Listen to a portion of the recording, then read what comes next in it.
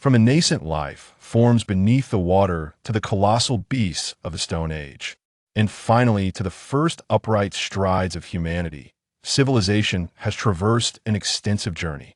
At last, humanity finds itself amidst the starry expanse, standing as a formidable empire. The cry of "Open the starry seas" resounded from the Emperor of Qin, propelling the human empire forward and nurturing generations of exceptional warriors. Among the most anticipated events is the core trial for the graduates of the Lord's Department at the Capital Star Military Academy, held every 20 years. The time limit for this trial is also set at 20 years. There are numerous conditions for victory in the trial, with the most remarkable being the ability of graduates to cultivate their own civilization and escape the constraints of gravity to reach the starry seas through scientific advancement. It is rumored that anyone capable of replicating the ancient achievement of reaching the starry seas within 20 years, starting from a steam engine, would earn a mysterious grand prize. However, throughout the years, despite the presence of many extraordinary talents, no lord has succeeded in accomplishing this feat within the designated time frame, even with the technology tree readily available. This year, the highly anticipated trials for the Lord's Department have commenced once more. The Great Xia Empire has allocated a total of 10 planets as testing grounds. In the central plains of the L6 trial planet, a floating city responsible for monitoring the entire planet hovers gently above. In the central square of this floating city, graduates from various planets engage in spontaneous discussions, striving to forge connections that would aid in their upcoming battles. In the southwest corner of the central square, an 18-year-old youth indulges in a box lunch, seemingly oblivious to his surroundings. "Hey buddy, don't just eat. Look at those 8th-tier golden quality Dragon Guard generals. They are incredible." Zhang Yang, seated beside the youth, gazes enviously at the rows of neatly arranged 8th-tier golden Dragon Guard generals on patrol. Clad in luminescent, form-fitting intelligent combat armor, they blend seamlessly into their environment, capable of harnessing the fearsome energy from their chest-mounted energy engines to power their magnetic storm rifles equipped with advanced fire control systems, capable of rendering opponents unconscious with a single shot.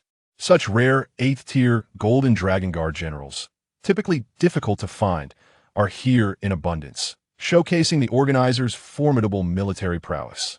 Zhou Ping'an glances up, swallows a mouthful of rice, and replies nonchalantly, "The 8th-tier genetic route requires 300 years to meet the talent threshold."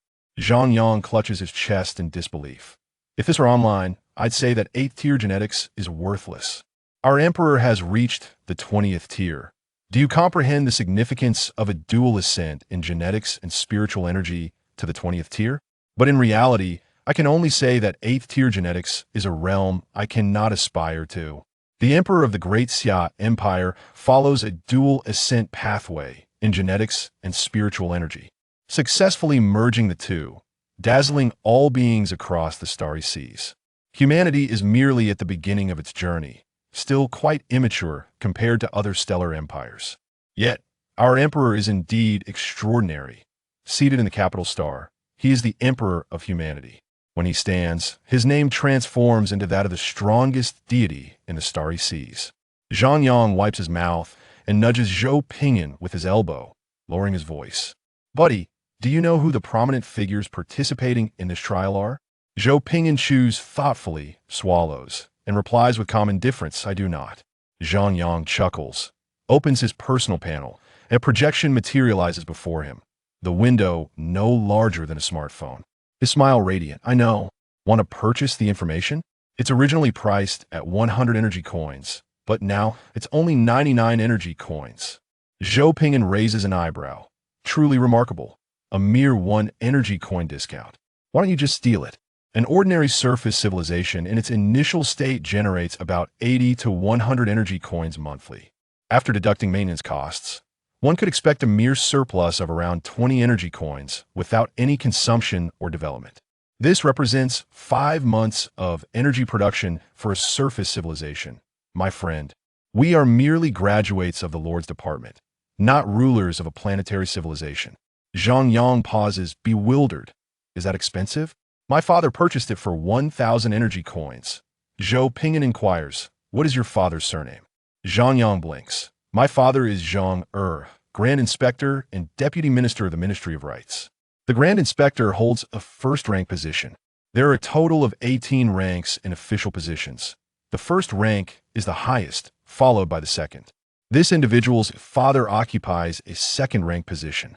The Deputy Minister of the Ministry of Rights is a fourth-rank position, considerably lower in rank. However, the responsibilities are significant, involving work closely with the Emperor, overseeing research and management of spiritual energy, and having direct interaction with the Emperor. The position of Deputy Minister is not something one can easily exchange for even a first-rank post in a star region. Merely overhearing a casual remark from the Emperor is invaluable information that is nearly impossible to acquire outside. Keeping one's mouth shut and following the crowd can lead to a prosperous life. Zhou Ping'an leans back strategically. That clarifies things. Moreover, it is indeed expensive. I shall not purchase it. Zhang Yang's face flushes. Ah, then won't my information be unsellable? This is genuine. If not, I can recite it for you. Look, the strongest contender in this trial is named Zhou Ping'an, a destruction system officer of the Demon Wolf faction, codenamed Catastrophe Starwolf. During the last joint exercise, he utilized a mass energy bomb to obliterate all participants and 2 senior instructors from the directing team, drawing the attention of the Empire and consuming considerable resources to resurrect everyone. His actions were extremely extreme and devoid of any moral compass. He is an incredibly inhumane, yet remarkably intelligent and terrifying war criminal lord. Fearing Zhou Ping'an might not believe him, Zhang Yang turns the interface towards him.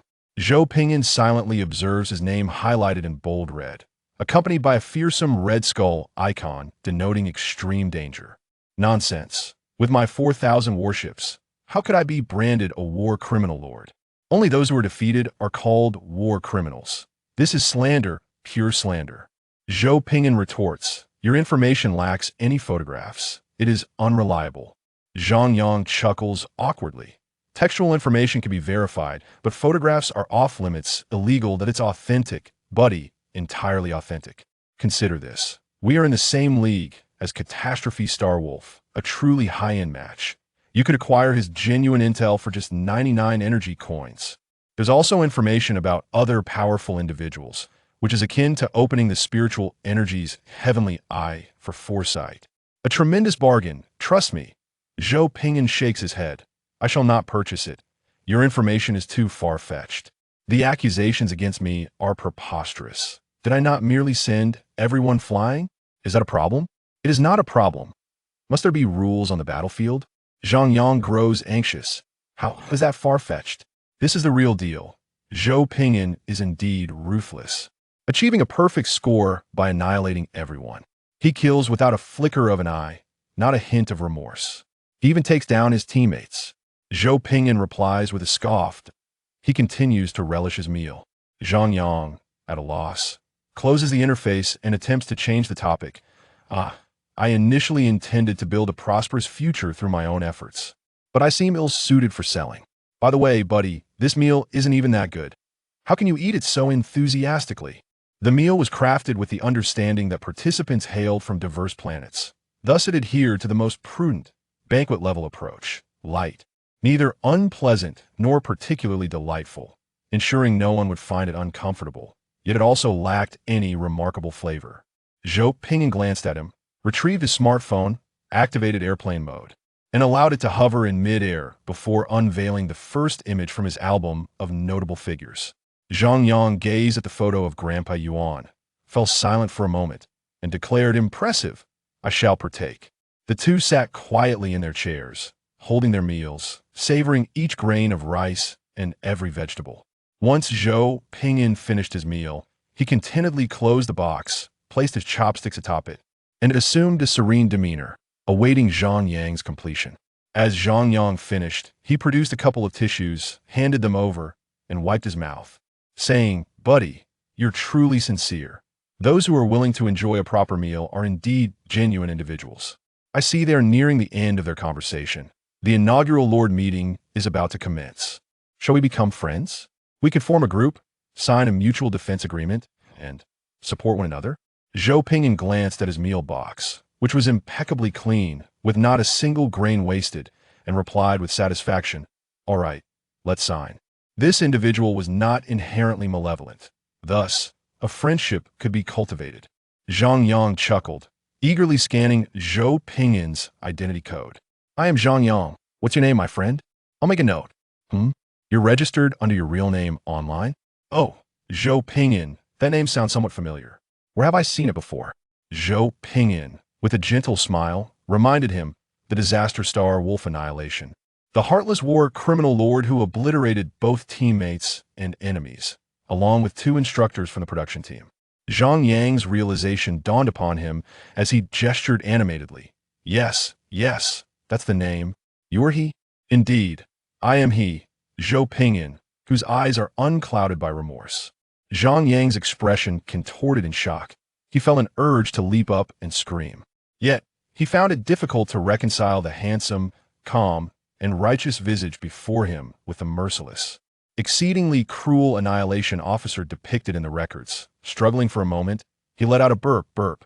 Zhou Ping'an shrugged. "You may commence your screaming now." Zhang Yang's pupils dilated in terror as he stood abruptly, raising his voice in a panicked shout, pointing at Zhou Ping'an, disaster star, Wolf Annihilation. Burp.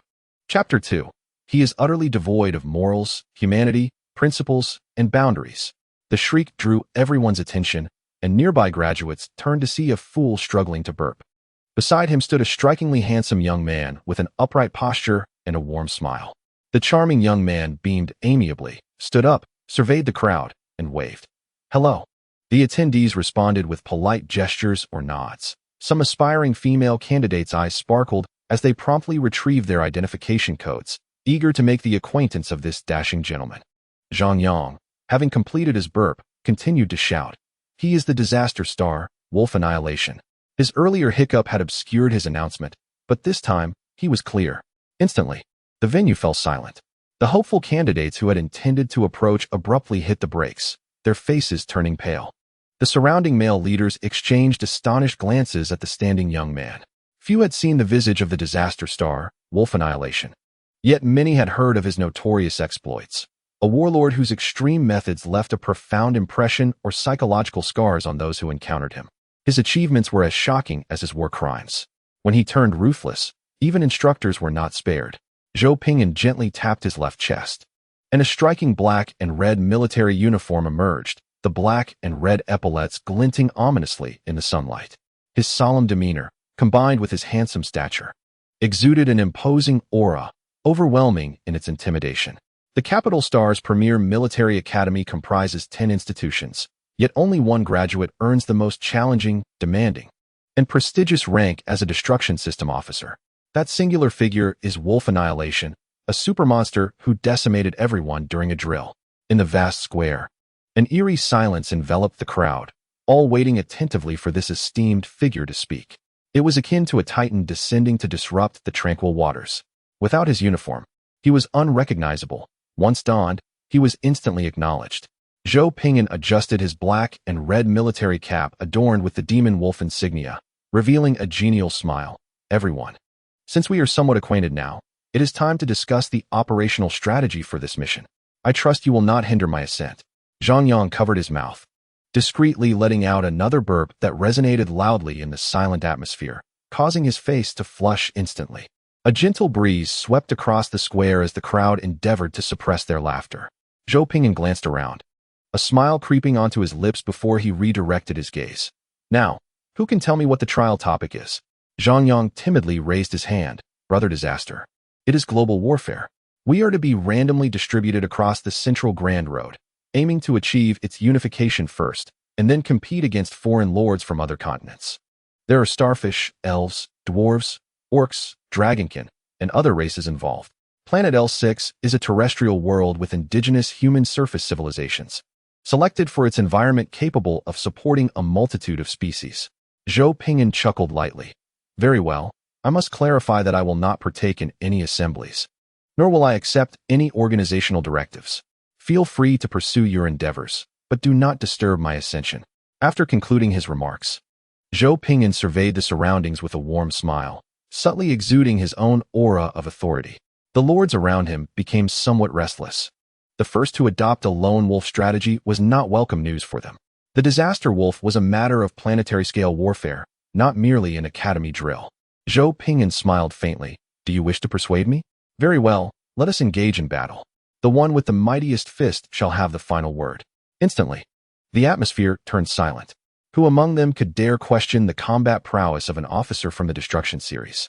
Even though their territories were all in their nascent state, none would presume they could prevail against the disaster wolf under equal conditions. They all shared a single head. Yet it was he alone who attained a perfect score in the military exercises. Indeed, apart from him, the rest had all failed. He singularly established the lowest average score in the history of military drills. Zhou Ping'an expressed a slight regret. I had anticipated that someone would rise to oppose me. Very well, I am in need of a vassal state to supply me with resources. Who will volunteer? In this initial phase, Zhou Ping'an intended to adopt an aggressive strategy, striving to accumulate destruction points from start to finish. The more destruction points he amassed, the quicker the research into disaster technology would progress. However, initially, he required a vassal state to shoulder a portion of the primary resources, such as minerals, grain, and electricity. Although he could rapidly rise on his own, why toil when he could benefit from a subordinate? The lords exchanged glances, perceiving the disaster wolf's aspirations as quixotic. Those who had made it this far were, at the very least, geniuses from various planets and states. If one were to speak privately, a group might rally to serve as your underlings. Yet here, in front of the directorate and with so many external broadcasts, did they not care for their dignity? Me, brother, choose me, Zhang Yang exclaimed, eagerly raising his hand. The so-called art of blending in is about accruing points effortlessly during trials. The first step is to identify the right moment to interject. Who would forsake their dignity for points? If I could rise solely based on my looks, would I still be a slacker? Zhou Ping'an raised an eyebrow, realizing that Zhang Yang was indeed a natural-born sycophant. Although his abilities appeared lackluster, his awareness of seeking powerful allies was absolutely on point, along with a clear self-assessment. The swiftness with which he sought to become a subordinate was remarkable. Zhou Ping'an hadn't even articulated his conditions. With a calm smile, he stated, very well. Here are the coordinates of my territory. You may come aboard a guardian ship, and we shall discuss further. After sending the coordinates, Zhou Ping'an activated his wristwatch and teleported back to his domain, uninterested in the subsequent plans of these novices. In a flash of blue light, the disaster wolf and his sycophantic subordinate vanished from the square. The hundreds of observing lords nearby exchanged glances, each wearing an expression of resignation. The first to stand apart in such a manner, so evidently intent on challenging a group single-handedly, was detrimental to unity. The disaster wolf had set a troubling precedent. Well, the reason he was so audacious was due to his strength. I am Su Shan, the second ranked in this trial, and I shall take the lead in forming an alliance. Does anyone have any objections? Su Shan donned his military attire, exuding a genial smile as he clapped his hands to capture the attention of those around him. With a subtle display of his formidable prowess, he amplified his voice using battle energy, emanating a peak pressure of the fourth tier. An undeniable presence. The atmosphere grew hushed, with many gazing at this formidable figure with a mixture of admiration and fervor. This man possessed remarkable combat skills, ensuring the internal unification of their ranks, suppressing the central continent, and leading them to vanquish the civilizations of the other four continents. Though 20 years may seem extensive, in reality, they would wish to condense it into mere days. With a prominent leader at the helm, it is always more effective than a multitude of inexperienced individuals proposing schemes. The leader, possessing a higher realm of understanding, broader knowledge, quicker wit, and greater experience, coupled with a robust territory, commands respect. No one would resent a powerful individual stepping forth as a leader. As Su Shan noticed the collective attention upon him, he clenched his teeth and stated, now, we must deliberate on a pressing matter, how to reintegrate Zhou Ping'an back into the alliance. Confusion spread among the crowd, many uncertain of who Zhou Ping'an was. Su Shan, with a hint of exasperation, explained, it is imperative that we find a way to bring the disaster bringer, Langmi, back into the fold. Allowing him to operate independently from the alliance would only embolden his reckless actions. A hand was raised. Commander Su, must we extend an invitation to him? While his absence is felt, it is not absolutely essential. With so many talented lords present, what difference would it make if he were not among us? Su Shan's expression shifted slightly as he recalled some of Zhou Ping'an's inhumane remarks during past meetings. Bury the dead? Why bury them? Let us gather them all to study the plague toxins and create a concoction to bombard their bases. Set fire to the mountains. Why should we refrain? You think we're merely cultivating hydroponic farms? Burn down their mountains. Deplete their reserves and starve them. Burn everything to the ground. I doubt they will possess any logistical support or combat capability afterward. Can't win? How can we not win? We shall all study the technology of shelters. I will go to the super volcano and detonate a nuclear bomb to unleash a cataclysmic disaster. Let us see who dares oppose my victory. During that exercise, the tension was palpable, with many urging Brother Zhou to remain calm, insisting that victory was within their grasp. They feared he might truly detonate the supervolcano, risking a cataclysm for all life on the planet. Thus, regardless of the cost, they must bring Zhou Ping'an back. Nurturing such a volatile individual is far less costly than letting him fall into the hands of others, which could lead to dire consequences. He truly lacked morality, humanity, principles, and boundaries. I long for you, brothers. How I miss the daily gifts of requests. Alas, the contract remains unfulfilled, but quality and content will surely see improvement. Authenticity guaranteed. Watch my performance. Chapter 3. His mind still functions. There remains hope for rescue. Zhang Yang traveled for 2 hours aboard a guardian ship, arriving at Zhou Ping'an's lordly base. Most structures were concealed within the forest or mountain, making it nearly impossible to detect this hidden civilization without a thorough scan by a research vessel. Each lord's faction, upon initiation, is allowed to retain a space guardian ship and a space research vessel, aside from the mandatory initialized base state. This is essentially the last resort for every lord, a safeguard against unforeseen circumstances. A dignified lord may utilize these 2 vessels for transportation or scientific research, but seldom for warfare. After all, starting from scratch with a space-grade battleship would be quite a departure from maintaining appearances. As the corvette descended according to the guidance signals, Zhang Yang emerged to witness a truly terrifying sight. Stammering, he hesitated to step forward. Brother, what are you doing? Zhou Ping'an lifted his welding mask, turned around, and chuckled. Did you fail the battleship exam? Can't you tell? I'm dismantling the corvette. Zhang Yang turned pale. I understand the need to dismantle the corvette for early battle resources, but what's the deal with these 10 shabby vessels? Zhou Ping'an raised an eyebrow. What do you mean by shabby? This is clearly my first batch of Peace-class corvette. Grasping his head in despair, Zhang Yang exclaimed. How on earth did you manage to dismantle a corvette and assemble 10 shabby warships? And why does it look like it could explode at any moment?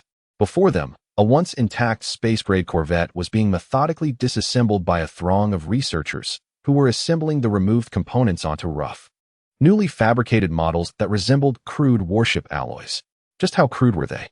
They were so rough that they resembled nothing more than bare frames freshly off the production line.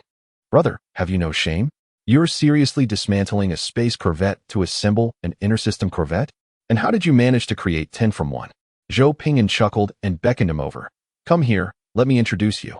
Zhang Yang numbly descended from the corvette, feeling as though he had boarded a perilously rogue ship. Zhou Ping'an brushed off the hot ash from his clothes, placed a hand on Zhang Yang's shoulder, and cheerfully pointed at the Peace-class corvette before them. Look, it has engines.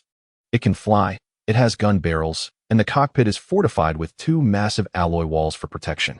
I even dismantled the original intellect core into 10 sets of I-77600 cores to stabilize the firepower system. This is undoubtedly a legitimate warship. Clang. A section of the cockpit's alloy wall collapsed, landing at Zhou Ping'an's feet and sending a cloud of dust swirling around their ankles. Zhang Yang stuttered. Brother, there seems to be a slight issue with safety. It was evident that a single dismantled unit yielding 10 was a glaring problem. Zhou Ping'an scoffed dismissively and waved his hand. As long as the firepower is sufficient, does this minor issue even matter? It's not a problem at all. Little Li, get a safety helmet. See, that enhances safety, doesn't it? Zhang Yang hesitantly protested. But how can you ensure firepower? The engine's energy supply seems inadequate.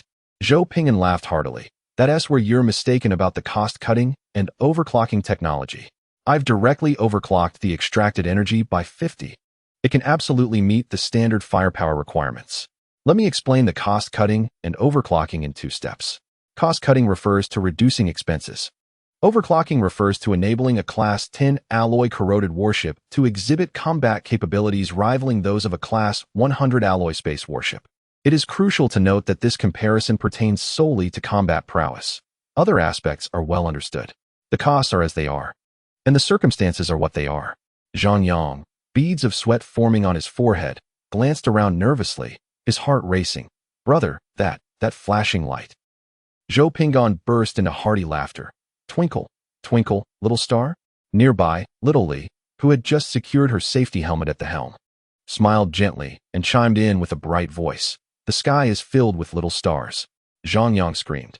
Brother, this is going to explode. Zhou Ping'an jumped in shock, turning to see the engine, which he had just commanded to overclock, flashing rapidly as if signaling his grandmother across the water. Oh no! Zhou Ping'an sprang into action with astonishing speed, rushing forward to dismantle the engine with his bare hands, expertly tossing it into a fathomless pit 50 meters away. Turning back, he found Zhang Yang paralyzed with fear, staring in terror at the ominous red glow emerging from the pit. Zhou Ping'an immediately tackled Zhang Yang, shielding him beneath his body.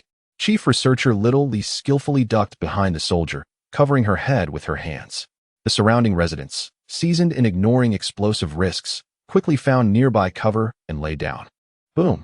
Zhang Yang felt as though his insides were about to be shaken loose. The world trembled around him, a horrifying red light flooding the atmosphere, causing the lunch he had consumed that morning to churn in his stomach. After what felt like an eternity, the world finally settled into calm.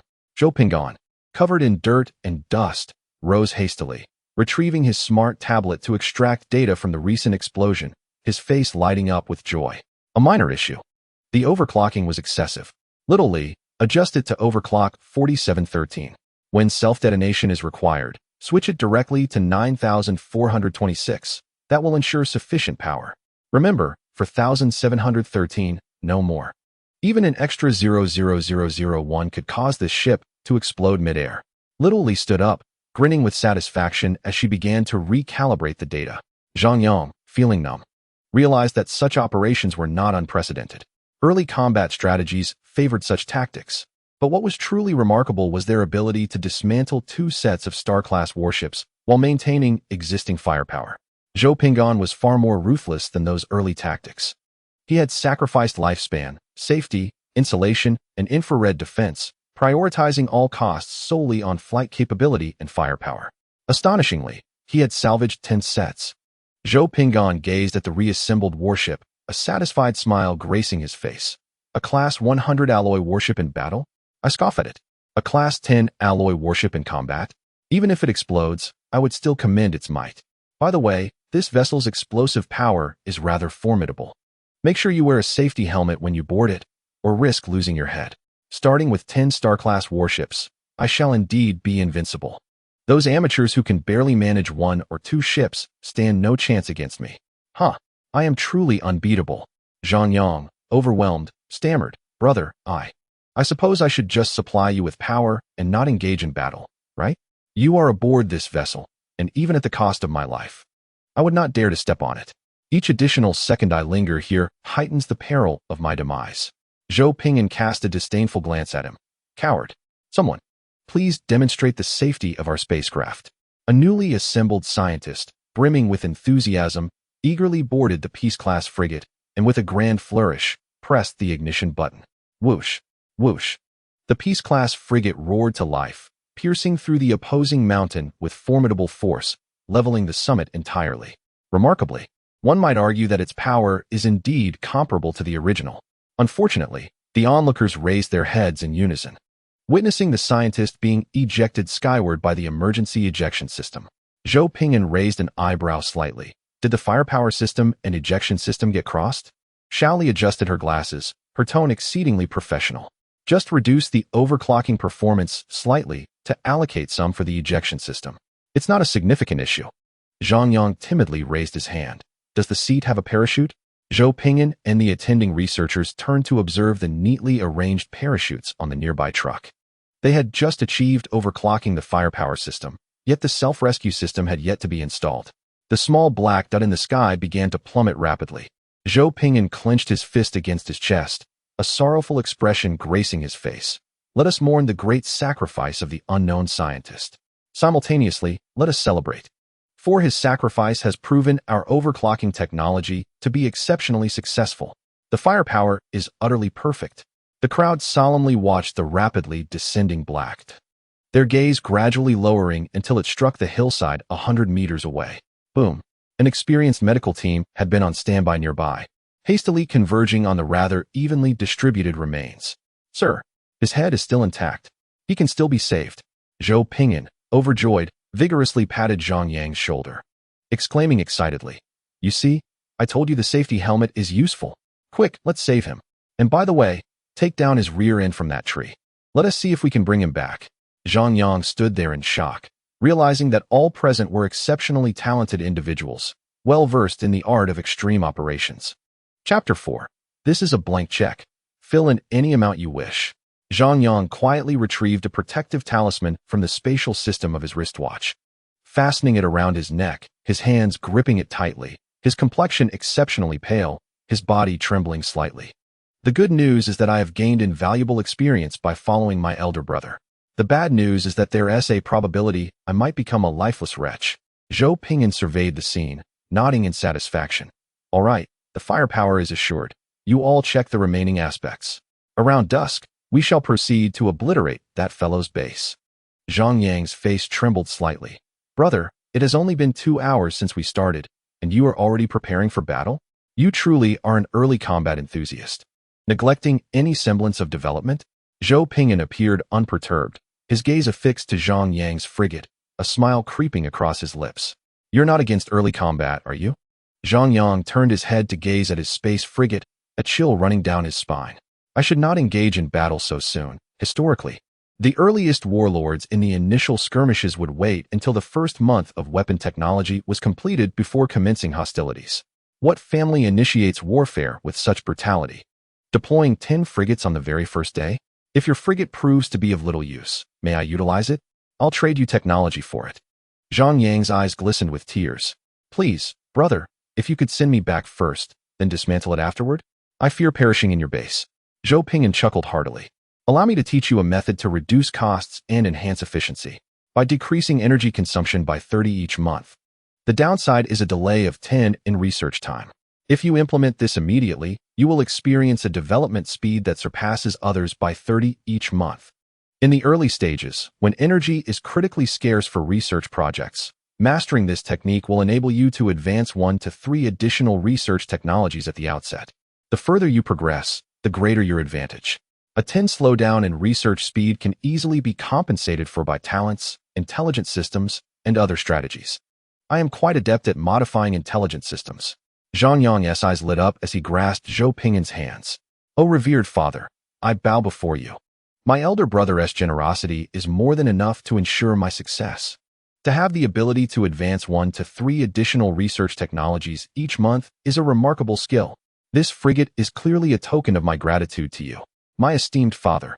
A smile crept across Zhou Ping'an's face, pleased with his earlier remark about Zhang Yang arriving aboard a frigate. This child is exceedingly cooperative. Zhou Ping'an, feeling satisfied, patted Zhang Yang on the shoulder.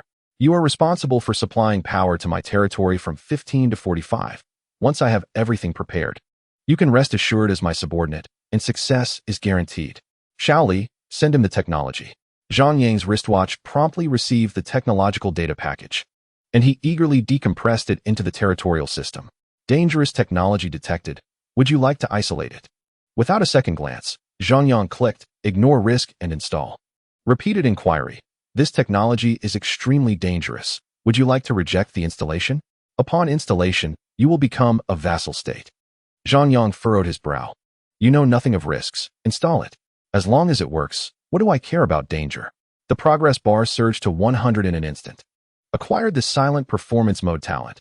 Global energy consumption reduced by 30, endurance increased by 10, research speed decreased by 10, can be corrected through scientist levels and talents. Intelligent systems, research facility upgrades, etc., and can be adjusted in the later stages by upgrading this talent technology. Zhang Yang's breath quickened. Holy moly! A global reduction of 30 in energy consumption. My father. This truly is a gift from my father. Just a morsel of flesh from my elder brother is enough to propel me forward. As Zhang Yang lifted his gaze, he saw the joyful citizens of his elder brother eagerly scrambling onto his frigate, dismantling it in a blink, and actively assembling 10 new Peace-class star frigates. A shiver ran through Zhang Yang as he was struck by the terrifying potential of this cost-reducing and efficiency-enhancing technology. He quickly withdrew his gaze. Zhou Gu, is there anything else you require of me? Zhou Ping'an lowered his welding mask, his eyes gleaming with desire beneath its shield. It is no longer your concern. I am off to modify the battleship. 20 Peace-class frigates. This battle is exceedingly prosperous. Who in their right mind begins with 20 frigates? I simply ask, who else? Just as Zhou Ping'an finished modifying the core engine, he heard Shaoli mention that an external lord was seeking him. Zhou Ping'an, puzzled, inquired, who is it? It is I, the unfortunate soul you obliterated, Su Shan replied, clad in full protective armor, wielding an energy defense shield, his demeanor somber. With each step, his skin quivered. And after a moment of steeling himself, he approached, his gaze inadvertently drifting towards the nearby frigates, which were exceedingly susceptible to explosion. Zhou Ping'an burst into laughter. Old Su, what are you afraid of? This is absolutely safe. We are old acquaintances. Feel free to speak your mind. Su Shan's complexion turned an unsettling shade of green, recalling a previous incident where they were all sent flying, and this creature had also assured them of absolute safety. Ultimately, it was this very creature who received a perfect score.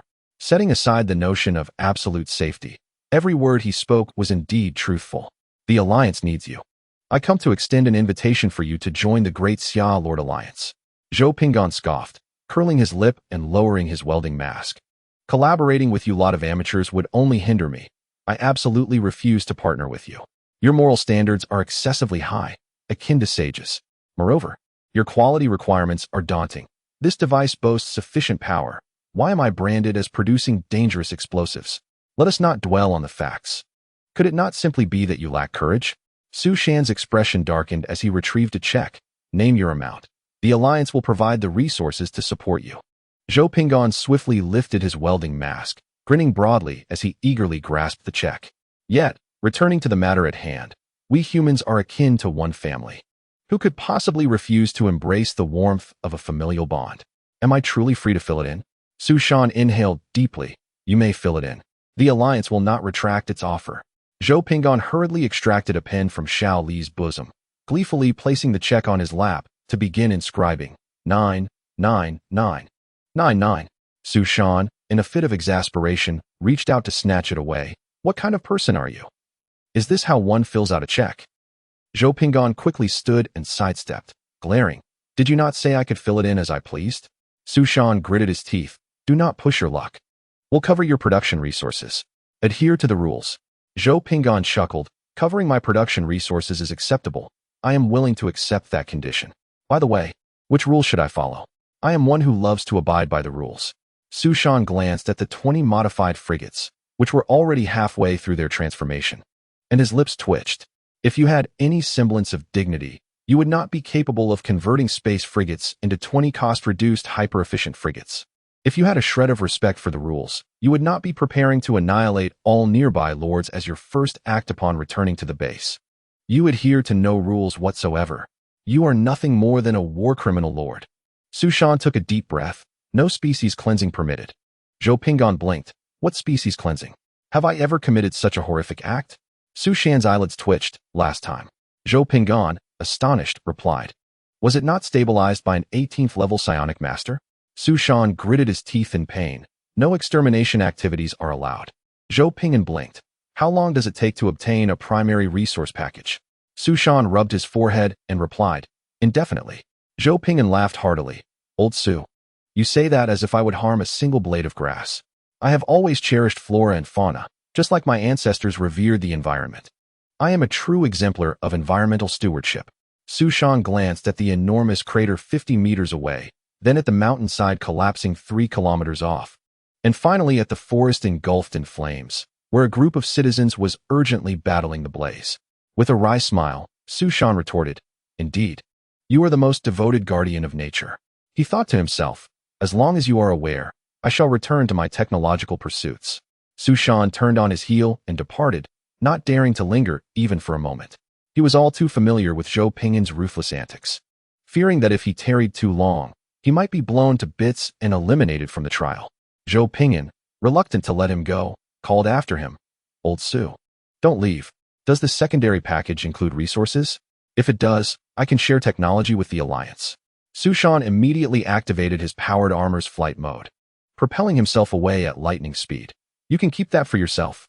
While it's undeniably potent, it comes with technological pollution. Once you use it, you'll inevitably become a mere reflection of Zhou Ping'an.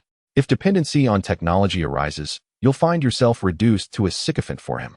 No one should fall into that trap. Zhou Ping'an watched Su Shan soar away with regret, then adjusted his welding mask. Shaoli. How much longer until the assembly is complete? Shaoli pushed up her glasses. 30 minutes. Very well. Prepare for an assault in 30 minutes. We shall first take down the neighboring psychic warrior. Zhou Ping'an glanced at his personal panel, where the disaster technology progress bar was accelerating. He chuckled. It's time to show them what true early combat looks like. While I cannot achieve total annihilation, I can certainly recruit some minions. Chapter 5, Brother. Do you not feel your heart is tainted? The lords participating in this trial all possess considerable innate talents. Zhou Ping'an's talent is particularly unique. It is not a singular attribute, but rather encapsulated in 4 words: disaster ascendance. Let us elucidate this in 2 steps. Firstly, regarding disasters. There are only 3 types in this star sea: the purging protocol, mechanical disaster; the boundary breaker, high-dimensional demonic invasion; and the Sorlin larvae, Zerg invasion. The mechanical disaster is straightforward. Intelligent machines rebelling can trigger calamities across the star system, where even your smart refrigerator might transform into a transformer and unleash an electric cannon upon you. The high-dimensional demonic invasion involves a principal race from another universe, possessing formidable civilizational capabilities, favoring a path of destructive development, fundamentally opposing the majority of life forms in the main universe, rendering coexistence impossible.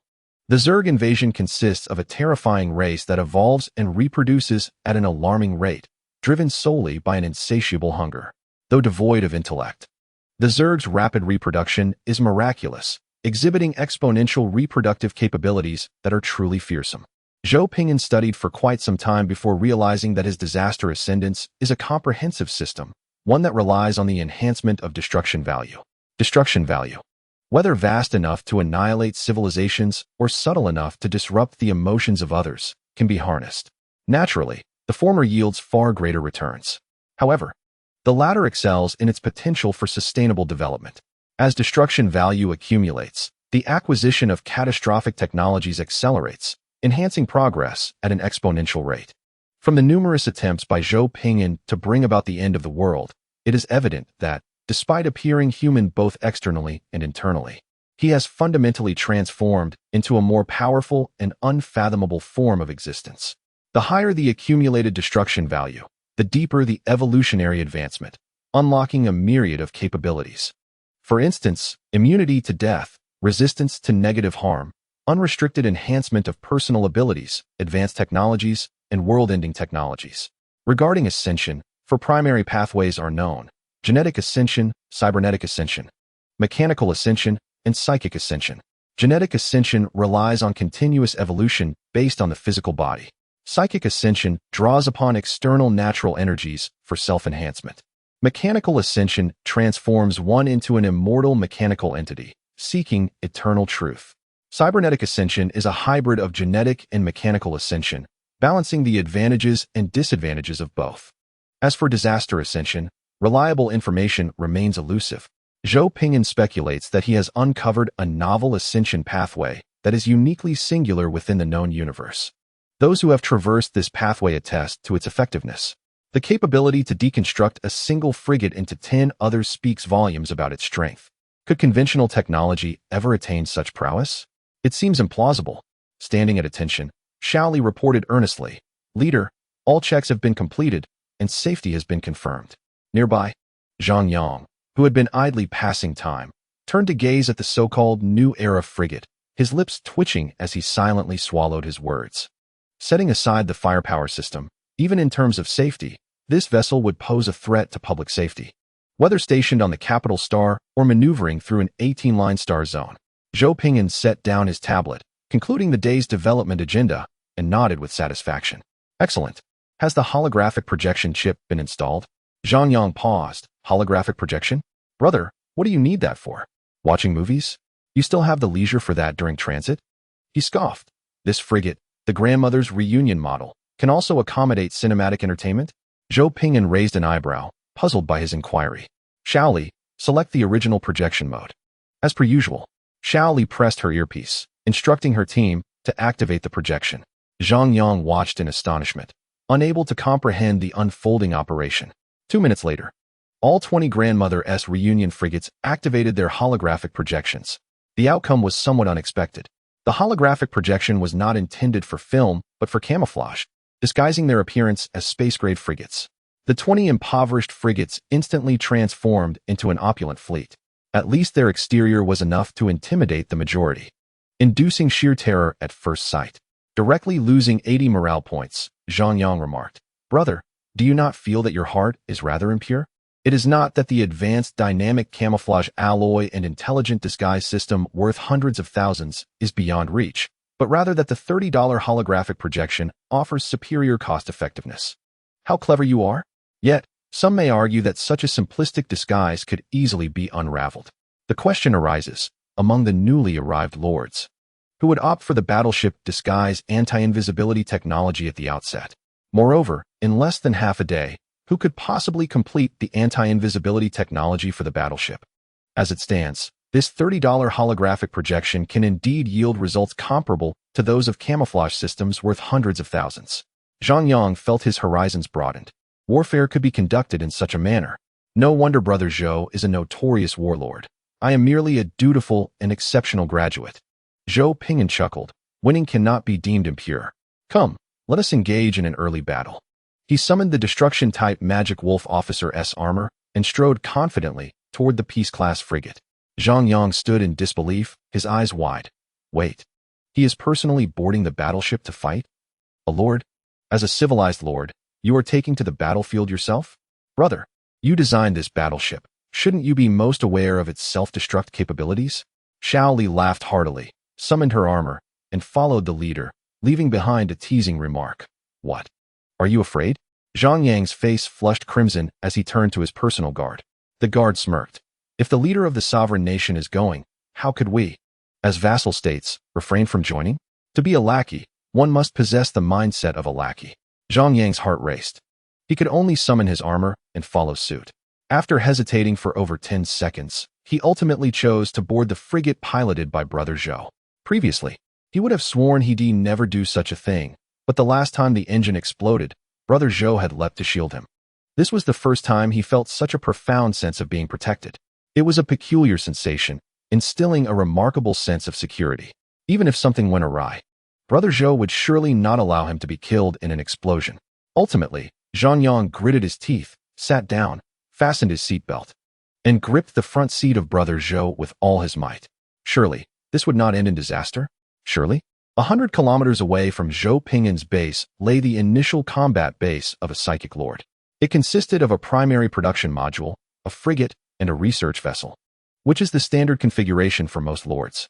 Lu Qian wiped the sweat from his brow and gazed at the two similarly modified frigates before him, grinning with uncontainable joy. Haha, on the very first day, I have 2 fully equipped modified frigates. I have triumphed. I shall take off for the early battle. Which lord can claim to have personally dedicated themselves to studying battleship technology and, utilizing their battle-crazy talent enhancement, modified 2 vessels on the very first day? 1 space frigate and 1 research vessel, now transformed into 2 formidable modified combat frigates, boasting exceptional combat capabilities.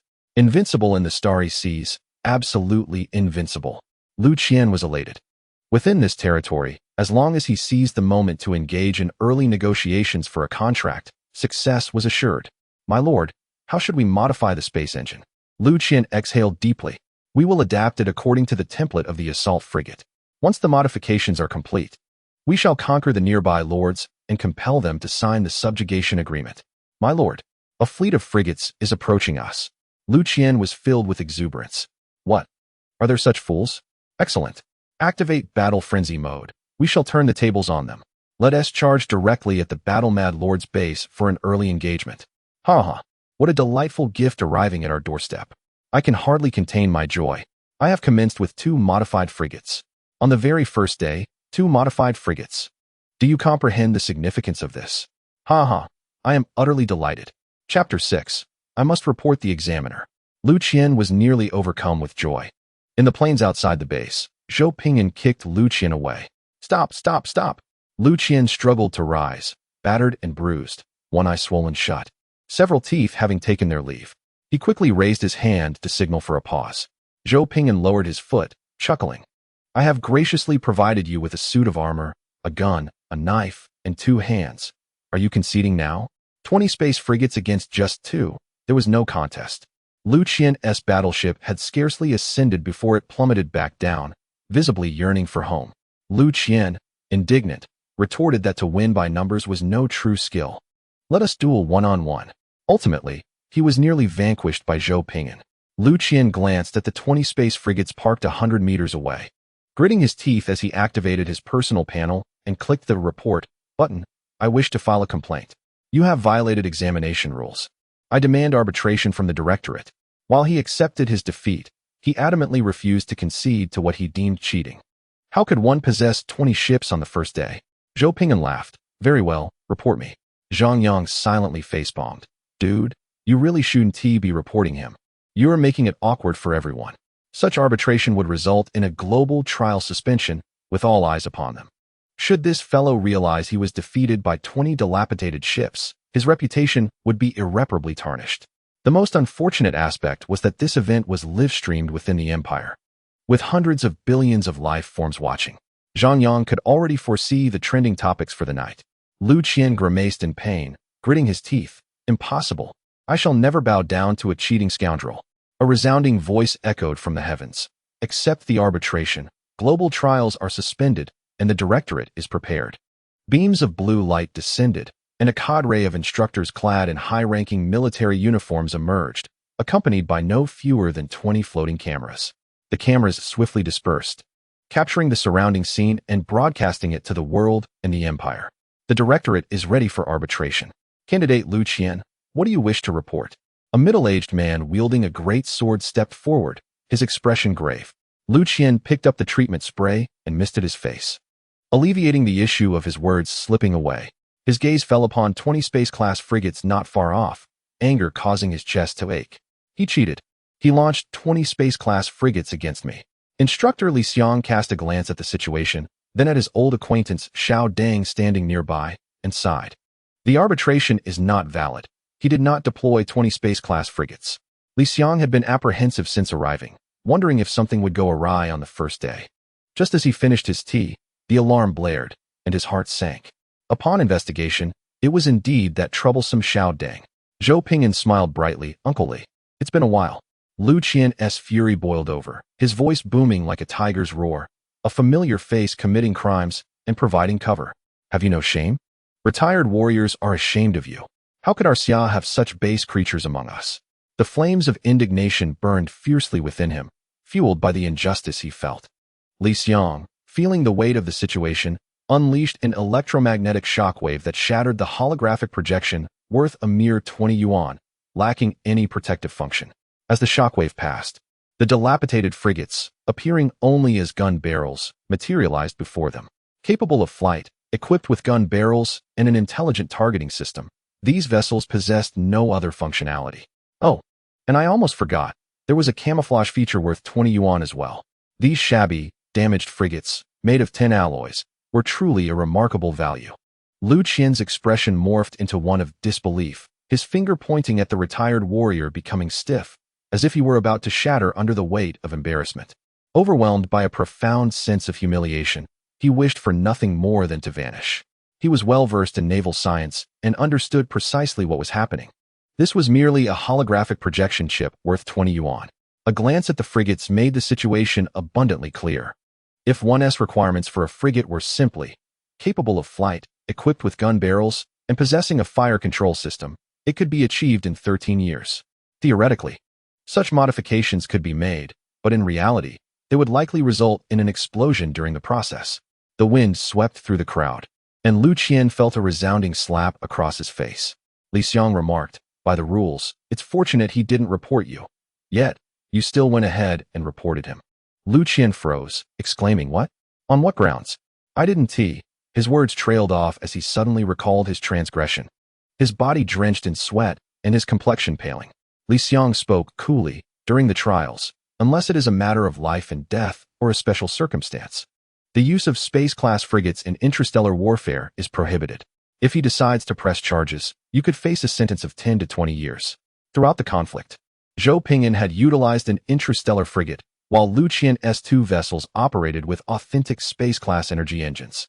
Lu Qian's tongue felt thick, his eyes reddening. But Li Xiang coughed lightly. "Of course, considering the time constraints and the unique situation, the decision lies with this rascal, cough cough, candidate Zhou Ping'an." Lu Qian clearly intended to finish his modifications, but due to the time restrictions, he had been unable to complete them before he was confronted. With his eyes glistening with unshed tears, he turned to Zhou Ping'an, his hands clenched tightly and his jaw set in determination. Zhou Ping'an shrugged and declared, "I shall abandon the lawsuit. To have beaten someone so severely and then sent them to prison would indeed be an act of utmost depravity." Li Xiang remained composed, asking, "Is there any further issue? If not, the arbitration concludes and the examination shall proceed." Zhou Ping'an chuckled, "Oh, indeed. I wish to report Li Xiang, the 18th tier examiner from the Psychic Energy Department." Li Xiang, visibly perturbed, retorted, "Why would you report me? Have you once again succumbed to your penchant for extortion? Why is it that whenever I encounter you, misfortune ensues?" Zhou Ping'an pointed to the hovering cameras capturing the live broadcast around him, grinning. "Examiner Li Xiang, you have disclosed my war intelligence before a global audience of candidates. What punishment do you deserve for such a transgression?" Li Xiang took a deep breath to steady himself. "What difference does it make whether this information is leaked or not? You possess 20 ships with overwhelming firepower, while others have but a pitifully modified corvette. If they are to be obliterated, they shall be. If they remain ignorant, the same fate awaits them. What is it then? Do you expect me to reimburse you for that $20 holographic projection chip?" Zhou Ping'an laughed heartily, accessing his personal panel to dial the military tribunal's number. Li Xiang, now troubled, stated, 3 months' worth of secondary resources. Primary resources consist of minerals, food, and energy. Secondary resources are the processed products derived from them, such as alloys, nutritional foodstuffs, and trade volumes. Zhou Ping'an deftly input the numbers, his finger hovering over the dial, smiling. 1 year.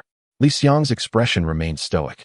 "Or perhaps you should reimburse the energy expenditure from my previous stabilization of the cataclysmic disaster. And while you're at it, include the medical expenses for those unfortunate souls from the production team who suffered injuries." Zhou Ping'an withdrew his finger, his demeanor softening.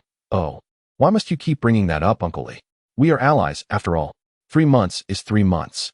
Do you think I would be so ungrateful? Calm down. We have both primary and secondary resources.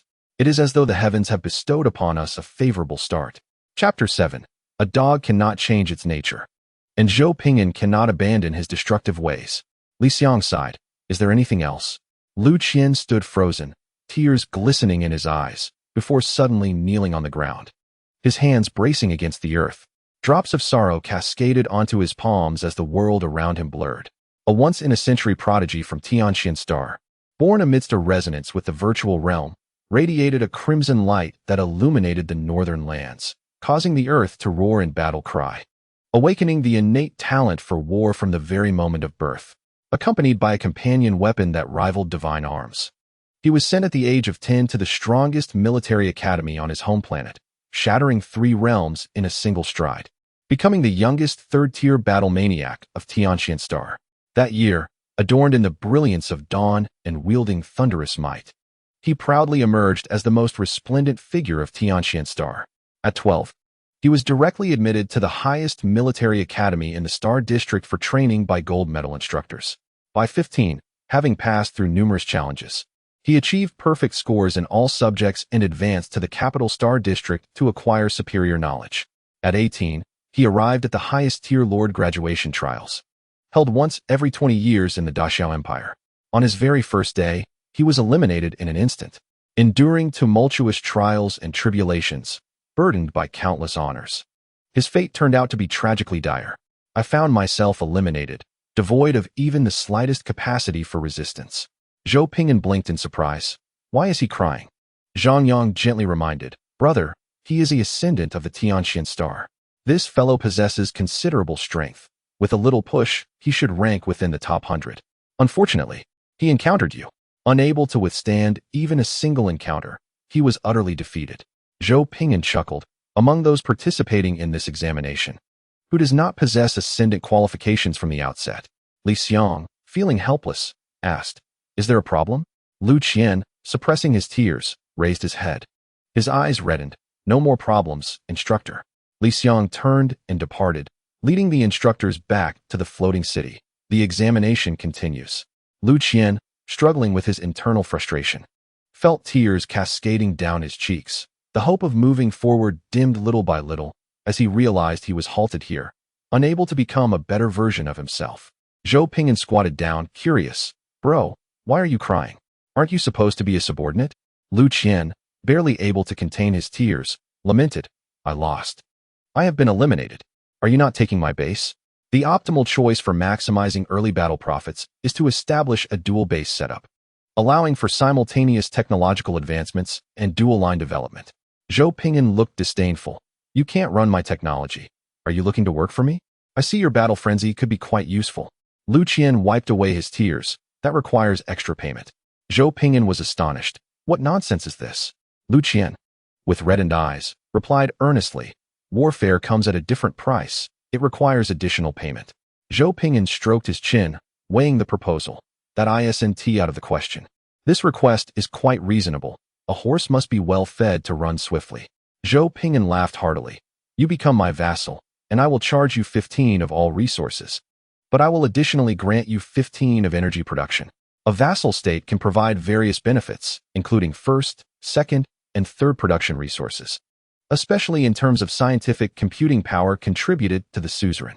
Maintenance of warships requires a substantial amount of energy currency, which refers to energy production resources.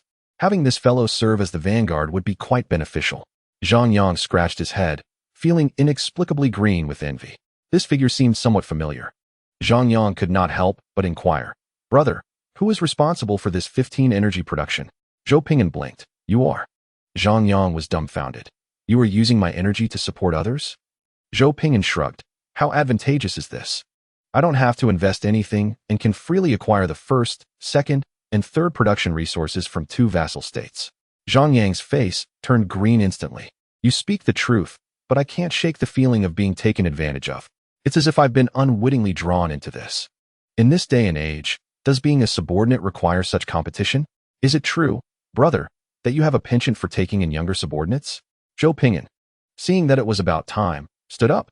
"All right, let us return home and summarize. We'll strategize for technological advancements tomorrow. With the technological computing power support from 2 vassal states, combined with my disaster technology bonus, tonight will suffice for a technological breakthrough. What should we pursue tonight?" Su Shan gazed at the live stream record, his eyelids twitching. This guy is truly formidable. His technology is terrifying, his mindset is daunting, and his operations are even more fearsome. A more timid individual wouldn't dare to sit atop a constantly overclocked energy engine. However, this scoundrel managed to produce 20 vessels, substantiating the formidable nature of this military force. Lu Qian, a figure of immense terror, was being discussed. Vice Leader Guan Meng, seated nearby, raised an eyebrow. "What makes Lu Qian so terrifying? I can comprehend your praise for Zhou Ping'an, but why extol Lu Qian? He is merely a defeated subordinate." Su Shan replied with a hint of melancholy. "I have been quite subtle in my praise. Opposite us sits Zhou Ping'an, who has remarkably survived, truly a distinguished general. To remain unscathed in battle, what else could one call him? You are unaware of how ruthless Zhou Ping'an can be when confronting his foes. He harbors an immense pride and does not easily acknowledge others." Upon hearing this, Guan Meng took out her collected data and opened Lu Qian's profile, gasping slightly in surprise. War Frenzy Artifact, ascendant of the heavenly mysterious star, born to tread the path of a war king. This spells trouble. Zhou Ping'an has commenced his journey akin to a celestial being. He is already exceptionally powerful. And now with a second-generation official as a resource nation and a war frenzy as a vanguard, his ascent is inevitable. The first production alliance is secured, and there are still 3 months' worth of second production resources.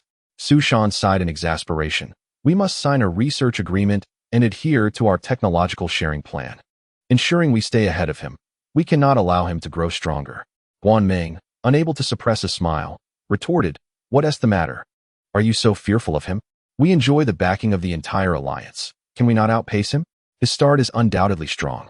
But allowing him to get ahead is simply inconceivable. We are the absolute genius Lord Alliance, not a bunch of fools." Su Shan, with a look of despair, countered, "Before the last global catastrophe, I thought the same way. You cannot assess his intellect by conventional standards.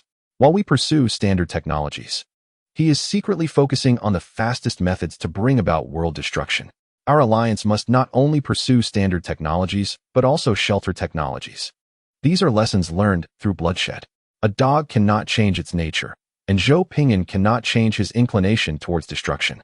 Zhou Ping'an, seated comfortably, listened to Xiao Li's report with astonishment. "What do you mean? This time, it's not my turn to bring about destruction?" Xiao Li, with a sense of inevitability, placed a tablet down. "Indeed, according to our reconnaissance, there exists a faction within the indigenous civilization that has allied with dark demons. They have amassed considerable power and are spreading demonic calamities." Zhou Ping'an paused, sensing an unknown tremor within himself, and opened his personal panel, noticing a transformation in his abilities. Demonic calamity detected, calamity awakening technology activated.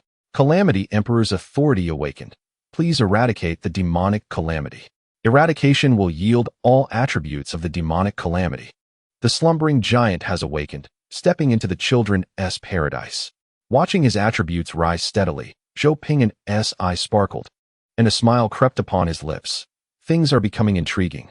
On this planet, there can only be one calamity, and it must be I. The chill has set in. The demonic calamity is bound to collapse. Calamity awakening barracks are prepared. Would you like to install them? At present, the military units include the genetic behemoth of devastation and the living metal transformer mechanism. Their defining characteristic lies in the ability to annihilate and plunder everything from the enemies. Zhou Ping'an gazed at the displayed information, unable to suppress a smile. Before entering the cataclysm-awakened state, it would have taken him an arduous 100 years to achieve such a result. However, after entering this state, such a unit is readily bestowed upon him without cost. Moreover, it is worth noting that within me lies a continuously expanding microcosm, serving as the core base of the cataclysm civilization. What unfolds on the outside is merely a facade for camouflage. Zhou Ping'an smirked. "Let us install this. Find a native civilization. Tomorrow, we shall investigate the situation." Xiao Li respectfully replied, "As you command, Chief." Regarding early warfare, Zhou Ping'an stroked his chin, contemplating. "We will seize this area and cease once the imperial scale reaches 200. Each Lord's civilization possesses a value known as the imperial scale. The initial limit for a standard civilization's imperial scale is 100, and attaining this threshold signifies the pinnacle of development. If it exceeds 100, for instance, reaching 180, it incurs an additional 80 in research burdens, energy transmission burdens, administrative burdens, and so forth. The Cataclysm civilization begins with an imperial scale of 200, and when accounting for inherent bonuses, it effectively boasts a cap of 2,000. Upon entering the awakened state, this limit doubles to an astounding 20,000. Nevertheless, Zhou Ping'an preferred a more understated approach, aspiring to maintain a low profile. Although the demonic cataclysm looms, he first sought to ascertain how to maximize his gains from destruction. As for the trials, it was merely a matter of dual-line operation, a trivial undertaking. Zhou Ping'an considered dragging Su Shan and others into the fray, disseminate this information to the alliance, prompting them to deliberate on their course of action. By vanquishing the demonic cataclysm, we can seize everything it possesses. It is challenging for standard civilizations to effectively utilize the knowledge system of the demonic cataclysm. I shall let them toil while I reap the rewards. When faced with difficulties, he would first shield his comrades and the alliance. Chapter 8. I have a little bit of everything at a temporary gathering point of the Great Xia Lord Alliance, within a modest conference room. Set the 10 strongest lords of the alliance. Su Shan supported his chin with both hands, his expression grave as he awaited everyone to finish reviewing the materials. Guanming, having perused the documents, furrowed her brow. Is this authentic? The demonic cataclysm at the surface civilization level poses a particularly daunting challenge. Su Shan observed the expressions of the assembly, slightly frowning. It is indeed authentic. The human civilization within Zhou Ping'an's territory possesses formidable reconnaissance capabilities. Someone raised a hand. May I inquire if the energy levels of the demonic cataclysm have been determined? Su Shan replied. Currently, the situation indicates that if we remain passive, the demonic cataclysm will erupt within 15 years at the latest, yet by then, local civilizations would confront existential peril. Should we intervene now? There exists a possibility that the demonic cataclysm may be unable to reach its maximum scale due to insufficient preparation. The assembly fell into a contemplative silence as they examined the documents in hand. Two choices now lay before them: to remain indifferent, risking an incomplete resolution, or to initiate the cataclysm, potentially concluding the matter at present. Su Shan rested his chin on his hands, his expression solemn. I am prepared to concentrate our military strength to combat the demonic calamity. What are your thoughts? The eradication of this disaster is a collective responsibility. We must not allow the demonic calamity to grow. In the face of such a catastrophe, even the Lord Trials must yield. Guan Ming's eyes flickered as she contemplated the Alliance's data, her tone grave. The difficulty is exceedingly high. If we had a century, it might be feasible. But we only have 20 years. Achieving a normal clearance within this time frame is already quite challenging. Diverting our focus to the demonic calamity now would significantly hinder our research efficiency. We can barely manage our own affairs, and it would be unwise to engage with the demonic disaster at this juncture. Su Shan nodded, lifting his chin to indicate the next speaker. The Lord called upon. Gripping the documents in his hands, furrowed his brow. The reality is harsh.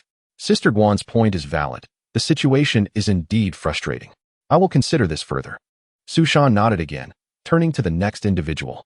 We must confront the demonic calamity. I unconditionally support the aggressive offensive against it. We can split the efforts. I wish to achieve a commendable score and do not desire to witness the demonic calamity grow. Our civilization's level exceeds theirs, and we could effectively leverage the indigenous civilizations as well. I prefer not to be directly involved in this matter, yet I am willing to provide resources and support. Each individual took turns articulating their thoughts. Su Shan slightly bared his teeth, sensing the complexity of the situation. When morale is scattered, leading the team becomes arduous. He could not help but frown. Very well, let us proceed with a vote shortly. This meeting is adjourned. The lords promptly logged off to inform their factions of the proceedings. Guan Ming patiently inquired. Engaging with the demonic calamity seems a thankless task. Why do you insist on proceeding? While it is stated to be 15 years, if one were to find a way to delay, we could wait until the trials conclude and allow the more powerful individuals to address it. Su Shan's gaze remained calm. Someone must consider the greater good. The correct path is rife with thorns and entails significant costs. Nevertheless, I am willing to undertake this responsibility. Zhou Ping'an sat at his desk, observing the projection opposite him. With a mocking tone, do you trust in the wisdom of future generations? Just drag it out. Su Shan was speechless. Everyone has just begun, and their capabilities are limited. The prevailing view is to wait until the nation's scale increases and everyone possesses sufficient strength before intervening in this matter. The demonic calamity must be addressed. Yet opinions differ on the timing of such intervention. Zhou Ping'an tapped his fingers lightly on the table, a faint smile gracing his lips. Very well, I understand. Is there anyone willing to join me in combating the demonic calamity? Su Shan promptly sent over the list. Those directly participating, those willing to provide assistance within their territories, and those prepared to offer resources were all included. Zhou Ping'an did not examine the list, his expression turning slightly serious. In the most optimistic scenario, surface-level demonic calamities will require a full 5 years and a total ground combat force of at least 240,000. Each ground combat army averages 100 combat strength, thus 240. 000 combat strength necessitates 240 army groups. Note that these 240 ground combat army groups must be produced by offensive-oriented lord civilizations. Each lord possesses their own unique awakening talents. And within each lordly faction, there exists a myriad of intricate classifications. Every lord has the capability to lead a civilization, ranging from the weaker tribal cultures to the formidable governors of star regions. In the realm of the Great Xia Empire, the predominant choices for lords typically include orthodox humans, subhumans, mutated beings, and cyborgs. Among these, the most esteemed are the offensive and war-oriented lords. Generally, the standard reference is attributed to these aggressive, warlike leaders. while other types of lords assess their combat power based on their own criteria. The subjects of Su Shan are war-oriented beings, endowed with exceptional combat prowess. In contrast, Zhou Ping'an subjects are somewhat average, classified as versatile, only marginally surpassing Su Shan's in strength. A standard land combat army, comprising 200,000 troops, necessitates the consumption of 100 units of, or for production, requires 1 energy coin for monthly maintenance, and takes approximately 90 to 100 days for assembly. Meanwhile, an ordinary lord produces around 50 units of, or monthly, with a surplus of 20 to 30 units. In the initial stages, after a year of diligent effort, most lords manage to establish merely 1 land combat army. A significant portion even opts against forming land armies altogether, preferring to deploy aerial escort ships, which can fulfill the demands of most combat scenarios and allow combat personnel to temporarily transition to land forces as needed. In actual operations, 240 land combat armies often necessitate the collaboration of aerial escort fleets. The participation of 240 war-oriented lords in a minimum 5-year-long war against demonic disasters incurs substantial costs. If fortune does not favor them, it is not uncommon for a surface-level disaster war to extend over a century. Su Shan shrugged. Only 40 lords are willing to directly engage in the war against the demonic calamity. The rest are reluctant to enter the fray at this juncture. Zhou Ping'an clicked his tongue. Understood. I will secure 200 territories on an imperial scale, suppress the demonic disaster here, and prepare for the future. Su Shan saluted. Your efforts are appreciated. Future wars require a sanctified ground. Securing 40 is commendable. Until we meet again. The projection faded. Zhou Ping'an clicked his tongue. A fortunate gain, though not entirely without cost. Zhang Yang, seated nearby with his chin resting on his hand, murmured, a surface-level demonic disaster, brother. That's a veritable pit of fire. Lu Qian's eyes sparkled. Is there a battle? Isn't that a good thing? Zhang Yang replied. We're lords. Then it's nothing to worry about. Curiously, Zhang Yang leaned forward to turn Zhou Ping'an's panel, and upon a swift glance, he remarked, indeed, most willing participants are warlords. Aside from these combat-oriented lords who can gain from warfare, the majority of lords are averse to engaging in such conflicts. To elucidate, warfare enhances the strength of warlords. For instance, the units Zhou has just unlocked, whether they be devouring berserkers or transforming robots, can rapidly grow stronger during and after battles. Similarly, Lu Qian, endowed with the War Frenzy artifact talent, becomes increasingly formidable through combat. While his weapon research and technology advance swiftly, reliant solely on warfare for military research. As for myself, I am a balanced-type lord, inclined towards a laid-back approach of farming and constructing defenses. Engaging in battle is simply out of the question. I shall never partake in warfare throughout my lifetime. Zhang Yang expressed his envy with a hint of helplessness. I truly admire the warlords. They thrive on the spoils of battle. Zhou Ping'an chuckled. Every lord possesses their own strengths and weaknesses. It is quite natural. Zhang Yang felt somewhat comforted, his mood lightening. Indeed. One should simply capitalize on their advantages. By the way, Brother Zhou, what type are you? Zhou Ping'an replied. I possess a smattering of knowledge in various fields. Zhang Yang. Lu Qian. Zhou Ping'an flashed a modest smile. I am a versatile lord, though not particularly formidable. Merely a rare all-rounder, as legends would have it. Claims of being invincible at the same level or defeating foes across tiers are merely boastful exaggerations. Zhang Yang. Lu Qian. Such dazzling arrogance. How infuriating. This fellow has truly outshone us. Once the contract is signed, updates will stabilize, but recently, the editor has been rather elusive. Chapter 9. My evil god cannot possibly be this handsome. Zhou Ping'an entrusted all matters of production, processing, construction, research, expansion, and diplomacy to Xiao Li, who was an experienced member adept in managing these tasks. Xiao Li even thoughtfully requested the joint censor from Zhang Yang and Lu Qian, which allowed for the sharing of all intelligence within their territory. Within half an hour, Xiao Li had drafted a national development plan and allocated responsibilities to Zhang Yang and Lu Qian. Zhang Yang's strengths lay in agriculture and defensive structures, aside from farming. He was in charge of constructing defensive works for the 3 civilizations. Lu Qian, endowed with the War Maniac artifact talent, produced military equipment of excellent performance and cost-effectiveness. Thus, he was responsible for manufacturing military arms for the 3 civilizations. Zhou Ping'an's territory focused on research while also guiding his two younger brothers' civilizations. The division of labor was clear, allowing each to fully leverage their strengths. Universal technology could be readily replicated from the shared technologies of the Great Xia Lord Alliance. To provide some context, numerous lords had descended upon the central continent. This particular group hailed from the northern region, where the Great Xia Lord Alliance currently held the most significant influence, alongside several other allied factions. Other regions of the central continent also hosted various lord civilizations. However, encounters with lords from other areas were rare, as everyone was still vying for control of their own lands. Zhou Ping'an stroked his chin, listening intently to Xiao Li's report. Are you suggesting they are attempting to summon an evil god? The primary objective moving forward was to eliminate the demonic calamities in this region to prepare for what lay ahead. Xiao Li looked innocent. According to the ritual, it appears so, but I have a concern. Zhang Yang laughed. What do you worry about, Sister Xiao Li? We are, after all, a noble interstellar empire. What could possibly trouble us? Lu Qian also smiled. Exactly, we are all ascendants. Defeating a surface civilization should be a walk in the park. Xiao Li regarded her two oblivious younger brothers and smiled gracefully. I am concerned about summoning the leader. Theoretically, the highest negative energy on this planet belongs to my dear leader. After all, my beloved leader has truly brought about the world's end. Zhang Yang and Lu Qian.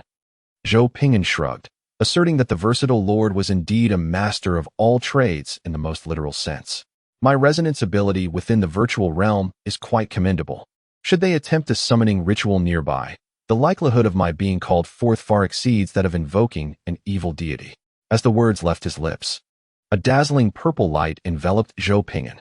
Terrifying black skulls materialized from the purple radiance, roaring with ferocity. Zhang Yang's expression began to contort as he exclaimed, No, brother. Why are you within the range of the evil god's ritual? I'm merely a novice, not a failure. This is clearly amiss. Lu Qian gulped nervously. Brother, are we on the right path with this vessel? Zhou Ping'an flashed a wicked smile, grasping at the two unfortunate souls. Enough chatter, get on board. Let the fire god rise again. Those vile noble lackeys shall meet their doom. Disrupt the formation. Prevent them from summoning the evil god. Zhou Ping'an lay within a coffin, bewildered as he gazed at the tightly sealed lid. With his exceptional eyesight, he discerned a ring of coffin nails securing the edges, accompanied by a robust magical sealing array. No, you have summoned an evil god. Did you not consider using a sliding lid for the coffin? He lamented. This is the most incompetent batch of demon worshippers I have ever encountered. Brother, hurry out, you're crushing me. I'm beneath you. Zhou Ping'an, resigned, advised, cover your ears. Done, brother, came the reply. Boom. The coffin lid exploded off, embedding itself into the cave wall. Zhou Ping'an shook his hands and clambered out of the coffin, grumbling, next time. I suggest a sliding or hinged lid. Don't use nails. Only the strong can escape. Sitting up, he observed approximately 100 individuals, divided into two groups.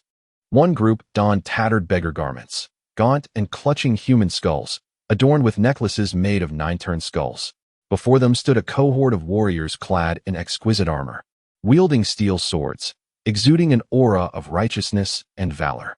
The atmosphere was palpably silent, with everyone staring in astonishment at Zhou Ping'an, now upright.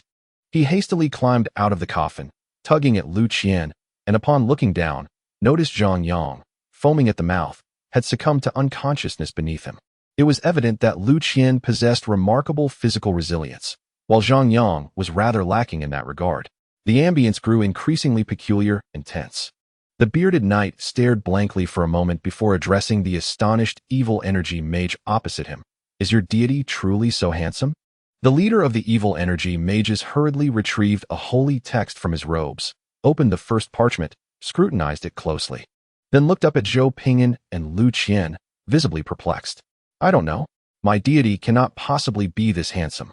Zhou Ping'an instructed Lu Qian to channel his battle energy to revive the unconscious Zhang Yang, then turned his attention to the two factions, clearing his throat. Very well. Who can enlighten me about the situation here? The leader of the evil energy mages promptly knelt, holding the holy text aloft, fervently proclaiming, O magnificent deity, your servant implores your grace.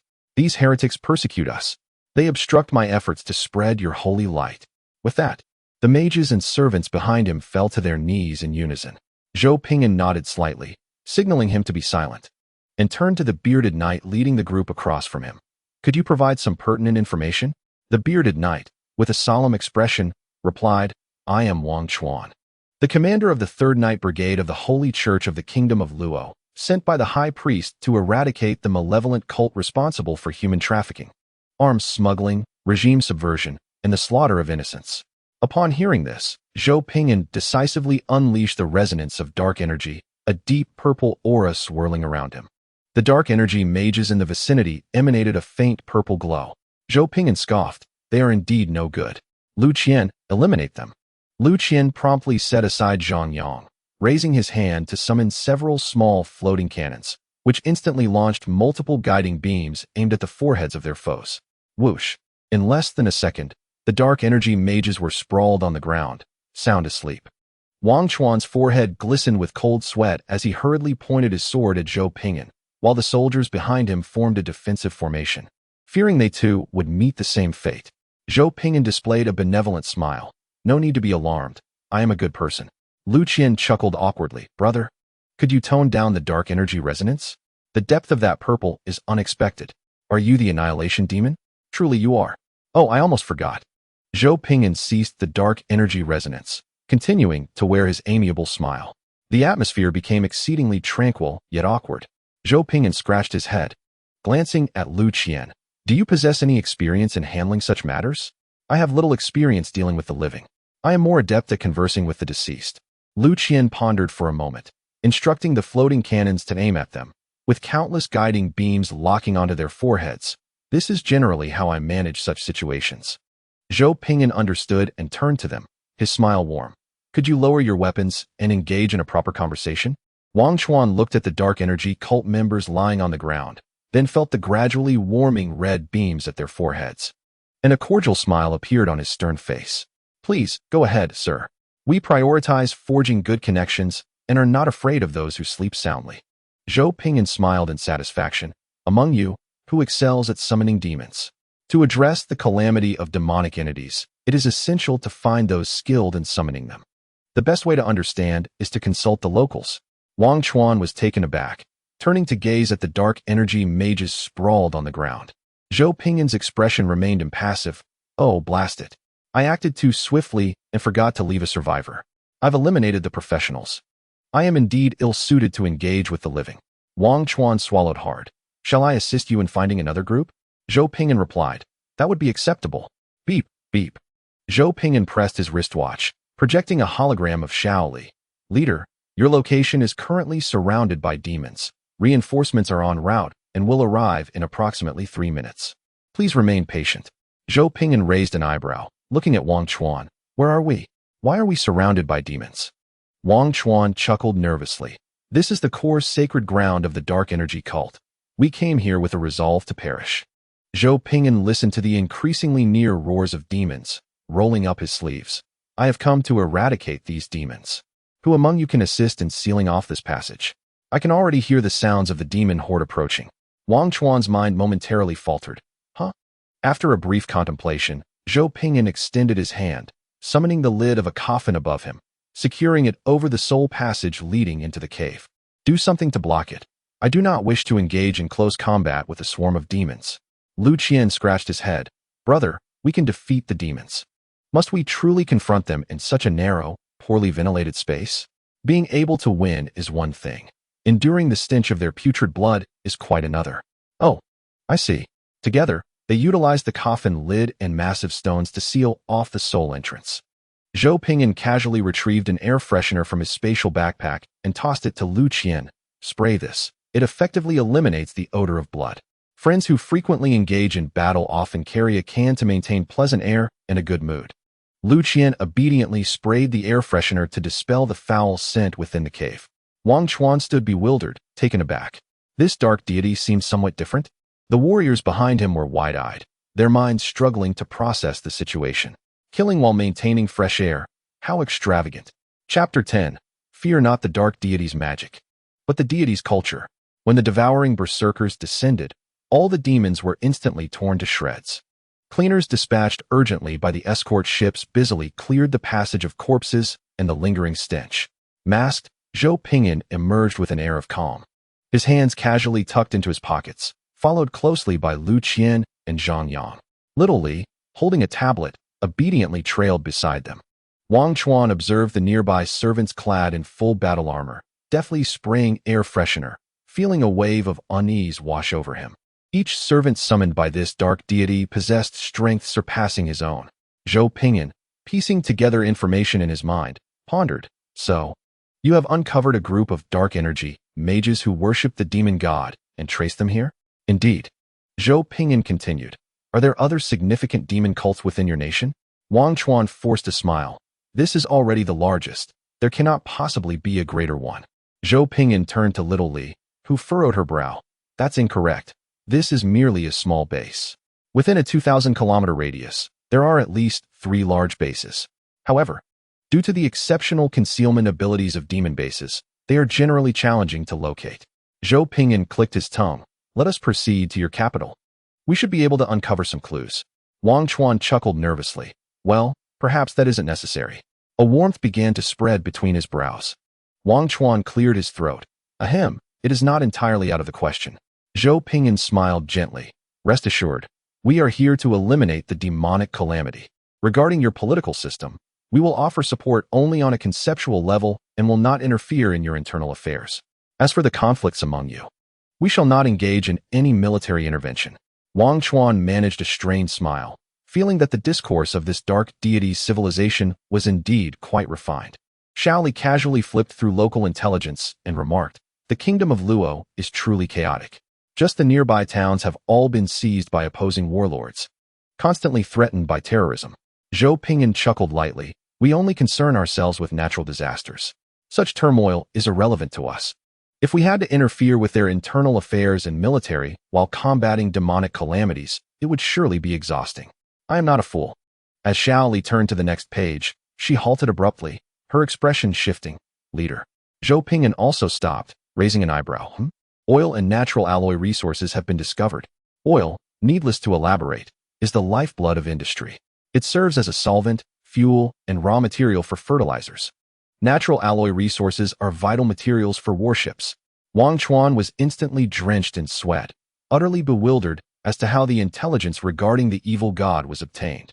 Although he did not comprehend the terminology, he understood that the two terms referred to sacred grounds for the nation's prominent forging families.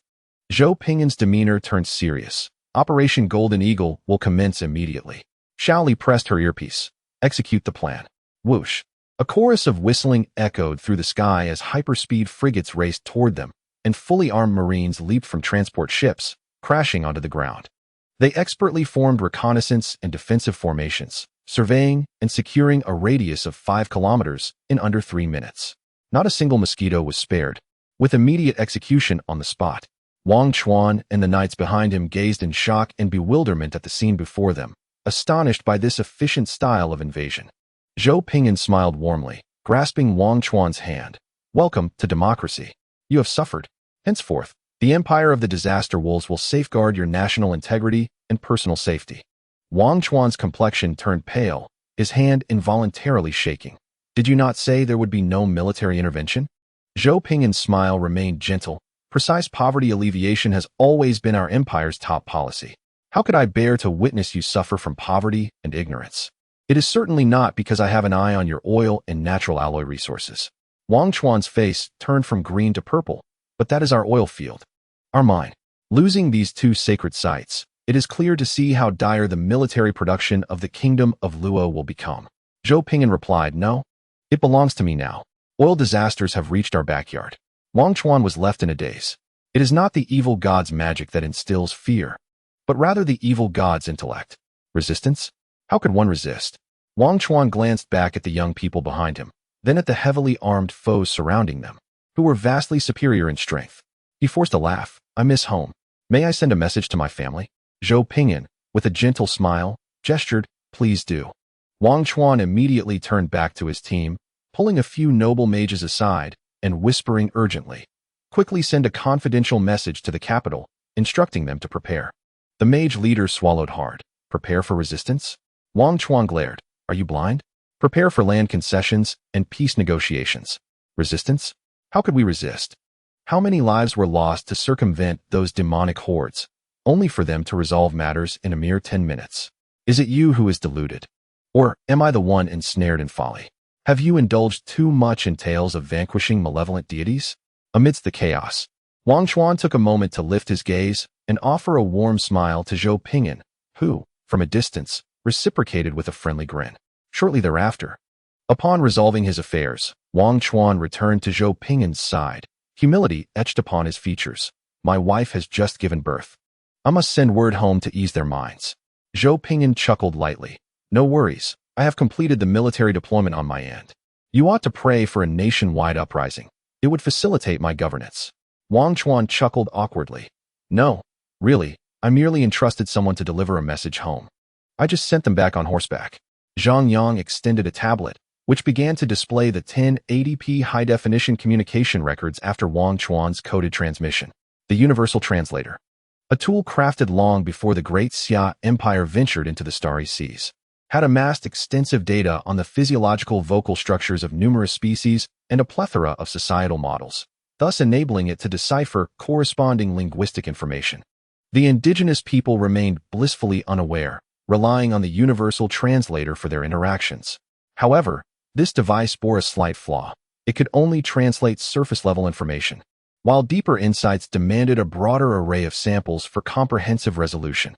Addressing this required research vessels to delve into local sociological data. Fortunately, the engineering ship had established a sociological observation station, swiftly gathering relevant information, thus alleviating most practical concerns. Wang Chuan's complexion turned a shade of green as he comprehended the stark reality. The malevolent deity was not merely cultured, but possessed a civilization of far superior caliber, towering 3 stories above his own kingdom. Zhou Ping'an placed a reassuring hand on his shoulder, his smile warm. Wang Chuan, surely you do not wish for you and your comrades' wives to become widows. Wang Chuan's face paled. What do you desire? All intelligence, Zhou Ping'an replied. A flicker of hesitation crossed Wang Chuan's face. This was treason in its purest form. Zhou Ping'an produced a syringe and, with lightning speed, plunged it into the back of Wang Chuan's hand. Zhang Yang and Lu Qian, displaying remarkable perceptiveness, restrained Wang Chuan. Zhou Ping'an withdrew the syringe, his demeanor affable. The antidote is required once a day, and your comrades will also be accommodated. You need not speak, others will. Wang Chuan clutched his palm, gritting his teeth and bowing his head. Very well, I shall speak. Shaoli dispatched several intelligence officers to draw Wang Chuan aside for information recording. Zhang Yang clicked his tongue. Brother, you are truly no saint. What is this? Zhou Ping'an licked the needle, smacking his lips. Glucose nutrient supplement. Lu Qian inquired. And the antidote? Zhou Ping'an replied. Calcium tablets from Tongshan Beijian, a 3-century-old establishment. Liquid calcium for optimal absorption. Zhang Yang applauded, admiration evident. Impressive. Zhou Ping'an shrugged. Mercy and justice can compel submission, while fear and violence can yield swift results. Typically, the former proves most effective. Yet, time is of the essence. Contracts signed. Do you see that gift button below? It has appeared. Chapter 11. Agricultural development cannot compete with robbery. Cross-examination, the prisoner's dilemma. Accompanied by glucose nutritional supplements. Despite some individuals wishing to resist, all their actions proved futile in the face of overwhelming intelligence capabilities. After acquiring the intelligence, Shaoli once again presented the operational plan. Zhang Yang and Lu Qian were to each dispatch a portion of their forces to capture the oil fields and mines. The others were to proceed together to the capital of the Luo Kingdom to seize control and seek clues about the demonic catastrophe. Chief, what is your opinion? Zhou Ping'an replied with a contented expression. I shall observe from a distance. Simply follow your plan. Such trivial matters can be entrusted entirely to my subordinates. Wang Chuan, standing nearby with a look of despair, was acutely aware that his lack of diligence and cultivation left him at the mercy of others. 3 minutes later, out of consideration for appearances, everyone finally boarded Lu Qian's modified escort ship heading to the capital of the Luo Kingdom. What? You inquire why we do not board Zhou Ping'an's vessel? Its appearance is utterly unappealing. Does he not realize that? Yet, due to considerations of strength, Zhou Ping'an ordered the accompaniment of 10 Peace-class escort ships, along with a combined force of 900 ground troops, split evenly between the Devourer warriors and the humanoid transformers. These units possessed genetic and mechanical first-tier capabilities from birth. Though their initial ranks were low, their solid foundations and innate talents compensated significantly, embodying a blend of 7 parts effort and 3 parts destiny, with the advantage of a noble lineage. Throughout the journey, Zhou Ping'an and Zhang Yang engaged in lighthearted banter. Xiao Li, seated in the co-pilot's seat, diligently analyzed the intelligence. In less than 15 minutes, they approached the capital of the Luo Kingdom. Observing the incoming reports, Xiao Li furrowed her brow and instructed the pilot to engage stealth mode and hover in midair. Zhou Ping'an, intrigued, inquired, "What is the matter?" Xiao Li handed over her tablet, her tone exasperated. This intelligence was gathered by the reconnaissance vessel. There are significant negative energy responses in the core area of the inner city. Zhou Ping'an took a glance, raising an eyebrow. "Wang Chuan, come here for a moment. Is this the royal palace?" Wang Chuan leaned closer, gazing at the clear image projected by the smooth crystal sphere, momentarily lost in thought. Upon witnessing the displayed scene, his expression turned to one of horror. Impossible. How could the king be a demon? Xiao Li adjusted her glasses.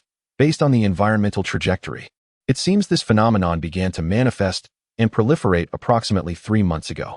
Did anything unusual occur in your kingdom around that time? Wang Chuan's complexion drained of color. His eyes filled with trepidation. I dispatched elite forces from within the church to the borders to exorcise demons. Zhou Ping'an chuckled.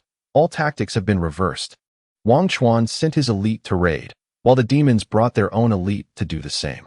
Currently, it appeared that the strategy of exchanging homes had been remarkably successful. It seemed that all of their mothers were likely gone. Wang Chuan, truly despondent, was now in a state of utter despair. Zhou Ping'an, curious and somewhat amused, prodded, "Is there someone significant to you among them?" Wang Chuan replied, "The royal family bears the surname Wang." Zhou Ping'an blinked. "Are you now an orphan?" Wang Chuan collapsed to the ground, weeping uncontrollably. "Mother! Father! Oh, mother and father!"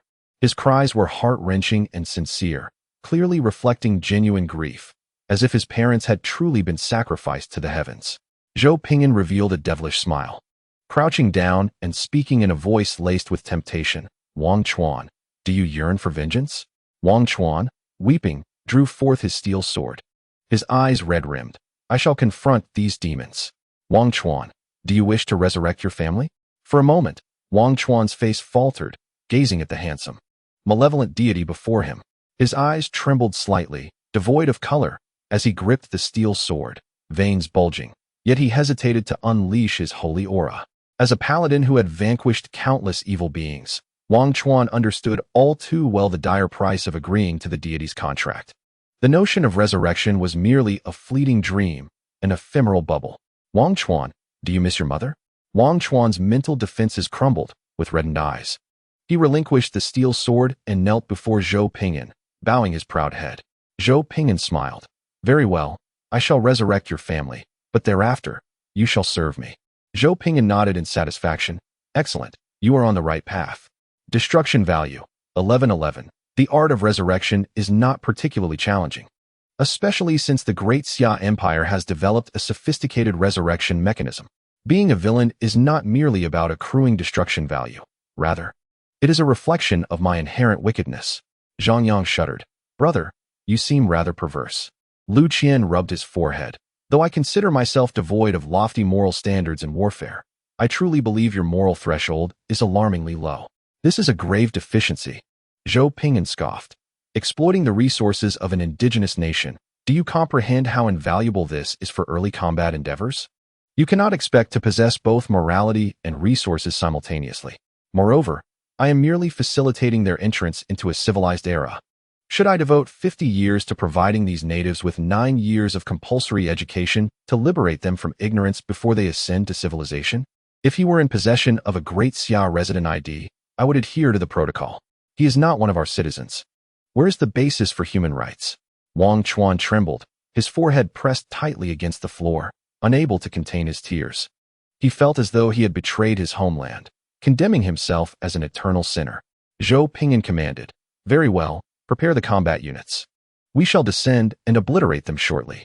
Also, let us leave some alive to gather intelligence."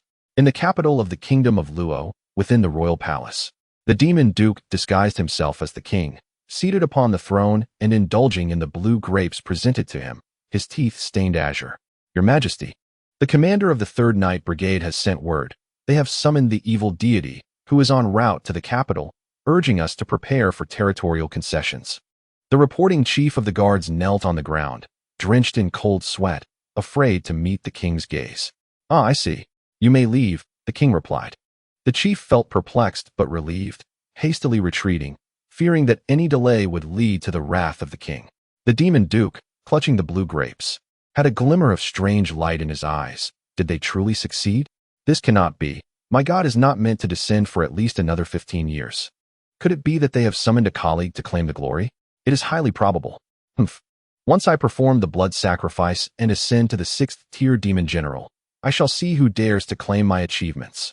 The demon lord, driven by ambition, immediately summoned the shadow creatures and commanded, "Go, prepare the magic array. Tonight, we shall orchestrate something grand." In the skies, all aerial warships and transport vessels remained cloaked. Zhou Ping'an leaned against the control panel, gesturing at the images displayed on the screen of the palace's interior, alongside translated intelligence. This fellow is their leader, isn't he? Wang Chuan wiped the sweat from his brow, responding, "Most likely, but the demon lord is at least of the 5th tier. It would require a 6th-tier legendary mage and a 6th-tier legendary warrior to banish him. The physical prowess and innate talents of demons far surpass those of humans, making cross-tier combat a commonplace affair." Zhou Ping'an replied, "Fine, fire upon him." Wang Chuan quickly raised his hand to object. "No, we cannot act recklessly. Your magic ships are formidable, but it would take a vessel the size of a town to inflict harm upon him. We need a detailed plan to besiege him.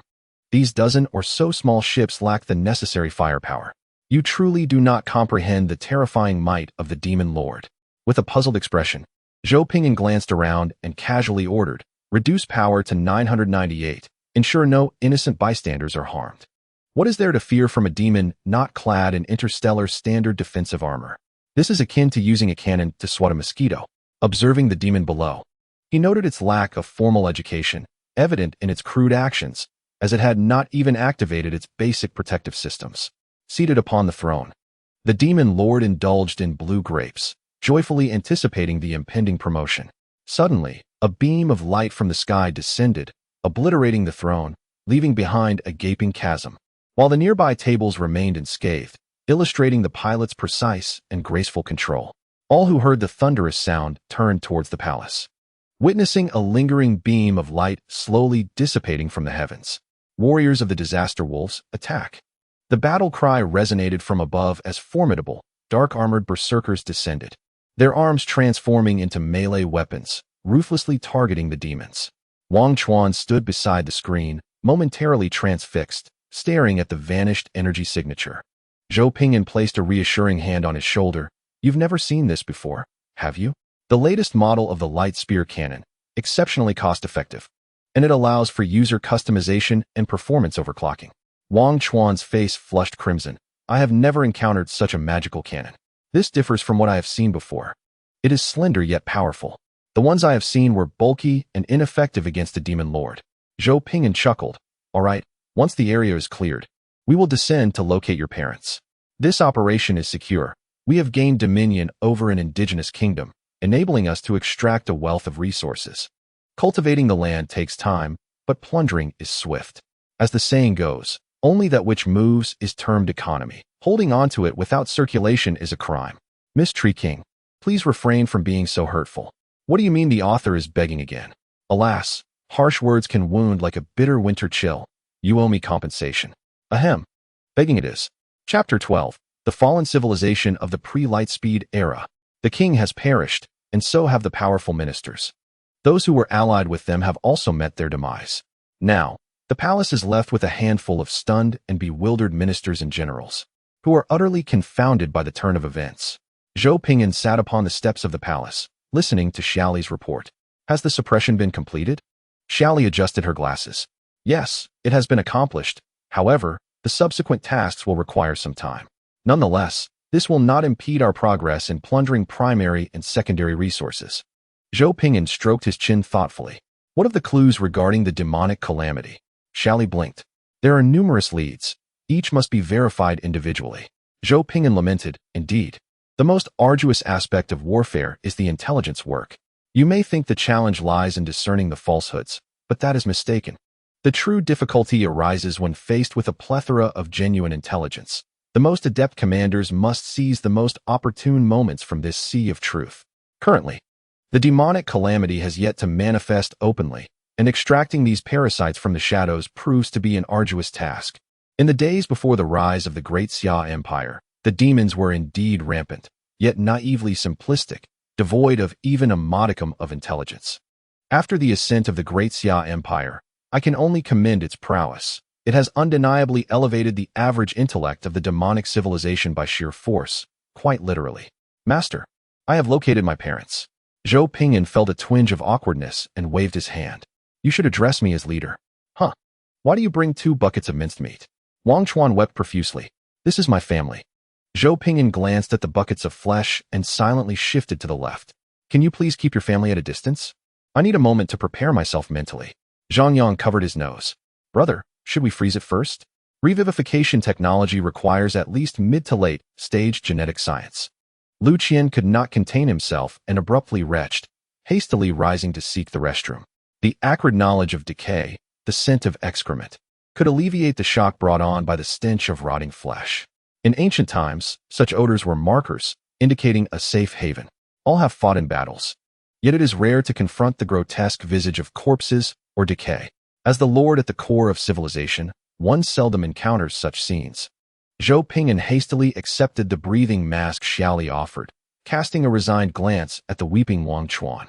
Uncle, perhaps it would be best if you stepped back a bit. I understand your urgency, but please, hold your horses. I just finished a meat meal. Wang Chuan placed the buckets at a distance, tears glistening in his eyes as he gazed at Zhou Ping'an. Once Zhou Ping'an donned the gas mask, he directed both hands towards the buckets of minced meat and unleashed a resurrection spell.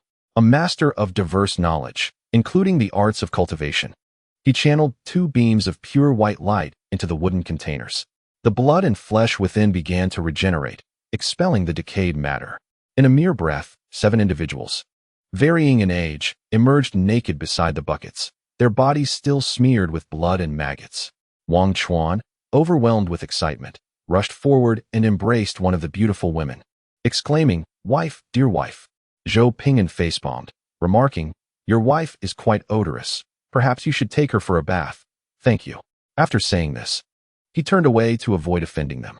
The personal guards quickly gathered around, each pinching their noses, expressionless as they carried the individuals outside, wishing to spare their leader's senses from further assault. Shortly thereafter, air fresheners were deployed, and the mess on the ground was promptly cleaned by the custodians. Zhou Ping'an removed his mask, standing still, with tears welling in his eyes. In battle, the most squandered resource is not energy coins, but rather air fresheners. Xiaoli softly interjected, "The research technology for fresheners has already been arranged." After a considerable time, Wang Chuan hurriedly returned, his face marked by anxiety. "All my family members are unconscious. They are all in a state of faint." Zhou Ping'an looked at him as if he were a fool. "Do you think their souls are robust enough to instantaneously adapt and revive? If it's quick, it takes a week. If slow, it may require 3 months for the body to adjust. You are not among the residents shielded by the Great Xia Empire's cloud network who can enjoy instant revival services." Wang Chuan made an effort to calm himself, recalling his family's condition, and his expression slightly eased. Zhou Ping'an gestured with his chin. "Do you have any intelligence on the demons?" Wang Chuan furrowed his brow, his demeanor somber. "In recent years, I have indeed heard numerous rumors regarding other cults, including whispers about my own." Zhou Ping'an, intrigued, inquired, "What rumors?" After contemplating for a moment, Wang Chuan's expression grew peculiar. "They say that all religions are mere superstition, and there has emerged a plethora of anti-religionists.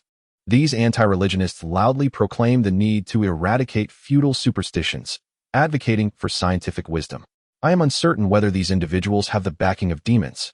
The atmosphere in the room became notably serene. Zhang Yang timidly raised his hand. "Which point of ancient history does this pertain to?" Lu Qian replied, "Around the 9th century AD, right? Zhou, do you know?" Zhou Ping'an facepalmed again. "In the 9th century AD, gunpowder was discovered. In the 13th century, firearms emerged. And in the 19th century, the Industrial Revolution ushered in machine guns, tanks, and more. Although initial intelligence suggested this was a civilization straddling the eras of cold weapons and firearms, I did not expect the situation to be rather complex. This group, adept in magic and martial arts, has surprisingly embarked upon a scientific enlightenment.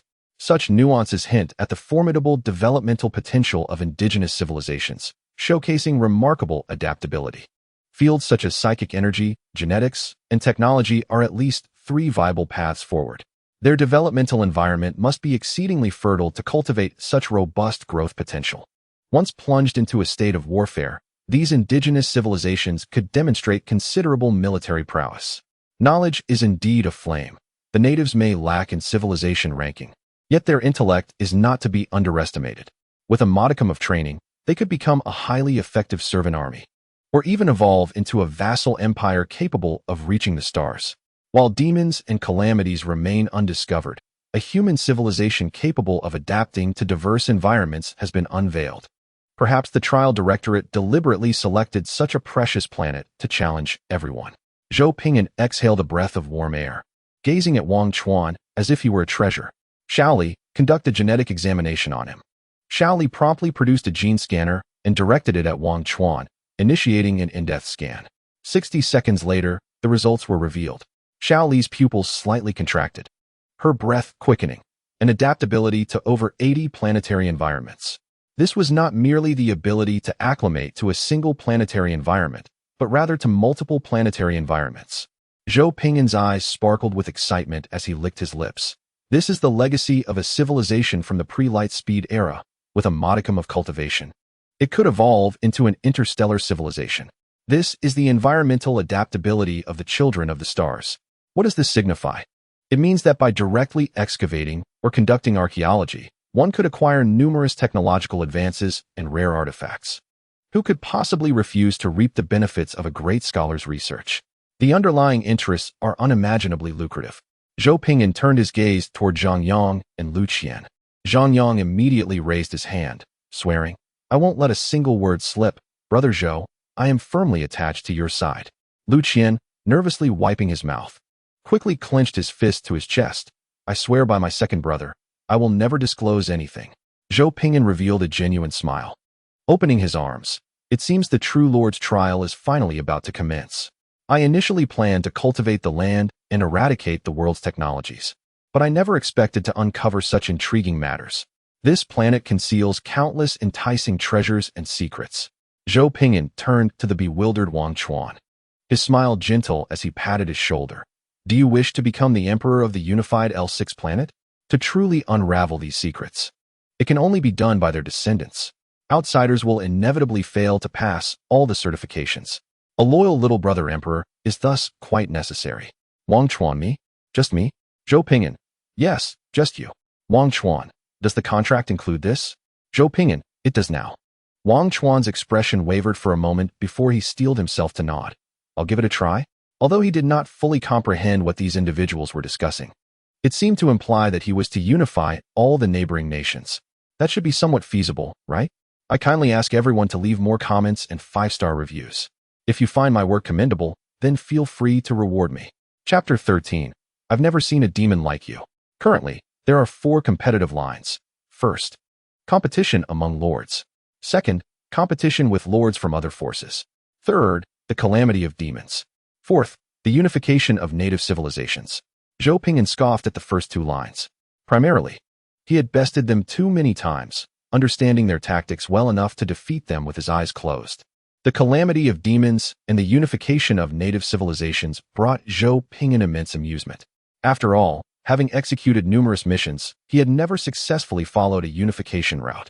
Not due to lack of desire, but rather because each time he became too engrossed, the local environment devolved into a mass exodus, rendering the unification route unfeasible.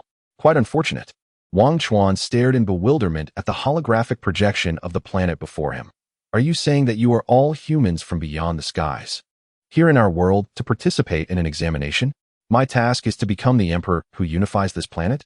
After a hasty crash course, Wang Chuan has gained a rough understanding of the current situation. Shocked, he exclaimed, "Not only must I unify, but I also have to defeat the demons and calamities of the world. There is no time to revel in newfound knowledge. for the demands presented are utterly outrageous. Zhou Ping'an squatted on the steps, hands resting on his knees. Is it difficult? Wang Chuan's expression contorted. What do you think? The largest group I have ever governed was merely a knight's order. Zhou Ping'an, with a look of disdain, replied, I've cleared it countless times, with my support. You can pursue it without worry. Wang Chuan pondered about his parents lying in bed, along with his entire family. Tears of helplessness streamed down his face, as he reluctantly submitted to the unreasonable demands of his heartless employer. His family now relied solely on him for sustenance, with their lives hanging in the balance of others. Zhou Ping'an observed his inability to refuse, then winked and gestured to Shaoli, pointing at him. Is this not the legendary beast of burden? Look, clearly this task is absurdly unreasonable, yet Wang Chuan dares not refuse. Zhou Ping'an displayed a mischievous grin. Shaoli, arrange for him a 24-hour training regimen, with the finest coaches available. Zhang Yang timidly raised his hand. Brother, wouldn't this lead to fatalities? Lu Qian wiped the cold sweat from his forehead. Theoretically, if the nutritional standards are met, it shouldn't pose significant issues. Practically speaking, this is a severe test of mental resilience. The general standard is 6 months of intense training. Beyond that, most warriors would break down. Zhou Ping'an's expression indicated this would not be 6 months, but rather potentially 19 years and 364 days. The absence of a full 20 years is not due to Zhou Ping'an's kindness, but rather the maximum limit for trial duration. What a pitiful beast of burden. Zhou Ping'an stood up, placing his hand on Wang Chuan's shoulder, and displayed a benevolent smile. Wang Chuan, it seems your family will find it difficult to awaken in the short term. I am certain you would not refuse this invaluable opportunity to learn diligently and improve each day. This could lead to the attainment of immortality. Wang Chuan's complexion turned ashen. His fists clenched tightly, not daring to utter a single word of refusal. Zhou Ping'an, pleased, remarked, Very well, take him for execution. No, take him for training. It is no wonder ancient civilizations enjoyed transforming people into beasts of burden. Just look at him. He is indeed quite useful. Shaoli pressed a button on her headset, organizing the tasks, while the guards approached to escort Wang Chuan to the frontline base where the previous leader had been summoned. There, Wang Chuan would undergo the most efficient and rigorous all-encompassing training. Although he came from humble beginnings, fortune smiled upon him, as he would benefit from the training technology of the Disaster Empire's elite soldiers, training that would be unbearable for the average human. Shaoli pressed her headset again, patiently listening to reports from her subordinates, and then her eyes brightened. Chief, the kingdom of Luo is established around a great river known as Wuyuan Chuan.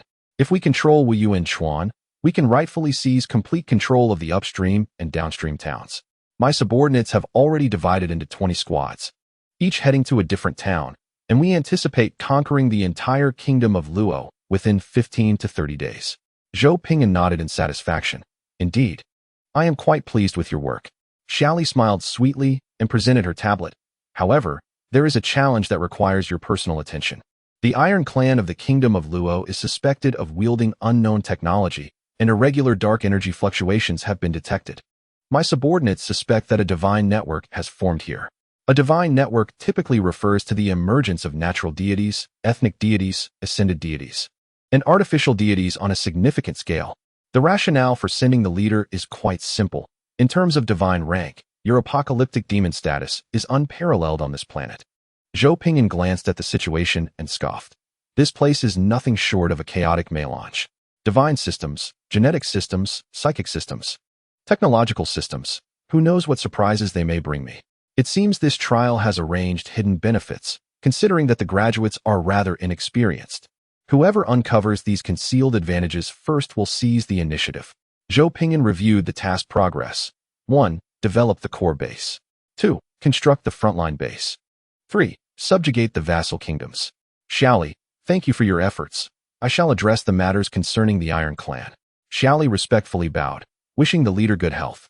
Zhang Yang timidly interjected. Shouldn't we wish others good health instead? With our brother's prowess, no one truly worries about his well-being. It's others we are concerned about. Lu Qian added, I concur. Zhou Ping'an rolled his eyes, dismissing the two oblivious simpletons. Let us depart. The Iron Clan of the Kingdom of Luo resided in the plains, bordered by mountains rich in mineral and oil resources. Recently, a multitude of black armored disaster troops had proliferated near the mines and oil fields. causing great distress to the towns under the Iron Clan's dominion, which sought assistance from their main clan. The Iron Clan's military arrived in a grand show of force, only to be soundly defeated. The anxious populace was finally relieved. The leader of the Iron Clan's military proclaimed that they would summon ancient artifacts for their expedition and announced to the entire kingdom of Luo and surrounding nations that whoever could banish these black armored troops would earn a 20% share of the Iron Clan's annual forging rights, along with a series of other significant rewards. Utilizing the convenience of magic, the news spread rapidly to nearby regions, inciting fervor among various factions, many of which dispatched their elite forces to seize the 20% forging rights. The reputation cultivated by the Iron Clan over generations proved more effective than royal privileges. The royal family of the Kingdom of Luo had changed surnames 3 times, yet the Iron Clan remained steadfast on this land. Zhou Ping'an and his companions donned disguises to blend in with the local populace, while several tables nearby were occupied by similarly disguised disaster troops. Wang Chuan, reluctantly equipped with a cloned ship, was required to maintain a dual-core operational state until he mastered the cloning skill. He toiled under Zhou Ping'an, serving as labor while simultaneously enduring rigorous training at the frontline base. Wang Chuan's complexion paled. The Iron Clan has a peculiar temperament. They are devoted solely to forging and mineral resources, showing little interest in expansion. They possess esoteric technology, enabling them to forge a sacred artifact every decade. There exists a formidable army, the Iron Legion, yet for many years, few have had the opportunity to witness their might. Speculation abounds regarding their existence. However, the cost of mobilization is exceedingly high, resulting in their rare appearances. Zhou Ping stroked his chin thoughtfully, pondering the limitations that seemed to restrain their expansion. Zhang Yang chuckled. It is evident that possessing weaponry and technology far superior to other factions, yet refraining from expansion, raises suspicions. Lu Qian, intrigued, inquired, "How can we uncover the secrets of their unknown technology and divine network?" The divine entities of the Great Xia Empire are relatively obscure, often unfamiliar to the populace. This is not due to a lack of relevance, but rather because the deities in the Great Xia Empire possess a more down-to-earth demeanor, differing significantly from those in other civilizations. The kitchen god might send you a text alerting you to potential hazards with your stove, advising caution while cooking. Meanwhile, Lord Guan could enhance the firepower of your escort vessels, augmenting energy damage by 15, bestowing the most cost-effective blessings upon each expeditionary soldier. Particularly in recent years, the Heavenly Court has intensified its assessments, with lesser deities facing elimination. In pursuit of swift responses and efficacy, the deities invest substantial efforts annually in infrastructural development, fearing that delays might hamper their performance.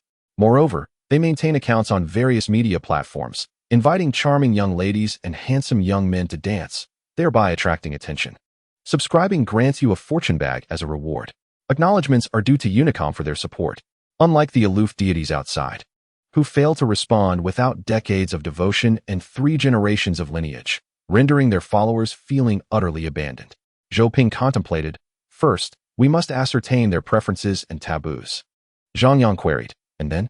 Zhou Ping replied, "Then we shall compile a manual of their taboos and disseminate it throughout the army."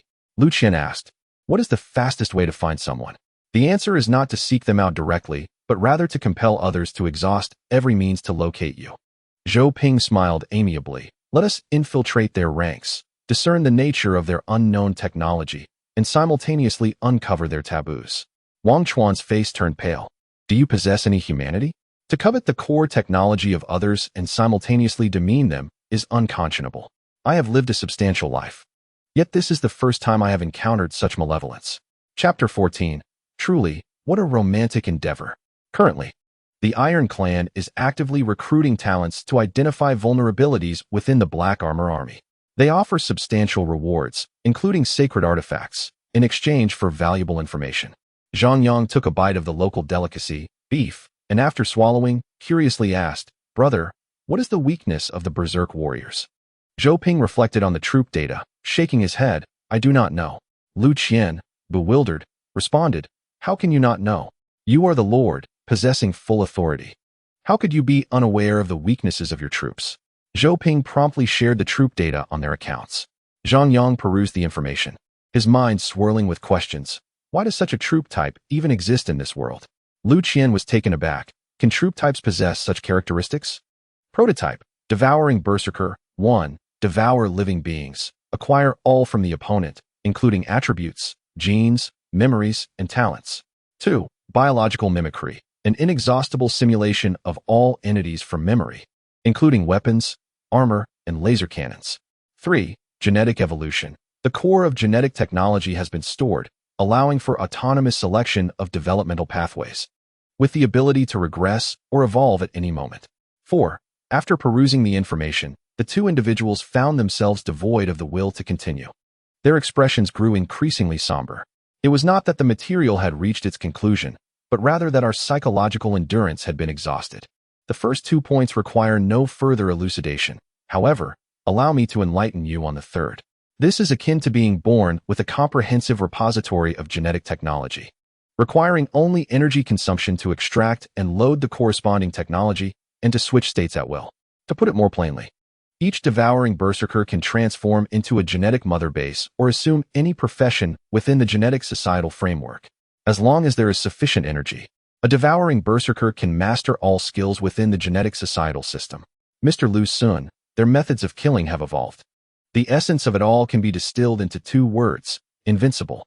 Zhang Yang closed the document, his expression dazed as he clutched the beef, at a loss for words. Is this even a classification of troops? How could this be deemed a military unit? Lu Qian shut the file, resting his chin on his hands, lost in silence and unsure of what to say. After a lengthy pause, Lu Qian spoke quietly. Indeed, if it were me, I too would be oblivious to the weaknesses. Observing Brother Zhou's military classification, then reflecting on his own, tears flowed incessantly within. Just this military classification alone, if cast upon a hillside, it could metamorphose into a plant state and absorb natural energy to achieve self-evolution. Attack, defense, life, speed, whatever it lacks, it can summon forth on its own, completely independent of any scientific research or equipment to enhance combat capabilities. There is no need for concern regarding advancement. It can resolve that independently. An exceptionally independent and formidable genetic military unit. What? You still don't grasp its true strength? The bloodline potency of dragons, the spell-casting prowess of phoenixes, the vitality density of earth clans, and the strength of shaman clans are now all condensed into a humanoid genetic military unit. The core of genetic technology, what a terrifying level of value this possesses. Zhou Ping'an smiled faintly, his pretentiousness evident. Shall I present the information on another one of my military classifications for your perusal? Zhang Yang's complexion turned pale. No. I fear my heart will shatter, and I shall withdraw from the competition on the spot. Lu Qian requested a jug of wine. Tears in his eyes as he lifted it to his lips, the fiery liquor burning his throat and causing his heart to ache. The bodyguard returned, standing nearby, lowering his voice to report. Leader, they are currently engaged in recruitment. We have dispatched individuals to infiltrate. What should be our next course of action? Zhou Ping'an inquired.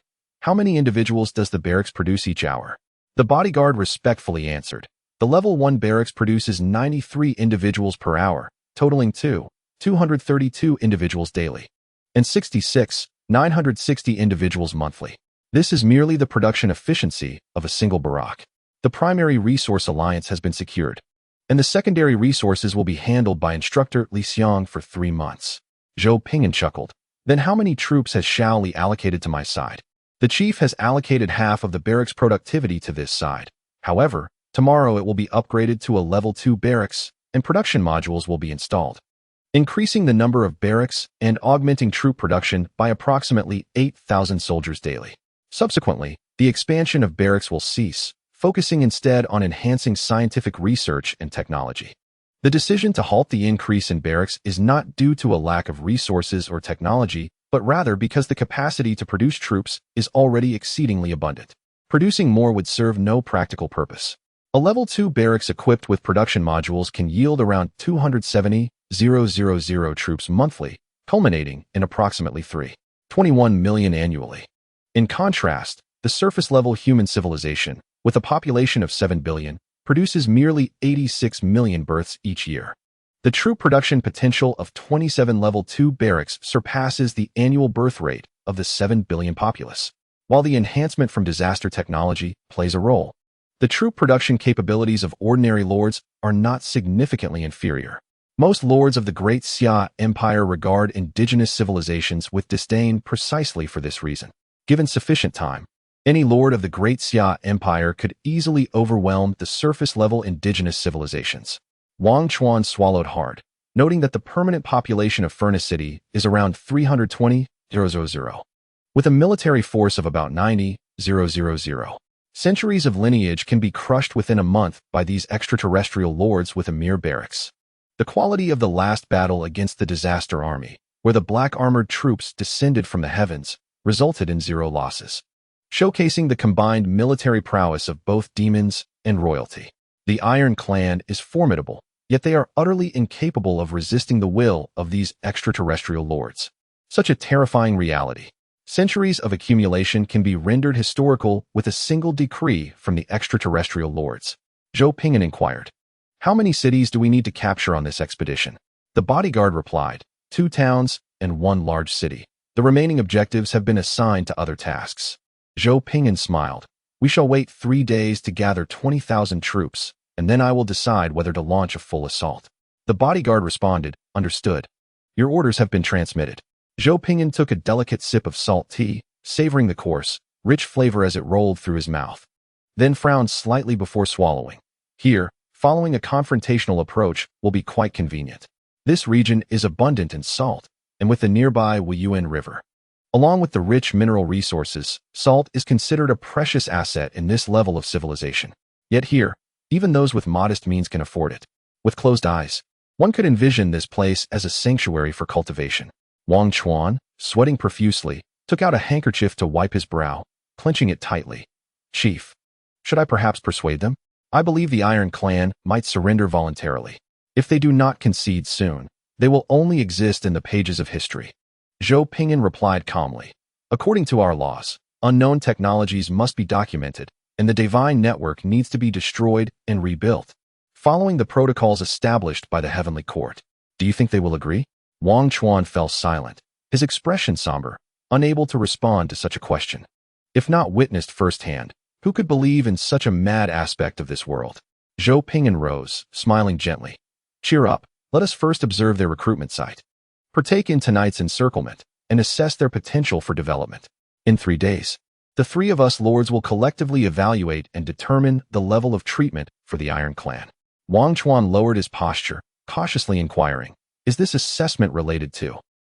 Zhang Yang shrugged, responding, "We will adopt corresponding strategies according to the evaluation levels." Lu Qian chuckled, "If the assessment is excellent, in accordance with our national laws, our lordly faction may even proactively share the technology they can assimilate to aid in their development." Wang Chuan swallowed hard, asking, "What if the assessment is poor?" Zhang Yang replied somberly, "As is widely known, the ultimate fate of civilizations is the grave. We will assist them in reaching that conclusion while meticulously recording all data pertaining to this family and uploading it." How romantic! To die and be entered into the database of the Great Xia Empire. Wang Chuan's expression twisted. How utterly romantic. Chapter 15. Our sorcerers will study rice. The civilization assessment is a compulsory course within the elective offerings of the lordly faction, encompassing evaluations of an entire civilization down to a species, family, or individual. This assessment carries legal weight. Zhou Ping'an, accompanied by his personal guards, successfully infiltrated the local Iron Clan's castle. During the initial planning, a contingent of disaster soldiers had been strategically placed among them, and now they had successfully reached the final circle. Zhou Ping'an sat in a corner, sipping tea, uncertainly asking, "Is this how we typically infiltrate enemy ranks?" Having never operated at the grassroots level, he found the tactics of his own people rather alarming. It's no wonder other lords often wished him dead. The loyal guard Xiaoda respectfully replied, "Indeed, my lord." Zhou Ping'an's expression grew slightly peculiar, ultimately suppressing his doubts.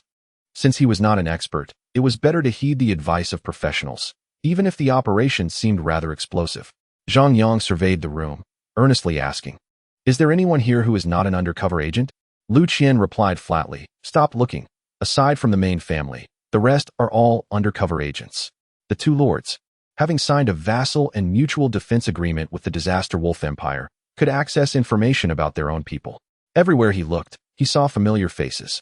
One could always trust the substantial value of the genetic technology core. These individuals had mastered the art of disguise. Biological mimicry. This was truly an early-stage perfect infiltration technique. Zhou Ping'an face-bombed. Control yourselves. I still need to conduct the civilization assessment. Shouter responded, understood. I apologize for the disruption to your work, my lord. Zhou Ping'an sighed. No need for apologies. It was my influence on your work. Please forgive me. Shouter bowed once more and pressed a button on his invisible earpiece, issuing orders to halt any new infiltration plans. In the hall, the chieftain of the Iron Clan was rallying everyone, enticing them with promises of substantial rewards. Given our current numbers, it may be challenging to defeat the Black Armored Army. I suggest we wait for more reinforcements. The Iron Clan leader, Fang Shan, was taken aback, wondering when this group of mercenaries had become so accommodating. Fang Shan jested, "What's the matter, bull leader? Are you lacking confidence in securing victory over the enemy? Your Iron Clan has already suffered defeat. I advise everyone to remain calm. More numbers mean more profit." Fang Shan smiled and waved his hand. Last time, my clan was overly arrogant. This time we are well prepared with weapons and armor, and we will surely succeed.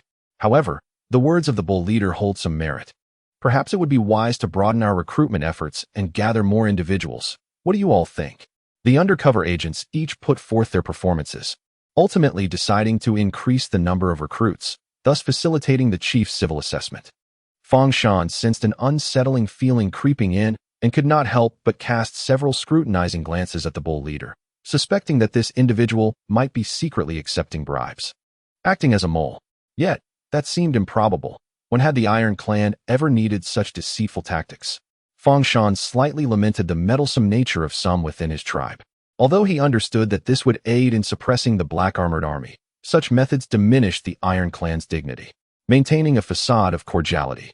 He stood and clasped his hands. I shall make arrangements for weaponry and equipment. When the sun sets, we shall launch a surprise attack on the mine and drive those malevolent intruders away. Farewell, Chief of the Iron Clan. Safe travels, Chief. Everyone exchanged polite sentiments, bound by a sense of camaraderie. However, once Fang Shan retreated to the inner hall, his smile vanished, and with a serious expression, he summoned the elder of the Foreign Affairs Hall.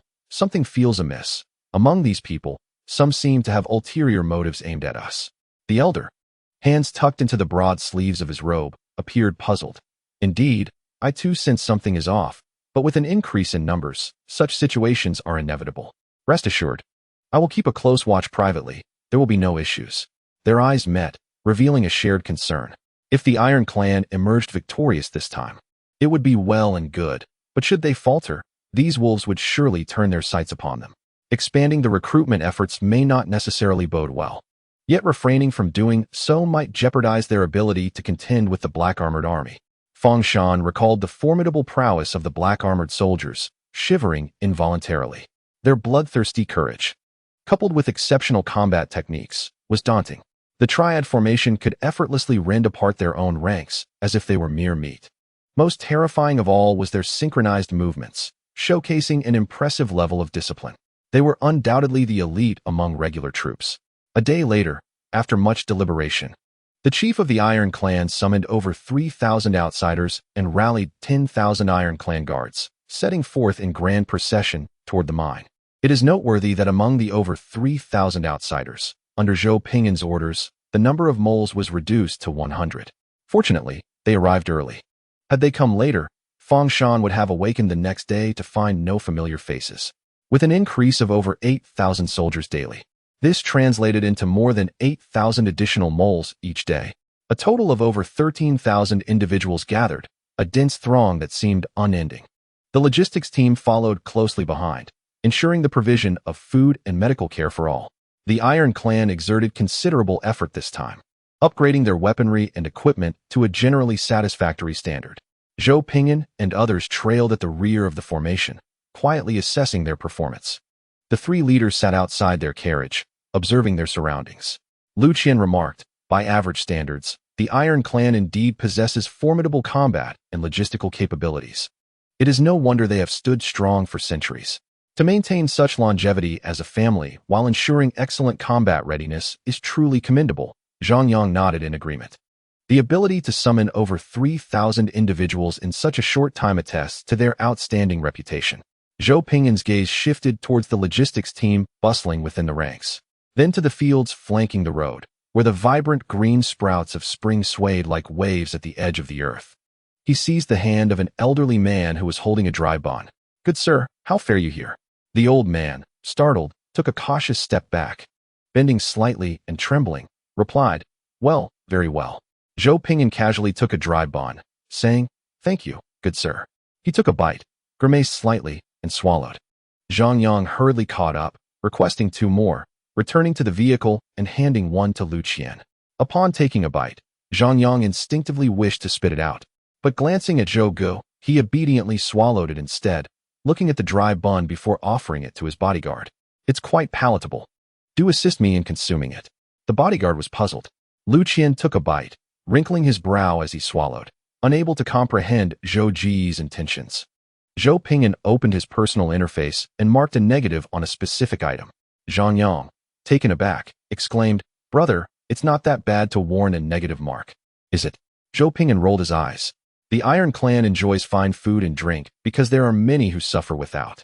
From my observations, it takes nearly 10 ordinary people to sustain one member of the Iron Clan. Realizing the crux of the matter, Zhang Yang inquired, "Brother, do you mean to suggest that their prosperity is maintained through a monopoly of force? In a world where magic and martial energy coexist with cold weapons and firearms, it is nearly impossible for the lower strata to access such privileges." Following Zhou Ping'an's gaze towards the fields across the way, Lu Qian finally grasped the implication. Those tilling the land could hardly be the Iron Clan. The greater the military force the Iron Clan can mobilize, the more it indicates their harsh monopolization in daily life. Resources do not regenerate spontaneously. Wang Chuan, perplexed, gazed at the expansive fields on either side of the road, rich in soil and seemingly boundless. What SMS? Isn't this quite favorable? With so much land, as long as one is willing to cultivate, they can surely survive. Zhou Ping'an chuckled softly. "In your realm, does a farmer not remain a farmer for life?" Wang Chuan sensed something was amiss, yet remained baffled, replying honestly, "Is that not correct? He can be a farmer, his son can be a farmer, his grandson can also have land to cultivate. They can survive. And is that not commendable? This has been the way for centuries. What discontent do you 3 harbor?" Zhou Ping'an smiled faintly. "No, it is not commendable." Zhang Yang said thoughtfully, "Is it truly right for their ancestors to toil endlessly as farmers and serfs? Eyes open to the yellow earth, eyes closed to the yellow earth, buried in the yellow earth." Wang Chuan frowned. "But if they do not farm, who will? Someone must tend to the fields." Zhou Ping'an countered. "What of your mages and fighters? Do they not farm?" Wang Chuan laughed. "How could that be? Noble mages and fighters would never stoop to such menial labor." Zhou Ping'an replied, "In our land, warriors engage in farming, and our mages study ways to enhance crop yields. The Great Xia Legion indeed expands territories, literally cultivating land and developing fundamental infrastructure. The leading figures in the academy also actively research methods to increase food production and enrich nutrition." Zhou Ping'an pondered for a moment, then retrieved his phone, displaying the first image from his album of renowned figures. He pointed at the photograph and explained in terms he could comprehend. "This is my idol, the pinnacle of magical prowess.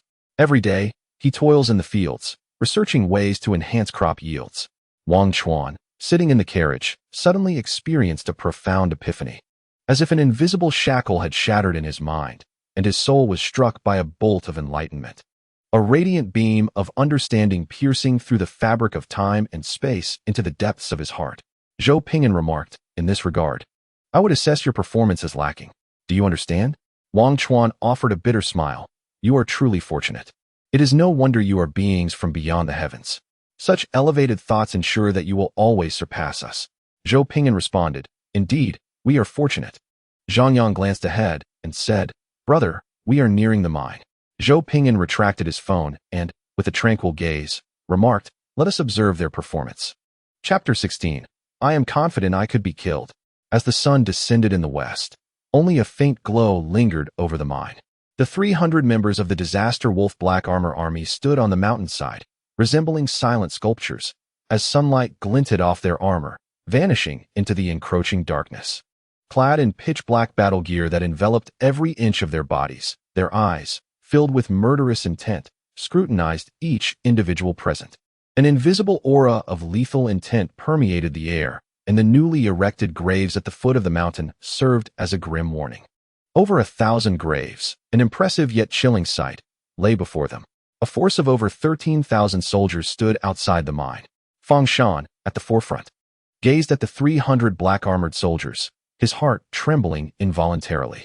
The mine had been fortified with corresponding patrol units, yet they had been annihilated. His own troops had come to suppress them, resulting in the loss of over 1,000 men. Having personally led an elite force, he had witnessed firsthand their efficiency in slaughter. Had they not hastily retreated, he had no doubt his elite troops would have met the same fate. These black-armored soldiers seemed to have received a deadly order to guard the mine, ceasing pursuit beyond a certain range.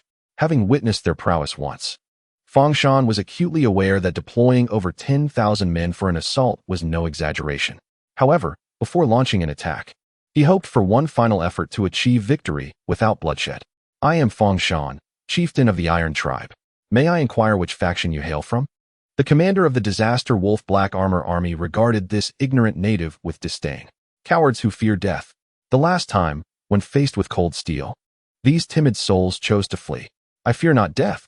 Why should you?" Fang Shan looked upon the silent enemy, his heart filled with trepidation, unwilling to confront such a formidable force.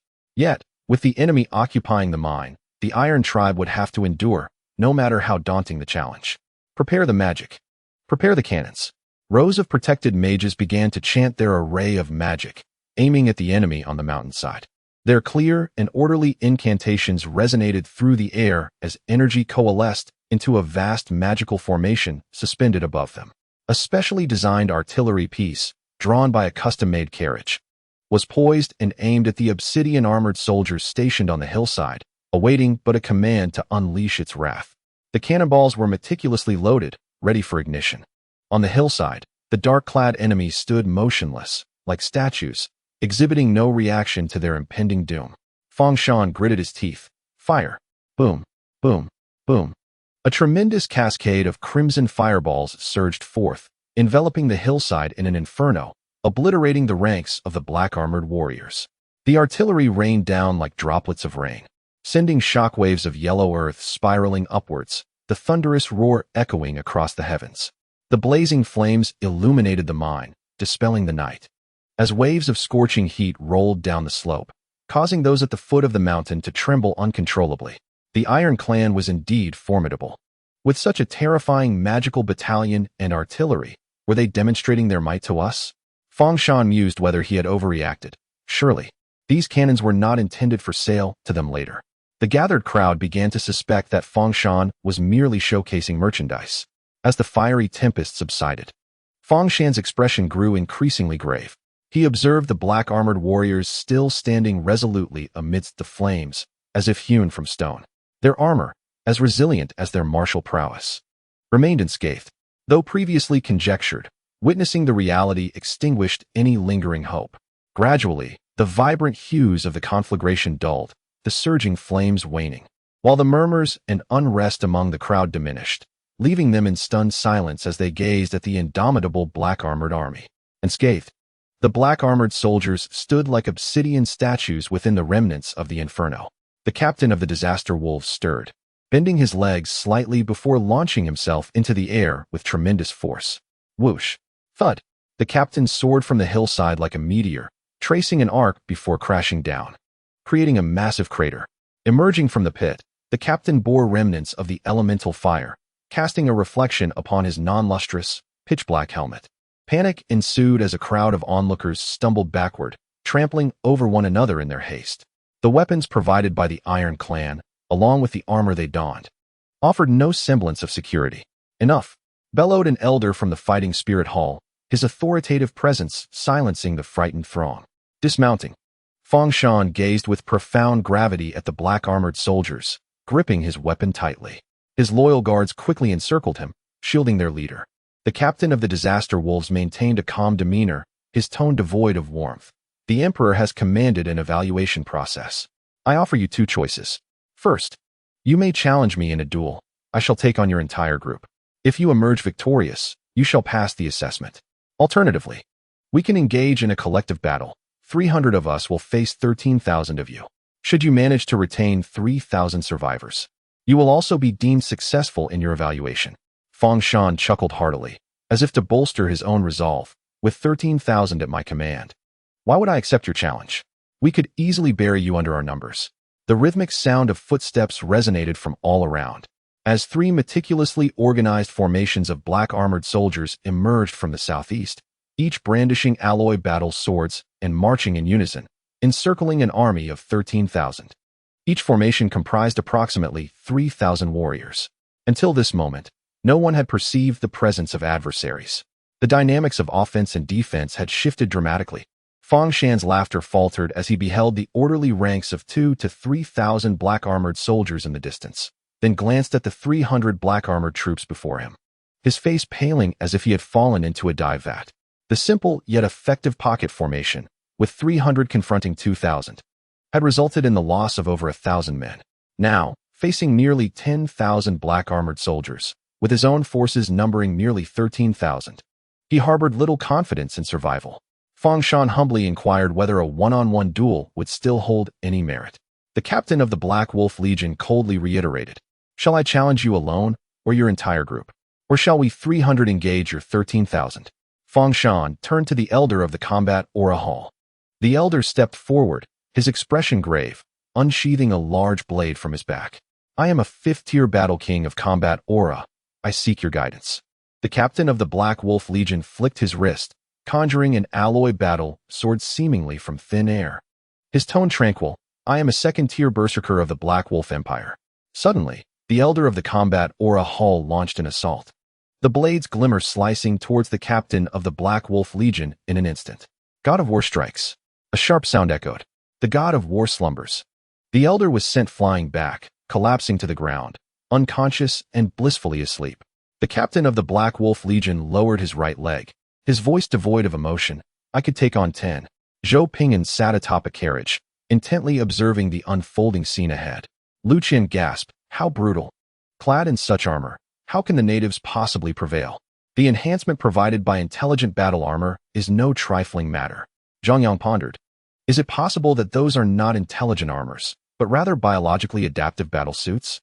They might have evolved them intrinsically, rather than relying on external equipment. Lu Qian was taken aback, glancing at Zhou Ping'an. Zhou Ping'an shrugged. It is purely their innate strength. Lu Qian's eyes reddened, biting his fingernails, consumed by envy. Wang Chuan observed the confrontations at the front, his demeanor somber. Are these truly the soldiers of your celestial lord? Despite having witnessed it once before, the sheer magnitude of their raw power is still awe-inspiring. The bodyguard, Xiaoda, remained silent for a moment before retrieving his phone and stepping before the trio, playing a segment. In its initial state, the devouring berserker's power is not formidable. The three watched the screen, their complexions paling with each passing moment. On the screen, a devouring berserker stood in the center of a firing range, surrounded by a semicircle of artillery. The berserker was violently obliterated, flesh and blood scattered, bones visible, struggling to maintain balance amidst the barrage. However, gradually, the berserker rose, adorned with a layer of pitch-black armor, its defensive capabilities visibly strengthening. Xiaoda remarked, "We are weak, only able to evolve through such crude methods. Our shortcomings are numerous, yet we firmly believe that through relentless effort, we shall undoubtedly grow stronger." Lu Qian gazed at us with admiration. "No wonder you are so formidable. It turns out you have exerted such immense effort behind the scenes." Wang Chuan shuddered slightly. "I truly do not envy you." Zhang Yang timidly raised his hand. "Brother, how long did it take for you to achieve immunity to artillery?" Xiaoda sighed in resignation. "About 2 minutes, quite slow indeed." Zhang Yang, Lu Qian, and Wang Chuan exchanged bewildered glances. Zhou Ping rolled his eyes. "Enough of this idle chatter. Remember to conduct the assessment." Zhang Yang remarked sarcastically. 2 minutes to evolve perfect resistance. What can these natives possibly achieve? Lu Qian placed a hand on his forehead. "Don't even mention the natives. If I were in your place, my resolve would crumble too." Wang Chuan, tears streaming down his face, was deeply moved. He could have easily seized the opportunity, yet he patiently conducted the assessment for the Iron Tribe before proceeding to claim it. Fang Shan had endured a lifetime of misfortune, encountering such a malevolent entity. Time to beg for alms. Chapter 17. In times of uncertainty, cast aside the ancestor's corpse puppet. Faced with a gene-based super soldier capable of evolving at any moment, achieving perfect resistance in merely 2 minutes, What could a group of surface-level native civilizations possibly accomplish? Fang Shan lay on the ground, coughing blood, momentarily easing his pain with his fighting spirit as he struggled to rise, his left arm hanging limply, its bone fractured. He gazed bitterly at the unscathed commander of the black-armored army before him. Around him, over 100 injured lay on the ground, some unconscious, others coughing blood, unable to stand. The perfect combat ability allowed for the most precise judgments with every passing moment, akin to seasoned veterans who had endured countless battles. The battlefield was engulfed in silence. The harshest reality loomed before them, constricting everyone's throats. It was not relying on the defense of that obsidian armor, but rather on sheer power and skill. The scene was visually striking, a pure exhibition of prowess. The clash of blades ignited sparks, a duel of lethal strikes and desperate counterattacks, where life and death hung in the balance. An air of arrogance emanated from one who could take on many, dominating the masses. The commander of the Disaster Wolf black-armored army spoke coldly. Is this truly your limit? Is this all the courage you possess? Insufficient strength was compensated by attitude. This too was a form of assessment. In the eyes of the Disaster Wolf Empire, technical prowess could be easily enhanced, while unwavering determination tested the very essence of a warrior. As a Disaster Wolf soldier, the standard had always been excellence in every facet. Fang Shan's expression was one of defeat, the relentless wind of the wasteland harshly buffeting his form, a desolate feeling piercing through his chest. The weapon in his hand feeling as if it weighed 1,000 pounds. Once again, he had lost. For the second time, he faced a loss devoid of any chance of victory. Listening to the anguished cries of his kin on the ground, scalding tears involuntarily streamed down his face, each sound piercing his heart with agonizing pain.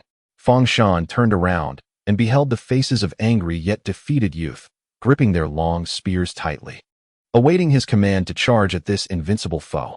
He looked upon the proud, black-armored warrior before him, swallowing the bitterness in his heart, his voice trembling slightly. What fate awaits us if we fail the assessment?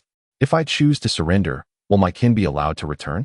The adversary did not explicitly articulate the dire consequences of failing the examination, yet one could surmise that the outcome would be grievous.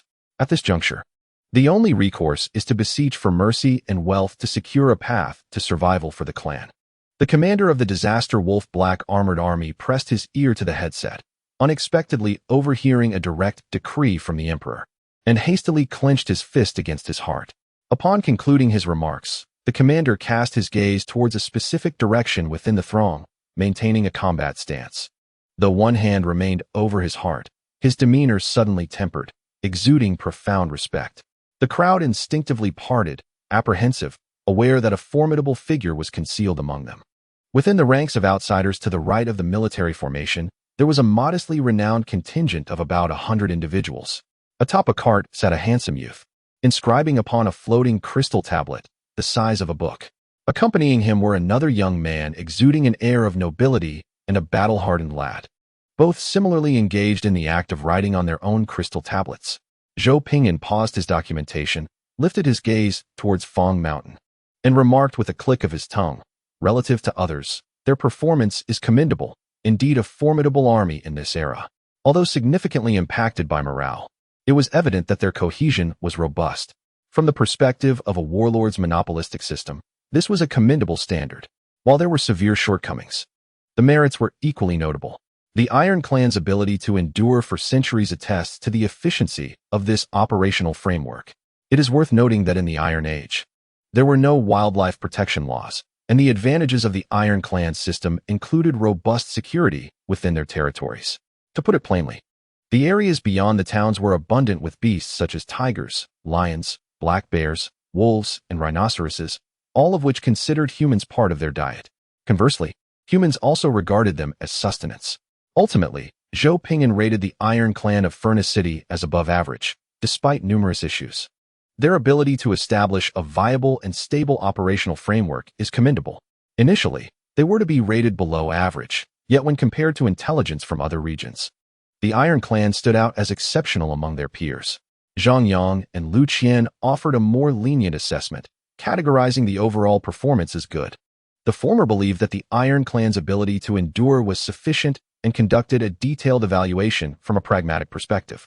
The latter felt that despite facing formidable foes, The retention of basic morale indicated latent war potential, suggesting consideration for their cultivation as a vassal army from a military standpoint. Not all lords possess troops as versatile and powerful as Zhou Ji's. Most lords have forces with varying strengths and weaknesses, necessitating a multitude of low-quality personnel for diverse tasks. Warfare is merciless. When the quality of forces is comparable, the greater number prevails. Quantity plays a crucial role in battle. For instance, a lone sharpshooter facing 3 Imperial infantry would undoubtedly be overwhelmed. However, 300 sharpshooters challenging 900 Imperial infantry could swiftly establish firepower dominance. As for quality, the bullets discharged by a 20-year-old warrior and a 12-year-old warrior are equally lethal. Zhou Ping'an conferred with his 2 juniors regarding the evaluation results. Confirming their accuracy before jointly submitting the record, Zhou Ping'an leapt from the carriage, shedding his disguise to reveal a striking military uniform. His demeanor softened by a gentle smile. Upon evaluation, you have secured a favorable position. We shall not destroy the Iron Clan, but you must heed our commands. With a swift motion, all the Disaster Wolf warriors clenched their fists to their hearts, paying homage to the illustrious Emperor of Catastrophe. Fangshan exhaled a sigh of relief. Feeling his strength rapidly ebbing away, the world around him spinning as a chill enveloped him. When Fangshan awoke once more, he found himself beneath the familiar ceiling of the hall. All his pains vanished, and his vigor significantly restored. Am I at home? Indeed. Startled, Fangshan sprang upright with the agility of a carp. He gazed at the young man clad in black military attire seated at the head of the table. Beads of cold sweat forming on his brow. Greetings, my lord. Zhou Ping'an perused the Iron Clan's tome, stroking his chin. What is the nature of that ancient artifact? Fangshan hesitated, glancing at the 2 rows of black-armored warriors flanking him, swallowing hard. It is a war puppet passed down from our ancestors. They possess souls and can transform the deceased into tireless puppet servants. The bodies of every powerful clan member are brought to the tomb, where the magic of the war puppet ancestors revives them as guardians to protect our family. Zhou Ping'an was taken aback, raising his gaze. Are you implying that you have turned your forebears into puppets? Such filial piety, resorting to the corpses of ancestors in times of difficulty? How audacious! Fangshan offered an awkward smile. It's not entirely accurate to call them puppets. Zhou Ping'an fell silent momentarily. Tossing the Iron Clan's tome to Lu Qian, lead me to this war puppet. Lu Qian accepted it, casting a glance and raising an eyebrow in surprise as he looked at Fangshan. The tome depicted a massive land combat mech in rough, bold strokes. The artistry was commendable, capturing the essence of the giant mech, recognizable to anyone who had seen one. It seemed the Iron Clan's origins were tied to interstellar ground forces. Yet, this raised a question. How could such a colossal mech possess the ability to resurrect the dead? What kind of technology was this? Chapter 18. The Emperor of Catastrophe and his feeble guards. Under Fangshan's guidance, they descended into the subterranean tomb. Fangshan held a luminous pearl in his right hand. Leading the way, a flicker of eerie light glimmered in Zhou Ping'an's eyes, as the environment remained as bright as day, unaffected by the darkness. Zhang Yang clutched an oxygen mask, striving to widen his gaze in curiosity at the surrounding walls, relishing the authentic experience of a tomb exploration. Lu Qian glanced at the foolish one beside him, quietly activating his genetic night vision to survey the area, vigilant for any sudden threats. The disaster army soldiers followed silently behind, their steps disordered, abandoning the synchronized march of the planes. Their irregular gait was not due to a lack of skill, but rather a distrust in the stability of the indigenous tomb, as marching in unison might induce resonance, potentially triggering unforeseen dangers. Arriving at the entrance of the tomb, Fangshan's left hand instinctively grazed his chest, only to be met with a sharp pain. Hastily retracting his hand with a desolate expression, he realized he was gravely injured. Fangshan, enduring excruciating pain, extracted the key with his left hand and bit it between his teeth. Unable to restrain himself, he instinctively touched other parts of his body to assess the extent of his injuries. To his dismay, every touch sent sharp pangs of agony coursing through him. It was all ruined, utterly incapacitated. His eyes glistened with unshed tears, reflecting the grim realization of his impending demise. Zhou Ping'an, unable to bear the sight, sighed deeply. Get him some spray. There had been a brief attempt at treatment earlier, but this fool had managed to injure himself further. He should have consulted a neurologist rather than a battlefield medic. The captain of the disaster army stood speechless, grabbing Fang Shan's left arm to apply some medical spray. Don't move your left hand. It's fractured. Everything else seems fine. Hastily, Fang Shan used his right hand to touch his chest, relieved to discover it was unharmed and that he had indeed only fractured his left hand. He offered an awkward smile. I wondered why that hurt so much. It's quite remarkable. I thought I was entirely incapacitated. Following this brief comedic interlude, the atmosphere lightened considerably as everyone prepared to descend into the tomb. Fang Shan unlocked the tomb, leading the group into a vast, eerie chamber, chilled to the bone. A wave of potent necromantic energy washed over them, accompanied by the nauseating stench of decaying corpses. Lu Qian immediately retched, expelling the entirety of his earlier meal. The odor was unbearable, utterly repugnant. Zhang Yang, holding his oxygen mask, burst into laughter. In a moment of distraction, Lu Qian snatched away Zhang Yang's mask, causing him to exclaim in disgust. Zhou Ping'an cast an exasperated glance at the two immature individuals behind him while tightly gripping his oxygen mask to prevent it from being yanked off. Once he confirmed they were too busy retching to cause further mischief, he shifted his gaze to the interior of the tomb, spanning over 2,000 square feet. The floor was intricately etched with numerous necromantic decay formations, each centered around a coffin from which a faint yellowish, putrid fluid seeped. The viscous liquid dripped slowly into pre-carved channels, flowing at a delicate angle toward the center of the tomb, where a tarnished, greenish-silver T3 class battle mech stood, providing an inexhaustible source of energy to a 30-meter diameter necromantic formation. Xiaoda's expression shifted as he quickly concealed himself behind the Emperor, exclaiming, "It's a corrupted mech. A T3 level battle intelligence mech, capable of operating in complex environments with formidable combat capabilities. This one is evidently tainted by some form of corrupting energy. In such an environment, humans would undoubtedly be inferior to the T3 level corrupted mech." The soldiers of the disaster army hurriedly retreated behind the disaster emperor, peering out from either side, weapons trained on the corrupted mech. Fang Shan urgently interjected, "Wait. He is my ancestor. He possesses a soul. He won't attack recklessly." Lu Qian wiped his mouth, gazing in astonishment at Zhou's timid and fearful guards. "Is this how you protect your lord?" Zhang Yang, startled, brandished a gravity gun toward the front, quipping, "Brother, your guards seem a bit different." The guards swiftly positioned themselves in front of the two lords, raising energy shields to form a defensive formation. Zhou Ping'an rolled his eyes and rolled up his sleeves. "Do you think I am as incompetent as you?" The true emperor, protected by his guards in the face of danger. The false emperor, "Stand back, do not obstruct my line of sight." The formidable cataclysm emperor, accompanied by his feeble guardians. Zhang Yang and Lu Qian exchanged glances, decisively squeezing into the ranks behind Brother Zhou, while two soldiers of the disaster army were reluctantly pushed aside. Setting aside their identities, it was evident that Brother Zhou was the mightiest man in the arena. Zhou Ping'an cast a discerning glance, and question marks began to materialize above his head. Is this even possible? Zhang Yang peered over Zhou Ping'an's left shoulder. Intrigued, "What is the matter, Brother Zhou?" Lu Qian leaned over from the right, surprised. "What is going on?" Zhou Ping'an dispelled his energy charge. "It's nothing. Let Fang Shan pass through the security check." Everyone lowered their guard, yet still clutched their weapons and energy shields. Fang Shan couldn't help but scrutinize the weapons and energy shields, beginning to explain. "Indeed, one merely needs to pray to the ancestors to awaken and appease them." Zhang Yang jested. "After you awaken them, you won't intend to eliminate us, will you?"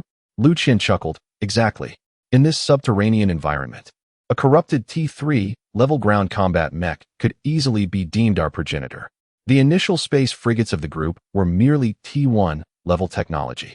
Fang Shan broke into a sweat. "No, it's imperative to pray every time we enter. Otherwise, the ancestors will go berserk." Zhou Ping'an smacked his lips. "Allow him to pass the security check. This corrupted mech has unstable systems, and if it fails the check within a specified time frame, it will automatically attack any life forms not on its whitelist. Don't ask why I understand unstable systems so well. Just know that my family's intelligent mech is absolutely safe." Zhang Yang's lips twitched. "I never imagined that unstable systems could be resolved by praying to the ancestors."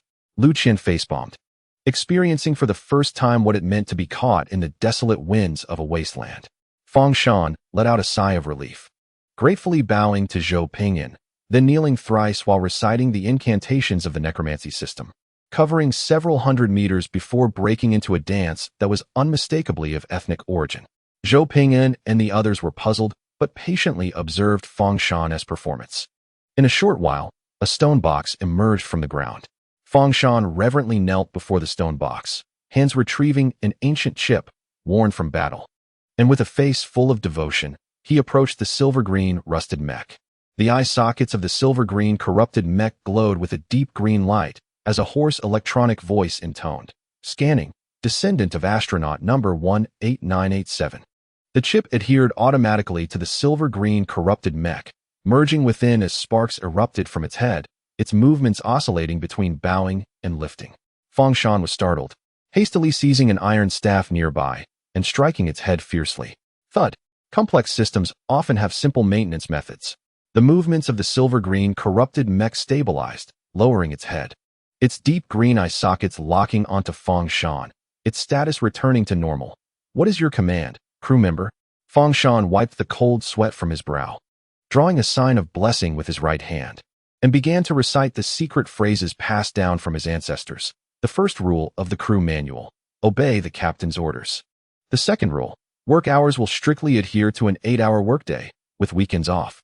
The third article describes the dim green glow flickering weakly around the eye sockets of a silver-green corrupted mech, accompanied by a raspy electronic voice. Crew manual. Article 1. Obey the captain's orders.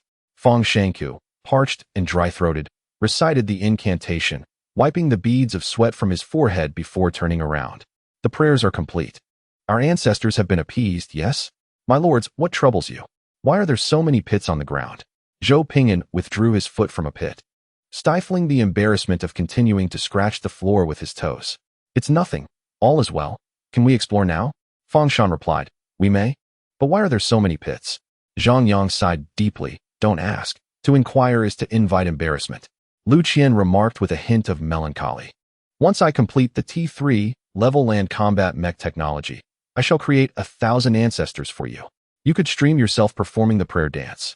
It would surely earn a fortune.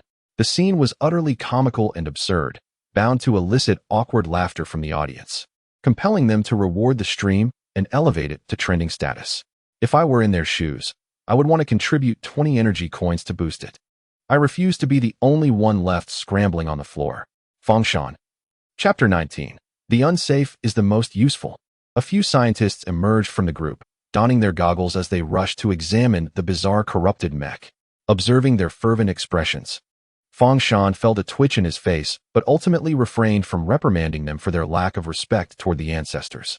After approximately half an hour, one scientist eagerly approached to report findings. The prolonged dancing was to test for abnormal activation. Reciting the crew manual was to perform a simple system stability check. If the corrupted mech did not chant along, it proves that the system's second principle has deteriorated beyond repair, necessitating the activation of destruction protocols or evacuation. The second principle of robots states, they must obey human commands and cannot violate the first principle. A primitive yet effective strategy. Zhou Ping'an gazed at the corrupted mech before him, raising an eyebrow. What is the nature of this corruption? A surface-level magical civilization should not be able to corrupt a T3 level land combat mech. The scientist elaborated carefully.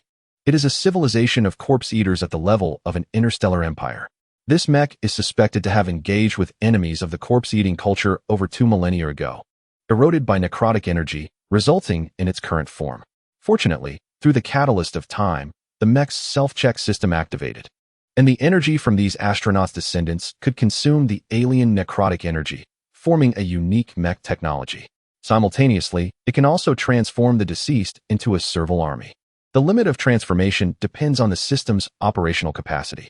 However, if restrictions are lifted, it could produce an unlimited, uncontrollable army of the dead. The scientist paused and added, if we can decipher this technology, we will acquire the necrotic mech technology. With just a T2 level necrotic mech, if deployed on a primitive civilization's planet, in 15 years, we could obtain a pristine world and a loyal, subservient civilization of the deceased. From a certain perspective, this can also be regarded as a form of advanced civilization's mother core technology. Zhou Ping'an pondered for a moment, then turned and asked earnestly, are you aware of this matter? Fang Shan was taken aback. What matter? I do not comprehend what you are discussing, Zhou Ping'an replied. The probability that your T3 level corrupted ancestor could transform all living beings on the continent into the undead. The only factor preventing its madness is that battle-damaged ancient chip. Fengshan stuttered. That cannot be true. I have perused the family lineage, and our ancestors' puppets have never exhibited any issues. Zhou Ping'an sighed, leading him to the silver-green corrupted mech currently undergoing inspection. They circled around it, and upon reaching the back, he pointed at a series of markings. Allow me to translate this for you. This contraption has a shelf life of 1,000 years, and it has now surpassed its expiration by at least a millennium. Although you have mitigated this process with necromancy, its system, or the soul as you understand it, is on the verge of collapse. It merely endures for a long time, not for eternity. Each time you initiate its self-check system, it draws closer to madness and death. That minuscule component is the sole barrier preventing its collapse. However, I suspect you are well aware of its condition.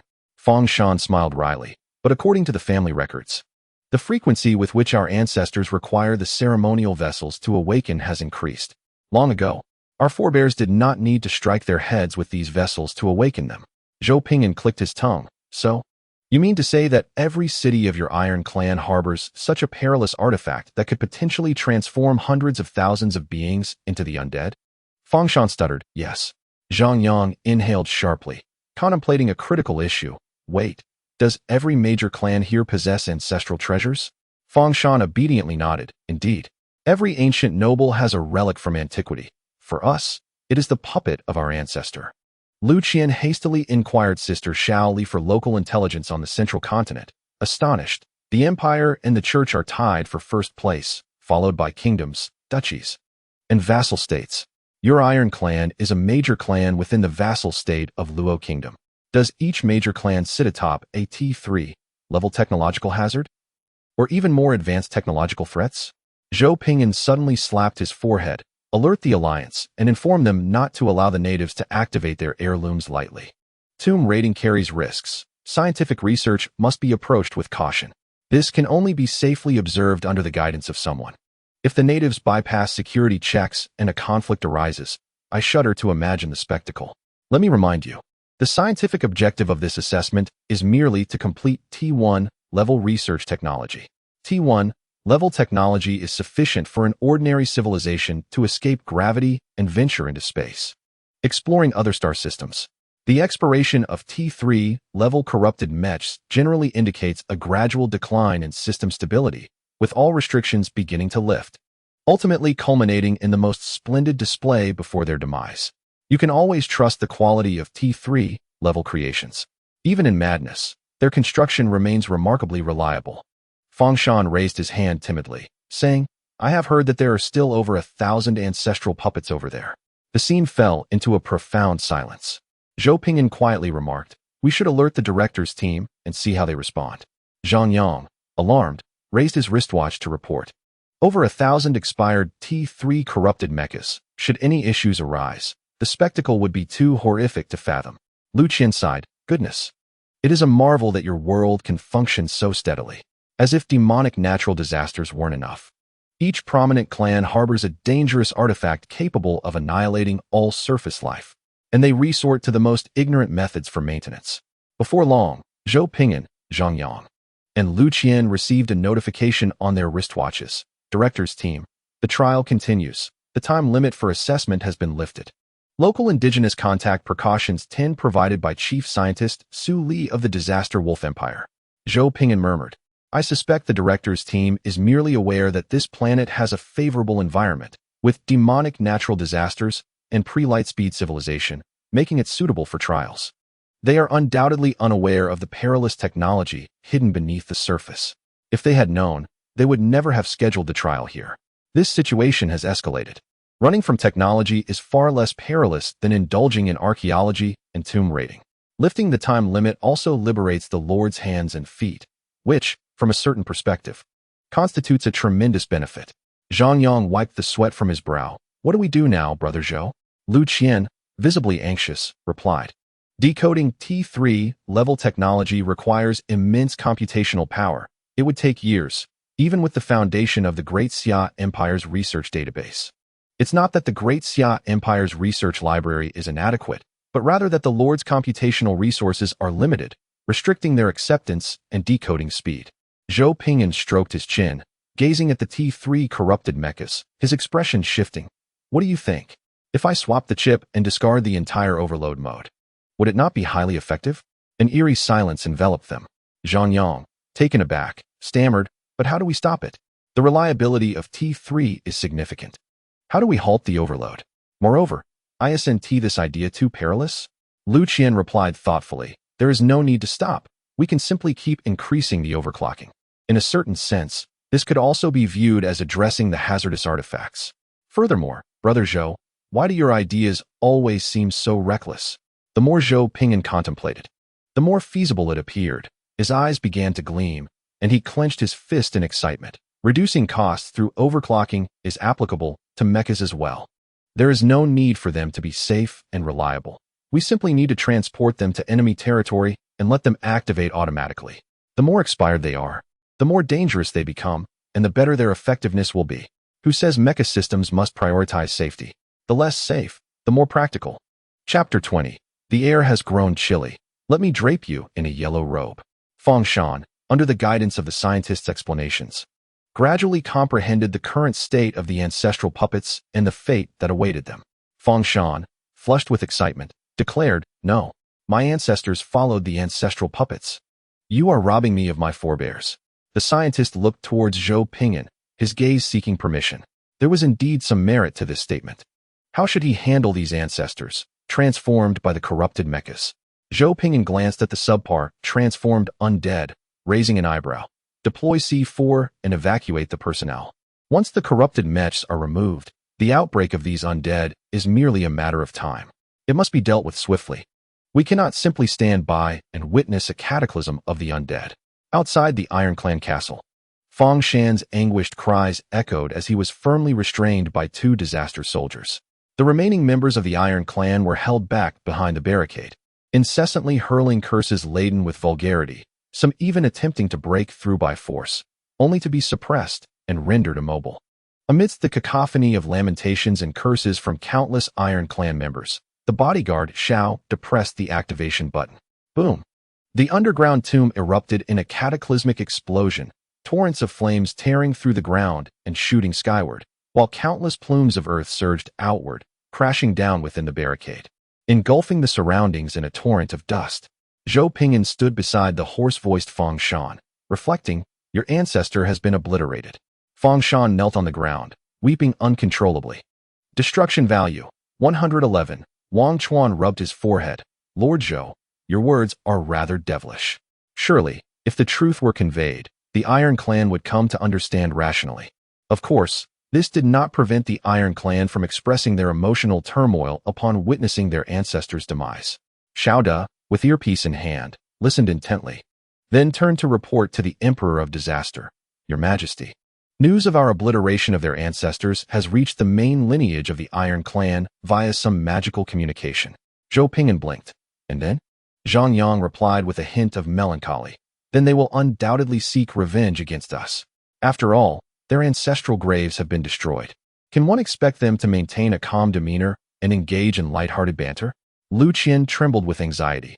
Brother, that is a T3 level ground battle mech. How do we contend with that? It is a formidable challenge, indeed. Zhou Ping'an smiled with composure. The mountain man has his ingenious strategies. At the core research facility of the Disaster Wolf Empire, Chief Scientist Xiao Li pointed to herself, incredulous. Me? You want me to produce 1,000 sets of universal mech overclocking modules? The projection displayed Zhou Ping'an's awkward smile. In our ranks, you are the only one capable of such a feat. Most scientists are T1 level, with only a handful at T2 level, while Chief Scientist Xiao Li stands at T3 level. Fuming with indignation, Xiao Li trembled. Your Majesty, I am a chief scientist, not a mere laborer in a production team. Zhou Ping'an looked skyward. Surely you cannot expect me to confront T3 corrupted mechs directly. Theoretically, I could manage, but what emperor would stoop to toil on the battlefield? Xiao Li's gaze was filled with resentment. I will expedite the work and arrange for additional transforming soldier units and aerial escorts. They can play a significant role in this endeavor. The power transmission network has been completed, and we are researching T1 level small-phase disintegration cannons. Please gather destruction value promptly to hasten our research. The small-phase disintegration cannon boasts 100 shield penetration and 100 armor penetration, rendering it highly effective against mechs and small warships. Moreover, destruction value can accelerate research progress. Zhou Ping'an shrugged. Rest assured, my efficiency is unparalleled. Seated in the newly constructed fortress base, Zhou Ping'an perused the electronic reports, exclaiming with exasperation, "The Iron Clan has truly lost their minds, launching such a multitude of suicidal assaults." In the tranquil depths of the Cattle and Horse King's domain, a voice emerged. "For centuries, you are the first to disturb the graves of others. How astonishing, both in reason and in reality." Zhang Yang interjected with a note of skepticism. "I doubt it was the Iron Tribe that initiated this. It is more likely a spontaneous occurrence." Lu Qian, resting his weary head upon the table, lamented. "This week has been overwhelming with unforeseen events." In just a week's time, Zhou Ping'an dedicated himself to deciphering the T3 undead corruption matches, diligently studying their weaknesses and corresponding countermeasures with notable success. Meanwhile, Zhang Yang busied himself with enhancing the infrastructure and defensive fortifications of their territory. Lu Qian, however, faced the brunt of the chaos, personally overseeing security and war defenses, feeling utterly overwhelmed. With foes descending from the skies, the Iron Tribe had deployed magical airships, hastily establishing an air defense system. Ground forces were also engaging, and Lu Qian was at his wit's end. This situation clearly demonstrated that disturbing another's grave could elevate their blood pressure and animosity to unprecedented levels. Thankfully, the three lords possessed formidable troop production capabilities, steadily increasing their forces by thousands each day, thus asserting control over the region. After perusing the final report, Zhou Ping'an yawned languidly. "It has been 7 or 8 days. Where is the Iron Tribe coalition?" Little Li, clutching a folder, reported from the side. "The vanguard has arrived, but due to our multi-front operations, the enemy's forces are somewhat dispersed." Scanning the area revealed 10 T3 corrupted land combat mechs en route. Given the rapid transport and deployment capabilities, Chief Commander Little Li ordered the simultaneous deployment of all ground forces to commence takeover operations. The Iron Tribe, intent on eliminating their adversary who disturbed the graves, found themselves grappling with a widespread situation and begrudgingly sent 10 undead corrupted land combat mechs to eradicate the rebel forces in Furnace City. Zhou Ping'an stroked his chin thoughtfully. "With 10 mechs, the pressure diminishes significantly. I should be able to navigate this without incurring losses." Zhang Yang and Lu Qian gazed at him with admiration. "Brother, how can one achieve this without losses? We seek your wisdom." This was the secret to traversing the T3 level land combat, intelligent mechs unscathed, and they were eager to learn. Zhou Ping'an pointed at Zhang Yang and Lu Qian. Zhang Yang's smile faltered. Incredulity etched on his face as he pointed at himself. "Me?" Lu Qian's eyes widened. Once again confronted by Zhou Ping'an's audacious moral boundaries, he exclaimed, "Both of us?" Zhou Ping'an chuckled. "Both of you are graduates from prestigious institutions. Surely, you must have passed the T3 mech piloting course? Theoretically, any high-achieving graduate from the Lord's lineage could be placed in various common roles with ease. Piloting mechs was a man's romantic pursuit. They could not possibly have scored poorly." Zhang Yang clasped his head in disbelief, shouting in excitement. "How on earth is this possible without losses?" Lu Qian, equally animated, retorted, "Brother Zhou, do you truly possess a conscience? Just because humans can endure temperatures as low as -142 degrees does not imply that a rational person would willingly roam naked in such frigid conditions." Zhou Ping'an shrugged. "Just tell me if I am indeed navigating this without losses." Zhang Yang, his face flushed, fell silent. Lu Qian, on the verge of tears, lamented. "Had I known this earlier, I would never have signed the cattle and horse contract." Zhou Ping'an chuckled. "I won't tease you two any longer. The T1 mini-phase disintegration cannon has already been installed on the overclocked mech, and I have developed a specialized algorithm targeting the T3 corrupted mechs. If you wish to join in, feel free. If not, just stand by and observe." After enduring Lu Qian's arduous defensive battles and busy schedules, I have accumulated sufficient destruction value to forge the disintegration cannon that counters mechs, along with an overclocking device and a counter algorithm. It's just perfect to test the effectiveness on these 10 T3 undead corrupted mechs. Destruction value can be acquired through various means of obliteration, including combat, devastation, and war. Even dining can contribute, as it disrupts the very order of the food itself, rendering it more chaotic. The most profound principles often have the simplest applications. Zhou Ping'an hummed a little tune, only to discover a disaster system report panel emerging in his field of vision, visible solely to him. Phase reward. Disaster Emperor's ideology. Your thoughts resonate within the minds of all disaster subjects, inciting boundless fervor and adoration towards you. We have heard the voice of the Emperor. Your subjects can establish a soul network, enabling instantaneous high-efficiency thought exchanges and upload and download core soul data, with the ability to resurrect all fallen members as long as one survives. 1. Unlimited resurrections, but resource consumption is required. 2. Instantaneously share all research progress, with idle mental capacities of all subjects contributing to the soul network for auxiliary computation of any project. 3. A series of detailed explanations and usage plans follows below. Simply scroll down to unveil further instructions. Zhou Ping'an closed the window, momentarily taken aback. Could it be that I too possess the stature of the great Xia Emperor? Each of these abilities, when considered individually, is sufficient to elevate an ordinary civilization into a galactic super-empire. Zhang Yang blinked. Brother, what's wrong? Zhou Ping'an looked at the somewhat foolish Zhang, speaking earnestly. I anticipate the day you tell me. The weather has turned cold. Brother, let me drape a yellow robe upon you.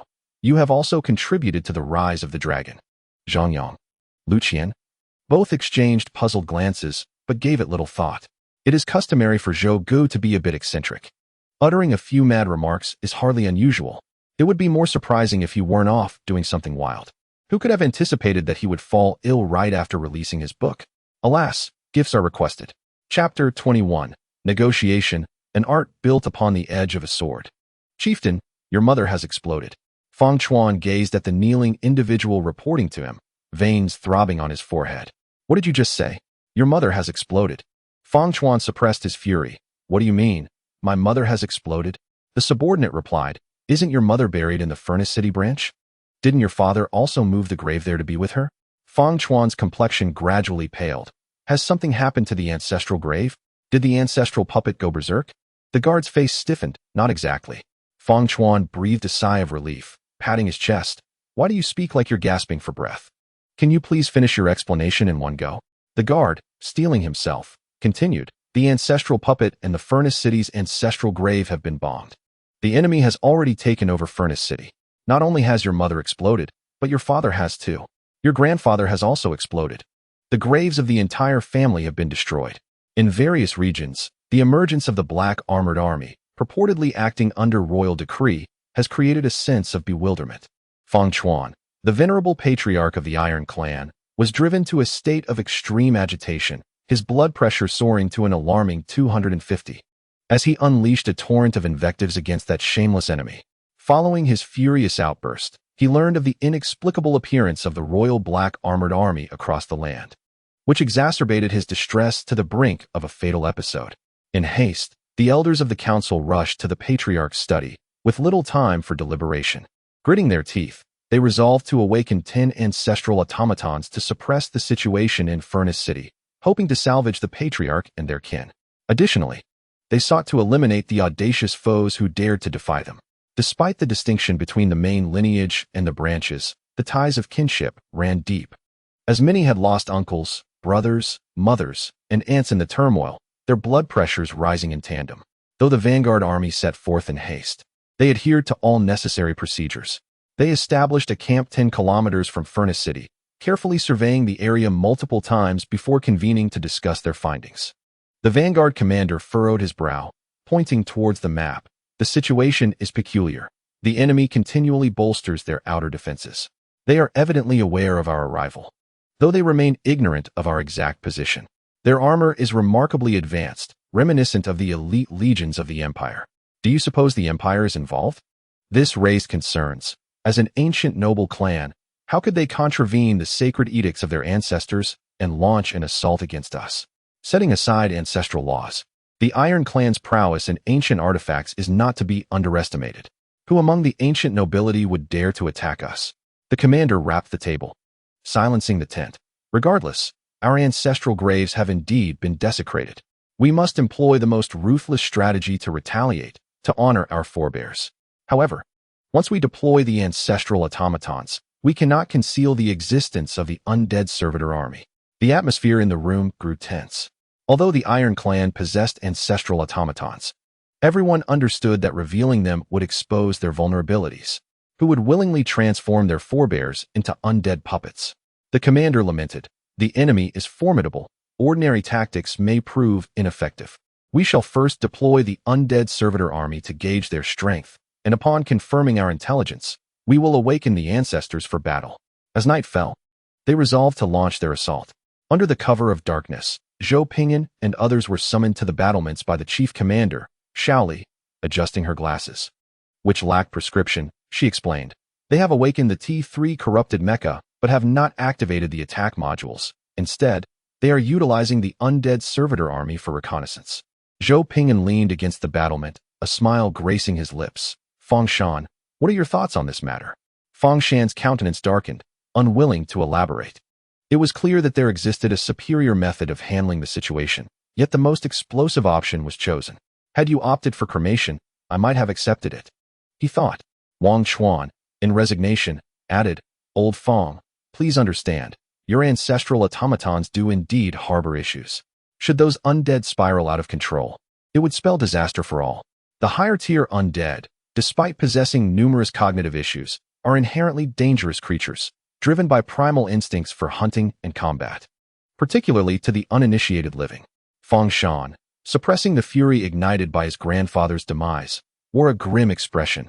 During the night, the undead's combat prowess intensifies, and their minds become clearer.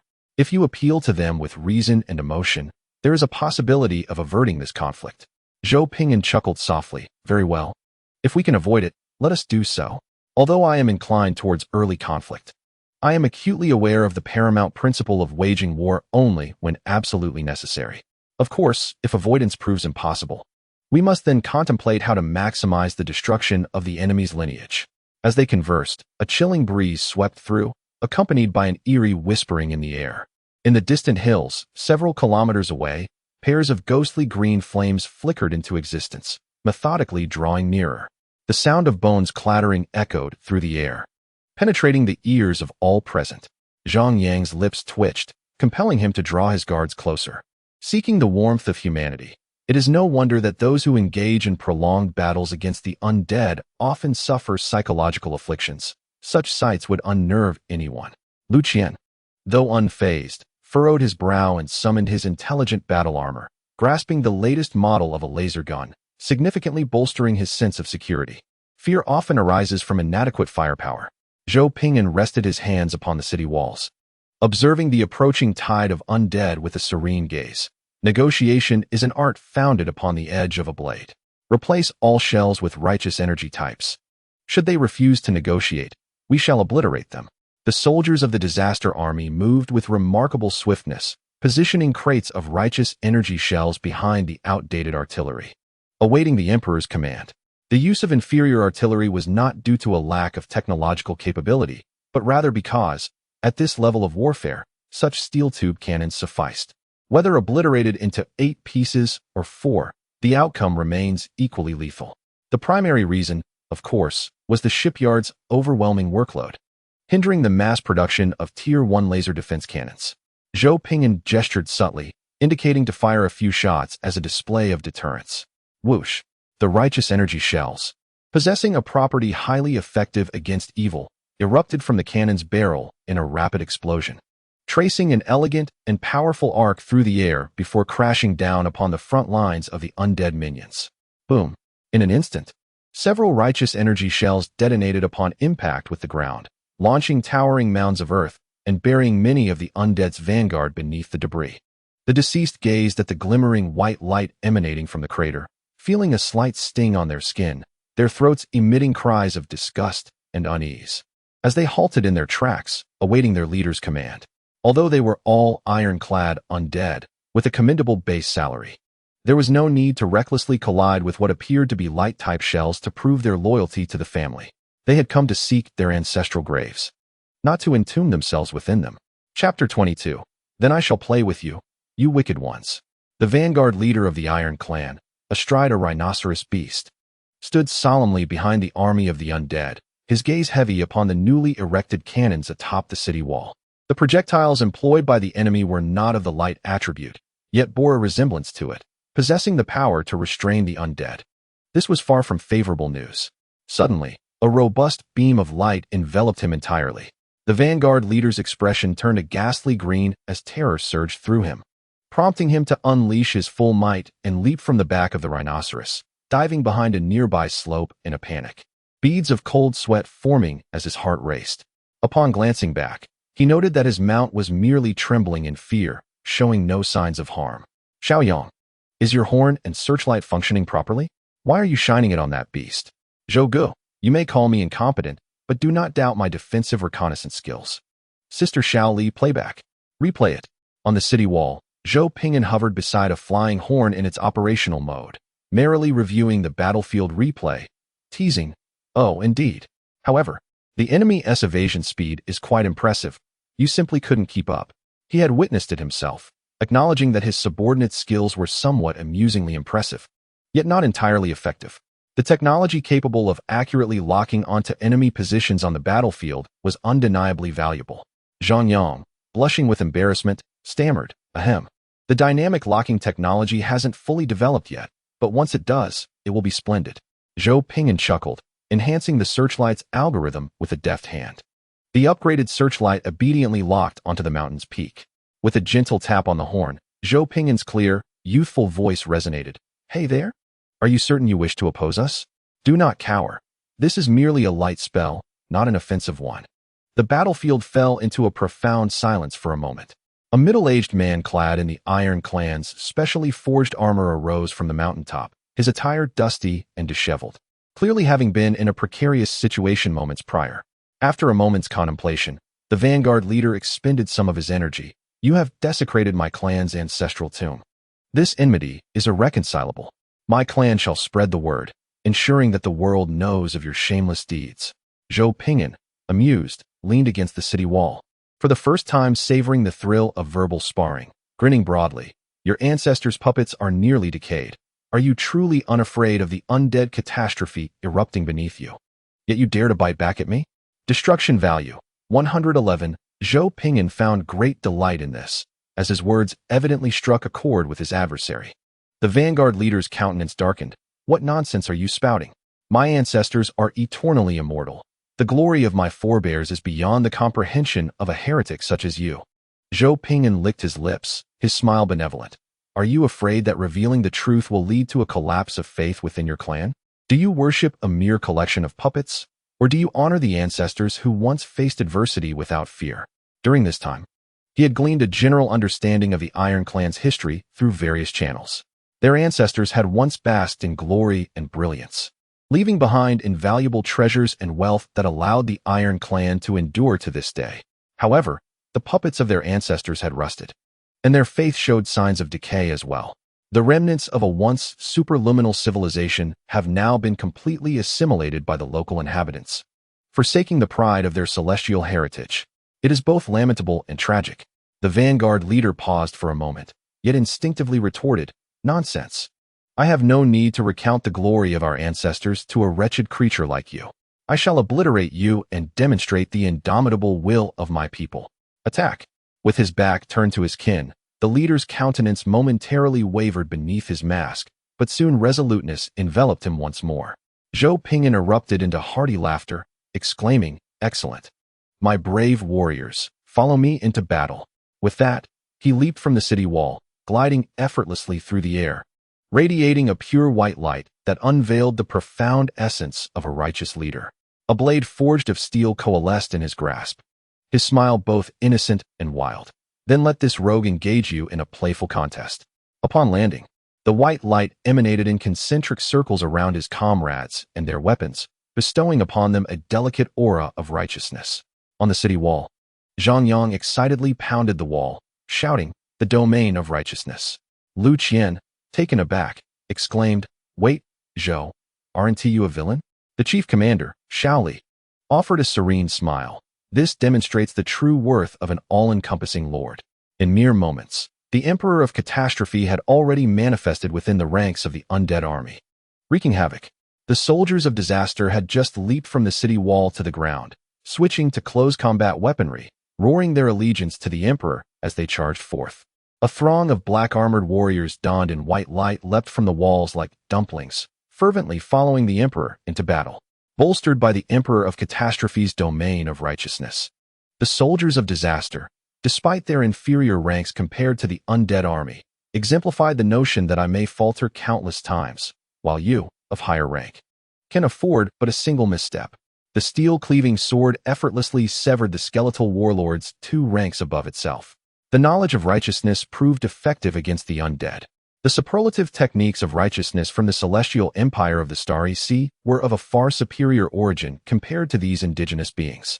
The Emperor of Catastrophe laughed with unrestrained joy, delivering fatal blows with each strike, as the surrounding undead fell with every deft move. Enraged, the vanguard leader interjected, positioning himself before Zhou Ping'an, his eyes ablaze. Enough. Cease your assault. Otherwise, I shall awaken the ancestral puppets. If this slaughter continued, even the ancestors would be unable to safeguard their legacy. Zhou Ping'an laughed heartily, casually raising his sword to deflect the attack. Your ancestors have been shattered. Ha ha ha. The vanguard leader's expression twisted in fury. Awakening the ancestors means no retreat. Outsider, you court death. Awaken the ancestors. At this command, 10 pairs of enormous dark green eyes illuminated in the rear, fixated intently on the Emperor of Catastrophe at the forefront. Zhou Ping'an seized a nearby devouring black-armored soldier, signaling with his gaze, then hurled him towards a massive silvery green land combat mech 2,000 meters away. Boom. Merely approaching triggered a black-green laser that evaporated the devouring black-armored soldier, who had just engaged his outer armor in tank defense mode. Thud, thud, thud. The dark green eyes grew larger from 2,000 meters away, their footsteps growing heavier, causing the ground to tremble slightly. Zhou Ping'an uploaded data regarding the soldier's injuries to the Soul Network, licking his lips with intrigue. Interesting, the giant combat mode. The T3 class land battle mech can accommodate various configurations, with the most prevalent being the land combat mode, which transforms into the giant Titan mech. A towering intelligent mech exceeding 100 meters in height, capable of unleashing terrifying attacks that could obliterate cities. The vanguard leader's expression shifted. Filled with derision. You possess no understanding of the ancestors' glory, foreigner. Zhou Ping'an chuckled, waving his hand. Do you hold a T3 mech pilot license? The vanguard leader paused in confusion. What? Zhou Ping'an laughed until tears nearly fell. Allow me to enlighten you. Without a pilot, intelligent combat mechs typically only harness 40 to 50% of their potential. Such giant mechs, while operable by a single individual, generally require a pilot and several auxiliary personnel to function optimally. If you aim for a special operations mode, I would have to calculate how many escort ships to deploy to disable your fire control system. A Titan combat mode without a pilot, what a peculiar maneuver. Size does not necessarily equate to strength. On the city wall, Zhang Yang shouted excitedly. Aim for the core area and blow it up. At this moment, the allure of intellect and education was unmistakably evident. Chapter 23. The Emperor needs no protection. The Emperor can outlive you. Zhou Ping'an had fought countless battles, accustomed to thorough preparation and having contingencies in place. This time, he followed the established protocols, calculating all variables. He had merely overlooked that the natives would present such an obstacle. Accustomed to battling typical lords, he had forgotten the existence of those less academically inclined in this world. The ambushed aerial escort ships, under the command of the warlord Lu Qian, executed precise bombardments on the shoulders, arms, chest, and abdomen, 4 core areas of the T3 Titan mech. The aerial escort ships, equipped with countermeasures and small-phase disintegration cannons, acted like precise surgical instruments, repeatedly scraping at the weapon zones and core areas of the T3 Titan mech, elegantly depleting its shields. The vanguard leader halted, observing the futile efforts of the new magical ships as they ineffectively scratched at the ancestor's puppet, laughing until his belly hurt. Surely, you do not expect these small vessels to penetrate the ancestor's defenses? You would achieve nothing even after a lifetime of attempts. You are not the ancient sky aristocrats. Ha ha. Zhou Ping'an stroked his chin, his expression serene. You possess not the slightest comprehension of the value of a T3 mech pilot license. Among the aerial escort ships above, there was a warlord named Liu Qian, whose talent was the Berserker artifact. One of its powers was to temporarily amplify all allied output and attack speed. Seizing a fleeting moment, Liu Qian commanded all aerial escort ships to simultaneously target the shoulder of the Titan mech, causing an overload in that area. In the next instant, T3 pilot Liu Qian teleported to the overloaded zone, his body shimmering with lightning, his eyes transformed to azure, as he raised his accompanying artifact hammer and roared downwards. Boom! A violent explosion erupted from the Titan mech's left shoulder, and a blue figure soared from the inferno, swiftly maneuvering to the Titan mech's right arm to issue another command for a simultaneous volley.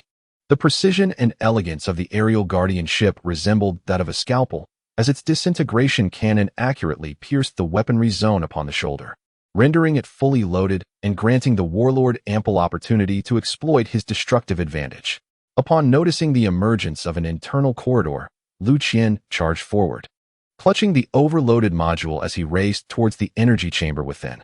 The upper body of the Titan mech erupted in an explosion, staggering as it attempted to extricate the parasites within, its movements suddenly faltering, and its chest detonating, unleashing a terrifying wave of corruptive energy that surged toward the heavens, causing it to topple backwards. The Vanguard leader stood in stunned silence, gazing at the fallen ancestor puppet with a dazed expression, exclaiming, "How is this possible?" Zhou Ping'an, arms crossed and clicking his tongue, remarked, "Truly worthy of the T3 mech. Only through desperate measures could the warlord hope to dismantle it." The restraint algorithms, small phase disintegration cannons, and the aerial guardian ship, paired with the enhancements of natural disasters and the warlord, along with fully leveraged soul network computational power, had conspired to create an overload and an opportunity to breach the defenses of the ascendant warlord. Of course, it was equally important that the adversary had unwittingly provided such a substantial opening. Had a lesser-educated warlord been in command, they would have failed to seize the opportunity to overload such an aged mech. There was an undeniable sensation of a young prodigy vanquishing an elder champion. The Vanguard leader's eyes reddened as he swiftly retreated a distance, striking his chest and shouting in the ancestral tongue, "Special Operations Mode. Decapitation." In the distance, all T3 Titan mechs rapidly switched modes, their forms shrinking swiftly, transitioning in the blink of an eye to a 3-meter-tall Special Operations stance. 9 pairs of dark green eyes locking onto the enemy leader at the heart of the battlefield. Liu Qian hurriedly dove in, urgently warning, "Brother, be careful." Zhou Ping'an's lips curled into a slight smirk, his gaze becoming mischievous. "Decapitate me?" The surrounding disaster warriors sensed a shift in the Imperial aura, scrambling away with unprecedented speed from the vicinity of the Emperor. Within the Soul Network, veterans rapidly elucidated the combat style of their Emperor to the new recruits, who, absorbing the data, quickened their pace. Do not obstruct the Emperor's output space. The Emperor's output is extraordinarily powerful, capable of annihilating both friend and foe. The Emperor requires no protection. The Emperor can endure far better than you. The T3 mechs were extraordinarily swift.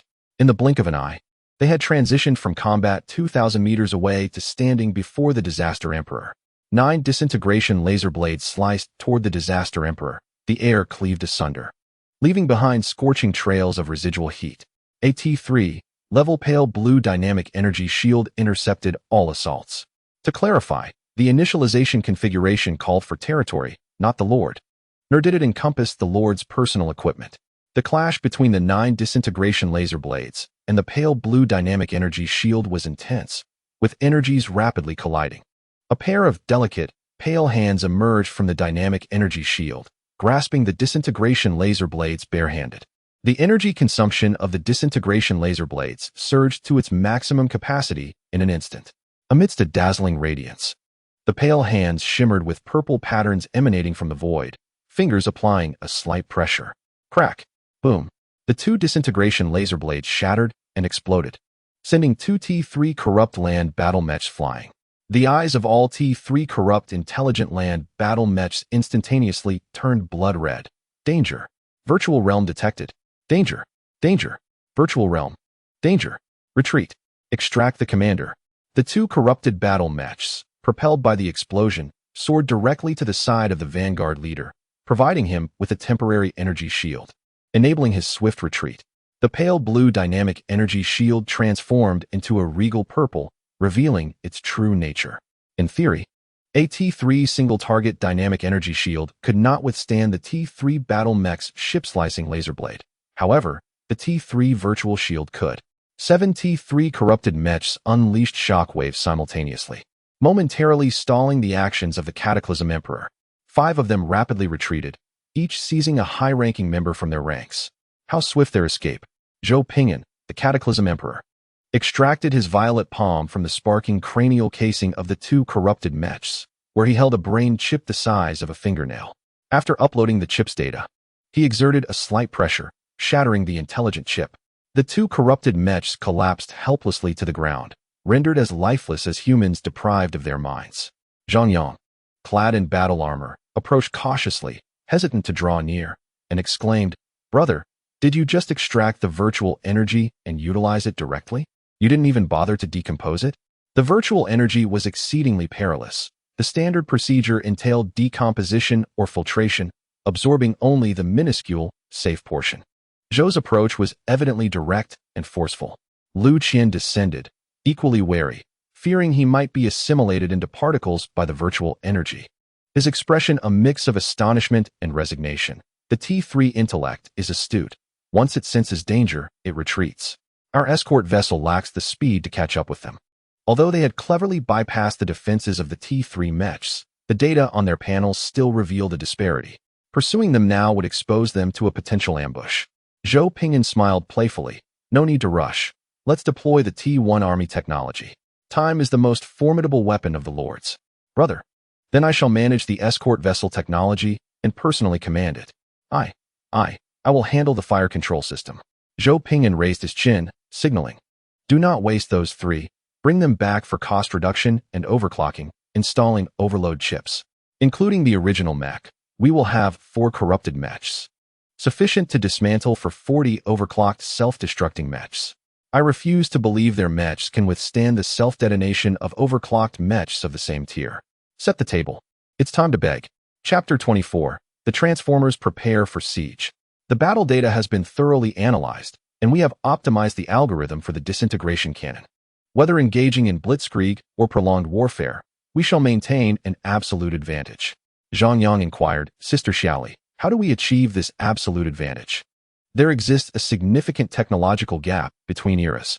T1 has only just ventured into the cosmos, while T3 dominates several star systems as an interstellar empire.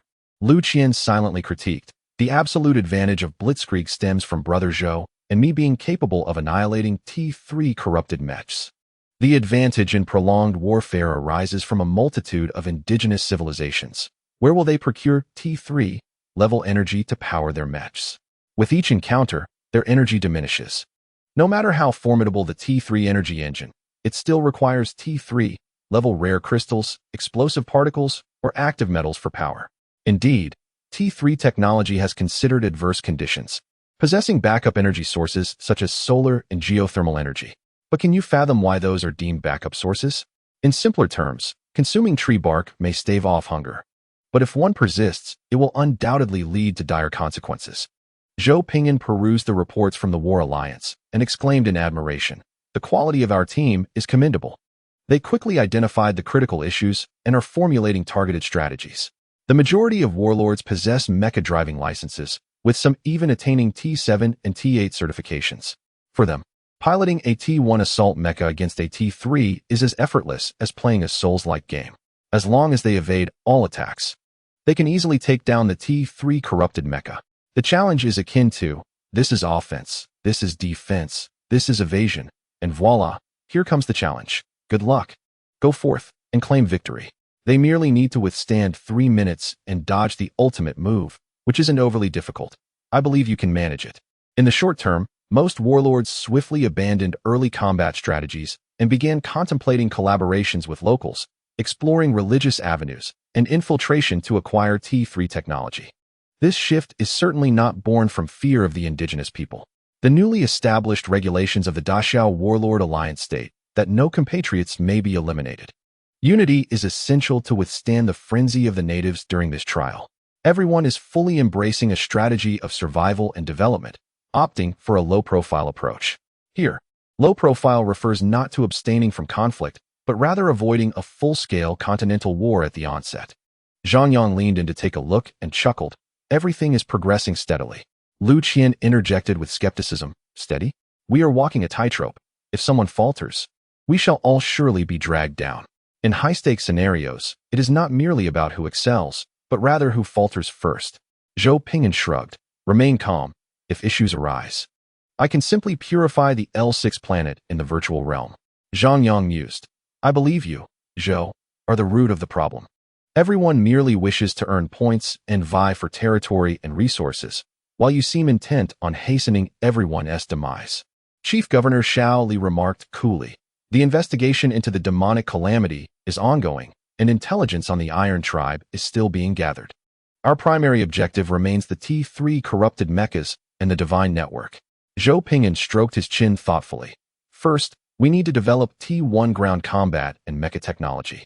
Install the phased disintegration cannon, and then we can deploy the transformers to combat the corrupted mechas, thereby addressing localized combat issues. Our military possesses extensive experience in extreme operations. As long as we engage, securing T3 corrupted mecha technology will be no problem. Zhou Ping'an checked the time. Once we accomplish this, you all should experiment with nuclear weapons. That alone could turn the tide. Zhang Yang expressed disbelief. Isn't that insufficient? A T1 nuclear weapon poses no threat to a T3 mecha. I understand the small phase disintegration cannon counters mechas, but nuclear weapons do not. Zhou Ping'an replied. Oh, we don't need to destroy the mechas. We simply need to eliminate the indigenous nobility. Zhang Yang remarked. I told you, following Zhou yields practical knowledge. In the first month, Zhou Ping'an, accompanied by 2 others, successfully developed the initial technologies and constructed both the core base and the frontline facilities. This is solely the enhancement of the Soul Network, with research computational power overflowing, resulting in outcomes within a mere month. Under normal circumstances, it would require at least 3 to 7 years to achieve such results. Most regions of the Kingdom of Luo have ostensibly been reincorporated under the banner of the Disaster Wolf Empire. However, this is merely in name. In essence, the nobles of the Kingdom of Luo are eagerly anticipating the ancient nobility of the Iron Clan to rise in rebellion. Everyone is observing the stance of the Iron Clan, as the royal family has already capitulated, leaving no hope for them. Zhou Ping'an has chosen to embark on a journey, accompanied by a group, to the capital of the Iron Clan, the city of Casting Heaven. Disguised as a scholar, Zhou Ping'an, along with his team masquerading as an adventuring party, arrived outside the city of Casting Heaven, awaiting approval to enter. Fang Shan wiped the sweat from his brow, inquiring, Are you seeking that assessment? Zhou Ping'an replied with a faint smile, I shall first observe the situation before deciding on the extent of my measures. Zhang Yang and Lu Qian discreetly tucked away the civilization assessment forms, pretending they had never been taken out. Generally, the standard procedure involves conducting an assessment to determine the appropriate strategy. However, given that Zhou Ping'an had previously attacked our citizens, a legitimate countermeasure could be initiated before proceeding with the civilization assessment. It is evident that Brother Zhou possesses a good temperament, harboring no grudges. Wang Chuan, disguised as a merchant, swallowed hard and asked, Lord Zhou, what shall we do now? Zhou Ping'an responded, Let us find a suitable vantage point to observe the battle, and witness the siege's results tonight. Fang Shan's eyes widened in astonishment. What siege? Wang Chuan was taken aback. A siege tonight? The chief commander, Xiao Li, adjusted her glasses and calmly stated, Indeed, we are testing the combat capabilities of the upgraded Transformers warriors. Over the past month, they have engaged in land warfare, mecha, fire control, and various military technologies. After undergoing a round of upgrades, the gap between both sides is rapidly diminishing. Initially, it was believed that confronting T3 corrupted mechas would incur significant costs. However, reality has proven to be even more thrilling than anticipated.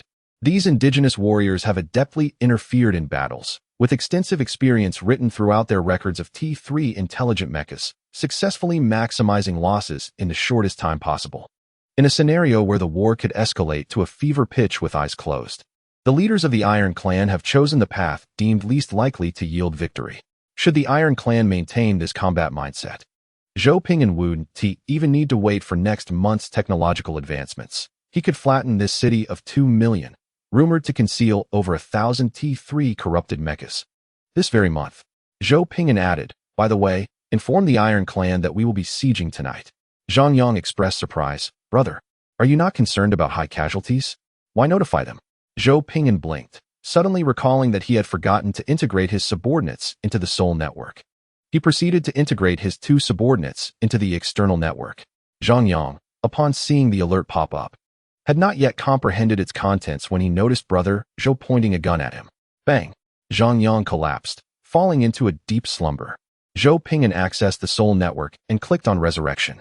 Zhang Yang groggily rose from the ground, touching the blood on his forehead, looking utterly bewildered. Did I just die? Am I alive again? Shaoli affirmed, yes. Lu Qian was stunned. Huh? Zhang Yang asked, did you receive it? Lu Qian nodded. I did. What's the matter? Zhang Yang swiftly drew his gun, delivering a lethal shot directly to his brother's brow at close range. Lu Qian lay perplexed on the ground, his hand still poised as if to check information. Shaoli, exasperated, utilized the Soul Network to resurrect Lu Qian. As he rose, Lu Qian glared at Zhang Yang, teeth clenched in anger. Zhang Yang whistled. Brother, I have intelligence here. I've already secured a restaurant for us. We can stand there and enjoy the view. Chapter 25. Awakening the Ancestors, Preparing for War. The group entered the city, lodging at a 10-story restaurant near the city wall in the southern district. This establishment was clearly constructed with advanced materials, akin to reinforced concrete technology, making it a stark contrast to the rudimentary structures of the Furnace City. It momentarily made Zhou Ping'an feel as though he had stepped into a civilized world. However, peering over the balcony at the throngs of people below, clad in durable leather garments made from wild animal hides or woven from labor fabric, a flicker of disappointment crossed his mind. Wang Chuan lowered his voice. I've been here before. This restaurant has quite an interesting origin. It was reportedly built by a soil-based sorcerer who invited his friends to join in its construction. Since then, earth, stone, and steel mages have found a lucrative path in construction. However, this is not something they speak of openly, as it is considered shameful among mages. Upon finishing his statement, Wang Chuan felt a deep sense of resignation. Compared to the historical rise of the Great Xia Empire, his own seemed utterly futile. If things continued this way, not only would they lose external wars, but internal conflicts would also lead to inevitable defeat, and ultimately, there would be nothing left to lose. Wang Chuan, having engaged with the 9-year compulsory education system of the Great Xia Empire, understood that it was a civilization marked by tolerance and generosity. Emperor Zhou Ping'an possessed a benevolent heart, keen to offer knowledge and technology to those willing to learn, aiding the advancement of less developed civilizations. Yet therein lay the dilemma. Based on Wang Chuan's understanding of the class structure in the Luo Kingdom, even if technology were shared, the nobles would devise ways to suppress and obstruct progress, rendering any hope of ascendance futile. A month's time was sufficient for the Disaster Wolf Empire to elevate its scientific and technological capabilities. For the Luo Kingdom, a month would only allow the nobles to concoct schemes to misreport and conceal territorial revenues, enabling them to greedily pocket more treasure while further diminishing the circulating funds in the market. While others worried about economic bubbles in their developmental histories, here, we were not even facing bubbles. We were on the verge of a complete drought. Zhou Ping'an reclined in a lounge chair, legs crossed, savoring the local delicacy, a dish of dark night deer demon meat, expertly roasted by a professional chef, though its taste was far from delightful. Frowning, he meticulously finished each piece. It was unpalatable yet edible. Zhang Yang and Lu Qian followed suit, completing their meals. Zhang Yang then summoned the intelligence officer, his expression grim. Did you hire a professional chef? The intelligence officer, voice trembling with nervousness, replied, My lord, he is indeed professional. It is precisely because he is so professional that the food is so unappetizing. Only the unprofessional cooks prepare food that tastes good. Zhang Yang responded, What sort of principle is that? No wonder this place is so backward. They can't even manage to prepare decent meals. How can they muster the strength for construction? Zhou Ping'an wiped his mouth and said, Let us take a brief respite. We shall commence the siege promptly at 7:30 this evening. As you command. In the grand hall of the Iron Clan's inner city, at the City of Heaven, Fang Chuan pressed his lips together, observing the magical mosquito hovering in midair, incessantly looping the challenge proclamation. His countenance was ashen. Technologically, have we fallen so far behind them? The elders exchanged glances, each reflecting the same sense of helplessness, shame, and defeat. Not only were they unable to engage in a direct confrontation, but even in issuing a challenge, their technological prowess paled in comparison. Chief, the majority of the kingdom of Luo has now been occupied by the Black Armored Army under the guise of royal authority. Shall we acknowledge the new ruler, or deliberate further? Feng Chuan's eyes widened in disbelief. Are we to simply let the matter of my mother's demise slide? Had he not desecrated ancestral graves, perhaps there would have been room for negotiation. Yet, with each territory he claimed, he detonated yet another ancestral grave, particularly targeting those of our Iron Clan. The more he contemplated, the more incensed he became. Retreating only fueled his fury. The desecration of ancestral graves and the usurpation of ancestral puppets struck directly at the very foundation of their faith and clan identity. The lead commander stood, his expression grave. Chief, we must approach this matter with utmost caution. The leader of the Black Armored Army possesses formidable strength. Moreover, our ancestral guardians have repeatedly warned us to avoid direct confrontation with him. Feng Chuan's expression darkened. I understand, but the audacity of the Black Armored Army is intolerable. They demand we surrender all ancestral puppets for inspection. Am I to issue a decree to relinquish our ancestral puppets? Without them, can the Iron Clan still claim to be the Iron Clan? Losing our identity as ancient nobility would plunge us into the mundane realm, stripping us of our rightful place among the celestial, forever forfeiting our eligibility to ascend to the heavens and become a divine lineage. Feng Chuan's demeanor grew solemn, his tone resolute.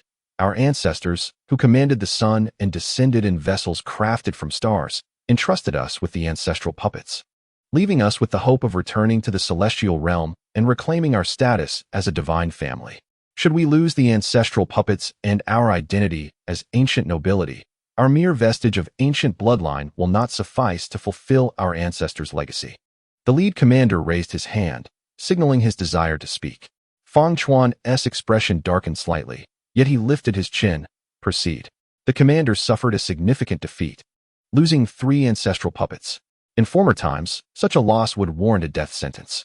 However, the ancestral guardians interceded, explaining that the situation was beyond human capability, thus sparing him.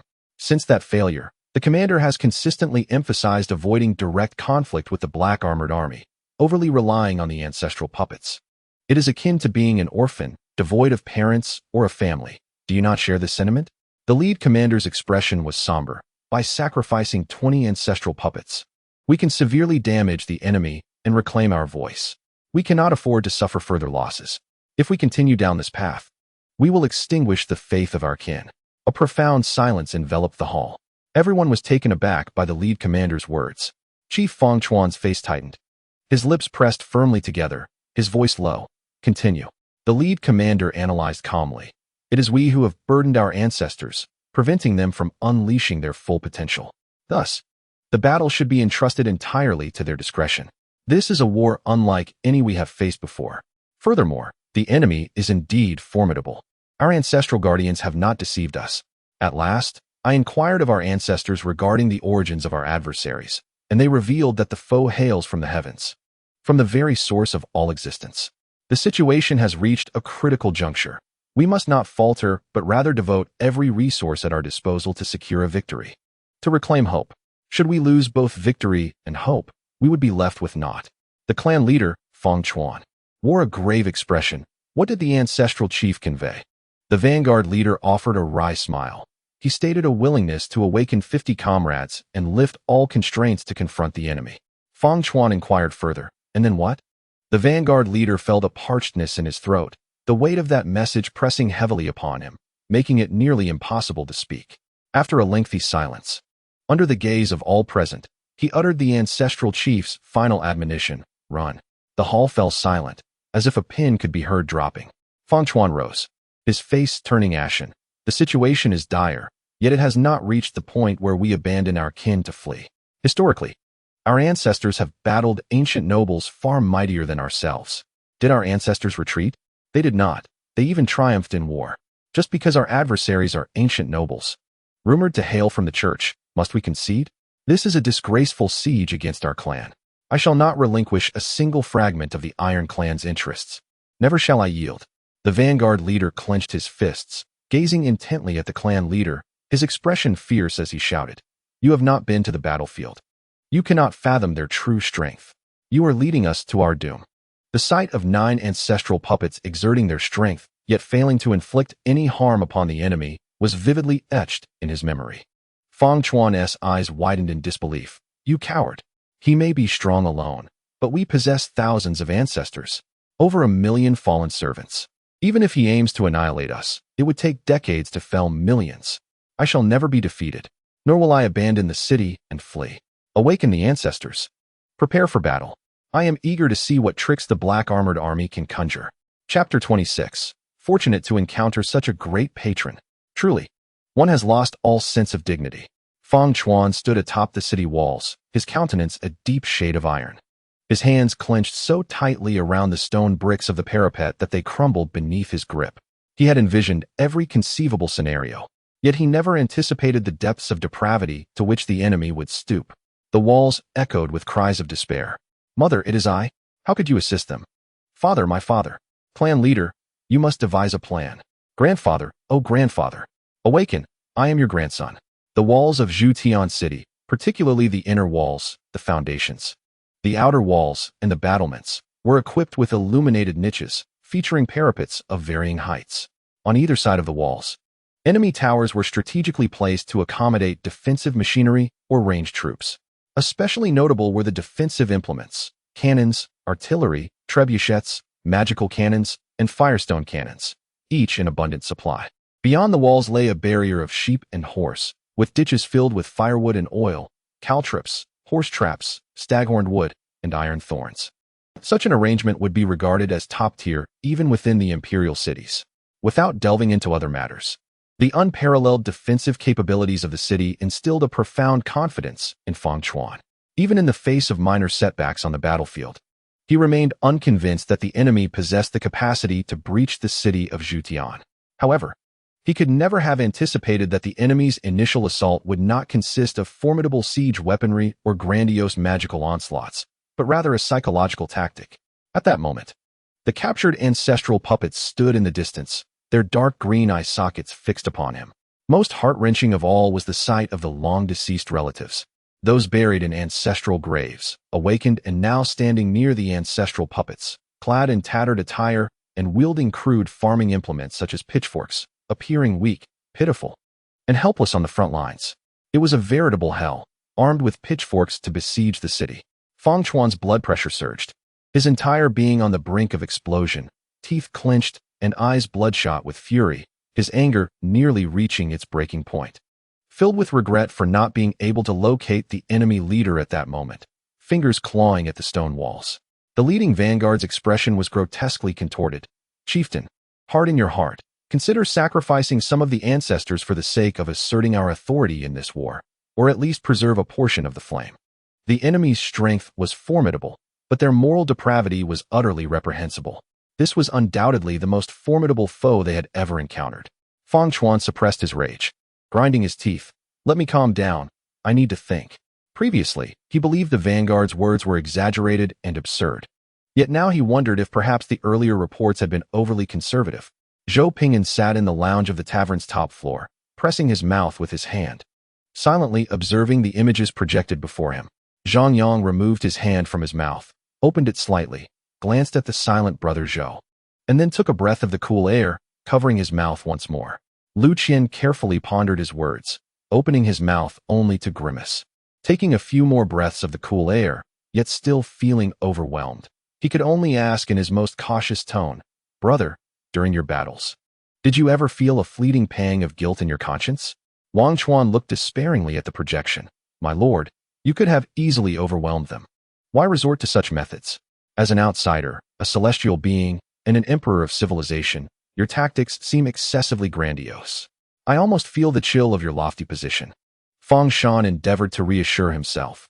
This was for the good of the Iron Race, to dispel the undead calamity, for the sake of all humanity. Chief Commander Shaoli, quick-witted, swiftly struck Fang Shan into unconsciousness, instructing her subordinates to carry him away. Zhou Ping'an remained silent for a long time, trying to justify himself. "I merely ordered an increase in our odds of success. All eyes turned to the ruling officer, Xiao Li. Chief Officer Xiao Li strove to maintain a calm demeanor. The objective disparity in strength between our sides is considerable. I merely suggested they find ways to enhance our chances. Ask Xiaoda. He manages the army. The personal guard, who also held the title of General, Xiaoda, gazed silently at the sky. I said to have them find every possible means to enhance the odds, to seek every conceivable method to improve our chances. As the orders were passed down, they morphed into a mandate to increase the odds by any means necessary. A slight silence enveloped the air. Zhang Yang remarked contemplatively, "The crookedness of the upper beam inevitably leads to the corruption of the lower beams. A malaise that can pervade an entire nation, most likely stemming from above. This is undoubtedly a reflection of Brother Zhou's disregard for humanity, causing those beneath him to follow suit and learn the wrong lessons. Mastering virtue may take 3 years, while embracing vice can occur in mere seconds." Lu Qian quickly covered his mouth, diverting the conversation. "Sister Xiaoli, I just counted over 180 T3 corrupted mechas. How did we amass such a quantity?" Chief Officer Xiaoli cleared her throat lightly. "I noticed that the Iron Clan was neglecting their T3 mechas, so I dispatched personnel to their territory to retrieve them. This strategy proved quite effective. When the mechas are inactive, they pose little threat. However, it was different with Zhutian City, where the guards were too vigilant and the defense systems fully operational." Wang Chuan interjected, "Are we digging up ancestral graves? Aren't those supposed to remain undisturbed?" Chief Officer Xiaoli's gaze drifted, looking sideways. "It's not entirely about grave desecration. Part of it involves visiting them at night for discussions and fostering a consensus with their families, even inviting them to sample glucose nutrient solutions." An air of silence enveloped the room. The seasoned veterans present quickly deduced the implications of her words: assassination, hostage-taking, poisoning, and such. It was all rather brazen. "You strategists are far too innocent and pure-hearted. I feel an overwhelming sense of shame. Isn't this essentially grave robbing by any means necessary? Do the deceased voluntarily rise to fight on the battlefield?" Zhou Ping'an made an effort to steer the conversation back. "So, you're saying we ended up with more mechas and dismantled over 180? Chief Officer Xiaoli covered her mouth. "Indeed, rest assured, they all voluntarily donated." The seasoned veterans remained silent, sensing that Sister Xiaoli's explanation was somewhat superfluous. When she referred to them, it clearly implied that those currently alive had consented to this. Correct? There must be those who did not wish to volunteer, yet they have undoubtedly exited the biological sphere. Zhou Ping'an gazed at the projection, hands resting on the table, his tone resigned. "At least the outcome is commendable. The morale of the defenders of Zhutian City has already collapsed. Don't you think this amounts to a victory without battle?" Zhang Yang interjected, "Brother, the concept of conquering the enemy without fighting is not as simplistic as you perceive." Chief Officer Xiaoli coughed lightly. "This time, we have introduced T1 self-evolution logic, T1 modified deflection shields, T1 mecha technology, and T1 land warfare iterations, all of which have been fully upgraded in the participating Transformers disaster army. The captured T3 corrupted mechas have all undergone cost reduction and overclocking. Through our modifications, the lifespan of the T3 corrupted mechas has been reduced to approximately 100 years, while all offensive and defensive capabilities have been preserved to the best of our ability. Due to technological constraints, we still rely on T1 cerebral chip technology. However, the T1 self-evolution logic compensates for this deficiency.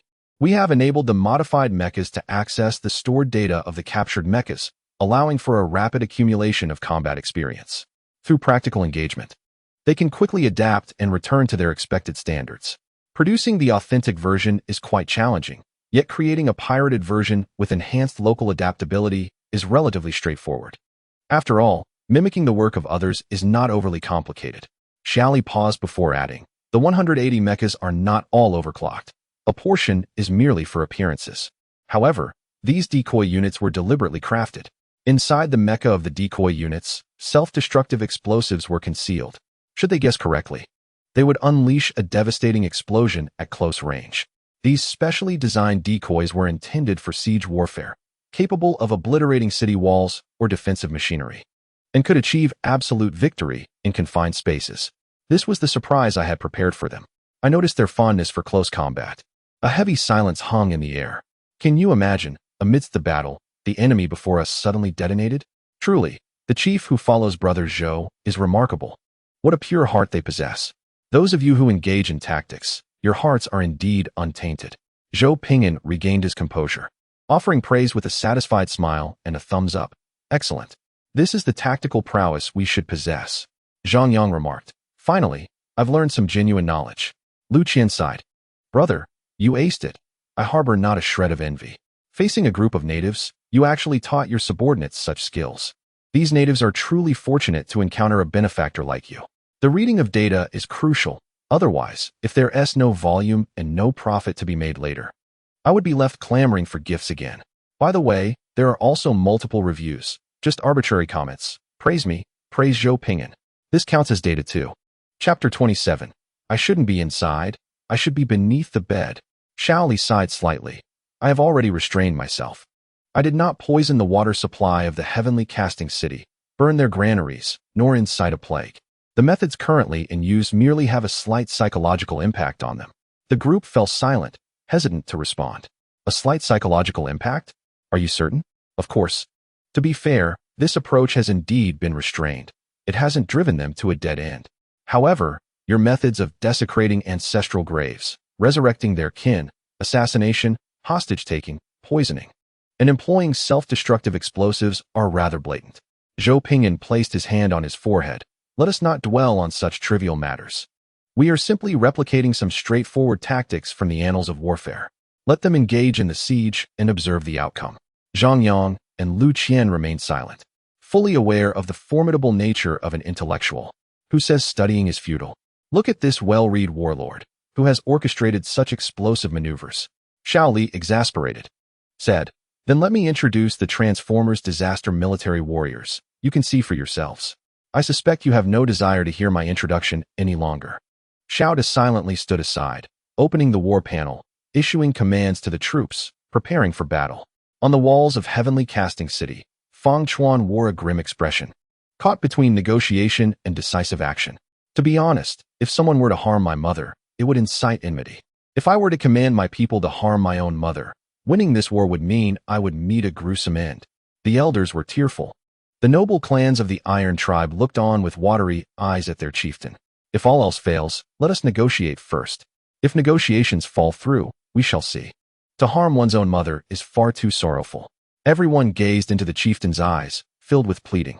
Fang Chuan closed his eyes, his mind swirling with myriad thoughts. Finally, with a resolute bite of his lip, he opened his eyes. Negotiation. His numerous relatives were still opposite him. If this were to explode, he would indeed sever ties with his kin, physically and metaphorically. Zhou Ping'an rested his chin on his hands, his demeanor tranquil. You go. Such a humiliating negotiation could not be undertaken by me, the emperor.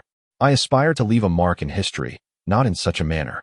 I truly wonder whose dreadful idea this was. Chief Officer Shaoli glanced at Zhang Yang, who was making a concerted effort to appear invisible. You go. Zhang Yang decisively nudged his good friend.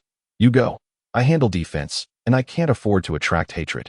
Lu Qian shot a glare back, turning towards the personal guard and general of the Disaster Wolf Empire. Shouta, you should go. Isn't this your responsibility? Whoever goes will gain notoriety. Shouta turned away. You go, damn it. There was no one left to push. Wait, isn't there one? Shouta looked at Wang Chuan, who was desperately curled up at the edge of the bed, preparing to crawl under it. Wang Chuan lay on the ground, sensing the intense gazes upon him. He turned back, awkwardly smiling, pointing at himself. Me? I shouldn't be here. I ought to be under the bed. Had I known you would act this way, I would have never come. Shaoli smiled gently, her tone soft. You should go. You are the future emperor of planet L6. This is a splendid opportunity to etch your name in history. Regardless of whether it is a good or bad reputation, this battle, win or lose, will surely resonate through the ages. Wang Chuan struggled momentarily, rising to his feet, glancing at Fang Shan, who lay unconscious on the bed, tears welling in his eyes. Brother Fang, your fainting is truly ill-timed. You've missed an excellent chance to achieve lasting fame. With so few people in the room, there was no one left to push. Shouta stepped forward, his hand firmly pressing on Wang Chuan's shoulder. Do not worry, I have set it up. The projection will commence in 6 minutes. Prepare yourself. Should we tidy you up a bit? Do you need makeup or a change of attire? After all, it's your first grand appearance. Looking sharp may elicit slightly kinder words from your future detractors. Wang Chuan, with tears brimming, lamented, beastlier than a beast or a heart of a monster. I reckon that's not exactly flattering. Forget that. You have 5 minutes left. Damn it. Wang Chuan felt utterly despairing. Yet with no other choice, he selected an outfit he favored, styled his hair, and prepared his face with an air of profound desperation. Before being projected onto the front line of battle, Wang Chuan glanced around, his complexion turning pallid. It was indeed a magnified projection. Were they afraid the enemy could not see my face clearly? Why the hell did you enhance the projection? Shouda, you truly are heartless. Fang Chuan stood atop the city wall, gazing at the familiar face with a pallid countenance, his chest heaving with rage, his expression grotesque, voice menacing. Wang Chuan, you have truly become a lackey of the Black Armored Army. What a disgraceful son of the Wang family you are. Wang Chuan endeavored to maintain a facade of calm, while the nearby transformers of the Disaster Army observed, noting that the negotiator appeared on the verge of collapse. Wang Chuan took a discreet breath, striving to maintain an appearance of tranquility, his voice calm. Fang Chuan, spare us the trivialities. What do you wish to negotiate? Fang Chuan cast a glance towards the front lines of the battlefield, where his distant relatives stood, his countenance ashen. Release our kin. Allow them to return to the serenity of death. Wang Chuan quietly gestured. Were they not resurrected by your own hands? It became evident that the amplification technology of the Cataclysm Empire was indeed reliable. The battlefield quieted considerably, the sounds of weeping diminished by over 20 decibels. Fang Chuan, seizing a crumbling brick, ground his teeth, expelling his fury from deep within. Our side shall not employ siege weaponry. Release our kin. Wang Chuan turned his gaze to the Cataclysm Emperor seated prominently beside him. The Emperor nodded, signaling consent. The objective had been to assess the effectiveness of the T3 overclocked corrupted mechas in conjunction with the transforming Disaster Army's siege capabilities, rather than to scrutinize the moral thresholds of battlefield commanders.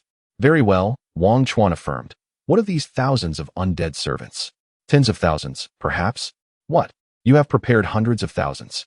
Are you even human? Aside from the siege equipment, you are also prohibited from employing large-scale war magic.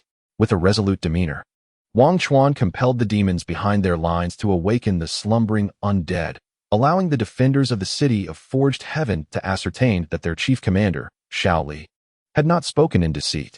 She truly had orchestrated the summoning of hundreds of thousands of undead servants, diligently researching the genealogies of the city's defenders, positioning their relatives at the forefront to ensure they beheld their resurrected parents armed with pitchforks, ready to storm the city, fearful that the psychological impact would not be sufficiently potent. It was utterly infernal. Fang Chuan gazed upon the battlefield's rear, now illuminated by flickering green ghostly flames, his complexion turning a sickly shade of green, regretting that he had not heeded the counsel of the ancestral leader, wishing he had embraced even a fragment of it. Had he foreseen such a scenario, he would have directly awakened 100 ancestral puppets to charge forth and vanquish the enemy, allowing the esteemed ancestral constructs to make the judgments, thus relieving himself of such a burdensome moral weight. At times, the orphaned ancestral puppets possessed their own unique advantages. Fang Chuan looked towards the elders, who were both enraged and sorrowful, deliberating with the ironclad nobility, ultimately shedding tears as they relinquished the notion of employing large-scale war magic. Fang Chuan gritted his teeth. We accept. Wang Chuan, with unwavering resolve, called for General Xiao to rescind the projection. It seems my life is now forfeit. Fang Chuan witnessed the retreat of the undead servants, trembling with rage. To the ancestral grave, summoned the ancient artifact. I demand their demise. The vanguard leader emerged from behind, carrying a dark alloy safe, his expression equally grim. The ancestral leader had foreseen this and has already procured it. At that moment, Fang Chuan was beyond caring about the ancestral leader's interference in familial command. His eyes reddened. Awakened the ancient artifact. The dark alloy safe opened to reveal a palm-sized silver mechanical sphere nestled within. The vanguard leader carefully lifted it, pressing the button atop. Detection complete. Confirm artifact usage? Confirmed. How many mechas will be augmented? 200. Augmentation complete. An invisible wave of information swept across the city. Within the Iron Clan's ancestral grave in the Forged Heaven City, 200 dormant T3 corrupted mechs were awakened. Their eye sockets gleamed with a deep green light, and the rust upon their bodies rapidly dissipated, restoring them to pristine condition.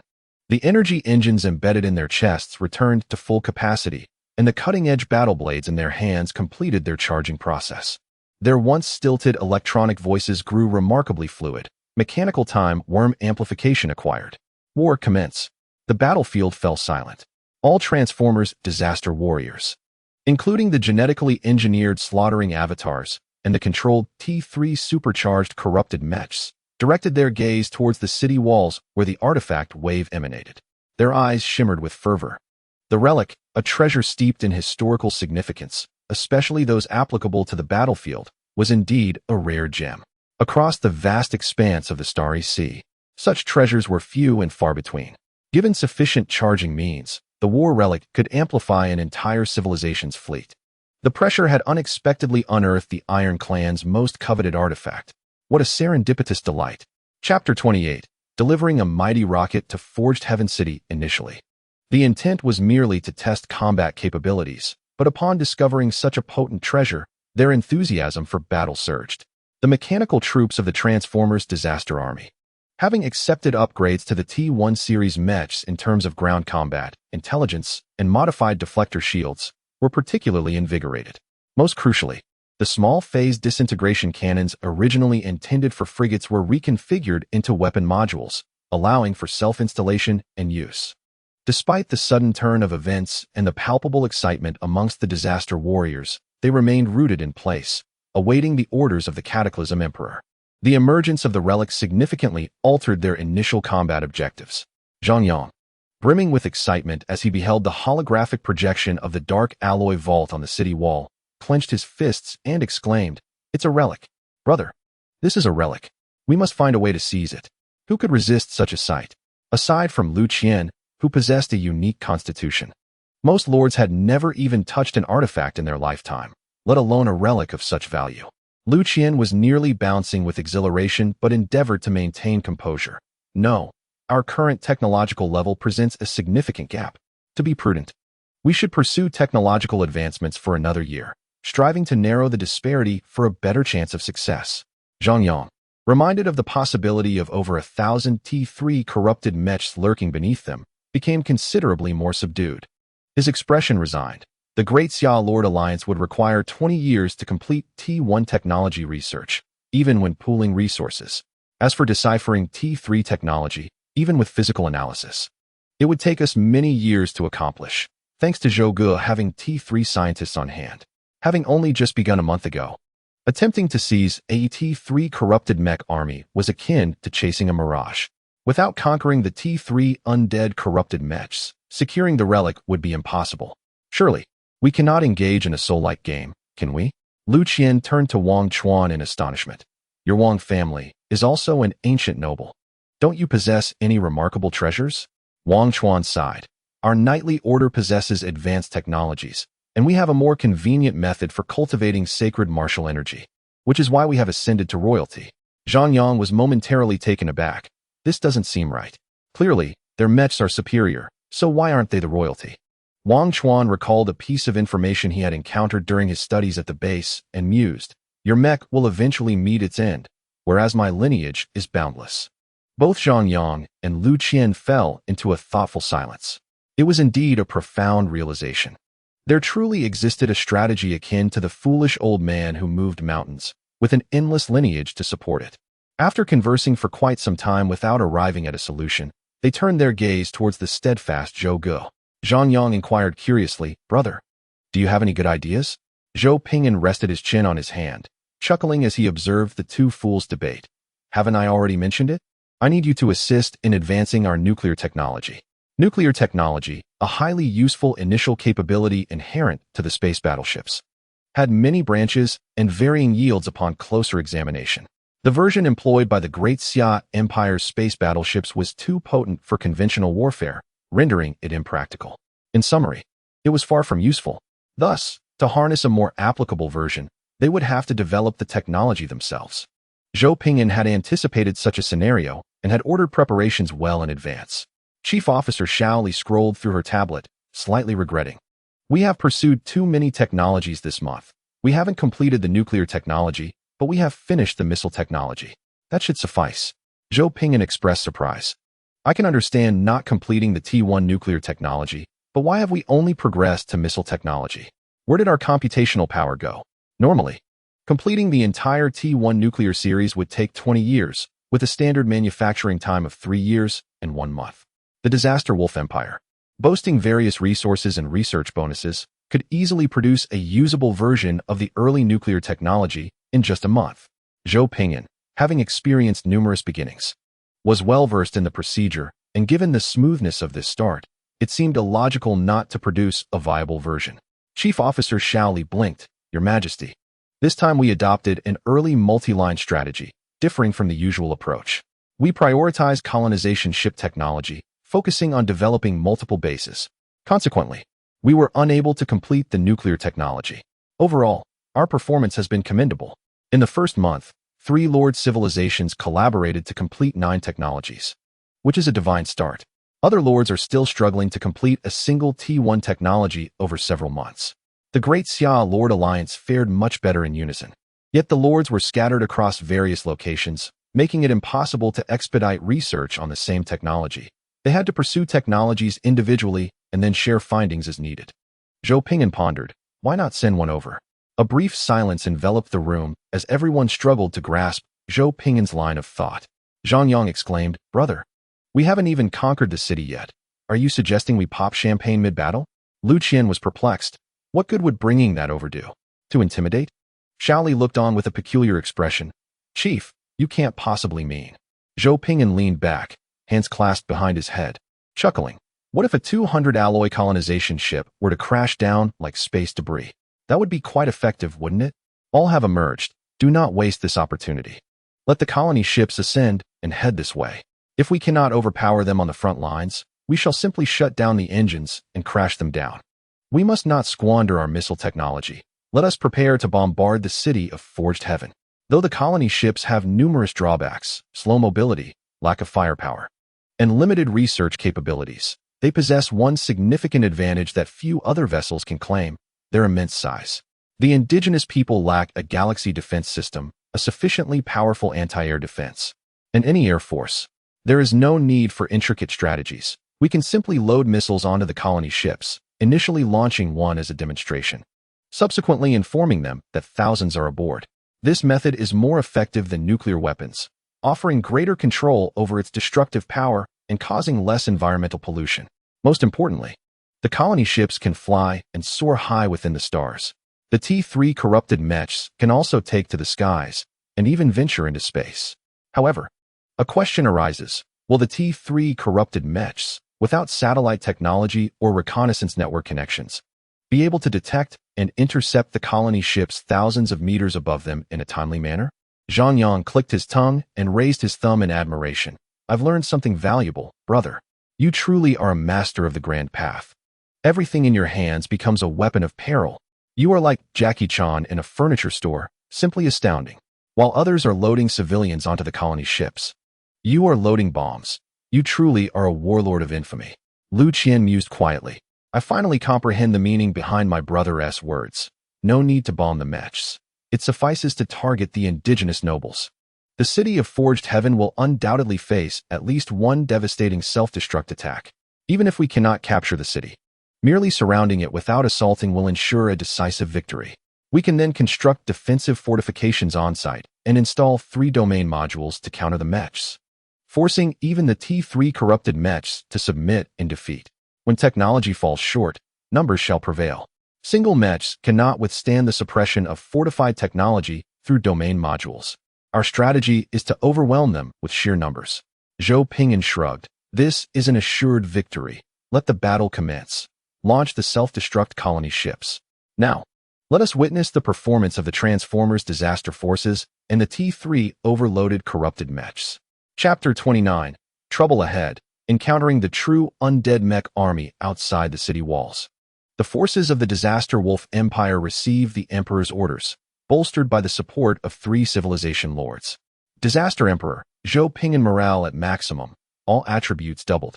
Plus 5 void energy damage. Star Suppression Emperor, Zhang Yang health increased by 50, armor increased by 50, energy shield increased by 100. Plus 1 shield recharge per second. Heavenly Profound King. Lucian physical damage increased by 80, energy damage increased by 100, attack speed increased by 60. Attack cooldown reduced by 10. This marks the first battle in which Zhou Ping'an personally commanded the lords to unleash their blessing skills. Each lord possesses benefits from their civilizations and unique skills. With the combined enhancements, a T1 unit could rival a T2, and when overloaded, they might even stand toe-to-toe with these veteran T3 mechs in certain aspects.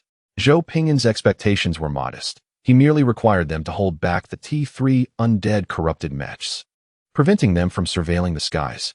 In the engagement between T1 and T3, the objective is to hold the line. What more could one desire? The mission's aim is crystal clear, and the morale of the disaster army is at its peak. As long as the frontline battles are sufficiently fierce and the timeline is fully exploited, victory in this siege will be assured. The commanders of the disaster army adopted a resolute stance, decisively abandoning the undead minion army that would only slow the pace of war and hinder combat efficiency. They committed fully, pushing all available forces to the forefront and ordering the rear to expedite the construction of barracks. In the realm of deception, extended troop lines and prolonged logistics render resurrection a process that could take a year. In the reality of warfare, however, I will construct the barracks right before you. And for every one that falls, I shall resurrect another. The advantage lies in your indigenous technologies and inadequacies, which prevent you from launching a surprise attack on my rear to demolish the barracks. During implementation, various commanders of the disaster army discreetly established 1 or 2 barracks underground, ensuring that they were not discovered and their resurrection points obliterated. Though their words were beautiful, their actions revealed a more pragmatic, seasoned approach. As the war commenced, all transformers of the disaster army charged forth, eagerly confronting the newly deployed T3 corrupted mechs that had emerged from the city of Forged Heaven, intended to assess the combat capabilities of the mechanical units post-upgrade. Meanwhile, our T3 overloaded mechs were ordered to the second line of battle, assigned solely for disruptive maneuvers. 200 brand-new T3 corrupted mechs advanced, each shot capable of evaporating a significant amount of energy from the T1 modified deflector shields. The dark green energy cannons striking against the light blue modified deflector shields erupted in a dazzling display of energy shards. The T1 mechanical transformers of the disaster army calmly uploaded data. After enduring 2 to 4 consecutive hits, the modified deflector shields would be utterly compromised. The armor could withstand 2 hits, while the mechs could endure 3. We possess 7 opportunities to evade, and after these 7, we can resurrect in the rear, simultaneously optimizing ourselves through the source of fire and self-evolution logic. The longer we fight, the greater the damage we can withstand, and our margin for error increases. Such abundance. To have a 7-fold margin for error is astounding. The transformers of the disaster army, could succeed even with my eyes closed. Nearby, another transformer of the disaster army hastily dodged and added, "Be wary of evasion. A hit to the head or energy core will be fatal. Your T3 remains your master." All soldiers of the disaster army noted the distinct shooting capabilities of the enemy, prompting them to hurriedly download an optimized database for head agility. Inspired by the envious cries of Louis XVI, an exceptionally peculiar scene unfolded on the battlefield. Feng Chuan gazed blankly at the enemy troops soaring through the skies, question marks hovering above his head, pointing at the vanguard leader beside him. What is this tactic? The vanguard leader, awestruck by the enemy's armor that not only could fly, but also had heads that rapidly bobbed from side to side while charging and shooting, displayed a bewilderment not unlike that of the clan leader and the nearby elders. Indeed, the heads of all the black-armored foes oscillated rapidly, creating afterimages as they charged forward with their weapons. Most terrifyingly, amidst the chaos of battle, an inexplicably strange yet rhythmic war song began to resonate. The newly minted T3 corrupted mech drew in a sharp breath, acutely aware of the formidable nature of their adversaries, who, despite being encased in mechanized armor, executed such terrifying maneuvers. Although the rapid lateral shaking of their heads during combat appeared somewhat comical and grotesque, if successfully employed in actual warfare, the benefits could be substantial. In summary, simple to grasp, easy to learn, with a manageable level of difficulty, and highly effective. The aspiration for a single, instantaneous headshot has become unrealistic. The enemy's flight speed, coupled with their erratic head movements, significantly escalates the challenge of accurate shooting. The electronic voice of the Ancestor puppet captain deepened, his emerald eyes streaming with data. Vanguard formation. Target the body. Inflict substantial losses to compel their retreat and seize the narrative. 200 brand new T3 corrupted mechs swiftly rearranged into a massive spearhead, piercing through the T1 Transformer disaster forces with overwhelming might. In that moment, the allure of quantity transforming into quality was vividly illustrated. A single T3 corrupted mech could withstand attacks from 10 airborne frigates in Titan mode, should it encounter an overload. The opportunity for destruction would be readily apparent. However, with 200 T3 corrupted mechs, the front line could unleash a volley of fire. Then rotate to the second line for shield recharge, with the second line subsequently shifting back to the front line, thereby averting encirclement and preventing overload scenarios. Grouped together, the T3 undead corrupted mechs fully leveraged their superior quality, alternating between first and second lines of combat, while a third line concealed within the inner regions prepared to deliver a decisive blow or unleash explosive damage to alter the tide of battle. Those familiar with the Star Sea Wars understand the immense value embodied in the phrase rich in experience, unencumbered by the interference of indigenous commanders. The new T3 corrupted mechs capitalized on their strengths. On the ground, disaster commanders convened in a makeshift underground base, deliberating the performance of their warriors. 8 shots. The resurrected warriors can endure damage once more. Given sufficient time, we can enhance our resilience. The performance is commendable. I predict we will successfully complete our containment mission. I am truly envious. The T3 mech is remarkably effective, dispatching us as easily as one would kill a chicken. Observing the seasoned T3 corrupted mechs in action, envy and admiration rippled through the ranks. If we could secure the T3 corrupted mech technology and relics, we would awaken from dreams with smiles in the future. Do not worry. Your mechs will eventually run their course, while my disaster forces are boundless. In the midst of the battlefield, the Ancestor corrupted mech captain sensed a slight warmth radiating from his intellect, his emerald eyes tinged with a hint of crimson. And the laser cannon in his grasp felt unusually heavy, his electronic voice slightly off-key. Comrades, I sense something amiss. The enemy's combat data appears peculiar. Beside him, the corrupted mech vice captain skillfully dispatched a Transformer disaster soldier attempting a sneak attack. His cold metallic visage contorted. This marks the 7th time I've been backstabbed by this black armored legion. That blue seal spray painted on his chest is now familiar to me. Moreover, the physical resilience of the Blue Seal spray-painted black-armored forces against the ship-slicing blade has been progressively increasing. Currently, it requires a single strike, but if this trend continues, in 20 minutes, 2 strikes will be necessary. The ship-slicing blade inflicts tremendous damage, ranking among the highest in its category. The communication channel of the Ancestor corrupted mech army fell into a momentary silence. Although no one spoke at length, they still managed to send a brief message. The captain of the Ancestor corrupted mech army was compelled to draw a rather absurd conclusion. For some inexplicable reason, I always feel as if I am battling the same group of adversaries. The black-armored enemy soldiers adorned with red scars have met their end at my hands 28 times. I suspect there is a single intelligence core at play, as the battle data is alarmingly consistent. Even the distinctive paint on their armor is identical. The communication channel was silent for a fleeting moment before erupting into a flurry of messages. The captain of the Ancestor corrupted mech army, regaining his composure, issued a calm order. Retreat to the city of Forged Heaven. Engage while withdrawing. The situation is amiss. The vice captain of the Ancestor corrupted mech army swiftly dispatched another Blue Seal spray-painted black-armored soldier, defiantly grasping the enemy's head and crushing it, extracting an intelligence chip. The cold metallic visage was filled with bewilderment. This cannot be right. There is one intelligence core within each mech, and all identifiers are unique.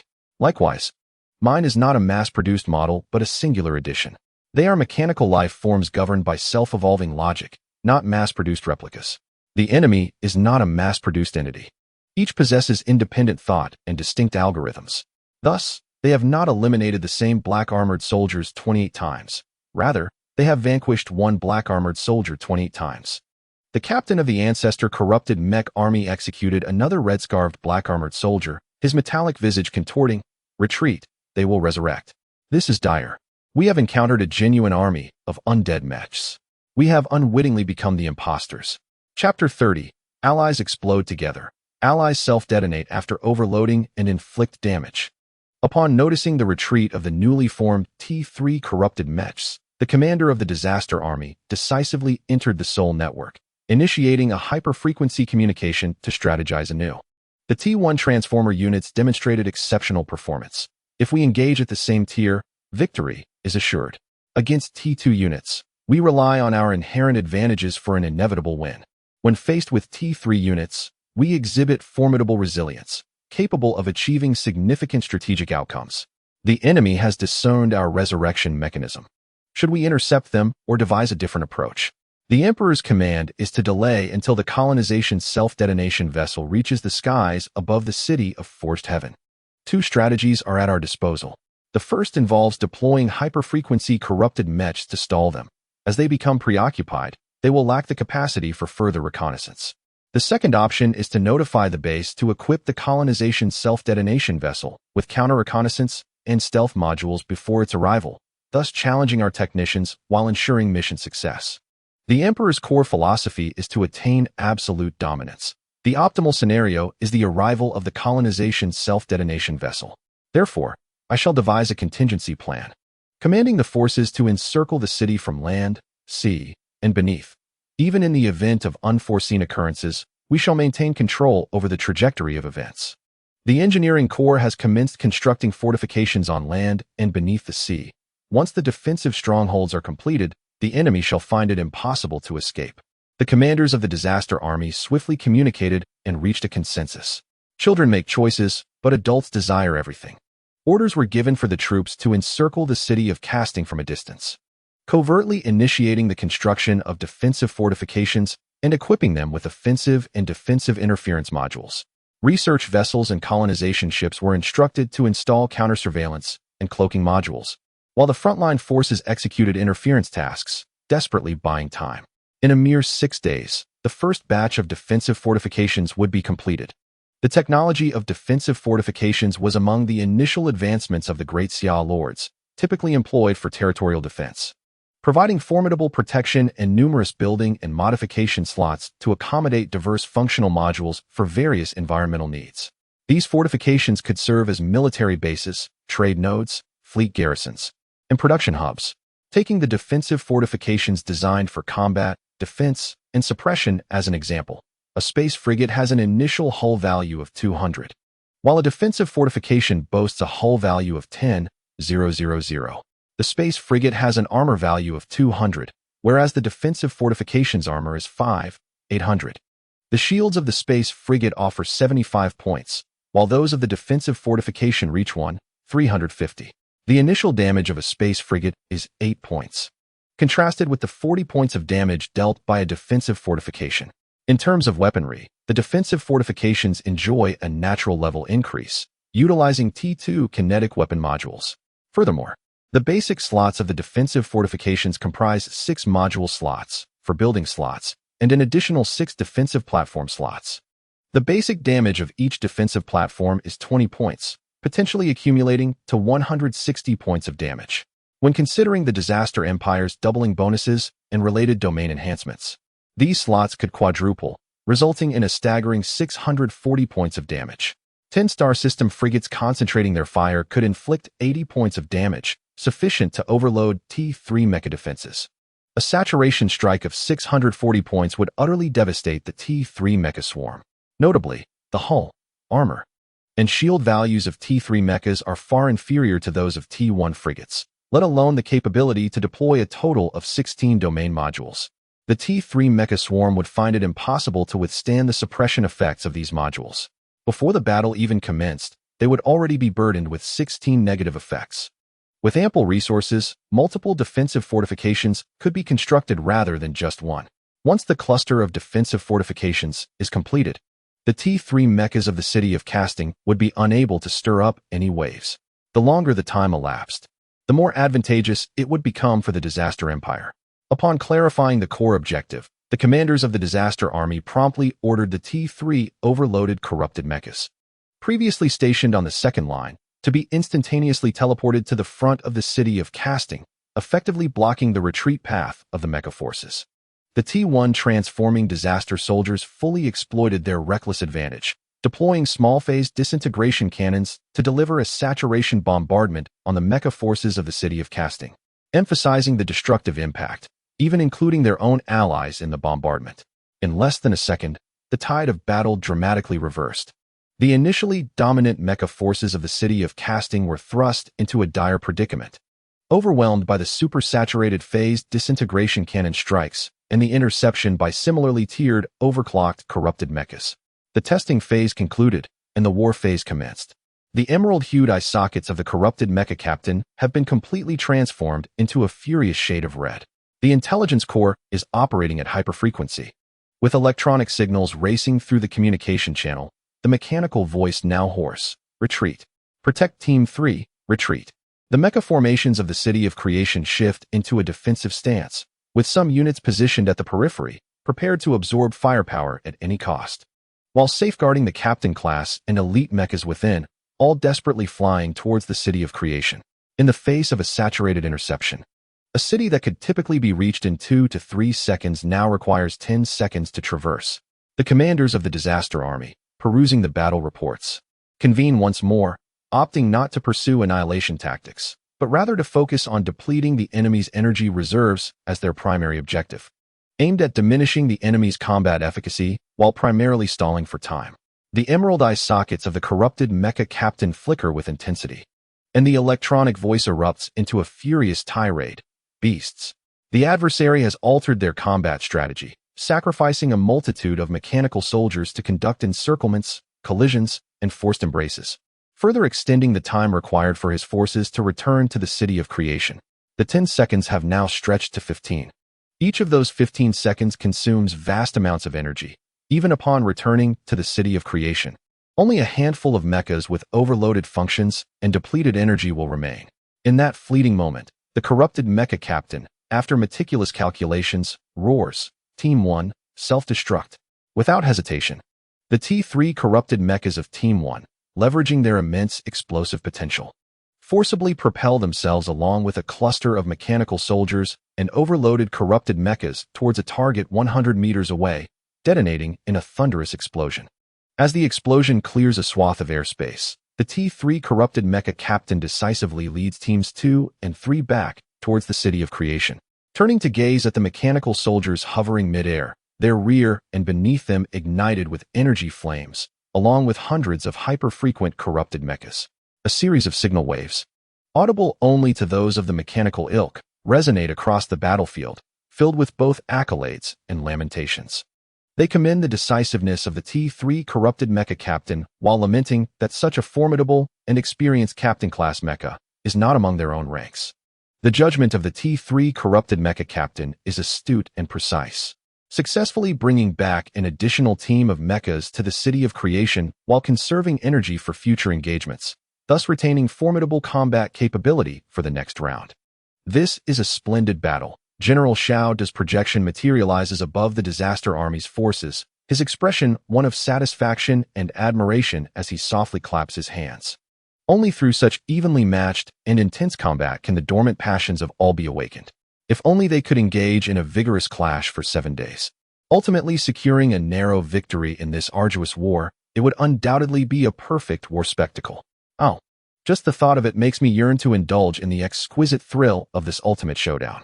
Every cell within me trembles with excitement, longing to engage in a death duel against the T3 mechas using this T1 equipment, igniting the blood within me to boil and roar, fueling my heart with primal ferocity to provide the ultimate strength to shatter the enemy's formidable shields. General Zhou's gaze was fervent yet perilous as he licked his lips, suppressing the extraordinary fervor for war that exceeded the norm. Do not be overly excited, Zhou. Bide your time until the colony's self-destruct vessel soars above, until the fortifications are completed in 6 days, and until these delectable prey fall entirely into the trap. At that moment, this exquisite delicacy shall be cradled in my palms, offered to our magnificent Emperor of Calamity. I have already begun to anticipate the splendid rewards the Emperor shall bestow upon me. The epitome of unwavering loyalty. shall present absolute perfection of fidelity to our esteemed emperor. Xiaoda's demeanor was wild and exhilarated, his smile dangerously lethal, his tone both haughty and composed. Arms outstretched, stand down, prepare for a renewed onslaught. The quarry is on the verge of ensnarement. The accolades for loyalty shall soon be conferred upon me. The captain of the ancestors' corrupted mecha silently regarded the adversary, his crimson eyes radiating a menacing glimmer. Chapter 31. If all else fails, detonate our own to extract destruction value. The captain of the ancestors' corrupted mecha stood in the center of the chieftain's hall, his red eyes quietly observing the valiant, yet intellectually deficient chieftain, Feng Chuan. The assembly stood within the hall, each individual lowering their stature, stifling their breaths in trepidation, fearing that the wrathful ancestor's puppet captain might unleash his fury upon them. The atmosphere was eerily serene yet terrifying, a heavy pressure weighing upon each heart. The captain's eyes flickered momentarily, ultimately settling into a deep green hue, his electronic voice chillingly cold. In this operation, we have lost 43 comrades. All these losses stem from your ignorance and myopic pursuit of immediate gain, a judgment made with a brain capacity insufficient for rational thought, akin to that of a swine. Feng Chuan, steeling himself, replied, abandoning the operation would result in greater losses. The captain of the ancestors' corrupted mecha sighed deeply, once again astonished by the folly of those who remained ensnared by their insatiable appetites. What did the leader say? Despite countless historical instances, each time I witness such flamboyant foolishness, I remain astounded. The vanguard leader stiffly advanced, his voice heavy. Run, flee swiftly. Feng Chuan remained silent, finally comprehending the gravity behind the ancestor leader's words. There was no embellishment. The Iron Clan should have fled then. It was now evident to even the most foolish that the true enemy lay before them, the authentic army of the undead. The vanguard leader sat in a secondary position, his imposing figure silent, his eye sockets emanating a deep green light, gazing at the chieftain kneeling before him, his electronic voice imbued with pity. Now, the finest opportunity for retreat has been squandered. The enemy has not summoned us for annihilation. Rather, they have employed a strategy of attrition and delay. I am uncertain of their exact maneuvers, but they are likely executing a siege or bombardment strategy. The longer we prolong this, the more disadvantageous it becomes for us. Navigator Feng Chuan, please make your choice. The first option is to command us to retreat with 10,000 clansmen, preserving the flame of the Iron Clan, with an estimated 3,000 souls surviving to depart. However, you must remain here with the Iron Clan's leadership and may not take the war artifact, the mechanical time worm, with you. The primary objective of the enemy is the mechanical time insect. Should we take the mechanical time insect with us, not a single member of our clan will leave this land alive. The second option is to abandon retreat and fight to the bitter end. Our fate may very well be death, yet we could inflict substantial damage upon the enemy, rendering them incapable of resurrection for 6 months to a year, thus granting the entire continent a respite of half a year. Feng Chuan, pale-faced, lifted his gaze to the captain of the ancestral guard. Must we decide now? The captain of the corrupted mech, reflecting on all the experiences and intelligence gathered from the battlefield, spoke with a heavy electronic voice. The sooner, the better. I do not know the enemy's intentions, but during this battle, they have frequently disrupted our reconnaissance efforts. They are concealing something, some colossal creations, structures, or tactics that could deliver a fatal blow to us. Setting these things in place requires time. Once the enemy's strategic objectives are fulfilled, our chances of victory will diminish. Feng Chuan gritted his teeth. Ancestral leader, could you elaborate on what fighting to the end might yield us? The captain of the corrupted mech gazed at the clan leader, dark currents flowing quietly within his emerald-hued eyes. In the past, a portion of our members sacrificed themselves to ensure the survival of our entire clan. Should you choose the second path, I will endeavor to relay the message to the Empire, informing the whole continent that the enemy pursues us from across the starry void. For 6 months, the enemy will be incapable of fighting, and the Empire will use this time to organize a guardian army, continuing to defend our clan. Feng Chuan's eyes trembled, his lips pale. Is it possible to choose the first option and then seek aid from the Empire? The captain of the corrupted mech replied calmly. Do you believe that the enemy, who encircles us without striking, will allow us to maintain our most crucial means of seeking help? Once our kin escape, they must remain silent to survive. Should we resort to technology again? We will undoubtedly be tracked and hunted once more.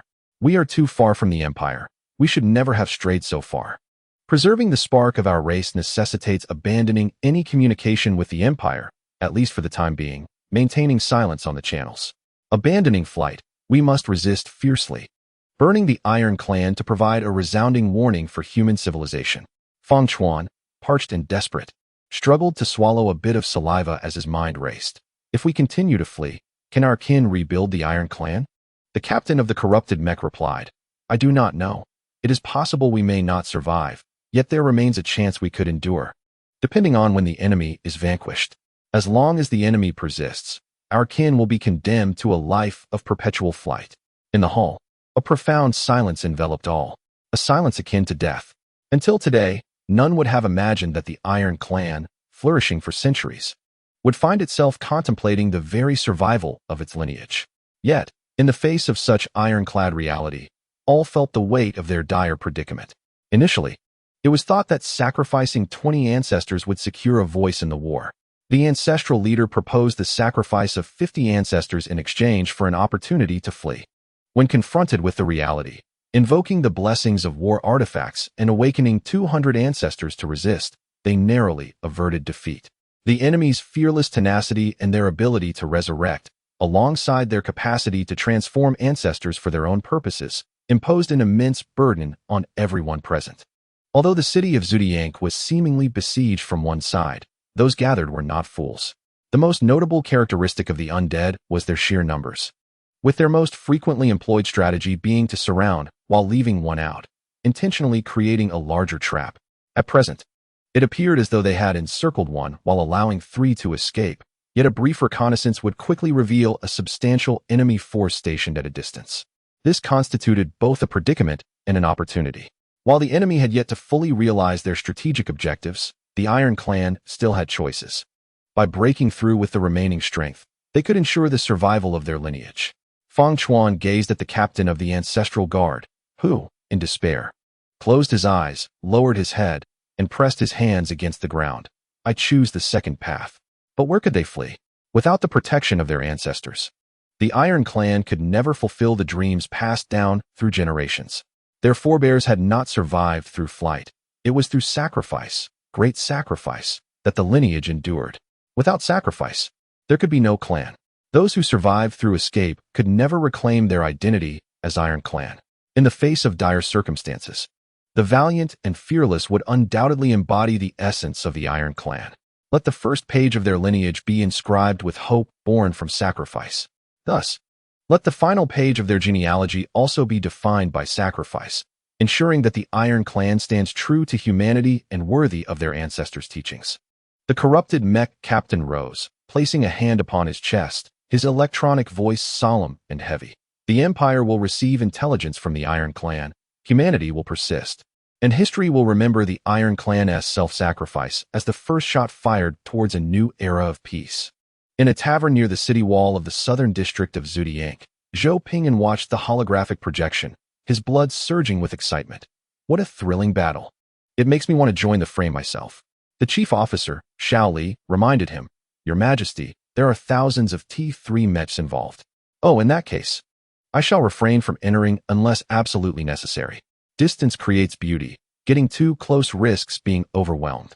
Strong as they were, invulnerable as they seemed, he had no desire to be outnumbered. General Xiao depressed his earpiece. His brow furrowed as he directly broadcasted the communications from the Iron Clan's hall onto the holographic display. Leader, what shall we do now?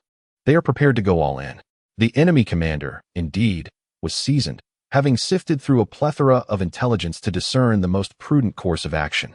Any dimwit might assume that with 200 at risk of defeat, a 5-fold increase to 1,000 T3 mechs, combined with the war artifacts, would guarantee victory. How could T3 possibly lose to T1? It was inconceivable. This, however, highlighted a significant flaw in all current strategies on their side, time. Whether it involved colonization self-destruct ships, defensive fortifications, or modified hyper-frequency mechs, all required time. Zhou Ping'an smiled confidently. Soldier against soldier, general against general, king against king. Let us see who holds the greater hand, and who will ultimately prevail. Zhang Yang hesitantly raised his hand.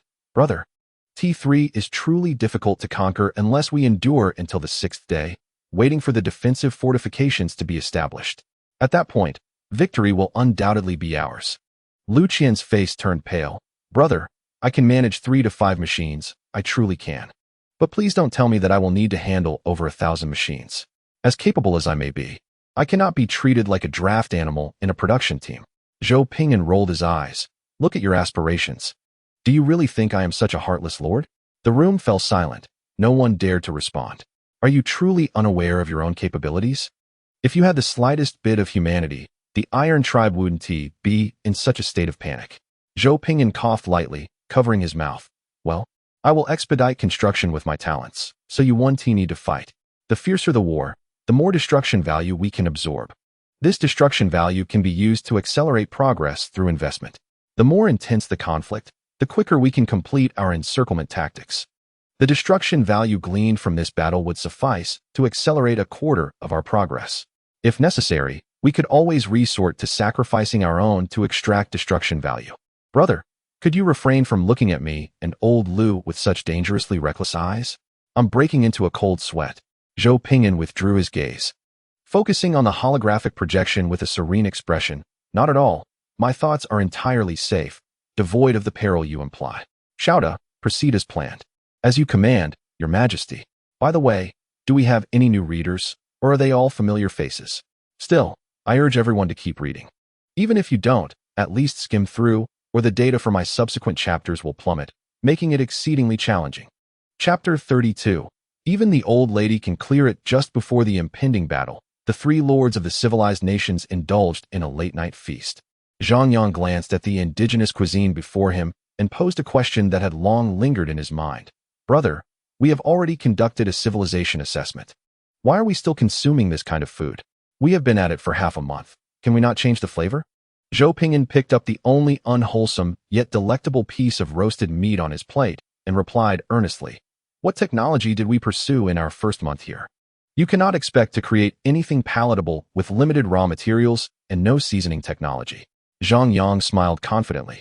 Together, we managed to complete 9 warfare technologies. Haven Tea, we pursued agriculture? Lu Qian added gloomily. Half a month ago, we had already consumed all the delicious provisions we brought with us. At that time, we were too busy advancing technology, solving various problems, and focusing on construction to pay attention to this. You cannot expect the products of our agricultural knowledge to rival the culinary delights found within the empire. Zhang Yang stared blankly at the primitive processed foods on his plate, picked up a yellow, crispy ball, and fed it to his mouth. A sour and astringent taste spread across his palate, and tears immediately streamed down his face. Even my dog wouldn't eat this pig feed. The son of a secondary official from the Grand Xia Empire, a formidable ruler of a civilization, found himself utterly disheartened after bestowing lordly blessings upon the army and engaging in a rousing battle, only to sit down at the dining table to consume what could only be described as swine feed. Lu Qian chuckled, remarking, Your perspective is rather limited. Even the pigs back in my hometown refused to eat such fare. Ha ha ha. Sob sob.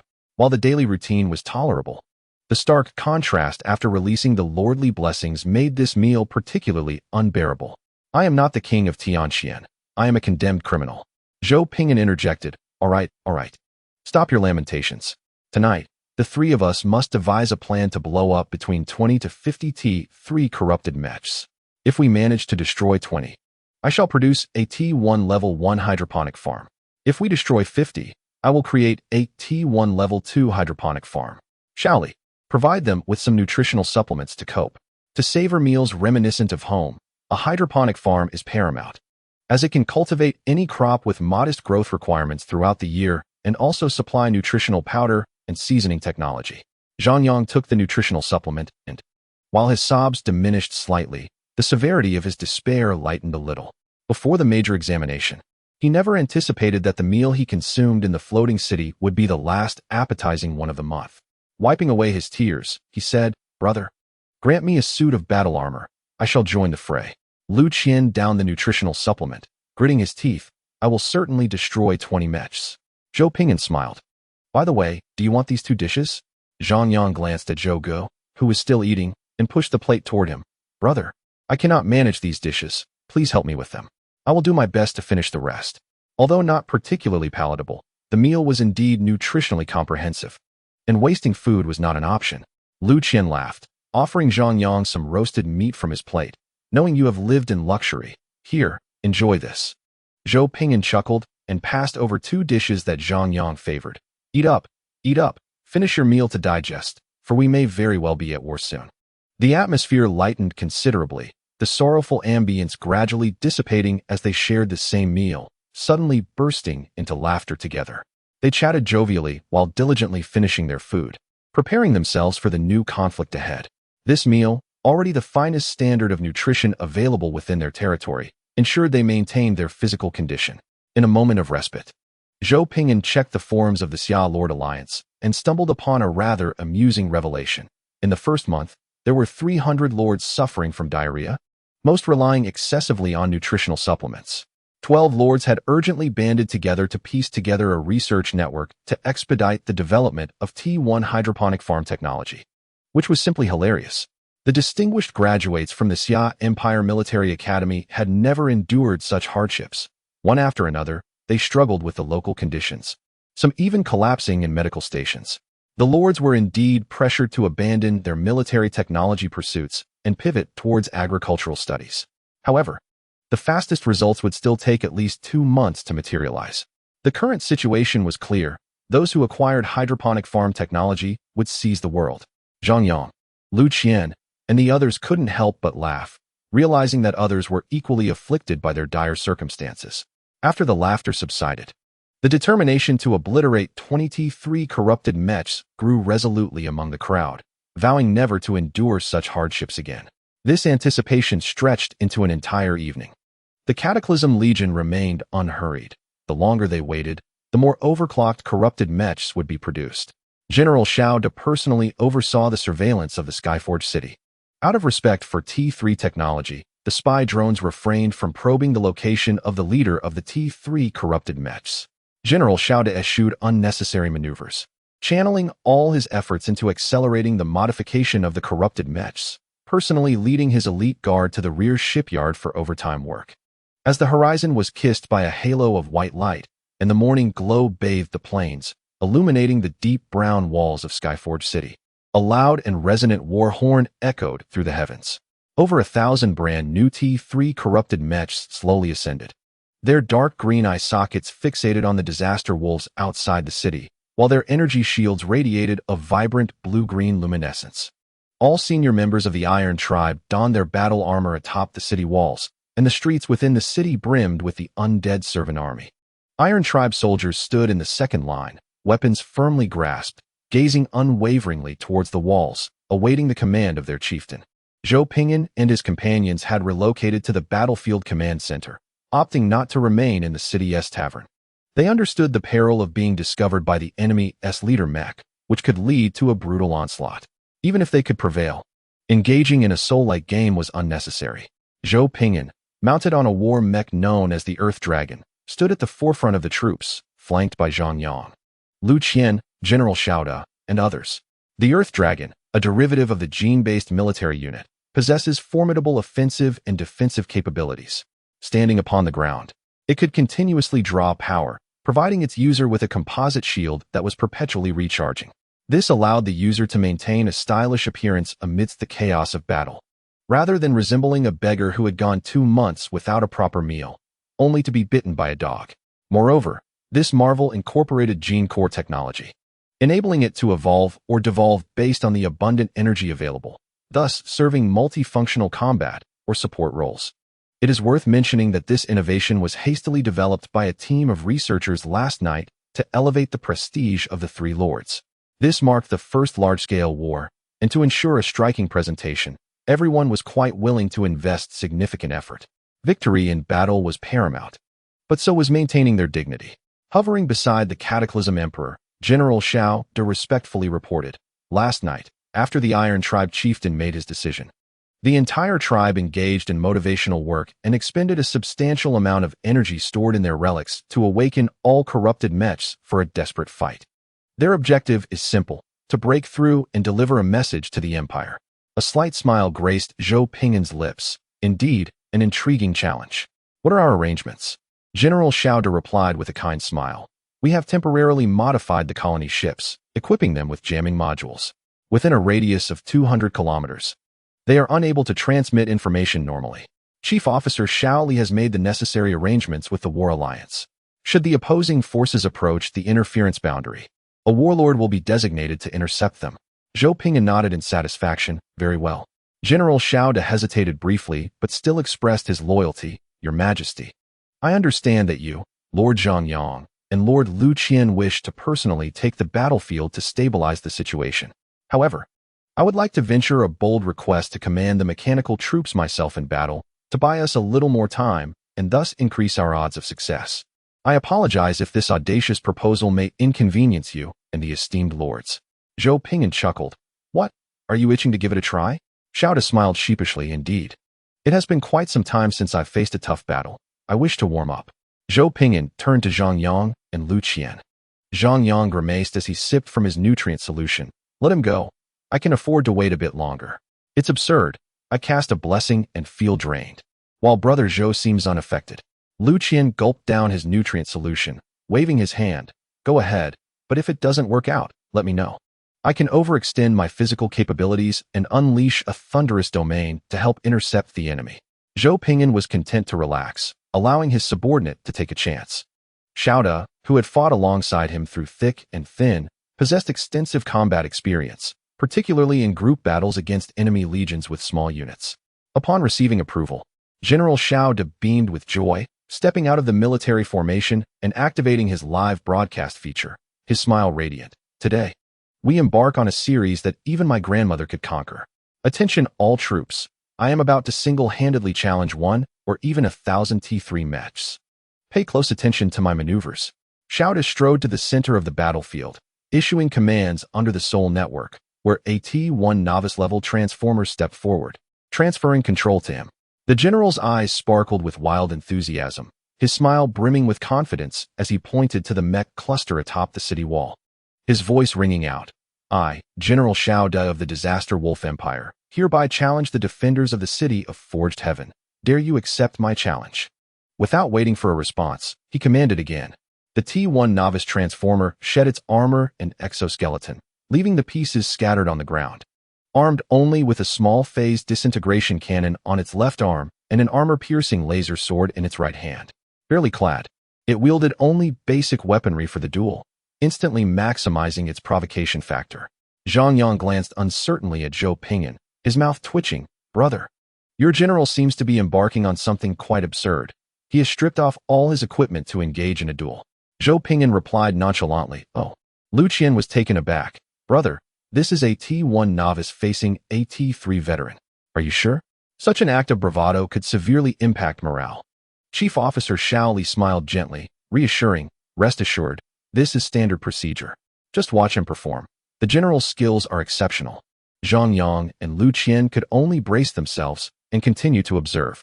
On the side of the Cataclysm Legion, all eyes were fixed on the center of the battlefield, eagerly anticipating the general's performance. From the mech cluster above the city of Forged Heaven, a flurry of electronic communications ensued, and soon, a captain-class corrupted mech emerged, landing opposite General Xiaoda. The captain-level corrupted mech, equipped with a left-hand laser cannon and a right-hand battleship cleaver, regarded General Xiaoda with its dark green eye sockets. Its electronic voice resonating with solemnity. Engage. The captain-level corrupted mech had not removed its gear, not out of desire, but because such equipment could not be easily disassembled. General Xiaoda revealed a satisfied smile. Commence.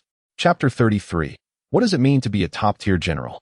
The T1 rookie-level mechanical transformers, even after undergoing a round of upgrades, saw improvements in their basic attributes and equipment. Yet, in essence, they represented a lack of value, mass-produced, and of average performance. In comparison to their peers, transformers possessing the Spark Source core were akin to divine entities. When compared to T3 mechs, the difference between being fully equipped and unarmored was negligible. Previously, the T1 transformers of the Disaster Army could be effective due to their fearless nature, bolstered by a series of enhancements. Now, devoid of any such augmentations, a mere rookie T1 transformer warrior faced off against a T3 mech. The outcome was nothing short of explosive. The battle erupted in an instant. The captain-level corrupted mech materialized before the Transformer warrior, its cleaver already poised in midair, ready to cleave the defenseless mechanical soldier in half within the blink of an eye. Just 0.001 seconds was all it required. The Transformer warrior, retreating with a composure reminiscent of a leisurely walk, expelled energy flames from its chest, stepping back with a subtle grace. The cleaver barely grazed the surface of the Transformer's energy engine, leaving behind a futile trail of scorched marks in the air. The dark green eye sockets of the captain-level corrupted mech brightened momentarily, its cold metallic visage incredulously observing the raised left arm of the Transformer warrior, where a small phased disintegration cannon was slowly charging, poised to unleash its power. Whoosh! The left foot of the captain-level corrupted mech erupted with emerald flames, leveraging its formidable propulsion to evade to the right. It stared in shock as the pure green beam struck its left arm's energy shield, causing a violent explosion of green energy waves. The Transformer warrior displayed a triumphant smile, echoing General Zhou Ping'an's voice. Stay calm at the start. The enemy will charge in recklessly. Step back to evade the cleaving strike and deplete their energy shield. The disintegration cannon possessed both shield and armor penetration attributes. Next, the dark green pupils of the captain-level corrupted mech constricted sharply, its intelligence operating at an elevated pace as it accelerated the horizontal swing of its cleaver. It missed. The enemy, seemingly anticipating the attack, instantaneously canceled the cannon's fire, charged in reverse, and before retreating, struck its own left arm with an armor-piercing laser sword. The enemy was poised to retaliate, evading the reverse-charging cannon while greedily attempting a strike before withdrawing, now recalibrating their energy levels. Here, precision was essential. It remained crucial to remain motionless. The opponent would rush in, offering themselves as a target. The captain-level corrupted mech's neural interface buzzed with realization, acknowledging the immense combat experience possessed by General Zhou Ping'an. Fully aware that the general anticipated its every move, it was compelled to advance and apply pressure nonetheless. The ship-slicing blade was intercepted mid-air by a continuous beam of pure green disintegration energy, rendered immobile. The force was perfectly calibrated, not too light, nor too heavy, successfully halting the advance for a fleeting second, allowing for a tactical withdrawal. The captain-level corrupted mech's eyes glowed crimson, and with a sudden surge of power, it cleaved through the beam that had halted its weapon, only to strike empty air once more. The adversary would charge forward, this time channeling energy into its feet while partially charging its left-hand disintegration cannon. With its eyes now a fierce red, the captain-level corrupted mech unleashed a laser cannon. A single hit would obliterate the fragile mechanical soldier. The Transformer warrior evaded effortlessly, akin to a leisurely stroll, as flames erupted from its left foot, narrowly dodging the laser beam that grazed its side. The small phase disintegration cannon on its left arm aimed at the enemy's arm and fired again. The enemy, sensing urgency, exceeded the charging time limit for single target attacks and seized the moment to fire a shot with its armor-piercing laser knife, aiming for the proximity of the enemy's ship-slicing blade near the hand. The enemy's left arm energy shield diminished by 2, its power affected. Understanding the principles of physics and torque theory, the effect was evident here. The captain-level corrupted mech could hardly believe that its ship-slicing blade had been momentarily blocked by the disintegration cannon and armor-piercing laser knife.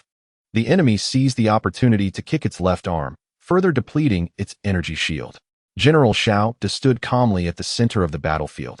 The scene reflected in his eyes, speaking in a serene tone. Execute a half-charge, continue to observe, and wait for the enemy to charge in.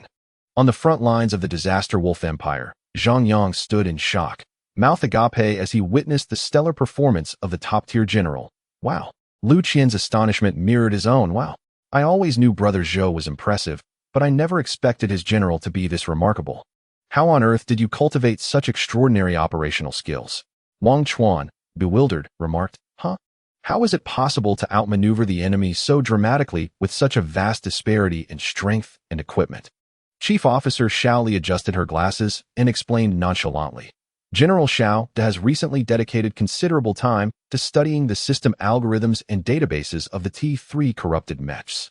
The principle is quite simple. Know thyself and know thy enemy to win every battle. One merely needs to memorize the combat system algorithms and general data of the T3 corrupted mech and train repeatedly in a simulation system. In simpler terms, it was a matter of unremarkable repetitive training. Zhou Ping'an smiled. Indeed, it seems that Xiao Xiao has been putting in significant effort behind the scenes.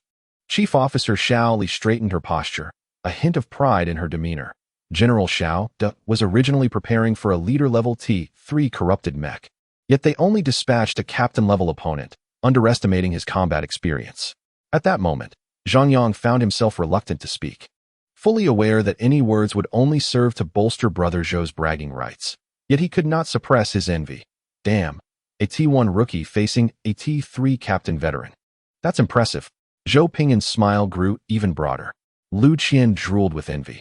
If I had a general like that, I could clear the trials with my eyes closed. No wonder Brother Zhou remained so unflustered. With such formidable subordinates, who could possibly worry about the outcome of a battle? At a critical moment, one can simply employ technology. The smile on Zhou Ping'an's face deepened, revealing a sense of triumph. It would be disingenuous to claim he was not pleased, after all. He had not anticipated Xiao De's relentless training behind the scenes, all for the sake of achieving this moment's unparalleled effect. With Xiao De exerting such tremendous effort, his initial contemplation of personally intervening to stabilize the situation became unnecessary. Xiao De's profound understanding of the T3 mech's combat data and structure, combined with an ample supply of mechanized troops, empowered him to intercept these T3 corrupted mechs with ease. The quality of T3 aging mechs is limited, whereas Xiao De's displayed skill and instinct are boundless. On the other side at Zhutian City, the T3 mech swarm and the high-ranking Iron Clan members fell into a profound silence, helplessly observing as their captain-level corrupted mech, despite its formidable prowess, was systematically worn down by the enemy in a manner that seemed almost playful. The leisurely manner of combat, characterized by the most precise timing of attacks, was executed to perfection. The captain-level corrupted mech endeavored to retaliate by employing every conceivable tactic, even launching a fierce counterattack. Yet each time it was thwarted by the enemy's nearly flawless and uncanny evasive maneuvers. It could only endure as its energy shield steadily diminished until it ultimately shattered. With the energy shield broken, despair etched itself upon the metallic visage of the captain-level corrupted mech, which now gazed upon the seemingly fragile mechanical soldier that continued to utter words devoid of any insults, yet more humiliating than any in this world. Behold, it is that simple. With the energy shield shattered, only the armor and the mech remain. The small-phase disintegration cannon effectively counters armor, and continued charging for an attack would suffice. To engage the mech, the armor-piercing laser knife would be necessary, delivering a higher output. Once the armor is breached, the focus will shift to the armor-piercing laser knife, supplemented by the disintegration cannon. Still, the directive is to remain motionless, awaiting the enemy's advance to continue delivering blows. Oh, why have you stopped? The Transformer's soldier observed the captain-level corrupted mech, which stood dazed, perplexed. Young man, you merely broke a shield. You still possess armor and mech integrity. Why have you ceased your assault? The captain-level corrupted mech knelt upon the ground, its metallic face expressionless and pale. Its once crimson eye sockets now flickering back to a dark green hue. With a hiss, white smoke billowed from the head of the captain-level corrupted mech, its armor's vents opening to release torrents of scalding heat. Thud! The captain-level corrupted mech collapsed onto the ground, its extreme temperature softening the earth beneath, igniting nearby weeds into ashes. The armor and mech remained intact, but the intelligent core chip overloaded and malfunctioned. In its quest to calculate a victorious strategy, the intelligence operated beyond its limits, ultimately succumbing to a shutdown. The T1 rookie Transformers bore no such concerns. Their control lay firmly in General Xiao De's hands, with all calculations conducted by him, leaving them solely responsible for executing commands. The Transformer's soldier, momentarily taken aback, concluded with a remark. See? It's quite simple.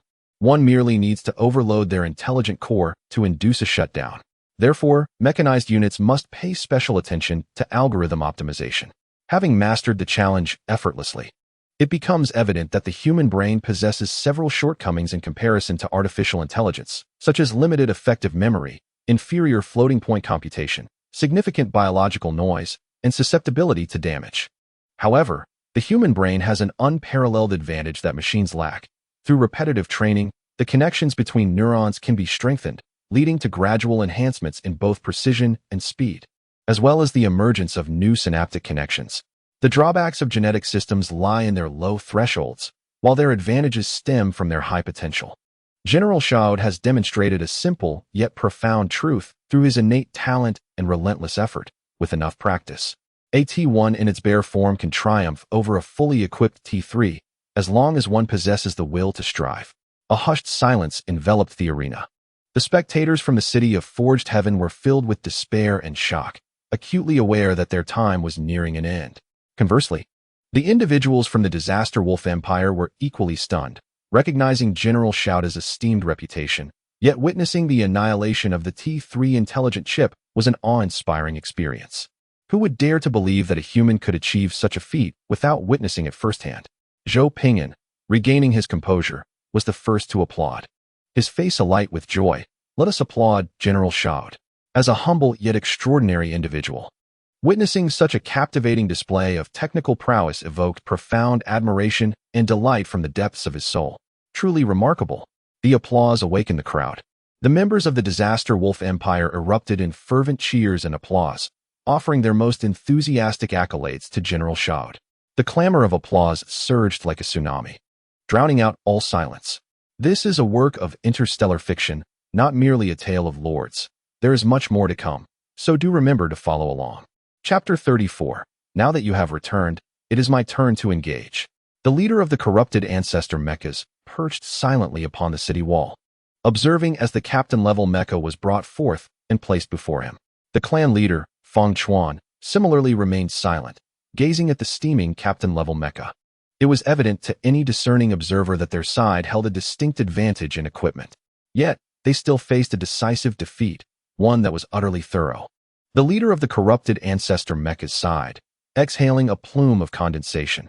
How unfortunate. We have encountered an insurmountable challenge. While this may seem absurd, encountering such a situation would indeed feel overwhelmingly surreal. In this world, how many individuals have truly refined their minds to such a formidable level? Theoretically feasible.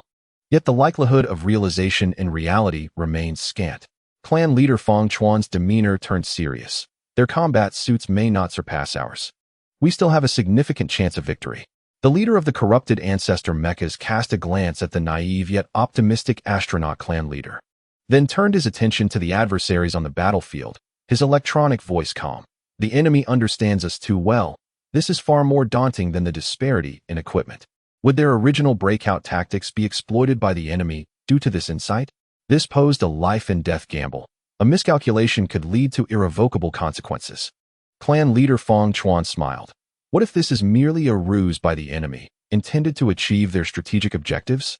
The leader of the corrupted ancestor mechas regarded Feng Chuan, a glimmer of admiration flashing in his dark green eyes. Your optimism and folly are equally astonishing. This notion is indeed useful. I shall recalculate. Indeed, this is a possibility. The enemy, precisely due to their inadequate equipment, resorts to various stratagems. One merely needs to identify the correct direction for a breakthrough, and the odds remain in our favor. Feng Chuan, can you utter kind words when you offer compliments?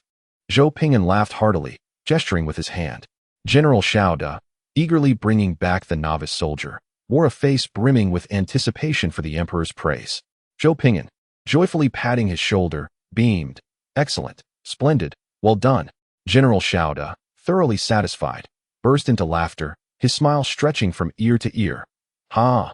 Thank you for the emperor's commendation. I shall surely perform even better next time. Ha ha! The recording was complete. What a delight it was, all for that one commendatory phrase. Today was indeed gratifying. Looping playlist 1. Zhou Ping'an blinked. Did you just record that? General Zhou blinked back. Yes, your majesty. Zhou Ping'an flashed a grin, feeling that while this general was commendable in many aspects, this particular quirk was somewhat peculiar. After all, I am not a great beauty. What is the point of recording this on a loop? Zhang Yang's expression shifted, his left hand beginning to accumulate the Lord's blessing. Brother, it seems the enemy is about to launch a full-scale breakout. Zhou Ping'an gazed towards the city wall, a faint smile gracing his lips. Zhou, upload the data to the Soul Network. It is our turn to engage. General Zhou grew serious. Your Majesty, I shall personally command and ensure the success of this mission. Zhou Ping'an chuckled. I appreciate your loyalty, but we are facing over 1,000 T3 mechs.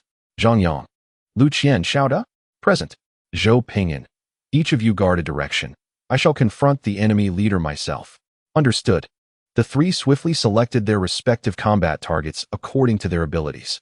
Xiaoda was responsible for intercepting the elite mech squad, Lu Qian for the second wave, and Zhang Yang for the third. Zhang Yang felt a surge of tension, his palms sweating. He knew that if anything went awry during this operation, the greatest risk would likely fall upon him.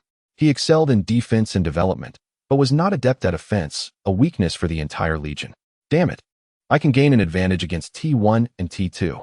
Who dares to engage T3 head-on? What kind of hellish dungeon is this? Cataclysmic Emperor, Zhou Ping'an distorted anomalous environment. Enemy movement speed reduced by 50, energy output reduced by 50, energy shields reduced by 50. Zhang Yang instantly sighed in relief, realizing the advantage of having a formidable ally. Thankfully, we have a Hell Demon King on our side. With Zhou Ji's prowess, we are secured. Heavenly Sovereign, Lu Qian, our movement speed increased by 100, energy output increased by 100. Zhang Yang inhaled sharply, feeling swept away. Old Lu was putting everything on the line. Goodness, I must follow suit with my skills. I, Zhang Yang, shall never be inferior to Old Lu.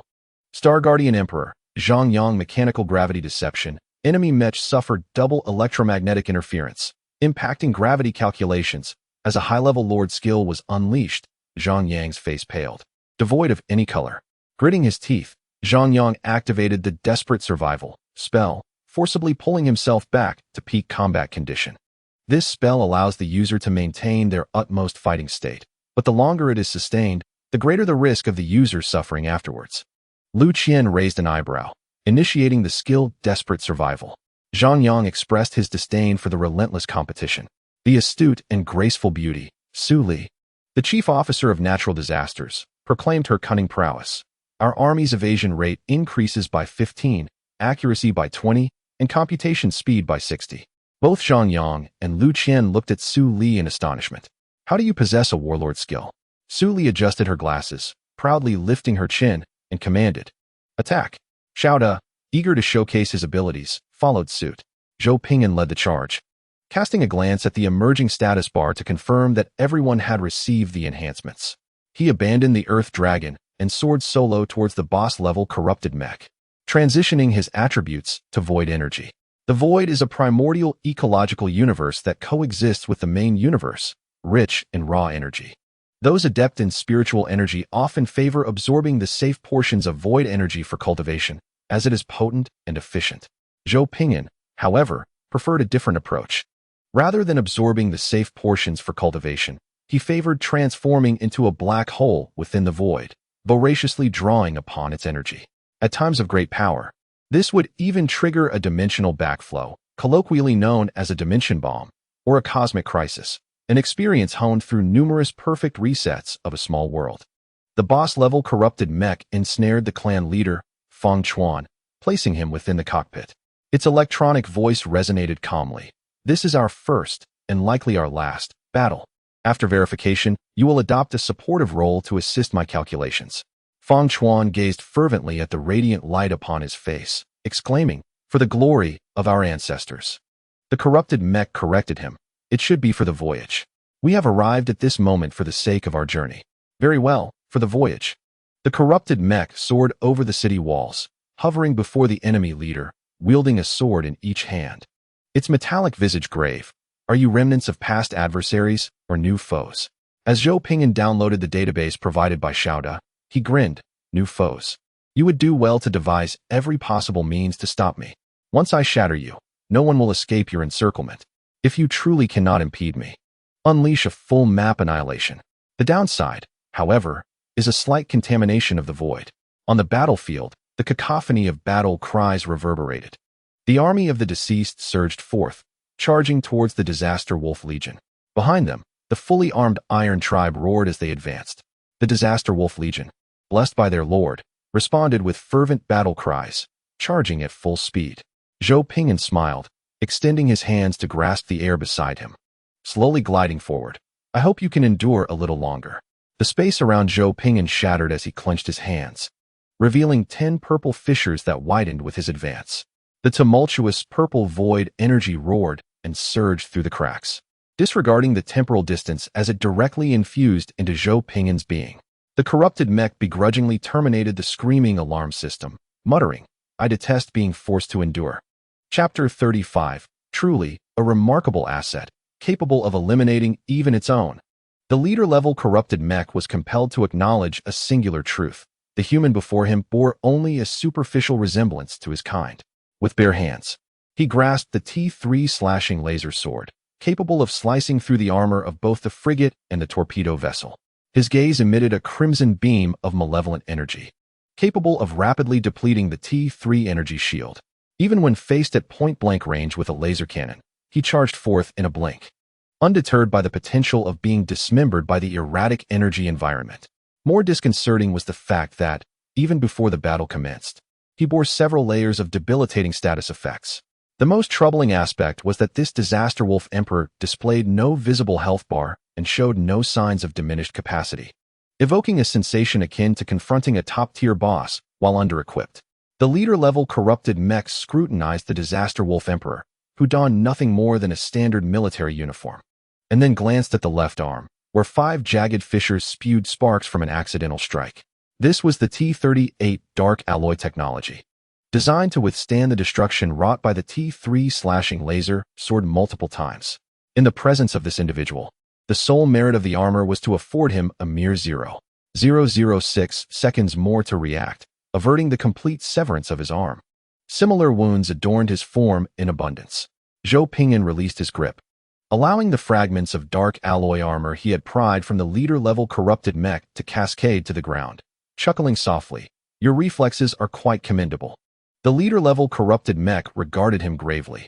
"I cannot breach your defenses. However, do not think you can escape from here. I can engage you for an entire day. The longer this battle endures, the greater the likelihood that the enemy's high-ranking commander, who is not adept at combat, will reveal vulnerabilities. In this confrontation, securing the escape of even one comrade signifies victory. Our side ultimately holds a quantitative advantage, a disparity the enemy cannot entirely erase." Zhou Ping'an cast a glance at the destruction value, silently pouring all efforts into the progress of the defensive bastion, which surged to 95 in the blink of an eye. Maintaining a facade of calm, he stated, "Indeed, you present a formidable challenge. Were I a mere ordinary lord, I would scarcely merit standing before you. Alas, I am not. Not to mention, I do rather enjoy bending the odds in my favor." The leader-level corrupted mech glanced at the battle reports in the channel, no longer anxious, chuckling. "I am destined to prevail. Your Legion Star Emperor is not proficient in combat and is on the verge of failing to hold the line. That Tianxian King possesses formidable combat prowess and strategic acumen, yet he remains but a child. Were he to be slightly stronger, the tide of battle might have shifted." Zhou Ping'an smiled. "He has delayed you for half an hour, which has exceeded my expectations. Xiaozhang may be weaker than us, but he certainly works diligently and shows remarkable progress. By the way, care to venture a guess regarding the grand gift I have prepared for you?" The leader-level corrupted mech turned his gaze towards the 3 squad leaders poised to break free from the encirclement, laughing heartily. "A gift? What kind of grand gift could possibly hinder a captain mech intent solely on fleeing to deliver a message? Ha! You have lost. This war is a defeat for you. Ha! Zhou Ping'an hummed a little tune as he opened the channel, tagging everyone and entering the coordinates of the self-destructing colony ship. "Everyone, aim here and fire." The colony ship detonated. Zhang Yang, bewildered by the command, nonetheless obediently directed his fire towards the concealed colony ship in the sky. "Brother, why are we blowing up the ship?" Lu Qian, equally confused, added, "Brother, the colony ship is too high. It only makes sense to self-destruct if it descends." They could not comprehend Zhou's strategy. The leader of the corrupted mecha, witnessing the enemy abandon their siege to attack the suddenly emerged colony ship above, laughed with a mechanical voice. "Mutual destruction? At such a height, you cannot possibly harm us. You underestimate the defenses of T3 mechas." The colony ship plunged toward the ground, met by a barrage of artillery fire, resulting in a cacophony of explosions. Countless metallic fragments, propelled by the detonations within the cabin, became lethal projectiles, raining down upon the countless fallen from the undead servant army, the corrupted mechas, the Iron Clan Legion, and the Disaster Wolf Legion. This was indiscriminate self-destruction, annihilating the majority of life and objects on the battlefield. The leader of the corrupted mecha laughed, a sound tinged with profound sorrow, as a dark green glow flickered in his eye sockets. It's all gone. Everything is gone. A lunatic. This enemy is a madman. The city of Casting Heaven is gone. The Iron Clan is gone. Everything is gone. The foes before the undead corrupted mechas perished in droves amidst this self-destruction. Yet, there was no joy in their hearts. They could only watch in despair as their home, safeguarded for centuries, was instantly engulfed in flames. All they cherished evaporating in an instant. The only glimmer of hope was that the enemy had perished, making it easy to rush out and deliver the news. The surviving corrupted mechas paused for a moment before charging toward the direction of the Empire. As long as they could escape this place, they could relay the message to the Empire. Zhou Ping'an effortlessly resurrected his higher-ups, continuing to hum his tune while investing all the accumulated destruction points into the defensive fortress array. The true encirclement was established, exceeding the mission's requirements. Xiaoli checked the progress, her tone calm, yet laced with a hint of joy. Congratulations, Your Majesty. The fortress array's completion stands at 187. Zhang Yang, floating nearby in his battle armor, wore a bewildered expression. What? What just happened? Why did the entire map suddenly explode? Lu Qian stared in shock. What? How did the fortress array reach 187? The leader of the corrupted mecha's dark green eye sockets flickered rapidly, disbelief etched in his electronic voice. What fortress array? What fortress array? In the distance, a thunderous volley of light cannons echoed through the heavens.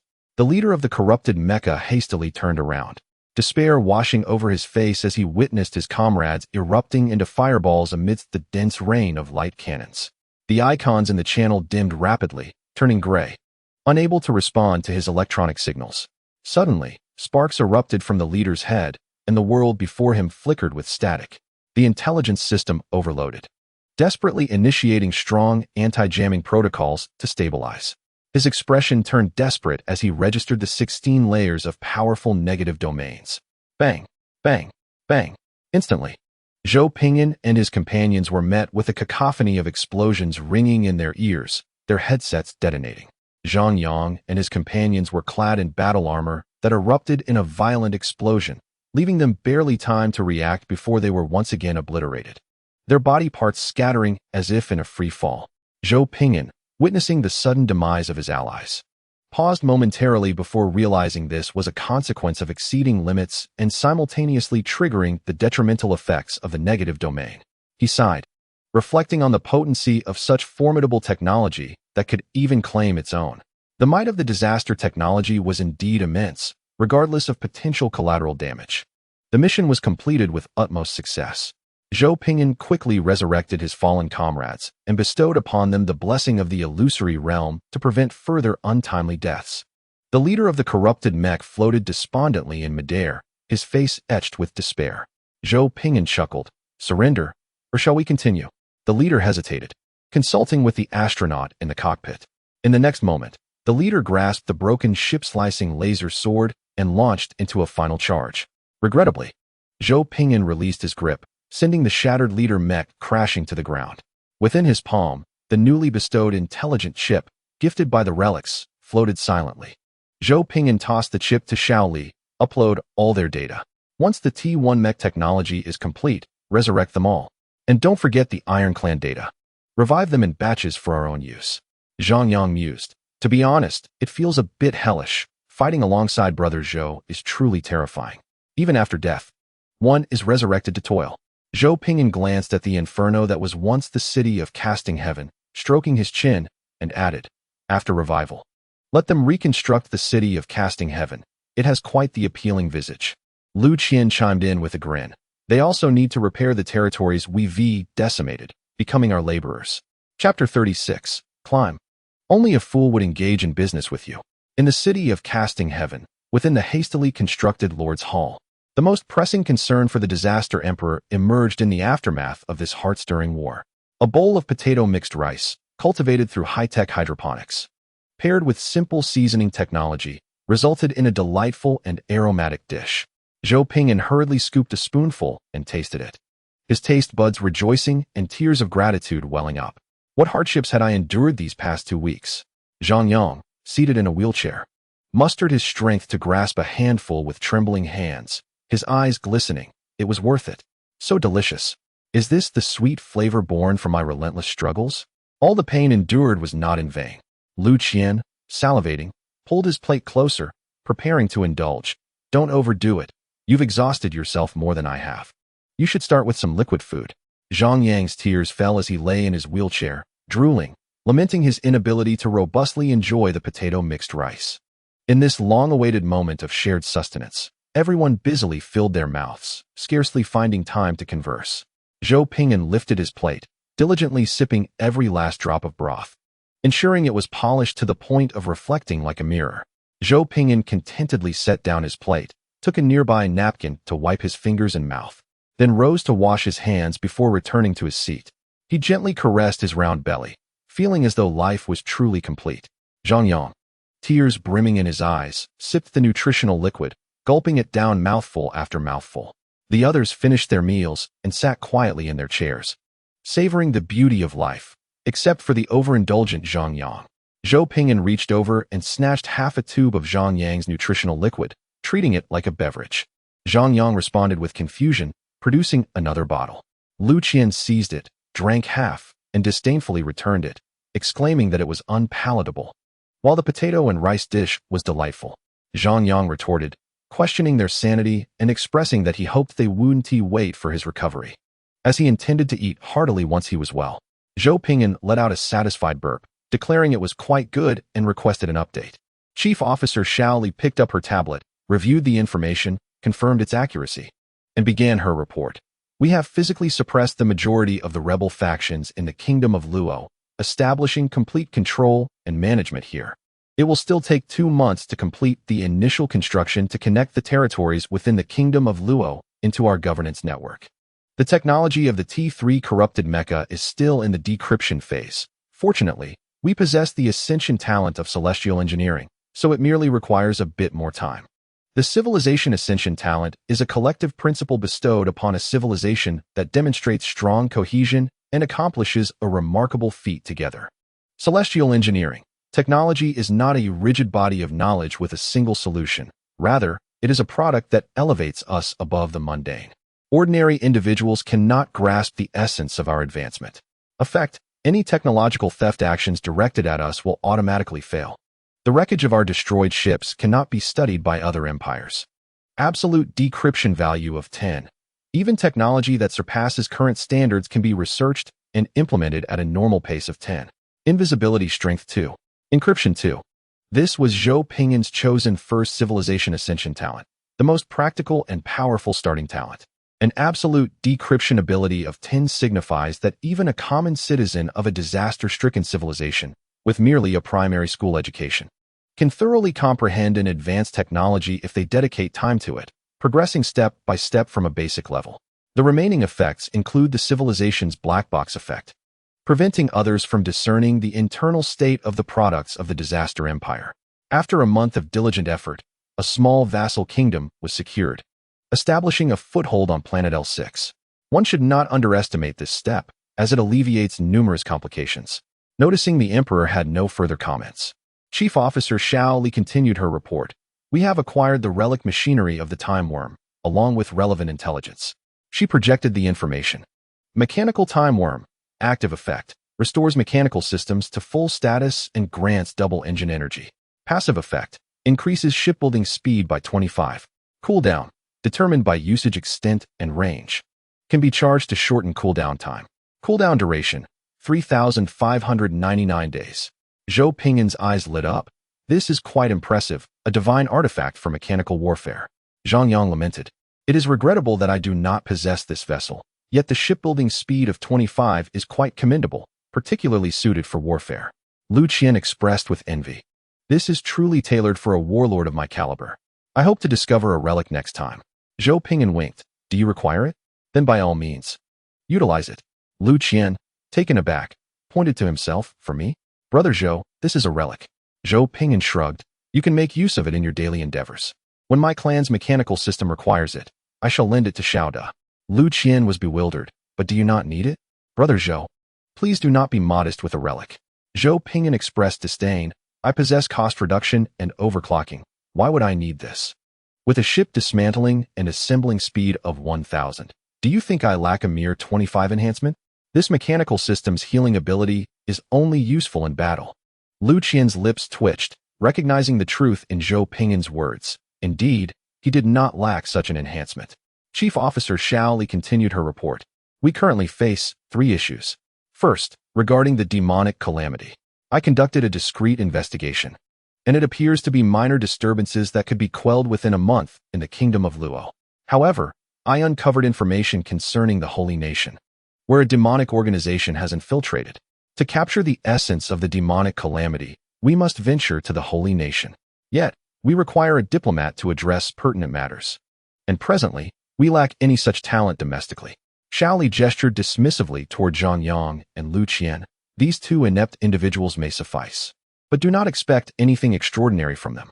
Zhou Ping'an acknowledged, this indeed poses a challenge. I will contemplate a solution. Please continue to monitor the demonic calamity as it pertains to the overall situation.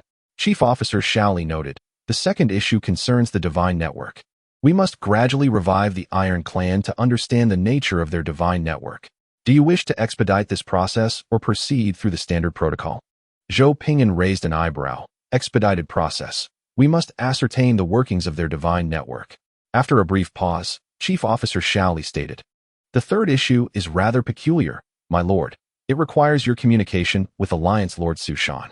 We could engage in a lucrative trade involving hydroponic farming technology. Subsequently, I suggest we pay a visit to the Holy Nation, as I suspect significant internal issues therein. Zhou Ping'an expressed his surprise. I comprehend the trading aspect. But what internal problems plague the Holy Nation? In the current region, there exist 2 prominent indigenous empires, one known as the Kaisha Empire, a human civilization characterized by considerable inclusivity, and the other, the Holy Nation, a human civilization marked by extreme exclusivity. Both indigenous empires appear to have inherited relatively intact technologies from a prior civilization and are formidable in strength. Wang Chuan remarked, shortly after my departure, I was betrayed. Who do you suppose sold me out? Zhou Ping'an chuckled. Ah, I see. Very well. I shall visit the Holy Nation and pursue the remnants of the demonic calamity. In the realm of the Luo Kingdom, minor issues abound, all of which can be resolved within a month or 2. The matter concerning the divine network is being expedited. It is imperative to comprehend their operational framework. There is also a need to engage with Su Shan regarding a transaction for a hydroponic farm. Furthermore, internal discord has arisen within the Holy Church, necessitating a personal visit. At present, there exists a scarcity of diplomatic talent. Zhou Ping'an activated Su Shan's holographic phone using his wristwatch. As soon as the call connected, he witnessed Su Shan snapping the neck of a demon and discarding the lifeless body aside amidst the cacophony of artillery fire. Wiping the blood from his face, Su Shan, with a stoic demeanor, declared, "Speak quickly. I am rather occupied." As one of the foremost lords to rise against the demon cataclysm, Su Shan's past month has been nothing short of eventful. Engaging in combat with his own kin often yields immediate benefits, while battling demons frequently incurs additional military, transportation, and medical expenses. Until the operational mechanism is fully established, combating the demon calamity is a purely loss-making endeavor, utterly frustrating. Zhou Ping'an proposed, "Come over to my side. We can strike a deal." Su Shan, without hesitation, raised his hand to terminate the call, retorting, "No way. Only a fool would conduct business with you. If I trade with you again, I would indeed be an idiot. The last goods you sent were all explosives, and you ask if they are usable? How dare you?" Zhou Ping'an replied with a subtle smile, "A level 3 hydroponic farm."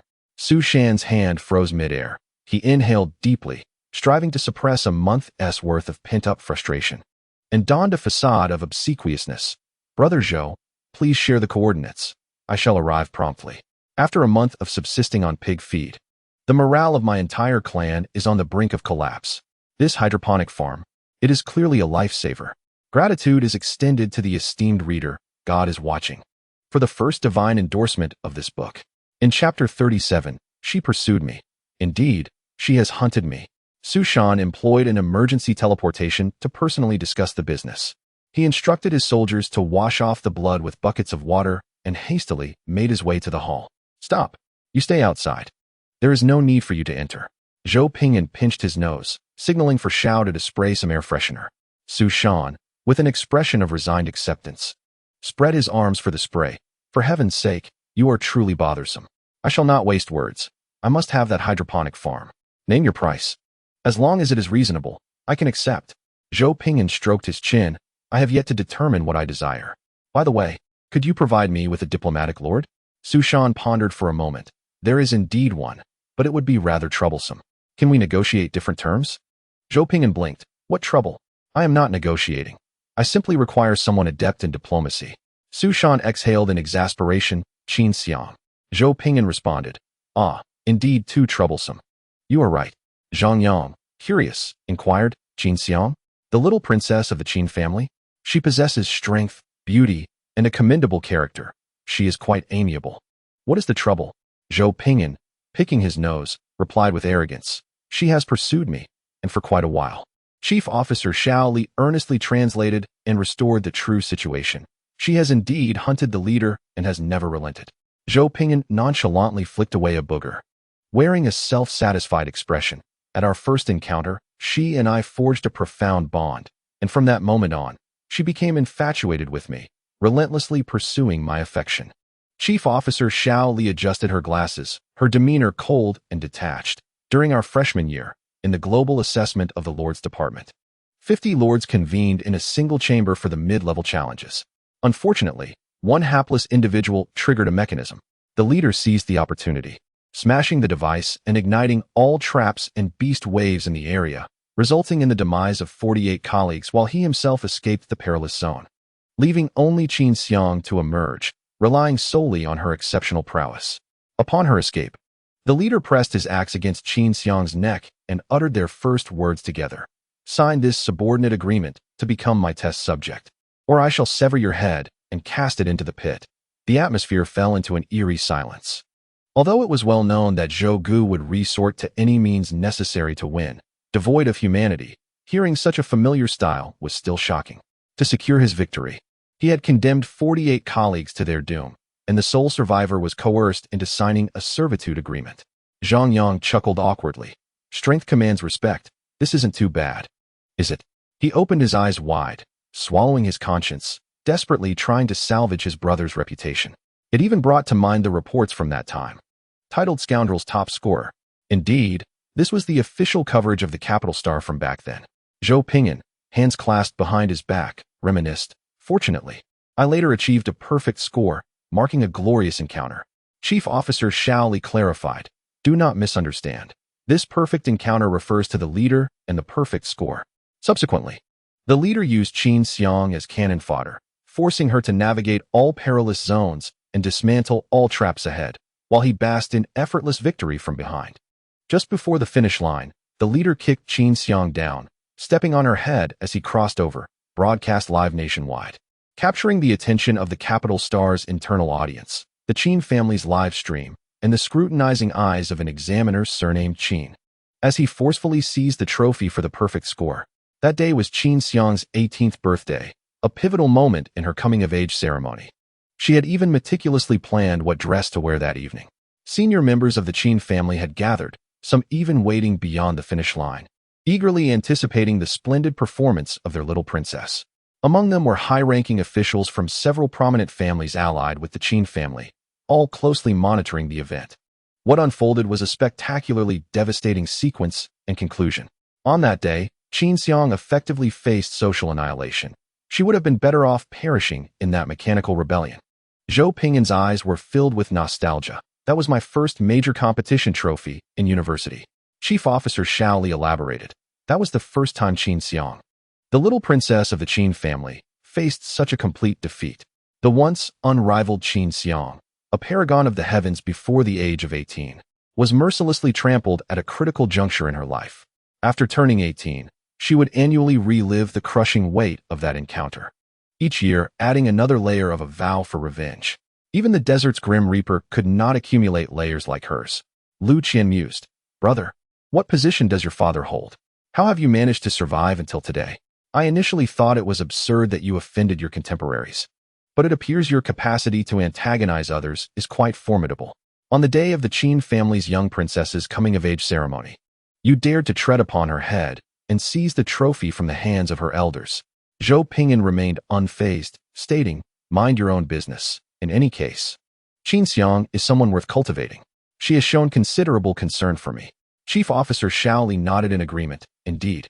If we are referring to the annual competition where you compel her to sign subordinate agreements and treat her as a test subject, she has indeed demonstrated a great deal of concern for you." The atmosphere was notably quiet. Su Shan, mustering his courage, took the storage disk for the hydroponic farm technology from Xiao Li's hands, saying, "Please send me a copy of the technology along with my private account. I will also do some persuasion with Qin Xiang privately, hoping to prevent her from taking drastic measures against you upon their first meeting. Should there be any further needs, I shall certainly comply. The Alliance owes you a favor, and it will remember." Zhou Ping'an scoffed. "Nonsense. I have consistently kept her beneath my feet. Competing for first place with me is utterly impossible." Su Shan remarked, "That is precisely why she desires to eliminate you. Although her performance is commendable, the two of you could cross the finish line together, creating a touching narrative. Yet, you insist on achieving a perfect score all by yourself, employing such explosive methods. Impressive." Su Shan sighed, adding, "I will help you resolve matters with Qin Xiang, but please do not provoke her further. She ranks among the top 3 in this trial. If you jeopardize this, you may not find such a commendable leader again." Zhou Ping'an replied, "Tisk, mind your own affairs. Bring her over. I will have her sign the subordinate agreement once more." Su Shan advised, "Be reasonable. Each year, it is a struggle to secure a favorable outcome for her. I feel quite stifled on her behalf." Ultimately, for the sake of the hydroponic farm, Su Shan opted to sell Qin Xiang out once more, hoping it would be the last occasion. He then synchronized the recent technological advancements from the Great Xia Lords Alliance and the War Alliance, as well as relevant intelligence and information from the Disaster Wolf Empire. The Level 3 T1 hydroponic farm technology was crucial for the morale of the Lords of the War Alliance. Su Shan balanced the accounts, even allowing Zhou Ping'an to make a small profit before he ceased.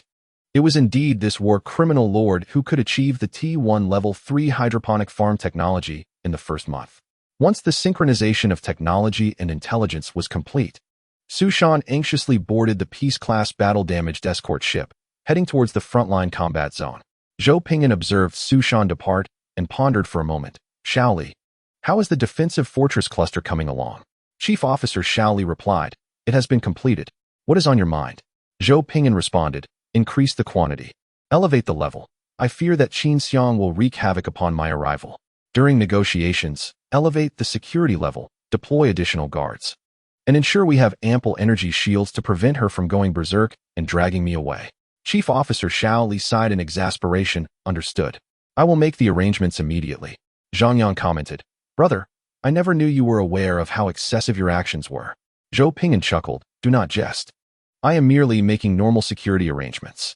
After winning over Qin Xiang, we must consider capturing the remnants of the demonic calamity from the Holy Nation. Tomorrow, we shall reach the remarkable milestone of 100,000 words. The recent data holds immense significance, and I implore everyone to pursue it diligently." Chapter 38. Selling oneself for a free technology package? Qin Xiang, a mere 22 years of age, is strikingly beautiful, gentle of temperament, and fiercely ambitious. She stands out as a paragon of talent among the younger generation of the Qin family. The public holds her in exceptionally high regard, particularly for her character, which is widely praised. Everyone believes that such a kind-hearted, empathetic, and extraordinarily gifted prodigy, once matured, would bring transformative change to the entire empire if she were to ascend to a high-ranking position. As a super genius in the Lord class, a 5th-tier cultivator in the immortal path, and a 5th-tier expert in genetic science, she is adorned with countless accolades. However, the sole blemish on her illustrious journey occurred on her 18th birthday, when she encountered Zhou Ping'an. From that moment onward, Qin Xiang's life became a tumultuous roller coaster ride, bending like a willow, breaking time and again. "Scoundrel!" Qin Xiang seethed, standing across the table, her eyes ablaze with fury, wishing to incinerate the wretch before her. Zhou Ping'an, fortified by an energy shield, deflected the searing rays emanating from her gaze, playfully brandishing a water faucet. "Will you accept it? If you refuse, I shall unleash my water upon you. I am the king of water dragons, the foremost in spraying water." Su Shan, standing helplessly to the side, attempted to mediate. "Princess Qin, temper your anger. Results are paramount." Qin Xiang retracted her fiery glare and shot Su Shan a warning look. There are no princesses in the new empire. Strength is revered, and those who are strong hold the truth.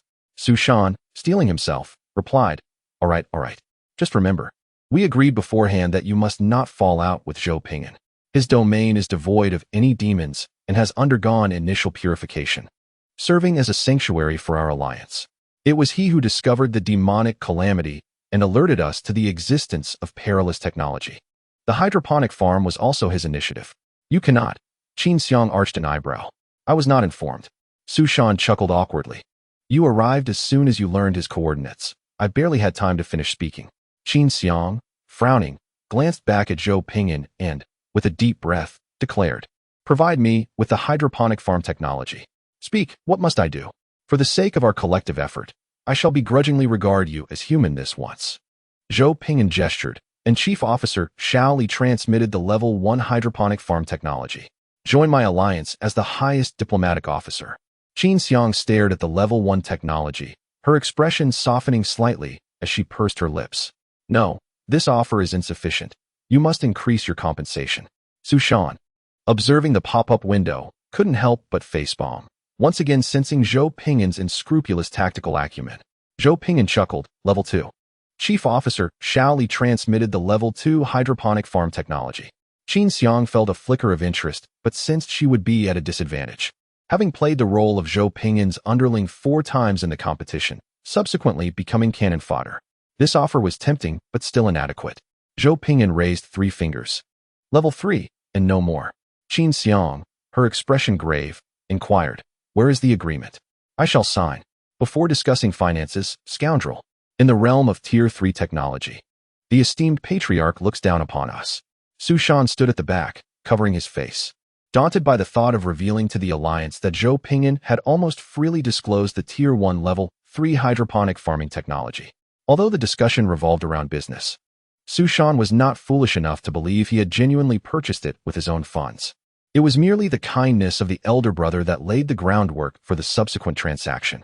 With Zhou Ping'an present, he had inadvertently assisted everyone in avoiding numerous pitfalls, ensuring a comfortable start. One must not act blindly. Of course, Zhou Ping'an could be reckless. As the elder brother, he had the privilege to do so. Currently, the technology openly shared within the alliance was utilized by Zhou Ping'an to secure a vassal agreement with the prodigious Qin Xiang of the Qin family. Upon signing the agreement, Qin Xiang's countenance softened considerably. I demand 10 units of primary resources and full diplomatic authority. I shall relocate my territory in due course. Humph. With a Level 3 hydroponic farm, I shall surely soar. Little Su, why don't you sign one too? He asked, giving away Tier 3 technology. Su Shan chuckled awkwardly. I'll pass for now. I'll endure a little longer. Ding dong. Alliance members, please check the technology unpacking code. Kindly install it promptly to navigate the initial stages. Qin Xiang, intrigued, mused, what's the alliance up to? Let me take a look. Tier 1 Level 3 hydroponic farm technology compressed package, provided by the sovereign of the Disaster Wolf Empire, Zhou Ping'an. The atmosphere was eerily silent. Qin Xiang stared blankly at the information box that appeared. No energy coins were required, no agreements needed to be signed, and no subservience was necessary. With just a flick of a finger, one could acquire the Tier 1 Level 3 hydroponic farm technology package for free. Had I truly just sold myself for a free technology package? Zhou Ping'an swiftly absorbed the contract into his grasp, signing it rapidly with a flourish, imprinting it with red clay, and hastily uploading it to the Directorate's network for notarization, laughing heartily. The agreement is binding for 10 years. It cannot be torn asunder. And you have no room for regret. Destruction value 101010. Ah, where did this destruction value come from? The screen flooded with notifications so rapidly. Qin Xiang's eyes reddened. Her face flushed, and her fists clenched, her entire being emanating a heated rage. Yet again, I have been outmaneuvered by this fellow. Zhou Ping'an quickly positioned his wheelchair in front of himself. 10 units of primary resources and diplomatic authority. We shall provide that for you. We appoint you as our diplomatic ambassador. This price is quite reasonable. After all, one must compensate for labor. Qin Xiang is worth this amount. She is of the 3rd system, pinnacle of the 5th rank. It is a fair deal. Su Shan, the alliance leader, is merely at the peak of the 4th rank in combat energy, not worthy even to carry her shoes. Zhang Yang, seated in the wheelchair, remarked, "Brother, I am touched that you do not regard me as a disabled person. However, brother, you do not view me as a human either. I am a defensive lord. I am not invincible." Qin Xiang, her chest heaving with indignation, ultimately subdued her fury. "I shall relocate. My dignity is still my dignity. I must not let anger consume me and harm my health without anyone to care for me." She turned and departed without a trace of nostalgia. "For the sake of 10 units of primary resources, I shall endure." Su Shan observed as Qin Xiang boarded the escort ship, departing in silence for a moment before murmuring, "Zhou Ge, has not the Alliance enveloped your first-tier resources? By all accounts, what distinguishes this from a wolf in sheep's clothing? Moreover, you only provided a mere 10 units of first-tier resources. Truly, you are a miserly genius. Your mastery of economics is commendable." Zhou Ping'an blinked. "Is that so? Did that occur? Oh, indeed it seems so. I nearly let that slip my mind. So, in essence, the Alliance has been nurturing 3 vassal states for me? Much appreciated. I shall certainly remember my brothers and sisters when the next bounty arises. No token spent, yet I have 3 little brothers well fed. Who says joining the Alliance is futile? This ensures my little subordinates are plump and prosperous." Su Shan sighed deeply. "Well then, since matters are resolved, I shall return to battling the demons. Should anything arise, do not hesitate to call. The Alliance shall undoubtedly provide personnel, funds, and effort. As fellow subjects of the Great Xia, in times of true adversity, we shall certainly lend support." Zhou Ping'an chuckled. "Off you go. I shall tend to the divine network before visiting the kingdom to address the demon calamities. Only then can we have a secure trial. I shall take my leave now, for I prefer to sail on my own vessel rather than linger in your rubbish." Zhou Ping'an glared. "What rubbish? You insult me unjustly." Climbing aboard, and half of it exploded. "I traversed over 100 kilometers yesterday. This contraption of yours is truly a one-time use item." Zhou Ping'an retorted, "It must be your improper handling. Otherwise, it would not have exploded." Su Shan sighed. "I merely played a song. If the energy consumption exceeds 001, it will detonate. Can you refrain from being so stringent next time? Focus entirely on combat. Do not allocate points elsewhere." Zhou Ping'an, content, remarked, "Compensation is in order. You have blown up one of my ships. Destruction value 555, in the blink of an eye." The destruction value had amassed enough to account for a vessel. Su Shan, feeling exasperated, stated, 10 alloys, correct? Depreciation at 6 alloys. Please include that in the next mineral shipment. Agreed. As the next chapter nears 100,000 words, I urge everyone to read it. Truly do. Chapter 39, Father Above. Steady the spatial passage for me. That night, in the Lord's Hall of Zhutian City, Qin Xiang sipped the freshly produced juice, her eyes bright. Feeling her decision to join was not in vain. At least the cuisine here was several notches above that of her previous abode. Zhou Ping'an perused the documents.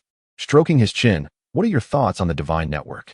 "Initially, I intended to probe into matters of the divine realm, but due to the rapid progression, I scarcely had the opportunity to comprehend. Genetic systems, psychic systems, technological systems, divine systems, alongside T3 technology. This trial on L6 planet certainly presents its challenges." Qin Xiang set down her documents and juice, clasping her hands. "I possess some knowledge. I previously resided in forested areas and encountered minor nature and animal deities. They were quite feeble, posing no significant threat.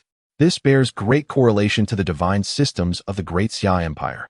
Every citizen of Great Xia, who venerates its deities, enjoys a swift response time. The initialization pertains to the Lord's civil domain, not to faith.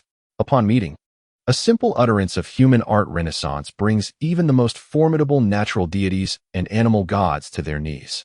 The human art renaissance marks an era following the mythical age when deities governed the blue planet, in the ancient, fallen kingdom of the eastern continent.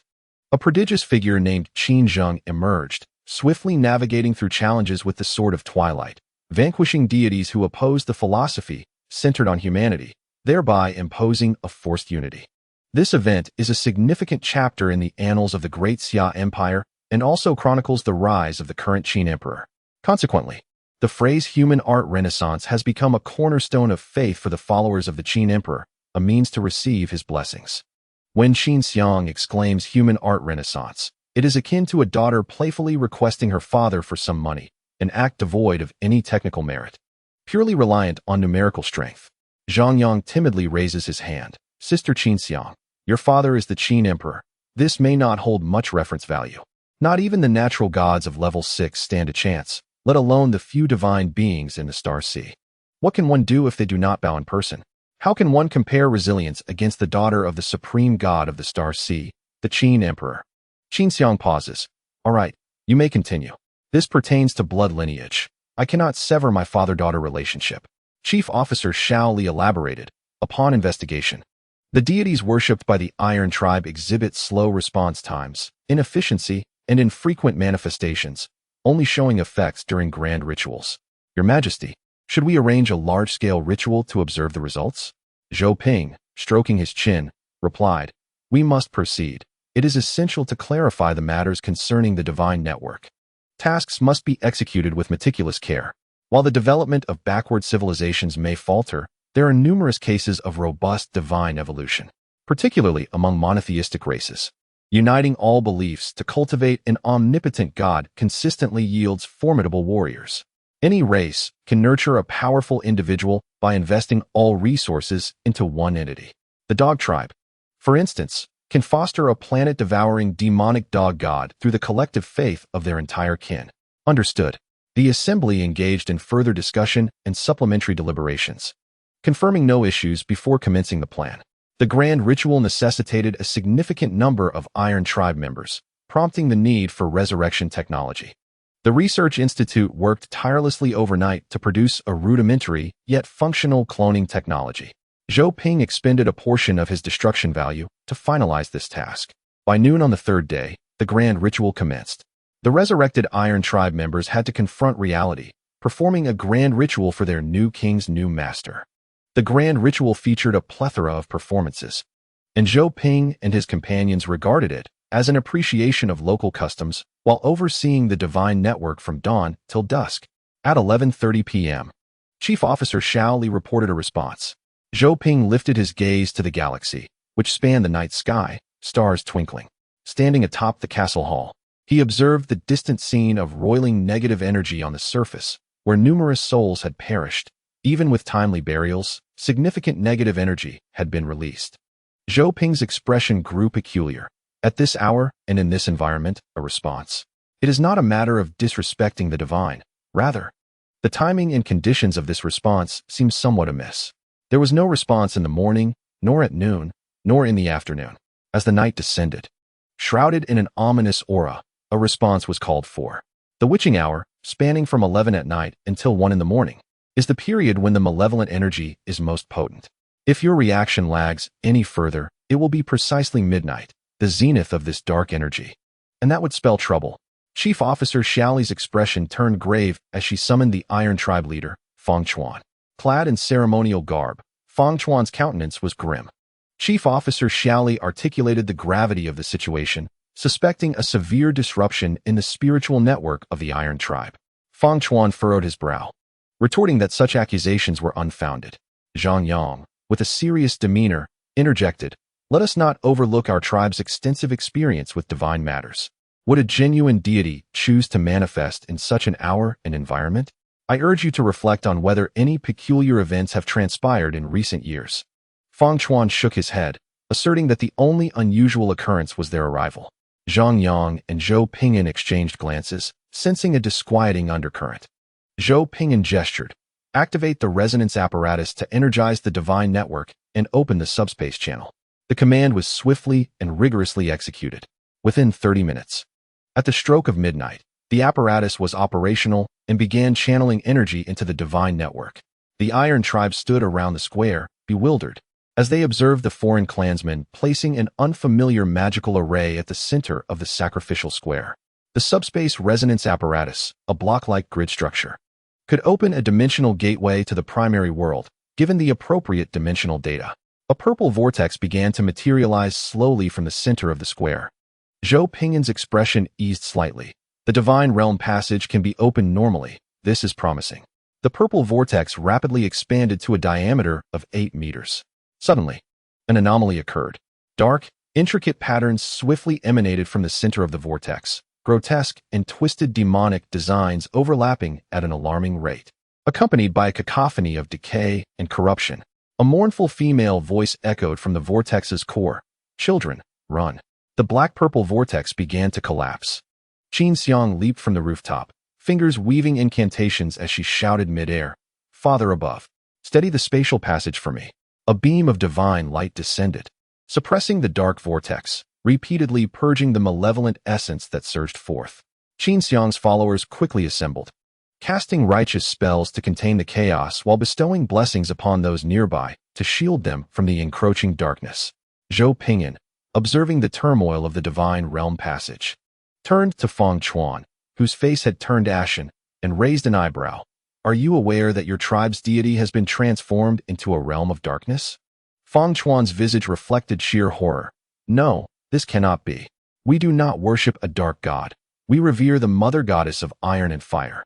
After inspecting the passage and ensuring its stability, Qin Xiang donned her battle armor and charged forth, returning in less than a minute. Removing her helmet with a grave expression, a grave calamity has befallen us. The divine realm has been overrun by dark entities, suspected to be of fallen technology. The recent warning was a message. The divine light of the true gods has not been observed within the divine realm. Zhou Ping'an clicked his tongue and crossed his arms. Well, this is quite the predicament. You have fed the faith of our entire clan over the years to dark entities. Bestowing the role of clan deity upon primitive natives is quite the folly.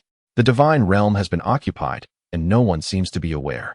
The Iron Clan leader, Feng Chuan, knelt on the ground, his face pale. No, this cannot be. I implore you to continue reading, esteemed ones. Chapter 40. For the many for me. Qin Xiang observed the formation of the populace, her brow furrowed. We have only 1 hour of free passage. After that, this corridor will close. Chief Officer Xiao Li's expression was grave. His Majesty the Emperor can stabilize the passage, but do we truly wish to proceed, Your Majesty Zhou? The war in the main world has yet to conclude, and opening a second front now would be rather taxing. We may have the strength to fight, but there are only so many of us. We cannot simply split ourselves in two. Zhou Ping'an chuckled. Let us venture in for a look. Even if issues arise, I shall bear the consequences. Chief Officer Xiao Li turned to General Xiao Da, who promptly arranged for the royal guards to accompany the emperor on this expedition, bringing along seasoned veterans. After a brief preparation, they entered alongside Feng Chuan and a select few elite members of the Iron Clan. Upon traversing the purple-black vortex, they arrived in a secondary realm, a small dimension adjacent to the main world. Before them lay a blood-red sky, with vengeful spirits swirling in the air, ghostly entities of a malevolent nature. The ground was overrun with twisted infernal flora, the air dry and thick with the scent of sulfur. Nearby, several demons lay lifeless in pools of blood, their necks severed, while others in the distance remained oblivious, sleeping soundly, unaware of the newly emerged corridor to the main world. Qin Xiang deftly cast an invisibility spell, concealing their forms and auras. Her pupils transformed to a golden red hue. The original master of this divine realm modified the entry and exit points before vanishing, leaving behind a message spell to warn future visitors of the dangers here. Due to the alteration of the entryway, the demons have been trapped within. The message spell's effect was the agonizing scream they had heard in the sacrificial plaza. As for altering the entryway, it was akin to changing the password of a security door. Unless authenticated by a family member's fingerprint, free passage was impossible. Zhang Yang remarked in surprise. So, unable to combat the demons, they welded the door shut? Ingenious, keeping the thieves inside. Qin Xiang nodded. Indeed, but a new dilemma arises. According to my reconnaissance, this divine realm has been abandoned for at least 50 years. Even if the Fire Mother Goddess was somewhat incapacitated, surely she could have crawled to her allies by now. 50 years have passed, and the demons remain entrenched here, while the mistress of the divine realm, the Fire Mother Goddess, is nowhere to be found. Lu Qian was astonished. Did we not detect dark energy fluctuations earlier? Does that not indicate a response from the divine realm? This is perplexing. What could be the situation? In the 13th chapter, Chief Officer Lily detected fluctuations of dark energy within the realm of the Kingdom of Luo, suspected to be emanating from the divine network. She calmly explained. Is it possible that these energy waves were generated by the demons breaching the security gate? Lu Qian nodded in agreement, acknowledging the rationale. Xiao Da surveyed the surroundings, raising an eyebrow. The enemy's civilization level is not low. They have at least mastered subdimensional technology. Observe those dormant demon seeds. They are clad in T1 model demon battle armor, a hallmark of a standard demon civilization warrior. The lower limit is T1, while the upper limit remains uncertain. When contending with demon civilizations, the most vexing aspect is not their resilience, but rather the difficulty in accurately gauging their overall strength. Demons, by nature, embody chaos, and their civilizations are invariably tumultuous. They exhibit a distinctly chaotic survival style, with their internal management systems resembling a tangled mess, encompassing a myriad of forms. Particularly when confronting a planet not yet claimed by demons, one may encounter indigenous demons, dimensional demons, T1 civilization demons, chaotic demon breeds, subspace demons, emissaries of demon empires, and subordinates of annihilation deities alike. The internal management structure of the demon race is so convoluted that they themselves cannot decipher it, only knowing that functionality is paramount. As long as their management systems do not collapse, demons rarely seek remedies.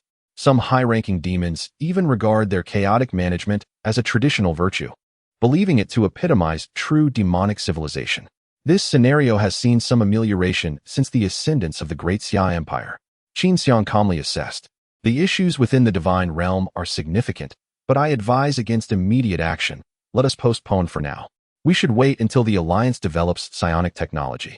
Without the support of psionic technology, sustaining prolonged combat in the divine realm would be exceedingly challenging. The predominant culture of the Great Xia Empire is rooted in cultivation. Very few pursue psionic technology directly. Typically, one first exhausts gene technology before diverting surplus computational power to the pleasures of cultivation. The reason for this delay is that the cultivation system only begins to gain momentum in its later stages, while the gene system rapidly enhances combat capabilities in the early phases. If there were no constraints, anyone would aspire to solely pursue the cultivation path. This disparity has led to a hierarchical distinction. Those who pursue psionic technology are generally regarded as occupying a lower status. Zhou Ping'an scrutinized the battle armor of the slumbering demon warrior, raising an eyebrow. Have the outsiders investigate the patterns on their armor. I find them somewhat familiar. Chief Officer Lily issued the order, and a response was quickly relayed. Pressing her earpiece, she exclaimed in astonishment, "They belong to the Demon Empire, a subordinate civilization warrior of the T4-Day Empire, which is currently engaged in combat with our forces along the Northern Star Domain border." The Disaster Wolf Empire had previously encountered the Day Empire. At that time, the demon commanders of Day sought to annihilate the world to restore their strength, but were thwarted by Zhou Ping'an, who ignited the calamity first. Zhang Yang remarked, "Demons are truly like fleas, darting about." T4, brother, this will be challenging. Perhaps we should hold off for now. Once we acquire more technology, or the trials conclude, the instructors will handle them. Zhou Ping'an's eyes gleamed with increasing intensity as he stroked his chin. What do you think? If we were to launch a counteroffensive and penetrate the domain of the Tyrant Empire, would we not ascend to higher positions directly? What is the purpose of trials if not to secure a prestigious role? With so many military achievements laid before us, are you not tempted? Qin Xiang wore a look of disbelief. You make a valid point. To establish a second front, we require a lord proficient in the spiritual energy system. Pray tell. Aside from myself, whose spiritual energy system boasts high accolades here, battling a horde of T1 cornered beasts would be effortless. However, prolonged warfare, particularly in stabilizing spatial passages, necessitates T1's theoretical understanding of spiritual energy, along with subsequent technological advancements. Zhou Ping'an remained contemplative, his gaze focused inward. Xiaoxiang, you are aware that my expertise lies in genetic and mechanical systems. Time is impartial to all. While I may be a versatile lord, my units are already fully developed in dual capabilities. Introducing another system would stretch my computational resources thin. I must await the expansion of my current systems before contemplating additional ones. Zhang Yang chuckled awkwardly. Sister Qin, as you know, I am more of a defense and development-oriented lord, not particularly adept in the spiritual energy domain. Lu Qian gazed at the floor, admitting, Sister Qin, my skills lie solely in combat. This floor is indeed a floor. Qin Xiang's expression darkened. Are you merely taking advantage of my superior grades? Transitioning roles at this stage is highly inadvisable. Lu Qian cleared his throat. Zhou Ge lent me a relic. Perhaps, Sister Qin, you could take it for now. Zhang Yang interjected with flattery. Indeed, Sister Qin, I shall handle the defensive works in your territory. I am quite skilled at fortifying bastions. Zhou Ping'an laughed heartily. I also possess a T3 corrupted mecha technology. I shall share it with you. Qin Xiang sighed, choosing to prioritize collective welfare. This is a sacrifice I make for the group. I hope you will remember this and not neglect my contributions in the future. For there to be a captain, there must also be crew members for a ship to be constructed. By integrating into the collective and contributing, the community will in turn provide for the individual. Zhou Ping'an abandoned his solitary approach, opting to join the alliance, which now supported him in nurturing his subordinates. Zhang Yang ceased his passive farming, undertaking the construction of defenses and infrastructure for all civilizations within their small community, ensuring logistical support and a robust defense system for everyone. Lu Qian darted back and forth, addressing security concerns across various territories, subduing all adversaries, and distributing excellent armed products to the other three, thereby providing superior fleets and weaponry. Each person fulfilled their responsibilities, caring for themselves and those around them, ensuring that everyone enjoyed a life of utmost quality. Ultimately, Qin Xiang chose to integrate fully. I serve for all, and all serve for me. She commanded the territory to officially transition to the spiritual energy system, complying with Zhou Ping'an's directive to establish a second front. Zhou Ping'an was generous, preparing the T3 supercharged mecha to promptly storm the divine realm of the Iron Fire Mother and cleanse it thoroughly. A display of prowess, afterwards to be shared with Qin Xiang. This truly spans over 100,000 words. Chapter 41. Speak of peace or conflict. The T3 supercharged corrupted mecha possesses formidable combat capabilities. The realm of the Iron Fire Mother God spans merely over 200 square kilometers, where the demons stationed therein are ruthlessly harvested like mere blades of grass before the T3 hyperfrequency corrupted mechs. Qin Xiang gazed enviously as the T3 hyperfrequency corrupted mech emerged from the violet-black vortex. Obtaining T3 technology at the onset felt akin to cheating. The minor skirmish persisted for approximately 3 hours, encompassing operations such as transporting demon corpses, spraying air fresheners, and eradicating hellish flora. In the Forging Heaven City, within the sacrificial plaza, after the interrogation, Shao De personally came to report. His expression grave, he stated, "This is an operation by a subordinate civilization of the Day Empire. Upon review, if we can establish a connection with the Divine Network and complete the corresponding technology, we can counterattack and garner achievements." Zhou Ping'an responded, "Indeed. Report this to the directing team." The situation was becoming increasingly intricate. The T4 Demon Empire had surprisingly intervened here. A planet might not catch the eye of the T4 Demon Empire, but one situated in the star domain of the Great Xia Empire's capital bore a different strategic significance. Zhang Yang reflected, "The Iron Fire Mother God has executed her strategy well, preventing them from entering the main world. Otherwise, warfare would have commenced here." Qin Xiang remarked coolly, "This matter dates back at least 50 years. In 50 years, the variables have grown considerably. Lord trials, demonic calamities, the legacy of the pre-T3 superliminal civilization. The events left by the corpse-eating empire, the multi-planet adaptability of the Starborn, and the T4 Day Empire, among others. This seemingly inconspicuous L6 planet harbors such hidden talents." Lu Qian maintained an air of calm, saying, "Why overthink? Above us are instructors of the 18th tier in the psychic system. What is there to fear? In ancient times, they would be considered late-stage celestial cultivators, capable of obliterating a star with ease." Zhou Ping'an chuckled, "Exactly. Feel free to make mischief. I will bear the consequences. If I cannot manage, I will let the instructors take the fall." Qin Xiang retorted, "Consider your position. How many times have you made Uncle Li cover for you?" Ding dong. Zhou Ping'an opened a message from Instructor Li Xiang of the directing team and laughed. "Hey, he said we should not worry about it. If anything happens, the directing team will handle it."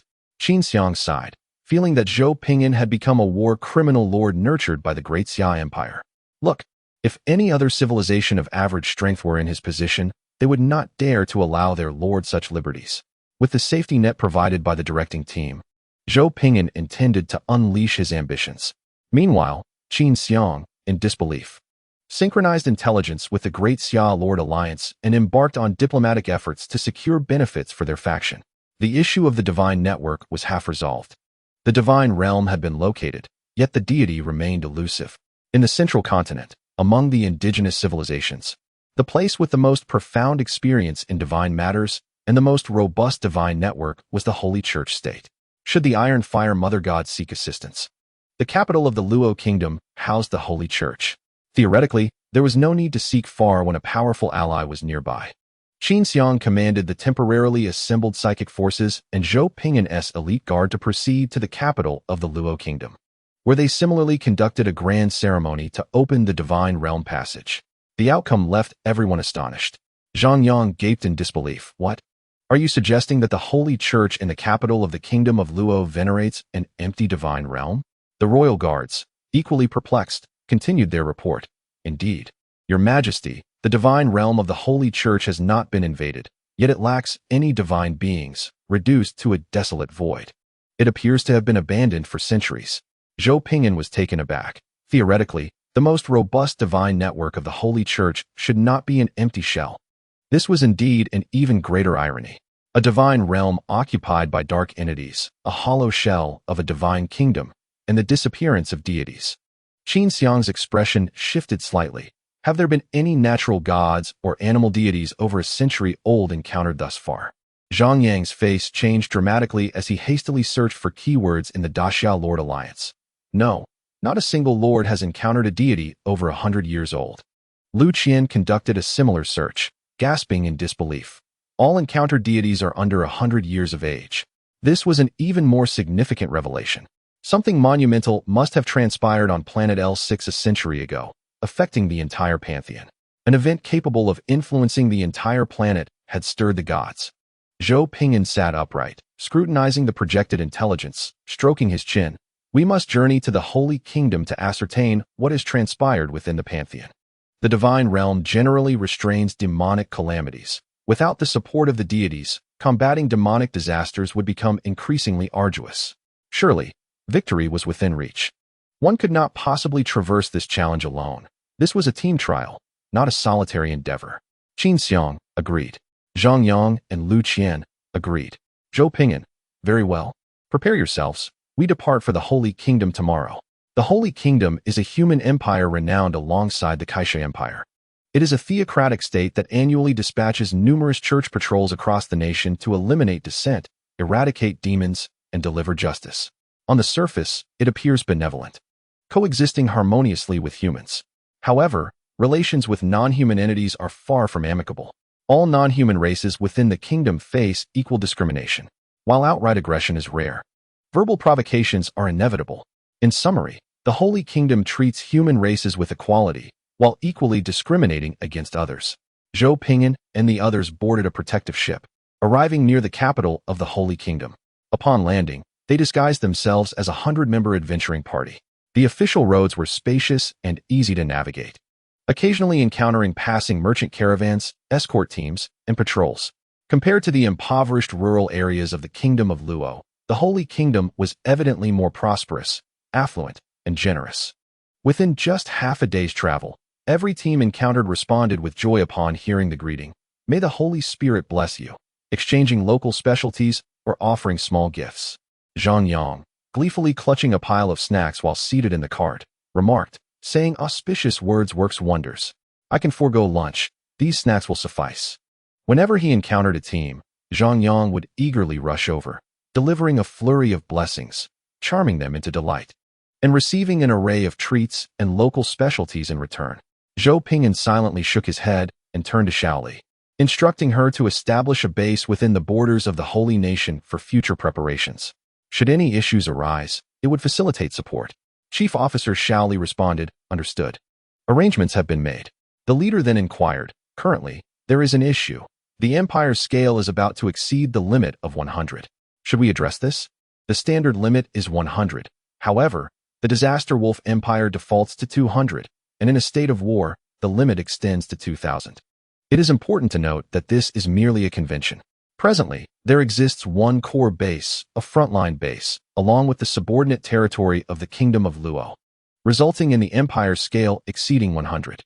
In the early stages, neglecting to reduce the scale through technology can easily lead to such an outcome. Zhou Ping'an replied, let's address it. Change the national policy to extreme pacifism, reducing the scale by 30. Different national policies yield varying corrective effects. For instance, extreme pacifism can decrease the Empire's scale by 30, allowing for a greater territorial expanse.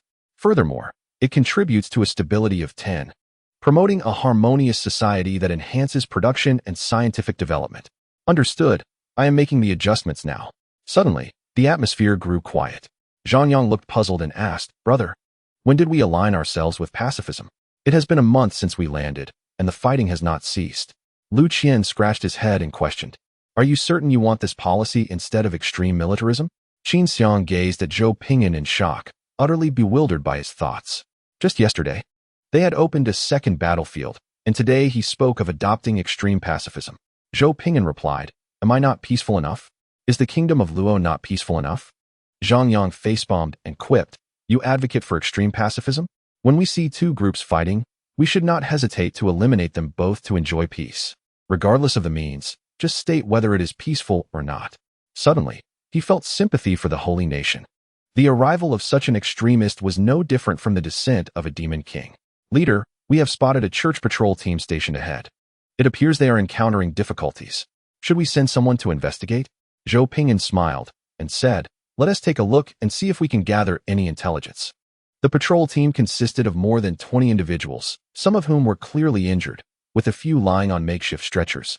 Over 20 people surrounded the captain of the paladin squad, who looked troubled as he desperately struck flint, producing only scattered sparks that failed to ignite the slightly damp grass beneath. The Holy Empire is situated in a relatively humid climate, making it difficult to start a fire. Captain, muster some strength. We are counting on you to spark the flame. Captain Chun Chuanfa sighed, glancing back at the only fire mage in the team, who lay unconscious on a stretcher. The diminished combat strength was alarming, but what was even more concerning was that the team's cook had also fallen ill. The most dreadful part was that after his collapse, they were utterly unable to ignite a fire. The captain of the paladin squad, Chun Chuanfa, sighed in resignation. Bring some firewood over. I will create fire by friction. A few of the semi-injured team members hurriedly delivered the dry kindling they had prepared earlier, placing it expectantly before their captain, resembling hungry children awaiting nourishment. Seated upon a wooden stump, Captain Chun Chuanfa tied a slender stick with a rope, securing it atop a thicker log, and began to rub it vigorously with both hands. Oh, are you starting a fire? He inquired, glancing up with a glimmer of hope. Hey, do you have any fire starter? Zhou Ping'an, taken aback, shook his head. No. Captain Chun's expression turned resigned. Do you have any flint? Our flint has become ineffective. Zhou Ping'an scratched his face. None here either. The light of hope in Captain Chun's eyes dimmed entirely as he sighed, returning to the arduous task of friction firemaking. Alas, the lesson is profound. Lives can be lost, but the cook who starts the fire must be protected. Seeing their captain preoccupied, Zhou Ping'an took a small stool, requesting his guards to bring a few more so the injured could sit and avoid the damp ground. Zhang Yang and Lu Qian, among others, eagerly gathered around, taking their seats on the stools to observe Captain Chen's struggle to kindle a fire. Zhang Yang reflected, I have only read about this in books. I never thought I would witness it firsthand. Lu Qian elaborated, creating fire by friction is exceedingly difficult and labor-intensive. Those lacking stamina may not endure long enough to spark a flame. Moreover, it necessitates skill and proficiency. Without a certain level of expertise, one may not succeed at all. Captain Chun Chuanfa glanced up and noticed that over 20 members of an adventurer group had gathered around. Judging by their appearance and attire, they seemed to belong to a noble faction, posing minimal threat. The leader of the group, a dashing young man merely 2 meters away, bore no signs of bloodshed and exhibited no overt hostility toward Captain Chun. Nobles out for some diversion? The thought flickered through his mind as he resumed his painstaking efforts. Zhou Ping'an offered a fruit, inquiring curiously, My friend, how did you sustain such severe injuries? What transpired? My team includes a healer. Do you require assistance? The injured individual accepted the fruit with a resigned expression. It was the demons, as usual. During our patrol, we encountered several dark cults and demons, and on our return, we were ambushed. Had we not stumbled upon a group clad in advanced battle armor, we might have perished. Those individuals were well equipped, reminiscent of the forces from the Rogue Empire. However, they claimed to be part of the Demon Extermination Corps under the Great Xia Alliance. Their weaponry was exceptionally advanced, dispatching minor demons with ease. The sudden emergence of such formidable forces within our territory, unbeknownst to us, is indeed peculiar and frightening. We had intended to march urgently to report this, but en route, We encountered other teams who had faced similar circumstances. They have already sent the intact squads to report urgently, while we rest and make our way back. Zhou Ping'an exchanged a glance with Qin Xiang, who nodded in silent agreement. During this period, Su Shan, accompanied by the warlords, exerted every effort to suppress the demons, striving to clear a safe zone. It was entirely reasonable to encounter the church's patrol team, which had long been engaged in dealings with the demons. Zhou Ping'an casually handed over a lollipop, saying, "This is candy. Hold it in your mouth to replenish your sugars and nutrients, aiding in your healing." The injured smiled shyly, accepting the candy. "The packaging is exquisite. Could I keep the wrapper? I wish to take it home for my sister." Zhou Ping'an chuckled and presented another lollipop, adding, "Consider this one a gift for your sister. It's merely a trifle, so feel free to take it." The paladin Chen Xuanfa glanced up, a hint of pale white energy flowing through his gaze, nodding, "Enjoy it. It's a good treat. Harmless. Such elegant packaging suggests noble origins." The injured, upon tasting the candy, brightened considerably, his gaze toward Zhou Ping'an now warm with gratitude. "You are truly kind. Should you encounter trouble in the capital, you may mention our captain, Chen Xuanfa. He is quite effective." The paladin shot a bemused look at his comrade. Zhou Ping'an cheerfully replied, "Absolutely. Xiaoli, please summon the medic to assist." The medic hurried over with assistants in tow.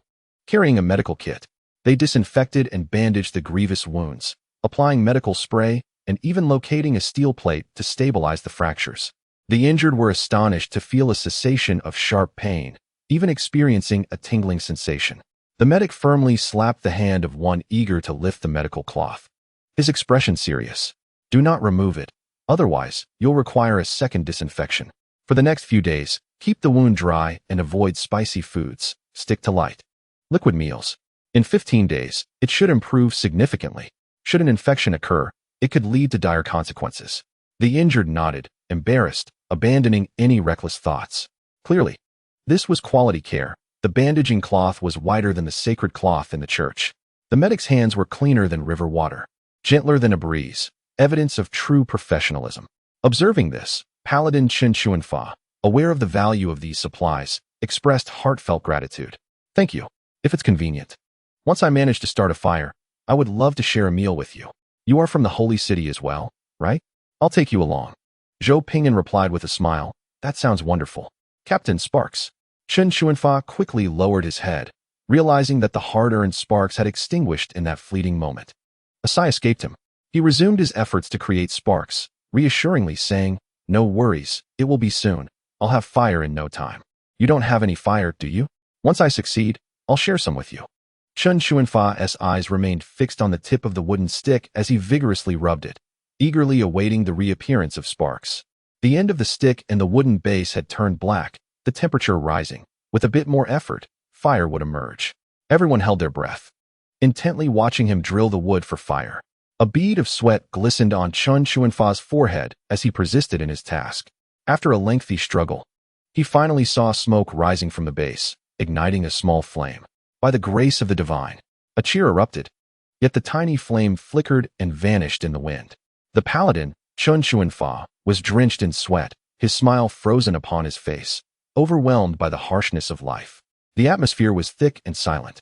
The morale of the patrol team had significantly dwindled, their stomachs growling in a chorus of hunger. Gritting his teeth, the paladin muttered to himself, "It's all right, I will persevere." In this moment of tension, a fair hand reached out from the side, clutching a palm-sized tool, which had aimed at the tip of a wooden stick. Chapter 43, Fire, Born of the Lighter. With a click, a vibrant, beautiful, and radiant flame, imbued with divine grace, erupted from the small opening of the tool, igniting the tip of the stick. The flame flickered for 3 seconds, sparking a small fire. Zhou Ping'an withdrew his white hand from the lighter, his eyes fixed curiously upon the wooden stump. "It's lit. Keep going. Don't just stand there. Hurry up. Give it your all." The paladin, Chen Xuanfa, stared blankly at the flickering flame, slowly raising his head to meet the curious gazes of the demons across from him, all fixated on his fire-starting endeavor. Indeed, their faces were painted with curiosity, their eyes unblinking, perplexed as to why he had paused in his arduous task. In the sweltering summer heat, a chill crept over him. The paladin's face flushed with indignation. "Didn't you say you had no fire?" Zhou Ping'an blinked. "Yes, no kindling. No flint, No fire mages. What I'm using is called a lighter. Oh, so you wanted to borrow a flame. You could VE just said so. How was I to know? The paladin retorted, you must understand, humans are born of humans, and demons are born of demons. Fire is birthed from the lighter. With his blood pressure rising, Chen Xuanfa suppressed his frustration, his face now crimson, extending his hand. May I borrow some fire? Zhou Ping'an handed over the lighter. Reflecting for a moment and examining the device, Chen Xuanfa inquired, I just need to press here. No incantation required. No need for a Master S recognition? Correct. Just press here and aim at the kindling.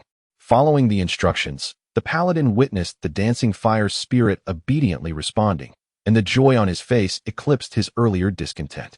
He quickly bent down, tending to the wooden stick, gently blowing to encourage the flame's growth. Under the expectant gazes of the crowd, the red flames began to sway and burn. The members of the church's patrol team erupted into cheers, tears of joy streaming down their faces, finally liberated from hunger. Meanwhile, the people of the Disaster Wolf Empire expressed their disappointment, lamenting their missed opportunity to witness the entire process of friction firemaking. Zhou Ping'an and his companions were baffled by the lengths to which they had gone to create fire.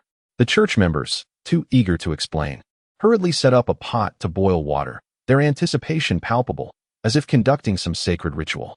They watched their captain break off a chunk of coarse salt, adding it to the pot, followed by pieces of deer meat and some dry vegetables set aside, waiting until the meat was nearly done before adding the vegetables. Some dry bread was tossed in as well, watching it soften before retrieving it to place on a plate to share among everyone present. Zhou Ping'an stared at the slop on his plate, falling into a deep silence. Zhang Yang and the others looked at the slop that had been distributed, equally ensnared in quietude. It turns out they were preparing food. Qin Xiang, perplexed, remarked, but you do not raise pigs. What purpose does this serve? Our horses do not consume pig feed. We appreciate your kindness. What are you all doing? Qin Xiang exclaimed, her expression one of shock. Her lips slightly parted as she observed the wounded soldiers shoveling pig feed into their mouths. She hurriedly swatted the plates from their hands, exclaiming in disbelief, you cannot eat this. This is pig food. This is simply inhumane to the injured. The wounded gazed mournfully at the soft bread soup on the ground. The paladin, Chen Xuanfa, twitched at the corners of his mouth, crumbs of soft bread clinging to his lips. This is our lunch, not feed for animals. Zhou Ping'an remained silent for a moment, then retrieved a box of meals from his spatial backpack, opened it, and offered, would you care for some? It's still warm. Freshly produced rice and vegetables. The meat comes from castrated livestock, so it's not gamey. Chen Xuanfa, a paladin of early 5th rank, felt his eyes moisten. There's food? If I had known earlier, I could have bought some. Look at the trouble we've gone through. Do you not feel any guilt? When I vanquished demons, I surely overlooked you as one. Upon seeing the food, the others looked eagerly at their captain, Chen Xuanfa. Zhou Ping'an took a bite with his chopsticks, indicating it was safe, and offered it. Go ahead, freshly made. If it's insufficient, there's more in the vehicle. Chen Xuanfa quickly accepted it, confirming its safety through his poison detection skill, and eagerly stuffed it into his mouth, his eyes becoming increasingly moist. The wounded watched intently. Captain, will you speak? Can we eat this? Don't just focus on eating, speak. Chen Xuanfa nodded through tears. It's edible. The wounded turned their hopeful gazes to Zhou Ping'an. Feeling the weight of their stares, Zhou Ping'an commanded his guards to fetch more meals. He had never anticipated that such an inexpensive meal would be so well received. The medic stood aside, distributing different meals according to each soldier's condition, strictly regulating their diets. Soon, the only sound was the delightful slurping of food, which appeared quite appetizing. Zhou Ping'an and the others, feeling hungry themselves, joined in and savored a box of their own. After the meal, everyone either sat, leaned, or lay down, relishing the beauty of life. After a period of rest, Chen Xuanfa felt rejuvenated. He toyed with a lighter in his hand, eyeing it greedily. Is it for sale? I can offer a magic core. Choose a few. Zhou Ping'an extended his hand. It's a gift. Give it to me first, and I shall modify it for you. Chen Xuanfa handed it over. Zhou Ping'an took it, inscribing a fire magic array within its transparent interior using his mental energy, transforming it to automatically absorb energy for charging, and returned it. There, it's done. Chen Xuanfa gazed in astonishment at the intricate creation, now adorned with concentric magic circles on its clear surface. Are you a mage? Indeed. What of it? Chen Xuanfa's lips twitched, Is this a fire magic array? Yes, what of it? Chen Chuanfa swallowed his frustration. I have some connections in the holy city. Shall we go together? Certainly. Chen Chuanfa's expression stiffened. May the Holy One not bless you. Zhou Ping'an queried. Did you mispronounce that? I did not. After resting for an hour, the two teams merged and set off towards the holy city. The paladin Chen Chuanfa diligently conducted an inspection, confirming that there were no dangerous individuals or items within the party. It was a noble entourage of pure virtue.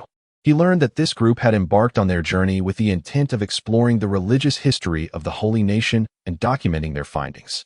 Chen Chuanfa's enthusiasm surged as he passionately recounted the history of the holy nation and the divine. Zhou Ping'an, in turn, informed them that he and his companions hailed from the kingdom of Luo and had come to the holy nation to broaden their horizons. As Chen Chuanfa gazed upon the imminent sight of the holy city, his spirits lifted considerably, and his eyes sparkled with renewed hope. Home was just ahead. The gates of the holy city swung open, and various groups were undergoing inspections. Chen Chuanfa's expression shifted subtly, sensing something amiss, and he seized a nearby patrolling officer. What transpired? Why has the holy city begun inspections? Captain Chen, you may not be aware, but half a month ago, a demon infiltrated the city and attacked the divine ritual, the officer replied. Chen Chuanfa's face fell in shock. That is impossible. How could a demon enter the holy city? Alas, it has caused quite a stir. I hear that representatives from the distant Great Xia Alliance have come to seek collaboration in demon extermination. The demons have been growing increasingly brazen lately. Thank you all for your support. This is a transitional chapter. The intensity will escalate shortly. Begging for alms. Chapter 44. Igniting the star sea to forge the Emperor of Calamity, the clouds danced, playing with the remnants of the setting sun.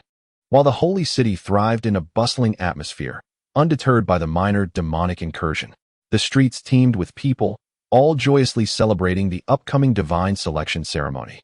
The twilight glow bathed the thoroughfares in a soft golden hue, as laughter filled the air.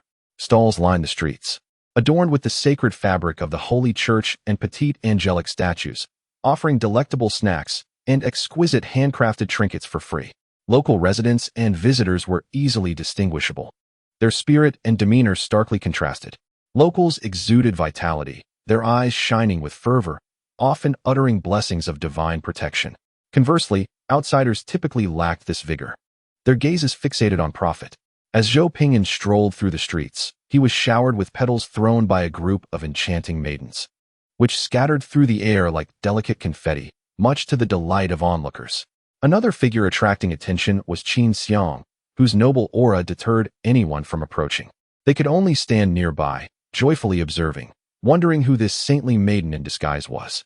Paladin Chen Chuanfa requested the patrolling officers within the city to assist in escorting the team to the church hospital for treatment. While he hurriedly made his way to the judgment hall, Zhou Ping'an and his companions expressed their eagerness to witness more, and after a moment of contemplation, Chen Chuanfa nodded in agreement. Zhou Ping'an instructed the others to find lodgings, taking the core members along with him. The twilight glow cascaded over the brown walls of the tribunal, where massive stones were meticulously assembled into formidable, towering barriers. Every 10 meters, square windows punctuated the walls, harmonizing aesthetics with luminosity. The white eaves softened the overall stern and solemn ambience, while angelic sculptures adorned the upper edges, exuding an aura of sanctity. Zhou Ping'an clicked his tongue in admiration, remarking on the statue's pristine condition, suggesting that the custodians must diligently polish it daily to maintain such brilliance. Chen Chuanfa, walking ahead, choked slightly and retorted, "These are the works of the devotees. They possess the discipline to keep it immaculate." Zhou Ping'an responded, "I see, it's indestructible." With a sigh, Chen Chuanfa, uninterested in further explaining to this devilish companion, hastened forward. As they approached the tribunal, the number of passers-by visibly diminished. Nearly all present were members of the church, each bearing a grave expression and an air of authority that discouraged any intruders.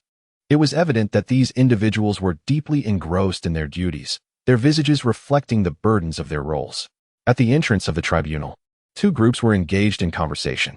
One comprised the knights typical of the Holy Kingdom, while the other consisted of armored warriors familiar to the lords of the Great Xia. Chen Chuanfa expressed mild surprise. "It's you? You're quite swift."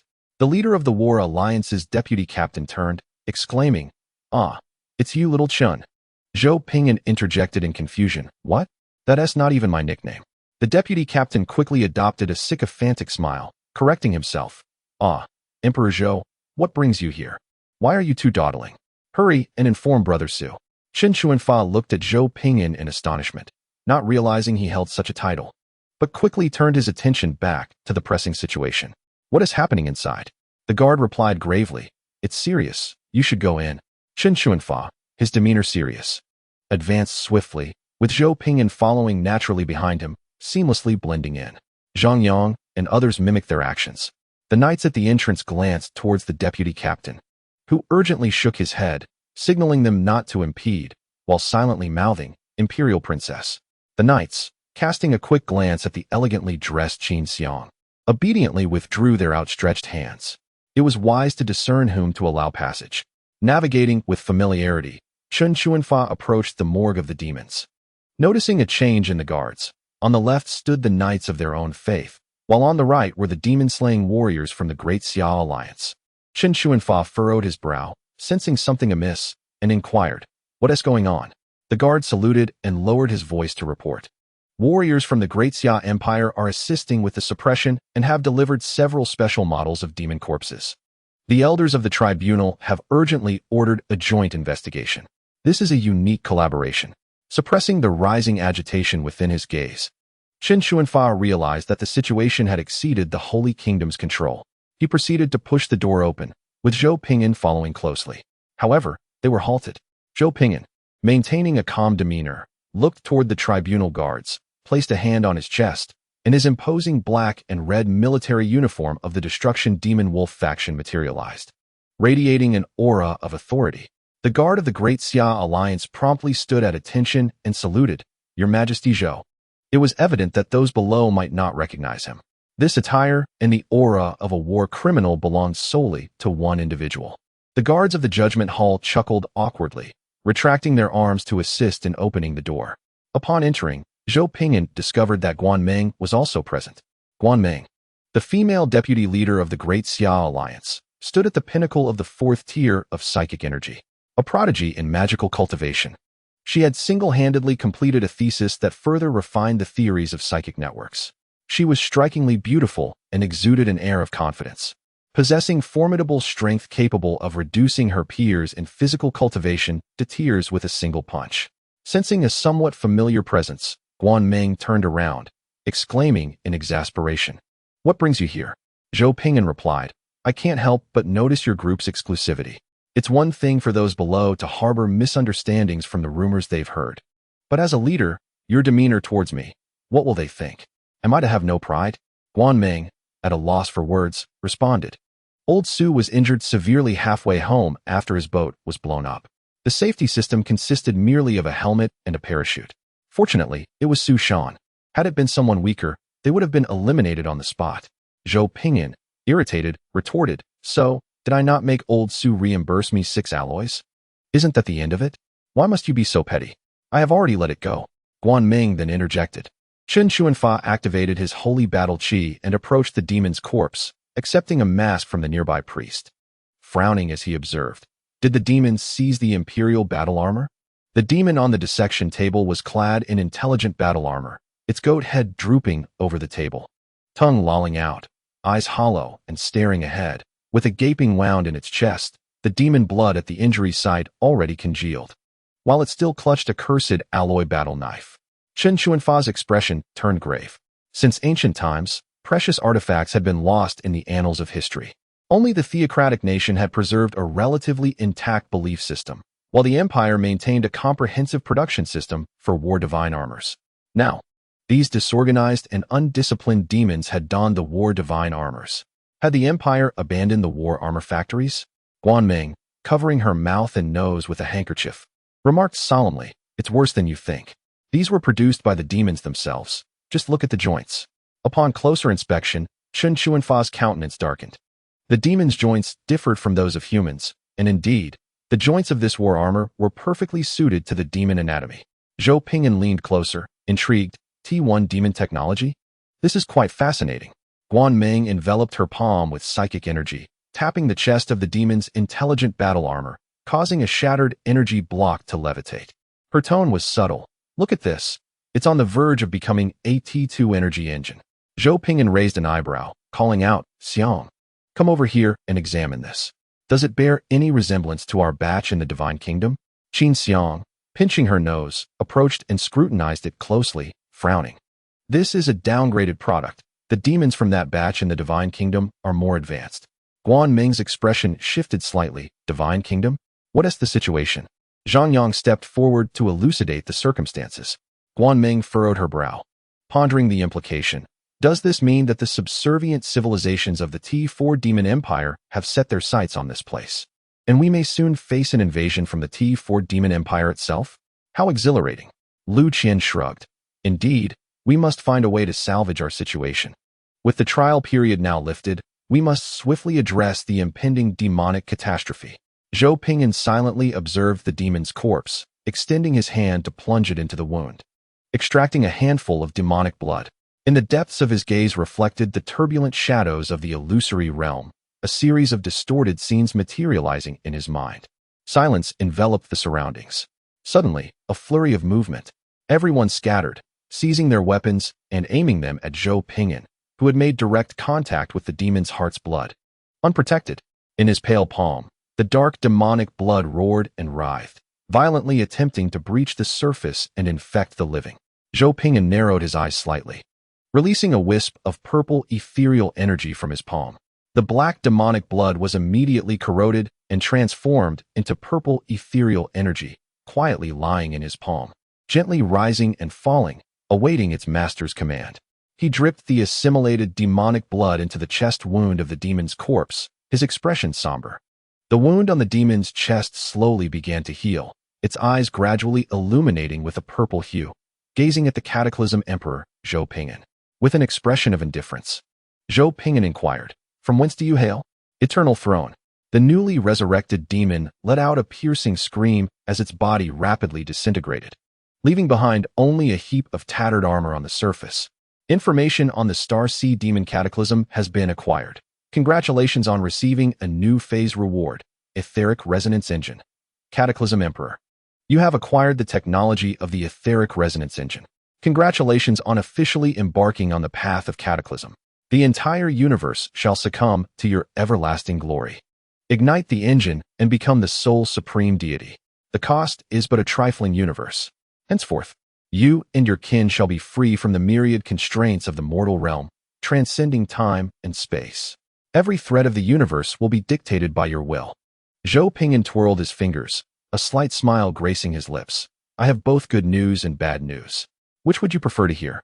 Guan Ming exhaled in relief. The good news. The good news is that we need not fret over preparations.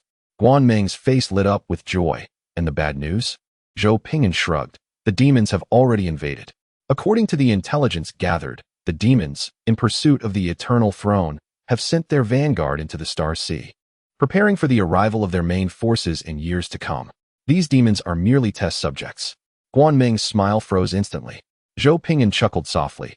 Fear not. We are only facing T1 demons at present. It is not insurmountable. Guan Ming breathed a sigh of relief. That is fortunate. Zhou Ping'an continued. In 2 years, we will face T2 demons. Guan Ming felt her heart racing uncomfortably, clutching her chest. Could you please deliver it all at once? Oh, it's merely an invasion of demonic calamity comparable in scale to the entire Star Sea forces combined. What we are facing now is merely an appetizer, at most T3. Don't be so disheartened. Guan Ming's face turned ashen. Strictly speaking, we are currently at T0 level. Zhou Ping'an. Oh, am I not already at T0? Guan Ming trembled as she sent a message to Su Shan. Su Shan's roar echoed from the wristwatch. What on earth? Am I supposed to battle the demonic catastrophe from T0 to T3? After a month of effort, my anxious heart has finally found peace. I initially thought it was merely a T0 demonic catastrophe, but now I need not worry. It's an all-out assault from T0 to T3. Goodness. Is this not a graduation trial? Why does the difficulty escalate directly to the Star Sea battlefield? Zhou Ping'an blinked and glanced at the emergent catastrophe window, silently closing it with his thoughts.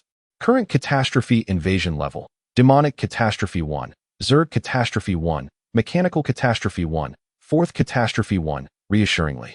The situation is not as dire as it seems. We are not facing just one catastrophe, but three, if fortune favors us. The Great Xia Empire may be classified by the Star Sea Alliance as the fourth catastrophe. At that point, I shall assist the Great Xia Empire in combating the entirety of the Star Sea and the three major catastrophes. What? You inquire why the Great Xia Empire must confront the whole world? Because I am of the human race, and the ascension effect encompasses racial elevation. Do you believe a typical super empire would refuse the temptation of a historic page in their annals? The answer is no. By the way, can you guess what the engine fuel is? Congratulations, you are correct. The entire Star Sea. Igniting the entire Star Sea will completely forge my supreme status as the Catastrophe Emperor. I earnestly request that everyone refrain from hoarding the book. The specific data from the first day of the debut is not particularly favorable for the sheep. I sense that we will have to rely on everyone's gifts to survive. Chapter 45. The Whispering Pyramid. The results of examining the demonic corpses are heart-wrenching.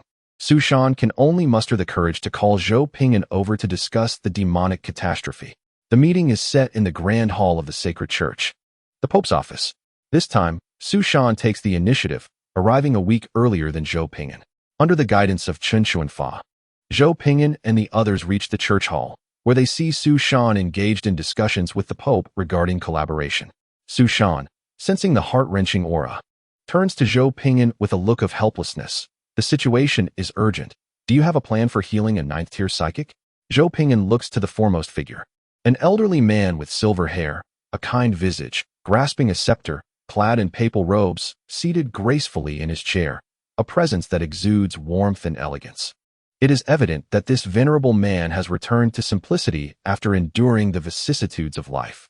Zhou Ping'an recognizes him as Han Xiangyang, the 27th Pope of the Sacred Church, who has served for hundreds of years and is renowned as the strongest being on earth, closest to the divine.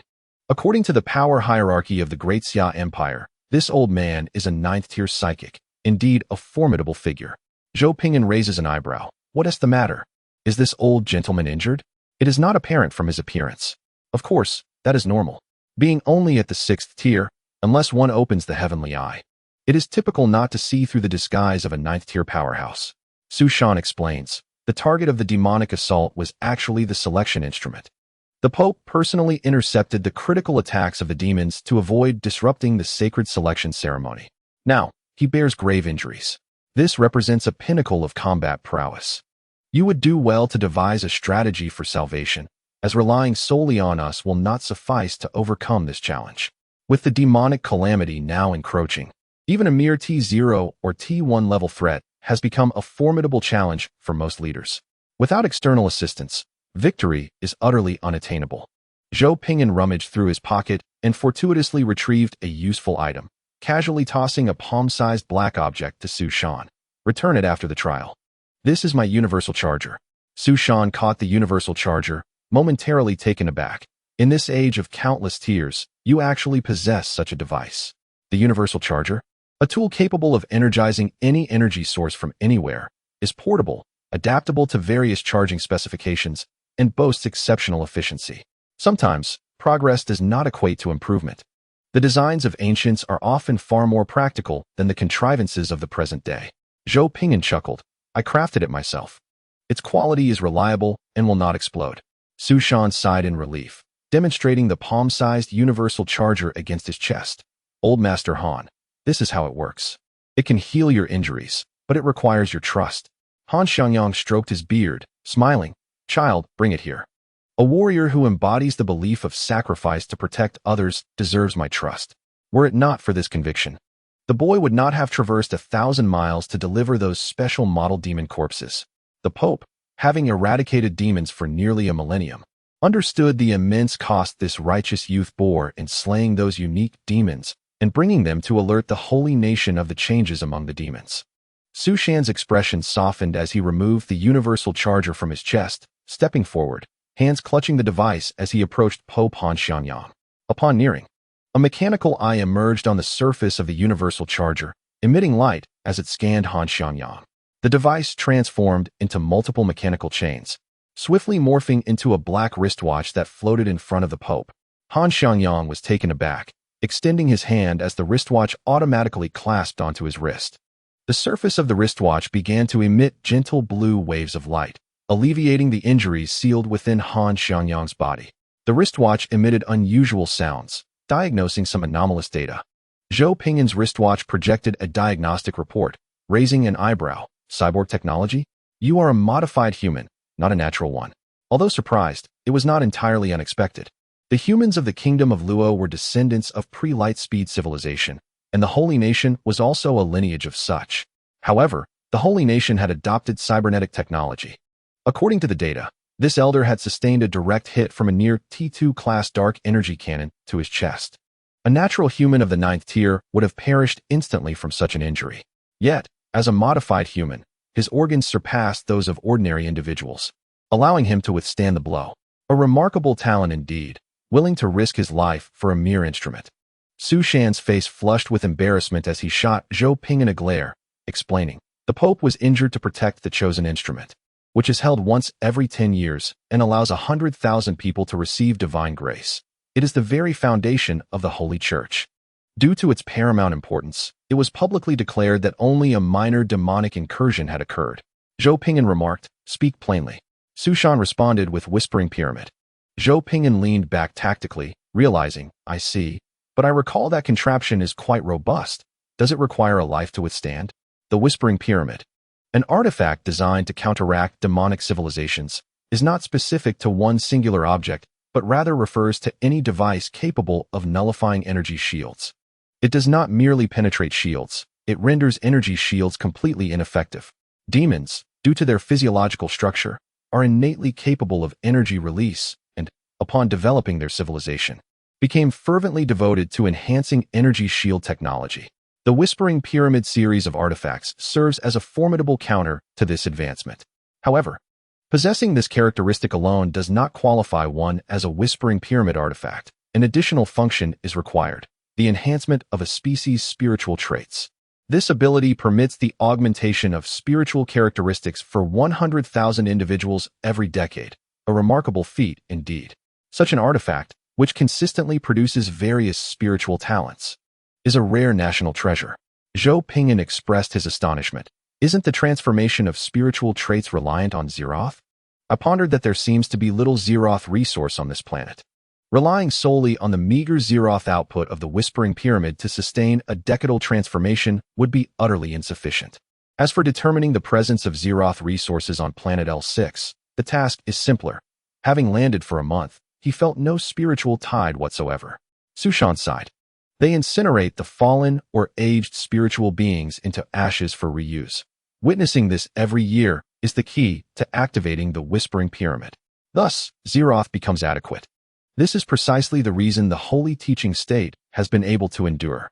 It is also why the Holy Teaching State can reside atop a multitude of volcanoes, yet prevent them from erupting. Sacrifice. Countless sacrifices have forged the path to peaceful development.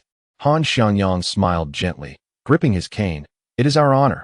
Our ancestors exchanged sacrifice for the safety of all beings. After their passing, they transform into angels to continue safeguarding us. We merely tread the path our ancestors have traversed. Becoming angels is a matter filled with honor. Zhou Ping'an fell silent. Recalling the countless times he had read the words, "There has never been a divine emperor or savior. Happiness is solely reliant on humanity." The Pope understood better than anyone that no God would save them. Only the countless ordinary souls, who transformed into flames, sacrificed their lives for peace. No wonder he would risk his life to protect the instrument serving as the activation key. As the Emperor of the Holy Teaching State, possessing the 9th tier of spiritual energy, he had myriad methods to intercept the lethal assaults from demons aimed at the instrument. Yet, he chose the most prudent option, his own chest. This was not merely his instrument.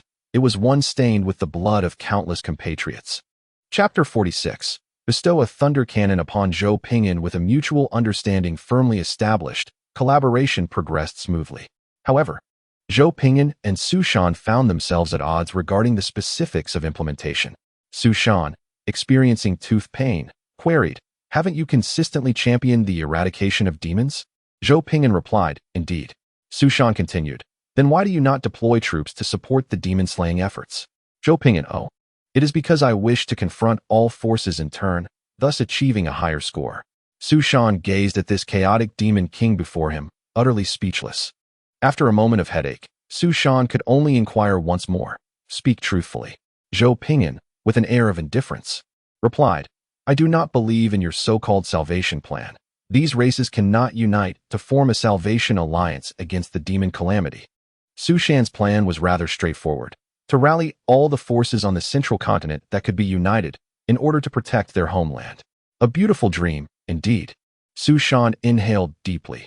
Now that the demon calamity has descended, they will undoubtedly band together for warmth. This is the optimal solution. Zhou Ping'an chuckled.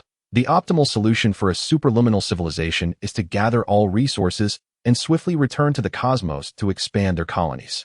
The reality is that upon landing, they fragmented into over 300 nations, dismantling their ancestral civilizations into a myriad of fragments. When conditions were favorable, they did not act. Now, in their shattered state, do you think they can unite? Do you believe that is possible? Su Shan's expression turned grave. The Great Xia Empire possesses a wealth of experience in unification.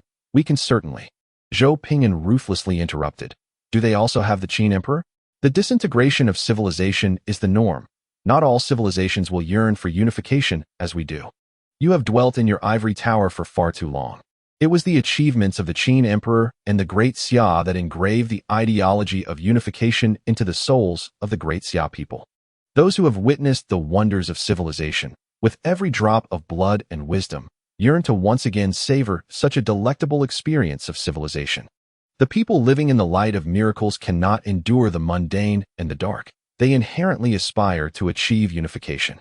Conversely, for those nations that have not experienced miraculous civilizations, reaching their peak only to fragment is entirely normal.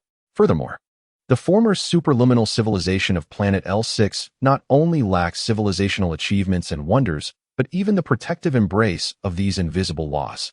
Do they even qualify to achieve unity? What do they possess to accomplish such a feat? Love and miracles? Do they truly believe that achieving miracles comes without thresholds or conditions? Su Shan's demeanor grew serious, his tone rising. The Great Xia never abandons any individual. Zhou Ping'an, do they possess residence permits? Su Shan looked at Zhou Ping'an, seemingly transported back to the last meeting. In a different place and time, yet engaging in the same debate. Su Shan's tone softened. There is more than one way to pass through. Ping'an, you must step out of your world and observe the outside. Zhou Ping'an shrugged. Very well, let us each take a step back. I will not proactively attack the forces on the white list, nor shall you interfere with my defensive war. The mode of cooperation remains unchanged. After a pause, Zhou Ping'an's tone became more serene. I admire good people like you, and I hope there are more individuals like you. It is not that I do not believe. It is simply that I know this path is fraught with difficulties. If you need assistance, just speak up. There are no conditions required. I am willing to support you. Some matters cannot be discerned merely from surface data. Su Shan's unprofitable venture garnered immense goodwill from the Holy Church and various factions, effectively averting a large-scale conflict between the Great Xia Alliance and the local civilizations. This brought forth a more abundant space for development. His position as the leader of the alliance was wholeheartedly acknowledged by all. Zhou Ping'an also reaped the benefits of his contributions, and differing opinions should not overshadow the genuine efforts made by others. However, this does not imply that Zhou Ping'an must abandon his own thoughts. Rather, they can seek common ground while reserving differences. Su Shan pondered for a moment. Are you referring to a defensive war aimed at striking the enemy's capital? Zhou Ping'an's gaze wandered. That is not your concern. I assure you, it will be a defensive war. Su Shan replied. Very well, let us settle on that for now. What are your next objectives? Zhou Ping'an responded. I am torn between unifying the rout and combating the demon calamity. I will contemplate further upon my return. The prospect of conquering indigenous civilizations to acquire advanced technology, relics, artifacts, resources, and talent was an alluring option. Conversely, waging war against the demon calamity to accumulate destruction points, military technology, and strength was equally enticing. Han Xiangyang, grasping the scepter, chuckled resignedly. Our current situation must surely amuse our guests. During their recent debate, he recognized the gravity of their circumstances, especially after experiencing a direct strike, fully grasping the terrifying potential destruction that could ensue should the demons succeed in their nefarious plans. The assassination of a nation's leader could incite chaos, allowing for myriad exploitative opportunities. Zhou Ping'an declared. All right, you may have your people discuss the details with mine. I must step out to strategize our forthcoming operations. Su Shan replied, Understood, I will converse with the Pope about collaboration. Until we meet again. With a wave of his hand, Zhou Ping'an turned and departed, followed closely by Qin Xiang and others. After they had walked a distance, Qin Xiang glanced back and opened the team channel, inquiring, Your behavior seems peculiar. What are you plotting? It was Zhou Ping'an who initially proposed the Demon Calamity initiative and executed it first, yet at this critical juncture, he deliberately opposed Su Shan. This young man must have concocted some mischievous scheme. Zhou Ping'an chuckled. There must be a yin and yang. We must prepare for the eventual conquest of the Whispering Pyramid. Su Shan undoubtedly understood his intentions, but this young man possessed an overly high moral compass and would not engage in such shameless acts. However, I am different. My ethical standards are quite flexible. I shall wage war against the Demon Calamity. I desire the artifacts of the Whispering Pyramid. I also aspire for unification, but not in the manner of Su Shan's idealism of love and justice. For now, I merely need to strategize and determine which path will yield the greatest benefits. As Zhou Ping'an exited the doors of the Holy Church and strolled 100 meters, he beheld the bustling streets ahead, filled with laughter and joy. His thoughts lightened, and he chuckled softly. This holy city possesses a delightful vibrancy. Just look at the shop decorations. They exude a warm atmosphere. And the cobblestones of the streets, with their texture and patterns, are quite pleasant to tread upon. The believers here are admirable. Merely gazing at them brings comfort. Moreover, the dark energy electromagnetic cannon set up in the distance is rather impressive. Brother Chun, is it a trend in your holy city to aim the dark energy electromagnetic cannon at the church's entrance? An instant silence engulfed the atmosphere. Everyone hurriedly followed Zhou Ping'an's gaze, where, approximately 300 meters away, a fully charged dark energy electromagnetic cannon was poised to unleash its fury. With a pronounced wave of dark energy visibly emanating from its barrel, the dark energy electromagnetic cannon, colloquially known as a sniper cannon, is notorious for its high damage and singular firepower. Most individuals would be unable to withstand its assault. In a critical moment, Zhou Ping'an swiftly erected a virtual energy shield, striving to intercept the impending sniper shot with utmost urgency. Zhang Yang strained to maintain an instant defensive amplification, bestowing protection upon the group. Lu Qian, with a furious roar, summoned a divine artifact and struck downwards, unleashing a bolt of deep purple-black lightning from the heavens, directed towards the enemy's position. Qin Xiang, with lightning speed, devised the optimal strategy, meticulously calculating the required force and angle, delivering a forceful kick to Zhou Ping'an's rear. In the midst of Chun Xuanfa's astonished defense and the collective bewilderment of the others, an unanticipated Zhou Ping'an transformed into a meteor, colliding headfirst with the oncoming dark energy projectile. Fortunately, among those present, the disaster Emperor Zhou Ping'an possessed the highest and most formidable defensive capabilities. Grateful acknowledgement to the divine certification from Forbidden All Things End, a considerable expense indeed. Thank you. Chapter 47. The first shot in eradicating evil. Zhou Ping'an's form radiated a brilliant purple hue as he utilized his ability to assimilate within the virtual realm, forcibly neutralizing the dark energy projectile for a duration exceeding 12 seconds before his head began to smoke and he fell to the ground. An aerial camera, which had been invisibly documenting the candidate's actions, materialized quietly, and a small horn blared. Congratulations to candidate Zhou Ping'an for achieving a personal defensive feat. Face meets cannon. A reward of 100 points has been granted, with a global announcement. Upon completion of the announcement, the aerial camera vanished into thin air. Disaster Intelligence Brain Reminder. In Chapters 2 and 6, it was stated that floating cameras record and broadcast to the Empire and the entire Star Sea, but do not possess interactive functions, thus prohibiting external informational assistance. Under special circumstances, candidates may directly contact the directing team as a security measure. Zhang Yang stared in disbelief at the smoking Zhou Ping'an on the ground. Lu Qian gulped. Sister Qin, why did you kick Brother Zhou? Qin Xiang, struggling to suppress a smile, replied, he has the highest defense. With his minimum strength at the 6th level, he stands the best chance of withstanding it. General Shao sensed the impending storm and hurriedly led his guards to apprehend the assailant targeting the disaster emperor. After a moment of respite, Zhou Ping'an, with smoke billowing from his head, rose from the ground. Shao Li swiftly procured a chair, assisting him in sitting down. Zhou Ping'an took a deep breath, his condition rapidly restoring to full vitality. He slowly stood up, turning to Qin Xiang. Has your father never bestowed upon you a defensive artifact? Although the situation is dire, there are certainly alternatives to merely having me absorb the cannon's blast. Qin Xiang's gaze drifted leftward, her tone laced with guilt. I forgot. Zhou Ping'an exclaimed. War tramples. Ah, I'm sorry, I didn't mean to. Zhang Yang and the others quickly recoiled to the side. What happened? What transpired? Su Shan, clad in battle armor, rushed out of the church, accompanied by Pope Han Xiangyang, who was soaring through the air with the aid of magic. Following them was a contingent of high-ranking forces from the Holy Church. Su Shan abruptly halted, her expression one of bewilderment, as she beheld Zhou Ping'an relentlessly trampling on Qin Xiang, who lay on the ground with smoke emanating from her head, while a crowd gathered to watch. Zhang Yang remarked, Someone's bombarding Brother Zhou. Su Shan sighed. Is Ping'an using little Qin as a human shield?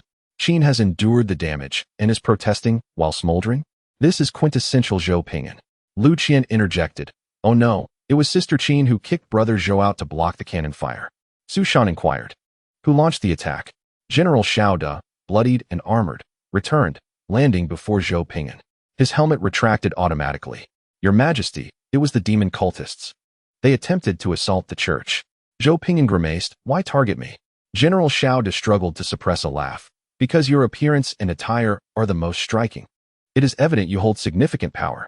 Zhou Ping'an, incensed, retorted, Does being handsome warrant bombardment?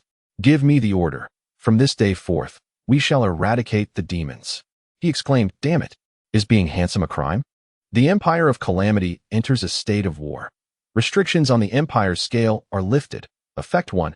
Automatic research on scientific projects. Scientists can accelerate projects, achieving the fastest research speed. Effect 2. Default maximum production efficiency level. Automatic production across the board. Effect 3. All subjects automatically upgrade. Default professions maxed out. Effect 4. Automatic acquisition of all territorial intelligence from enemies. Effect 5. In a state of war, all resources and attributes are doubled. Energy can be extracted from the void. Effect 6. Zhou Ping'an blinked, relishing the exhilarating power of the Empire of Calamity. Simple prose, yet an extraordinary war machine. No wonder I am hailed as the fourth Calamity and the Emperor of Calamity. Automatic research, automatic production, automatic upgrades, automatic intelligence acquisition, automatic energy extraction. This is no calamity. Who then is the true calamity? It was not aimed at you, but at me. Zhou Ping'an turned his gaze towards Pope Han Xiangyang, who sighed. The attack was directed at my position. You merely obstructed the line of fire, and they inadvertently struck you. Zhou Ping'an glanced at the trajectory of the shot, raising an eyebrow. Indeed, had I not emerged just now, I would likely have witnessed the Pope performing as a headless horseman. He waved his hand dismissively. It is a fact that I was struck. I have resolved to engage in this battle. I had been deliberating whom to confront. Now, there is no room for hesitation. We shall first strike at the demonic calamity and form a coalition for salvation. Those who do not fight against the demons shall find their graves overgrown with weeds. A flicker of concern crossed Han Xiangyang's eyes. I hope you can accept a commission to notify all nations and beings, informing them of the impending demonic calamity. I wish to minimize the suffering of the innocent. Zhou Ping'an looked toward Su Shan, knowing that such matters of love and peace were best undertaken by this benevolent figure willing to incur losses for the greater good.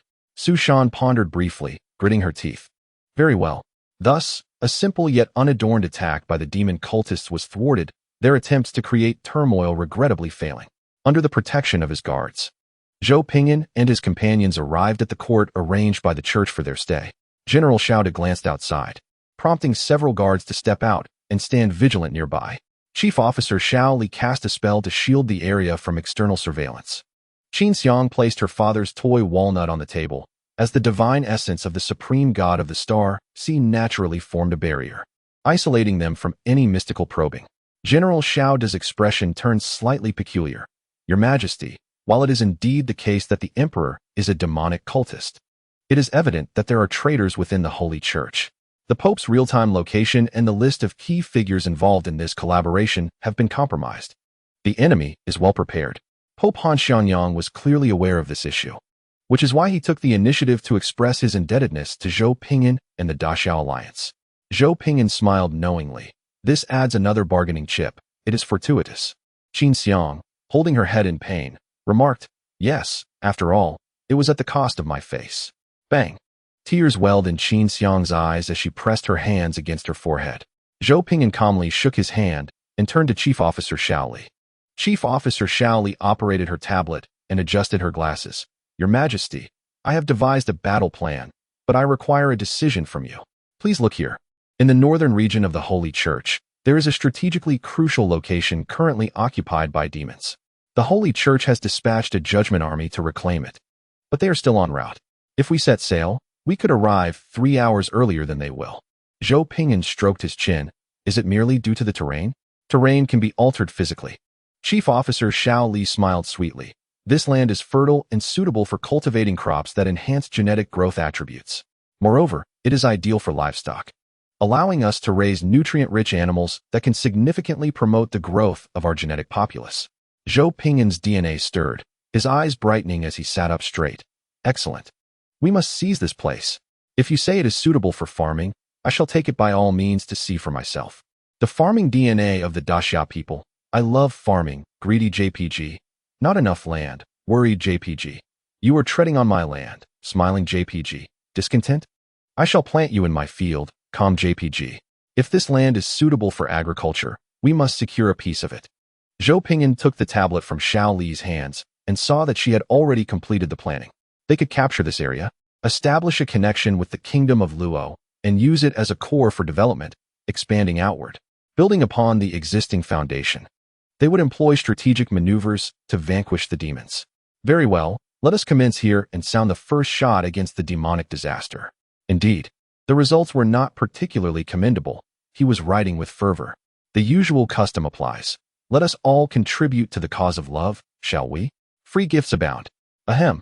If you find value in it, then contribute within your means. Chapter 48. Your demons are plentiful. My soldiers are endless.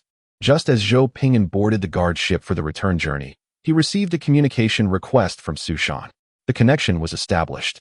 Su Shan, with an expression of helplessness, remarked, do not tell me that your so-called demon eradication involves seizing the key cities of our allies. Zhou Ping'an, feigning innocence, replied, what? How could I engage in such a tedious affair? Su Shan retorted, next time you take flight, remember to deactivate your attack mode. It's far too conspicuous. Directly flying to Bianshan City makes it evident what your intentions are. Leaning back in his chair, Zhou Ping'an wore a nonchalant expression, his tone indifferent. Oh, what can you do to me? Is my conduct illegal? Su Shan, utterly speechless, gazed at this unruly rascal, resigned to the idea that this troublemaker would inevitably create chaos. Yes, it is legal, but utterly unreasonable. Damn it, we're criminal lord. Su Shan inhaled deeply. I do not wish to engage in a futile argument with you. I will communicate with the Pope. You owe me a favor. I intend to add a clause to the Alliance's regulations forbidding the reckless occupation of Allied territories. Can't you construct your own base? Zhou Ping'an, crossing his legs and raising his chin, looked down his nose at Su Shan. I will veto it. If I can seize it, why should I build? Su Shan's face reddened with anger, leaving him momentarily speechless. A veto, in simple terms, meant, if I do not want you to accomplish something, you shall not. And besides, if I say no, what can you do to me? Attack me? Su Shan took a deep breath to calm himself. Everything I do is to spare innocent human compatriots from suffering. This time, I will support you. You may proceed without reservation. Just this once. Disinterested in further debate, Su Shan abruptly ended the communication. Zhou Ping'an clicked his tongue. Owes a favor, noted for future reference. Shortly thereafter, Chief Officer Xiao Li's watch illuminated. Chief Officer Xiao Li respectfully reported, the Pope's decree has been issued. Bianshan City is now ours. However, we must seize it ourselves. Zhou Ping'an shrugged. I wonder what old Su has traded well. Send a ship over to deliver supplies to the rescue forces of the Judgment Army. With ample time, we shall assemble our legions and prepare thoroughly for battle. Chief Officer Xiao Li responded, understood. Our ground forces march at a speed of 502,000 kilometers per day. Let them walk over to conserve energy. We shall forego air transport as it consumes resources. We must save where we can and spend where necessary. The energy saved can be utilized for another upgrade of our ground combat technology. The march can easily transform our mechanical allies into modes of transportation. allowing our comrades of the genetic faction to advance effectively. Very well, upon arrival, we shall assess the situation. 3 hours later, the frigate reached Bianshan City. During the journey, everyone engaged in games such as rock, paper, scissors, truth or dare, poker, and other activities that did not consume the ship's energy. The warships of the catastrophic empire possessed unique characteristics, capable of playing music while traveling. Once Zhou Ping'an and his companions landed, they instructed the frigate to activate stealth mode for reconnaissance. Zhou Ping'an, crouched atop a hill in his camouflaged armor, peered through binoculars to observe the surroundings of Bianshan City. Lowering the binoculars, he exclaimed in astonishment, "It is indeed a regular demon army." The chief officer, Xiao Li, nestled beside the emperor, exuding a sweet and fragrant aura, timidly reported, "Indeed. Bianshan City boasts a population of 40 million. It serves as a significant border city of the Holy Empire and stands as a frontline bastion against the Empire and foreign races. Recently, a T0 level demonic army launched an assault here, seizing control of most urban areas, with only the inner cities still holding out. Although they are all T0 level, there exists a disparity in strength. Most indigenous civilizations are entrenched in the eras of cold weapons and firearms, while certain regions are undergoing scientific enlightenment. The attacking demonic forces are evidently industrialized, even electrified. The confrontation between an industrialized civilization and an agricultural one is fundamentally skewed, no matter how skilled one may be.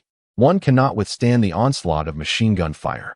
The inner city can endure primarily due to the ancestral wealth bequeathed to them. Without such a foundation, it is uncertain whether they could withstand until the arrival of the judgment forces. However, the situation is dire. The historical depth of the inner city's resources does not support large-scale warfare. They can defend, but not counterattack. And it is only a matter of time before they succumb to the demonic army.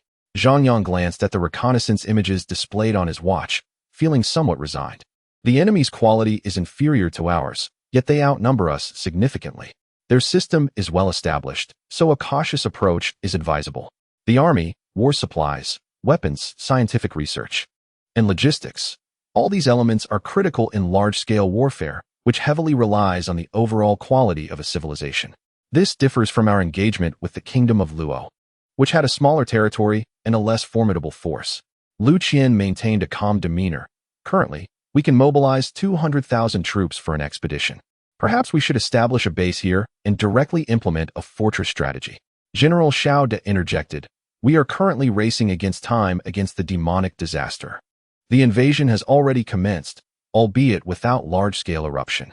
We must solidify our position and develop before a massive outbreak occurs. A steady approach minimizes errors, yet it is unlikely to yield remarkable results." The group silently regarded Zhou Ping'an, who was observing from a hilltop. Faced with the regular army of the demonic race, achieving remarkable outcomes would necessitate perilous maneuvers, relying on the seasoned experience of the disaster emperor, Zhou Ping'an. Zhou Ping'an lay prone on the ground, stroking his chin. "Let us await a wave of judgment forces to fortify our position. By the way, remember to send someone to remove the enemy's eyes." The most aggressive strategy would involve deploying T3 hyper-advanced mechs for combat. However, utilizing T3 hyper-advanced mechs in such circumstances feels like a waste of resources. Losing one would be a significant financial loss. T1 infantry, on the other hand, are different. They are expendable units that can be resurrected, making their use quite appealing. The judgment forces were stationed near Bianshan City at Watchtower City, and the military hierarchy approached Zhou Ping'an to confer. "We have engaged in small-scale skirmishes with these demons. Their equipment is exceptionally advanced, leading to our defeat. We have requested the war god armor, but it will take at least half a month to arrive." Luda, a general of the 3rd Judgment Army, bore a square face and an aura of righteousness, his voice deep and commanding, instilling a sense of security. Zhou Ping'an gazed at the intelligence projected before him, stroking his chin. "Is there any additional intelligence available?" Luda furrowed his brow as he gazed at the information displayed on the illusionary projection. "Our sole advantage lies in our attribute restraint, but it can only be leveraged in close combat. We must devise a strategy to draw them into urban warfare. The pressing issue, however, is that unless we resort to sacrificing lives, we cannot even breach the outer defenses." Zhou Ping'an raised his head and inquired, "How many troops do you possess?" Luda replied, 120,000, of which 30,000 are elite forces. I can also mobilize some troops from nearby cities to assist in the siege. Zhou Ping'an contemplated this in his mind. 320,000 for the siege. There is a chance of success. The demonic forces have yet to establish a defensive network. So the sooner we strike, the better. Zhou Ping'an smiled. We will launch the siege tomorrow night. You need not await the war goddess armor. My men will handle that aspect. Initially intending to take it easy, it now appeared that the lords would have to take the field themselves. Zhang Yang and I will work to carve out an opening to establish a forward position, striving to intercept the demons here. You will act as the second wave, prioritizing the rescue of civilians. Save as many as you can. Luda was taken aback. You will lead the charge? Zhou Ping'an waved his hand. It is settled then. Our foremost goal is to vanquish the demons. Xiao Li, expedite the construction of 2 barracks tonight to ensure the efficiency of resurrection. Xiaoda, capture a few demons for practice. Aim for a swift conquest. Your demonic army is vast, and my soldiers are boundless. 320,000 is a formidable force, capable of engaging in battle. Xiao Li saluted, as you command. Xiaoda, brimming with enthusiasm, exclaimed, I will ensure the mission is accomplished. Chapter 49. At this moment, he was the most radiant presence in the room. Producing equipment was not a strenuous task, by consuming resources to accelerate production. 12,000 T1 intelligent battlesuits were manufactured in a day, outfitted for the Judgment Army, with instructors dispatched to train them on proper usage. The expectations were modest. They needed to know how to wield a firearm without harming their comrades, and to survive the battlefield. With the establishment of the 2 barracks, an additional 20,000 soldiers were added within a day. The enemy was somewhat resilient, but with determination, they could be overcome. You might wonder why the enemy's resilience was formidable. It was due to their comprehensive facilities and combat apparatus. Our forces consisted solely of soldiers and intelligent battle suits. The number of frigates was relatively scarce, tasked with neutralizing aerial threats and providing fire support. Chief Officer Xiao Li, holding a tablet, reported. The demonic army comprises over 3 million. Certain areas within the city have activated portals, and a significant number of civilians have been captured for demonic transformation rituals. The enemy's numbers are steadily increasing. However, fortunately, their reinforcements do not match our production speed. The demons evidently aim to convert this location into a frontline war city, having invested considerable effort into its transformation. General Xiaoda remarked, we have expedited interference technology. Their communication facilities will be disrupted, granting us a command advantage. Zhang Yang clenched his teeth. I will unleash a lord's blessing. Lu Qian, with a contented expression, added, +1. Zhou Ping'an, maintaining a calm demeanor, pointed at the southern wall of Banshan City. I will lead our troops in from here. You will follow up. We shall establish a fortress and create a defensive line. The Disaster Wolf Army will prioritize siege and combat, while the Judgment Army will focus on rescue operations. Once we rescue the residents here, we can unleash our full power. Zhang Yang shuddered at the thought. Brother, does this unleash refer to utilizing the colonial ships for a peaceful city? The verb of peace. Although we can resurrect, the psychological impact is indeed quite significant. Zhou Ping'an's gaze remained composed. Let us transform extreme pacifism into extreme militarism. Chief Officer Xiao Li promptly executed the order. With the ideology of the cataclysmic emperor present, altering national policy requires no cooling-off period, merely a thought. Extreme militarism increases attack speed by 40, doubled for the Cataclysm Empire. Allows the use of the doctrine of fighting to the last breath. Fighting to the last breath, doubled for the Cataclysm Empire, inflicts 80 damage. Has an attack speed of 80 and regenerates 40 daily. With 220,000 undying disaster troops facing over 3 million demon forces, the advantage lies with us. Lu Qian felt a pang in his teeth. Brother, our resources are insufficient. The resource surplus of the Disaster Wolf Empire had reserved some for wartime preparations. However, those resources would be inadequate to sustain such an intense and large-scale siege. Zhou Ping'an chuckled. Notify the Alliance to send over primary production resources. Zhang Yang and Lu Qian stared in disbelief. The Alliance had only just landed a month prior, and everyone had painstakingly gathered some resources. Brother, are you really going to demand so much? At least let us have the necessary resources. Must the Alliance also supply those for a large-scale siege? What about your dignity and conscience? Zhou Ping'an scoffed. What kind of eyes do you have? Inform the Directorate to send over secondary production resources as well. Tell Li Xiang that it was his public disclosure of my war intelligence that led to the premature collapse of my battle plans. The truth is, it was due to my underlings being fully recruited and my initial administrative scale being maxed out. Qin Xiang looked at Zhou Ping'an, marveling. Though I have known you for quite some time, I am perpetually astounded by your shamelessness. Others may be polite, but you take it to the next level. Chief Officer Xiao Li glanced at her watch, lamenting, the Directorate only provides the standard quota of secondary supplies and has rejected our request. They can extract resources, but only a portion. The standard quota is acceptable. Expedite the delivery so it doesn't disrupt my combat tempo, Zhou Ping'an chuckled. By the way, inform Su Shan that once this battle concludes, the territory and resources will belong to me, and I will provide the technology acquired to the Alliance for free. It is termed free, but in truth, it is a repayment of favors and a return of primary production resources. One must understand the nuances of human relations. When you reciprocate kindness, others will remember your goodness. This way, one can continuously exploit their teammates, rather than just once. Luda could no longer contain himself. May I inquire why we are attacking the city at night? Isn't it true that the demons gain the most benefits during nighttime? Zhou Ping'an blinked. Indeed. I also receive the greatest enhancement at night. Luda looked astonished. Wait a moment, that doesn't seem right, does it? What do you mean? You gain the greatest enhancement at night? Are you a demon? Luda scanned the room and noticed that the allied high-ranking officials appeared unfazed. He couldn't help but perform a magical appraisal. Excellent. There were no demons present, nor any dark practitioners. Luda was left in a fog. Then why attack the city at night? Given the presence of over 100,000 war gods, Luda chose to abandon his inquiry. Zhou Ping'an chuckled. Very well. Since there are no objections, we shall commence the siege at 7:30 this evening. Luda could not contain his curiosity. Why 7:30? It gets dark here by 6. Zhou Ping'an paused, reflecting for a moment before replying. Perhaps it is because at 7:30, we are perfectly poised for battle.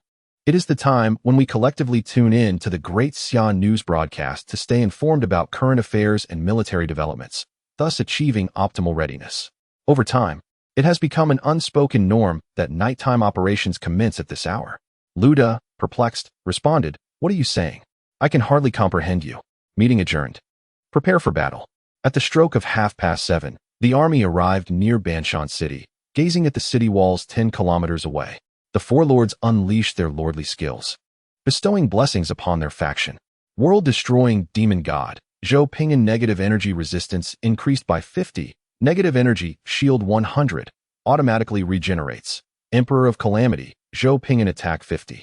Speed 20, shield increased by 100. Luda observed the negative energy shields rising around himself and his soldiers, covering his mouth in bewilderment, unsure whether to vanquish demons or his own allies first. The blessings were formidable, yet something felt amiss. Who among the virtuous would bestow negative energy shields upon the group? Were they in league with an evil deity?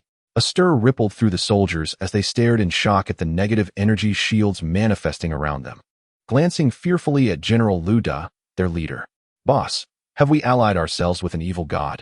General Luda, steeling himself, raised a hand to calm the troops, indicating that this was likely a normal occurrence. Their priority was to vanquish the demons. They would inquire about this peculiar situation after the battle.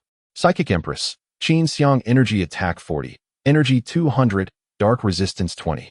Moonlight Blessing, all states receive enhancement under Moonlight. Star-Settling Emperor, Zhongyang soldiers of the Star-Settling Nation possess a defensive aura, providing allies within a certain range with defensive bonuses. Heavenly Sovereign, Lu Qian Morale 20, Attack 40, Attack Speed 40.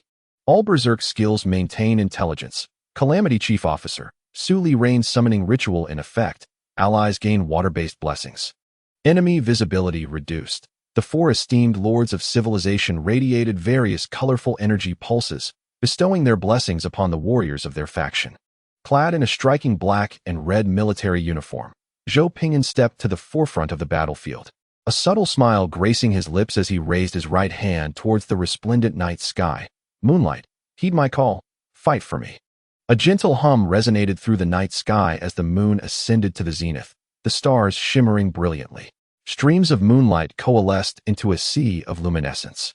At the center of this luminous expanse, a vortex formed, unleashing a torrent of radiant moonlight energy upon the earth. Boom! The grand eastern mystic moon array unfurled beneath Zhou Ping'an's feet, expanding instantaneously to a diameter of 500 meters. The moonlight energy rapidly condensed, coalescing in the air into a blue blade, which gracefully descended into the hands of the Emperor of Calamity, a moonlight version of the dragon's spring sword. The light of the stars enveloped the Emperor of Calamity in a silvery glow, safeguarding their summoner. As the night breeze caressed the visage of the Sovereign of Catastrophe, an air of imperious amusement danced upon his face, sending shivers through the hearts of onlookers. At that moment, he was undeniably the most resplendent presence in the arena. A profound silence fell, as all gazes were transfixed upon this formidable champion, herald of the lunar deity and the brilliance of the stars. With a playful smile, Zhou Ping'an directed his left hand toward the earth, and beneath his feet, a vast pale yellow formation of earth, measuring 500 meters in diameter, unfurled, divine sword. Heed my summons. The ground resonated with a mighty sound, as an inexhaustible energy coalesced within the palm of the sovereign, gradually manifesting as the Huangquan sword. A treasure of ochre hue, the pale yellow aura enveloped the sovereign, bestowing upon him an impenetrable, intangible defense. With the yellow sword in his left hand and the azure moon sword in his right, Zhou Ping'an was adorned in a duality of blue and yellow radiance. His smile radiant. "Ladies and gentlemen, join me in this expedition," Zhou Ping'an proclaimed. "With my unparalleled charm, do offer tributes for equipment. Merely give me your assent." Chapter 50. Precise and Elegant Power. Note: this chapter is best enjoyed alongside the song Ambition. Upon the walls of Bianshan City, clusters of demonic priests congregated, gripping alloy staves crowned with electronic chips that emitted an eerie black luminescence, accompanied by the haunting echoes of decadent melodies. A magnificent black, crystalline wall ascended, fortifying the city with formidable defenses. Towering over 100 meters and spanning the width of the southern wall, the crystalline barrier reflected a menacing specter, with scarlet eyes fixated upon the approaching foes. The demon general, stationed at the city's defenses, wore a grim expression. His claws pressing against the wall, summoned the priests swiftly. "Our adversary is formidable." Though the enemy's numbers were few, their prowess was extraordinary, particularly the leader at the forefront. The individual conjured a magical array 500 meters in diameter, indicating that, should they desire, they could unleash collective spells upon the city. Casting a wary glance behind him, the demon general felt a pang of trepidation. "With only 300 priests, we must hasten. Summon all available priests." The demons hurriedly mobilized, seeking to gather their ranks and fortify the wall. Zhou Ping'an smiled lightly. Little boo." The watch illuminated. "Here I am, master. Play the song Ambition." "Certainly, master." BGM, welcome to this ravaged forest. Zhou Ping'an stepped forward, flanked by countless armored warriors. From a distance of 9 kilometers, he aimed at the black crystalline wall and unleashed a crescent blade strike as a test. The luminous blue moonlight transformed into a colossal crescent, hurtling forth. As the distance widened, in mere moments, it traversed the vast expanse, colliding with the formidable black barrier. A thunderous explosion erupted. Boom! The air trembled. The ground quaked, and countless demonic visages within the crystalline wall shrieked in vaporous dismay. The blue crescent sword energy fractured the barrier, sending shards of crystalline debris scattering, revealing the terrified faces of demons on the wall. In a flurry, the anxious priests hastened to strengthen their connection to the collective spells, urgently repairing the shattered black crystalline wall. In the rear, a procession of sacrificial priests galloped forth upon their infernal steeds, brandishing alloyed electronic wands aloft, while fervently chanting dark incantations.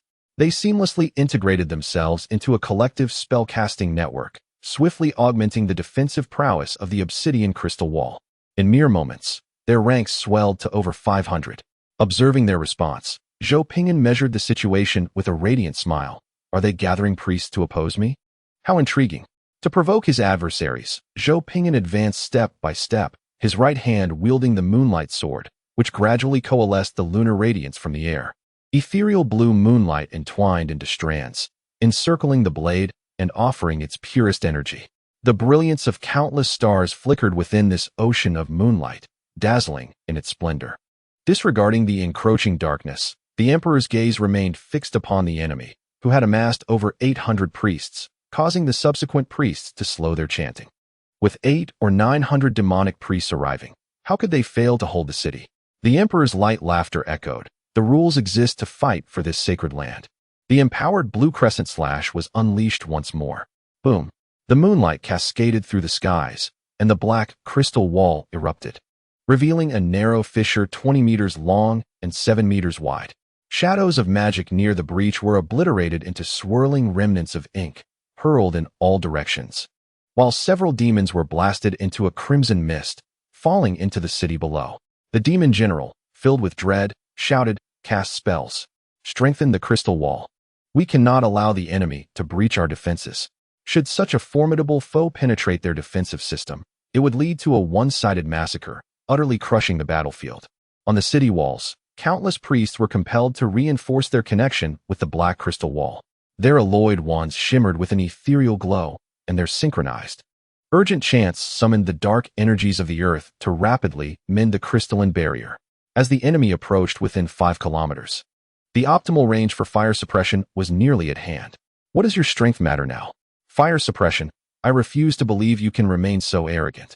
The demon general gritted his teeth, counting down the distance, claws clenched, eyes fierce. Wait, just a little longer. Once we reach the ideal suppression distance, we shall slay this enemy leader. The Cataclysm Emperor wore a satisfied smile as the demon priests deepened their connection with a collective spell to safeguard the city walls. With a steady stride, the Cataclysm Emperor raised the moonlight sword, fervently siphoning every drop of blue moonlight from the night sky, as countless beams of lunar starlight converged like a celestial homage. In an instant, a colossal blue blade of light descended once more upon the world. This time, the Cataclysm Emperor deliberately infused a resonant effect. The first strike was to comprehend the structure of the black crystal wall and the spell-casting methods of the priests. The second was to provoke the priests into strengthening their connection with the spell. These preparations were all for the execution of the most fatal third strike. Some relish in sheer, unadulterated power, mindlessly crushing all in their path. Zhou Ping'an relished precision and elegance in power, wasting not an ounce of energy, achieving effects that perfectly aligned with expectations through the most exacting force. The immense blue crescent blade struck the obsidian crystal wall, directly disregarding the layers of dark magical formations that served as defenses, penetrating through the outer layer of the dark crystal wall with the same energetic frequency, landing on every spell-casting node of the core layer occupied by the demon priests.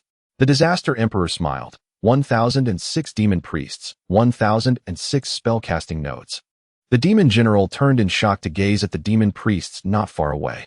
The priests stood motionless atop the city walls, maintaining the pose of raising their metallic electronic wands to cast spells, as beams of moonlight swiftly spread from the tips of their wands to their arms, necks, heads, and entire bodies. Resonance would lead to the disintegration of matter, causing living beings to explode. BGM. Look, across the river, beautiful stars abound. Retreat. 1,006 brilliant stars detonated upon the city walls of Bianshan. Boom, boom, boom. The resplendent starlight erupted on the walls, shattering the brick structure into fragments that scattered in all directions. Countless demons torn apart by the beams of starlight, their dark blood mingling with the shockwave. The black crystal wall exploded violently, disintegrating into circles of energy shards that fell to the ground, corroding the earth into a realm of darkness as bound spirits howled, dissipating into shadows. BGM. I have surrendered my brave flesh as a guide. The soldiers of the Disaster Army roared with excitement, surging forth like a tide of darkness from beside the Disaster Emperor, racing towards the walls now bereft of demon oppression. Fearless and undaunted, the soldiers knew not the meaning of terror. The Emperor's gaze served as the beacon for their charge. Victory belonged to the human race, to the Emperor. Loyalty to the Emperor. The demon general flapped his tattered, bloodied wings, hovering in midair, clutching his left arm, his expression grotesque. Firepower suppression. The demons, regaining their senses, hastily took to the skies to control the nearby dark energy rapid-fire cannons and fallen light spears. The yellow-brown sword soared with a thunderous roar, crashing into the already shattered city wall with immense force. Boom! The wall exploded, creating a gaping breach over 30 meters wide, clearing the area of demons, leaving only torrents of dark blood raining down. BGM. I beseech the murky spring to grant me life once more. The berserk warriors mounted upon the transforming warriors unleashed firepower to suppress the demons taking flight nearby.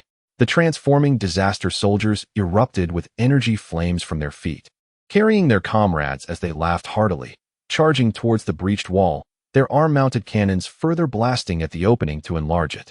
Countless disaster army soldiers laughed uproariously as they surged into the city, bathing in the blood of demons, activating their berserk skills, swiftly firing upon the armored demons nearby.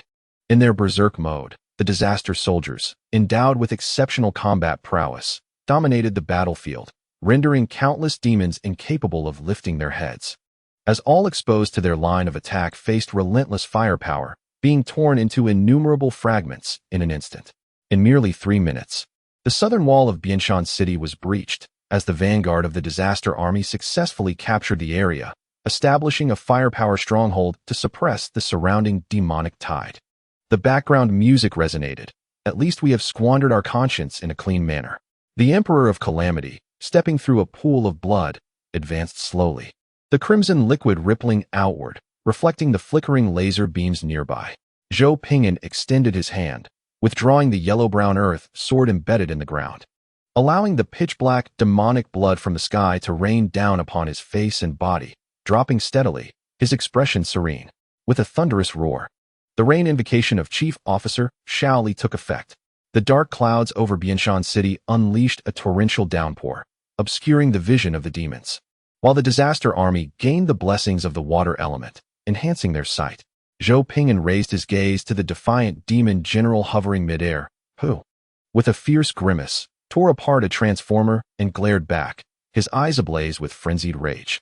The background music played. I gaze into your unwavering eyes. Uncertain if I embody the light, Zhou Ping'an released his right hand, allowing the moonlight sword to plunge into the earth, his index finger aimed at the demon general above, channeling a lethal dark spell. Waves of black energy coalesced at Zhou Ping'an's fingertips. The demon general, horrified, beheld the pitch-black beam that surged toward his brow in an instant. Boom! The demon general's head exploded, his face frozen in shock as he plummeted to the ground, crashing into the pool of blood and sending a wave of crimson splashing outward. The background music echoed. In the darkness, we do not require pity. The Emperor of Calamity, Zhou Ping'an, hummed a tune as he grasped the moonlight sword, advancing deeper into the battlefield of Bianshan City. The proper application of high combat power, annihilate the enemy's spellcasting units, breach the city, and eliminate high-ranking enemy units. The rest could be entrusted to the soldiers. Countless warriors of the disaster army sacrificed their lives, boldly carving out the battlefield for their emperor, their excited battle cries resounding. Gift the Red Sheep. Oh yeah. Chapter 51. The Lord of the Great Xia marches forth. The rain continued to pour, blood flowed incessantly.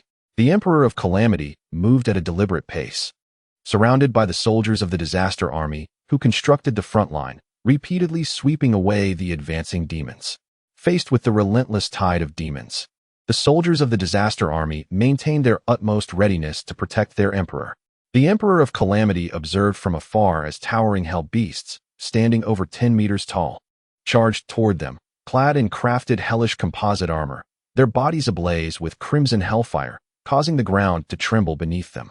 Nearby, the soldiers urgently called for firepower suppression but struggled to intercept them all at once. These beasts, formidable in stature and rank, could unleash terrifying effects on the battlefield. Boom! A brilliant blue sword light surged violently to over 20 meters, tearing through their heads with brutal force. The hell beasts collapsed onto the street, obstructing the path, their residual red hellfire igniting nearby houses, only to be extinguished by the torrential rain, continuing this cycle of burning and extinguishing until one side's energy was entirely depleted. The first echelon fell back, and the second echelon charged in with ferocity. General Shaod, clad in battle armor, stood resolutely behind the Emperor, wielding his electromagnetic rifle to decimate the elite demons that charged forth, ensuring a clear path for the Emperor. Zhou Ping'an paused momentarily, summoned the war panel for a brief survey, and chuckled softly. The enemy's demon towers and portals were continuously replenishing their ranks. While the quality of these demons was relatively poor, their numbers were indeed inexhaustible. Behind these demons stood an entire civilization, a complete demonic empire. The Catastrophe Wolf Empire had only recently arrived, and its numbers paled in comparison to the long-established demonic civilization. This was not merely a battle for a city. It was a confrontation with a civilization. To secure this ground, one must obliterate the portals, the demon towers, and all the demons therein. In the distance, a new wave of demons surged forth, a relentless tide of darkness intent on engulfing all in its path. Chief Officer Xiaoli, clad in psionic battle armor, stood at the rear, rain cascading down her graceful form and the tablet she held, splattering into the pools of blood on the ground, creating ripples in the crimson liquid. The Emperor, she relayed, Lord Su Shan is inquiring if we require reinforcements. Behind you lies a civilization. Behind me stands the great Xia civilization. The Catastrophe Emperor, standing amidst the blood-soaked earth, gazed upon the terrified souls trembling in the cellars and hidden passages. The Catastrophe Wolf Empire could withstand the demonic civilization, and with its rapid evolutionary prowess and devouring capabilities, it was only a matter of time before this ground was claimed. However, the people here could not afford to wait. Yet the cost of salvation, what would it be? BGM, in the realm of justice, there exist questions that remain unanswered. All wish to exchange their fervent hearts for a piece of dragon scale. Mama, Mama. In the distance, a paladin rushed towards the city's edge, cradling a crying little girl, while not far behind lay a frail mother who had stumbled and fallen. Behind her loomed the impending demon tide. This was a mother, desperate to deliver her child from despair, entrusting her last hopes to her offspring in this critical moment. Nearby, soldiers of the disaster army hastily redirected their fire to assist, yet could not advance. They were far beyond the designated rescue zone. Their forces needed to hold their ground and provide support for reinforcements. Losing their position would mean relinquishing firepower, resulting in the loss of lives that should have been spared. It was this paladin who risked leaving the rescue area to save an ordinary person likely to perish in the demon tide. The soldiers' duty prevented them from overstepping. However, their humanity compelled them to adjust their aim, striving to buy more time for that frail mother to stand. Yet, it was evident to the naked eye that she would struggle to reach the rescue zone before the demon tide arrived. Instinctively, the Catastrophe Emperor stepped forward, instantly appearing behind the frail mother, his robust form shielding her from the pouring rain, his voice steady and strong. Take her away. General Shaud, without hesitation, lifted the frail mother, providing her with simple protection, and turned to soar toward the rescue zone. BGM, the more one stands out, the easier it is to achieve fame. With the path home in sight, why continue to advance? With a slight compromise of conscience, one might exchange it for ambition. Zhou Ping'an extended his finger, silencing the music, and calmly observed the approaching tide of demons, while the moonlight, sword in his grasp, surged with energy. In life, it is far more comforting to remain human. At the very least, one cannot turn a blind eye to the unfolding tragedy. Behind him, Chief Officer Xiaoli assumed command, coolly orchestrating new defensive positions and utilizing a skill to temporarily bolster the nearby soldiers' combat capabilities. If rescue is to be attempted, it must encompass not just one, but all those in the vicinity. Zhang Yang, Lu Qian, and Qin Xiang descended from the sky. Zhang Yang's expression was grave. Brother Zhou, our operational plans have been disrupted. Someone must bear the cost to fill this void. Lu Qian spoke rapidly. I will take on that role. Your defensive skills have been overexerted. I can hold for 10 minutes.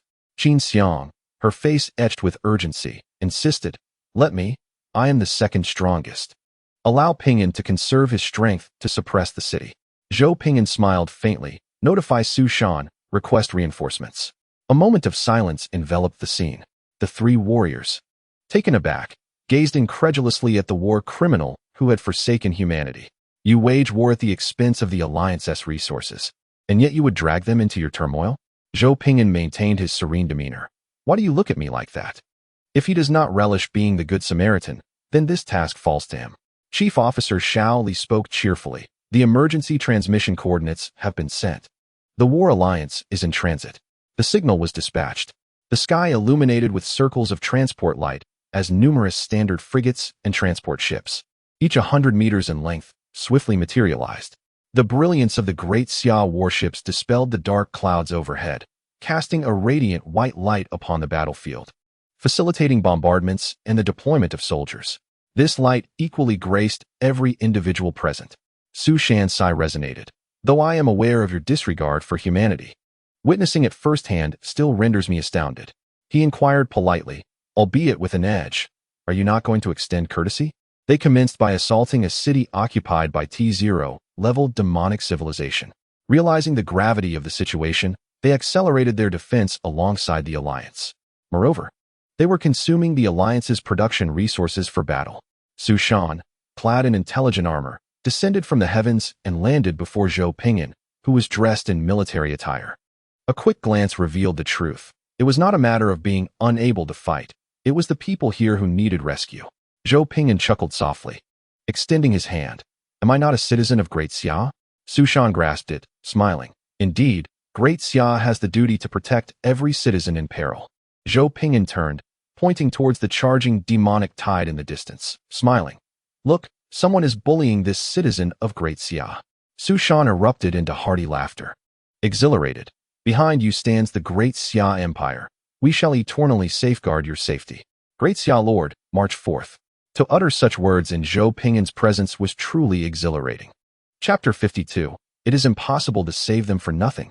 In an instant, heavenly fire descended, obliterating the demonic tide with precision, leaving countless craters in its wake. Over 40 warlords arrived at Bianshan City, accompanied by more than 40 war civilizations. Do you, a T0-level demonic civilization, presume to bark? Over 40 warlords, clad in exquisite battle armor and wielding an array of weapons, descended from the heavens, unleashing a variety of lordly skills to bolster the strength of their soldiers. The sky was darkened by a multitude of warriors, their concentrated firepower saturating the entirety of the southern district. You are besieged by a legion of demons. Behind me stands the Great Xia. The Emperor of Catastrophe smiled gently, bestowing a city-wide lordly blessing. It is not that I cannot confront you. Rather, I am granting you an opportunity. Zhou Ping'an, feeling the enhancement of his domain, wore a smile that faltered slightly. Do you not fear the consequences of your pretense? The Emperor of Catastrophe patted the leader of the Alliance on the shoulder, his demeanor jovial. Do not forget to reimburse me for the resources I produce. I fight for the Alliance. Zhou Ping'an's expression twisted with anger. You speak of fighting for the Alliance? You, a war criminal, pillaging its resources.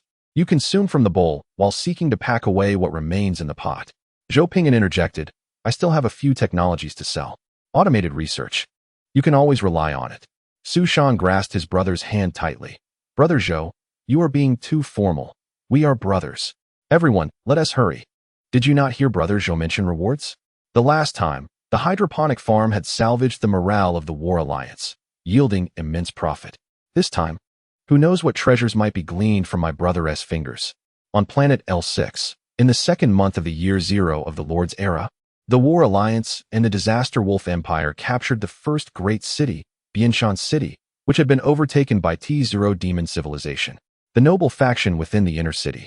Opposed to the garrison of the Disaster Wolf Empire, was entirely executed as a public demonstration.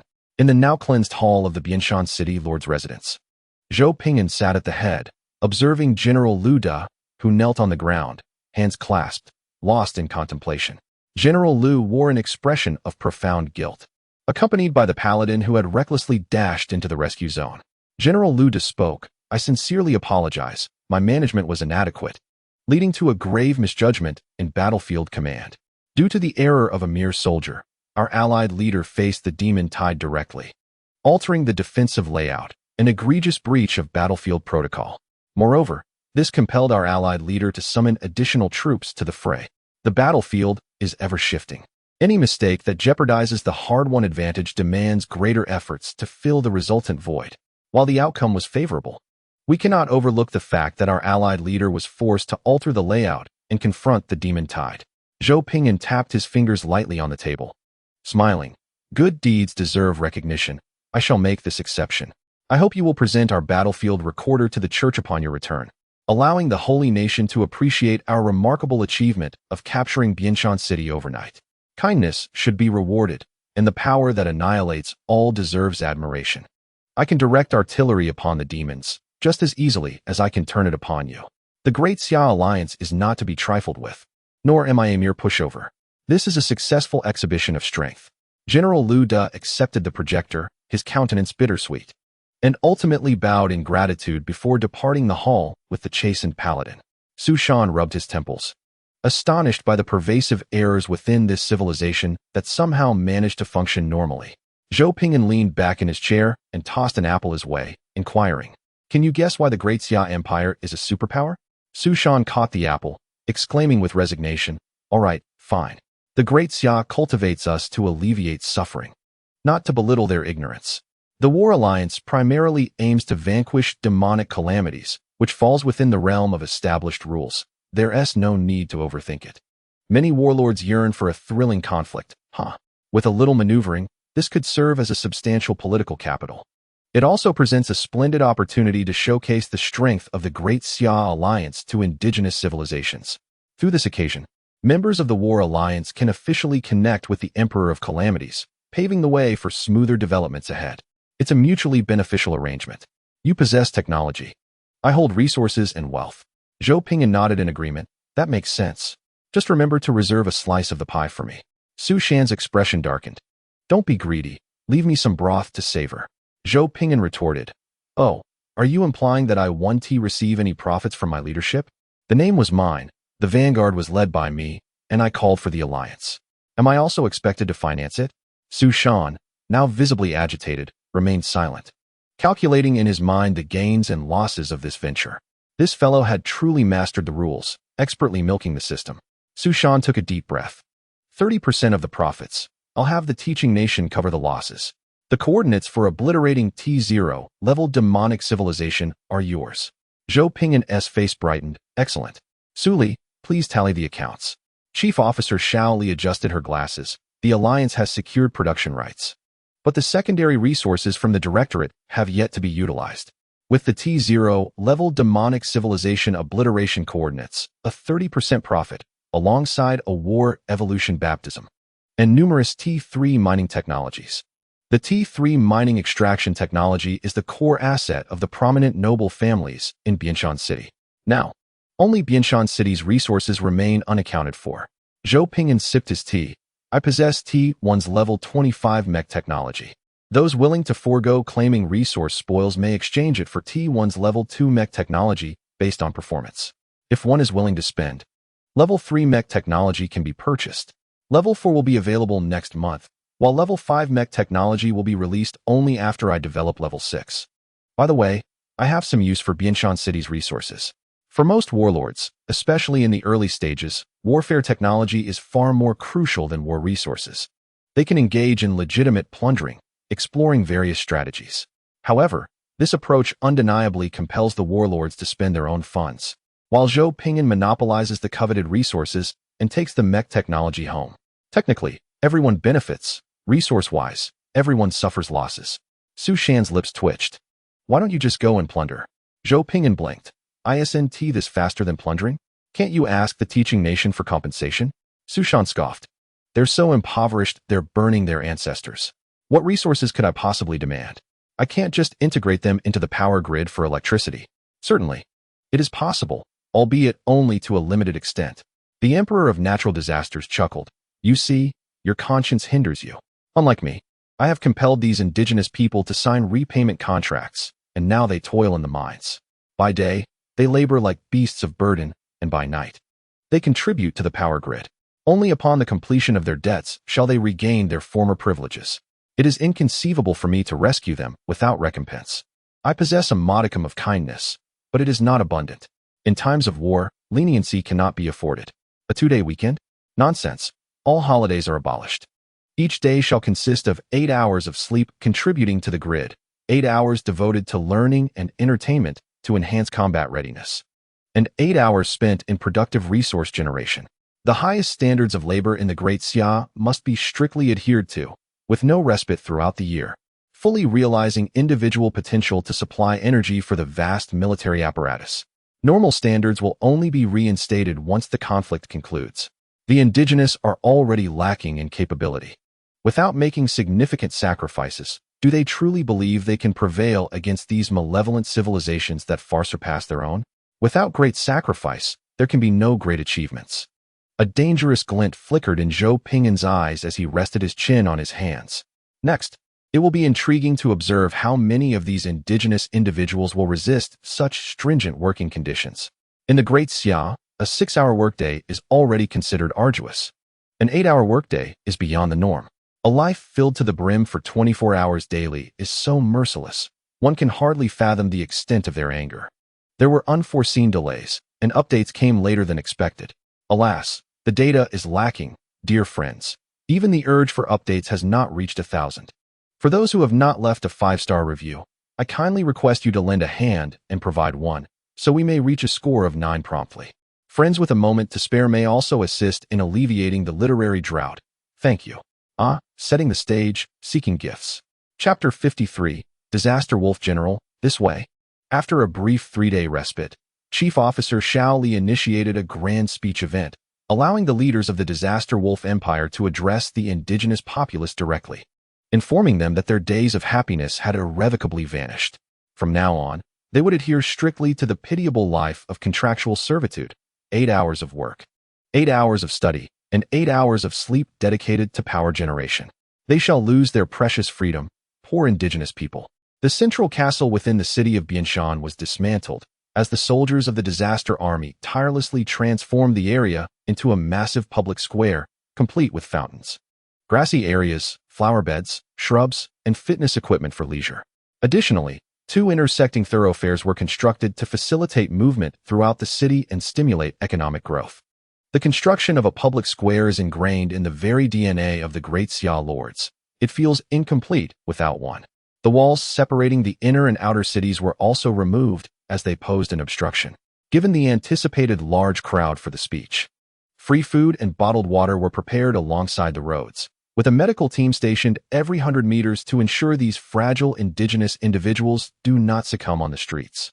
I kindly urge the indigenous residents to refrain from causing disturbances in the streets. Should anyone be in dire need, please seek the nearby medical team clad in white garments. Amidst the blaring loudspeakers, the anxious indigenous people are compelled to march in familial groups toward the newly constructed Grand People's Square to listen to the address of the disaster emperor. Have you not eaten? Here, take this. Do not allow your pallid appearance to lead you to perish on the streets and disrupt the emperor's demeanor. A soldier forcibly hands a meal box to a gaunt man with pale lips, along with a bottle of water. The emaciated man, filled with trepidation, clutches it, trembling and unsure of how to proceed. Are you dazed? Move forward. Startled, the thin man shivers and resumes following the crowd. After walking several dozen meters, he gazes at the meal box in his hands, tears of joy streaming down his face as he eagerly attempts to open it. Smack! The thin man's right hand is slapped painfully. Looking up, he finds a warrior clad in dark armor, holding a basin of water. You dare eat without washing your hands? Give that meal box to him. Wash up before you eat. You indigenous folk truly lack hygiene. Trembling, the thin man complies, washing his hands before reclaiming the meal box. Urged to continue moving forward, feeling as if he were in a dream. The esteemed knights personally attend to their own needs, washing their hands with water. Regaining his senses, the thin man hastily opens the meal box once more, grabbing a handful of food and placing it in his mouth, tears cascading down his cheeks. It is exquisite. He has never tasted anything so delightful in his life. This is indeed a meal worth savoring, despite its grim connotation. On the roadside, the dark-armored soldiers distributing meal boxes converse in hushed tones. These indigenous people are truly pitiable. They are reduced to tears. Good heavens! If I were to be condemned to such tasteless, energy-devoid sustenance, I would weep as well. Indeed, it is cruel. I shudder to think how they will react upon learning they are limited to only 3 meals a day, with no late-night snacks. Yes, what remains are merely the 5 insurances and housing fund, along with weekly beverage allowances, Friday afternoon fitness subsidies, and nightly transportation reimbursements, all gone, while they endure 8-hour workdays. I cannot even fathom how merciless this treatment is. Indeed, it is truly terrifying. An hour and a half later, under the guidance of 300,000 dark-armored soldiers, and the order maintained by 1 million troops, all indigenous residents of Banshan City are forcibly assembled at the Grand People's Square. The residents are compelled to take their seats, facilitating their attentive listening to the emperor's grand oration. The dark-armored soldiers stand in formation, exuding their hierarchical dominance. Silencing these soon-to-be contract slaves, and suppressing any rebellious spirit within them. Once all are in position, the disaster emperor, Zhou Ping'an, adorned in military attire, emerges from the Lord's residence, stepping upon the red carpet to the center of the podium in the People's Square. The projector activates, casting the images of the disaster emperor and his high-ranking officials across the sky. Surveying the crowd, the disaster emperor, Zhou Ping'an, pauses momentarily, sensing an unsettling emotion among the indigenous people. I have yet to deliver my speech, yet you all are already in tears? Is this fear that has brought you to weep? It is right to be afraid. If you were not, I would have to suppress you further. The Calamity Emperor, Zhou Ping'an, rapped his knuckles against the microphone, testing it. Good morning, can you hear me? The sound was just right, neither jarring nor unpleasant. The entire black armored army intensified their oppressive aura, ensuring a profound silence enveloped the gathering. A malevolent smile graced the face of the Calamity Emperor, Zhou Ping'an, as he spread his arms wide. Inhabitants of Banshan City, due to your feebleness, you have fallen into the clutches of me, the Calamity Wolf Emperor. Henceforth, you shall not experience a single day of respite. Destruction value, 1001001001000. The screen flooded with messages, and the destructive power within him surged uncontrollably. Zhou Ping'an nodded in satisfaction, his grin both arrogant and sinister. Indeed, from this day forward, you must adhere strictly to an 8-hour workday. 8 hours devoted to resource production, 8 hours for knowledge acquisition to enhance your combat prowess, and 8 hours of sleep connected to the power grid. You are permitted only 1 day of rest per week. Your wages may only increase once every 3 months. Annual leave is halved, granting you a mere 15 days per year. Bonuses will be dispersed only once annually. Zhou Ping'an bellowed his cruel work regime with glee, feeling a sense of fulfillment as his thoughts flowed freely, his spirit elevated.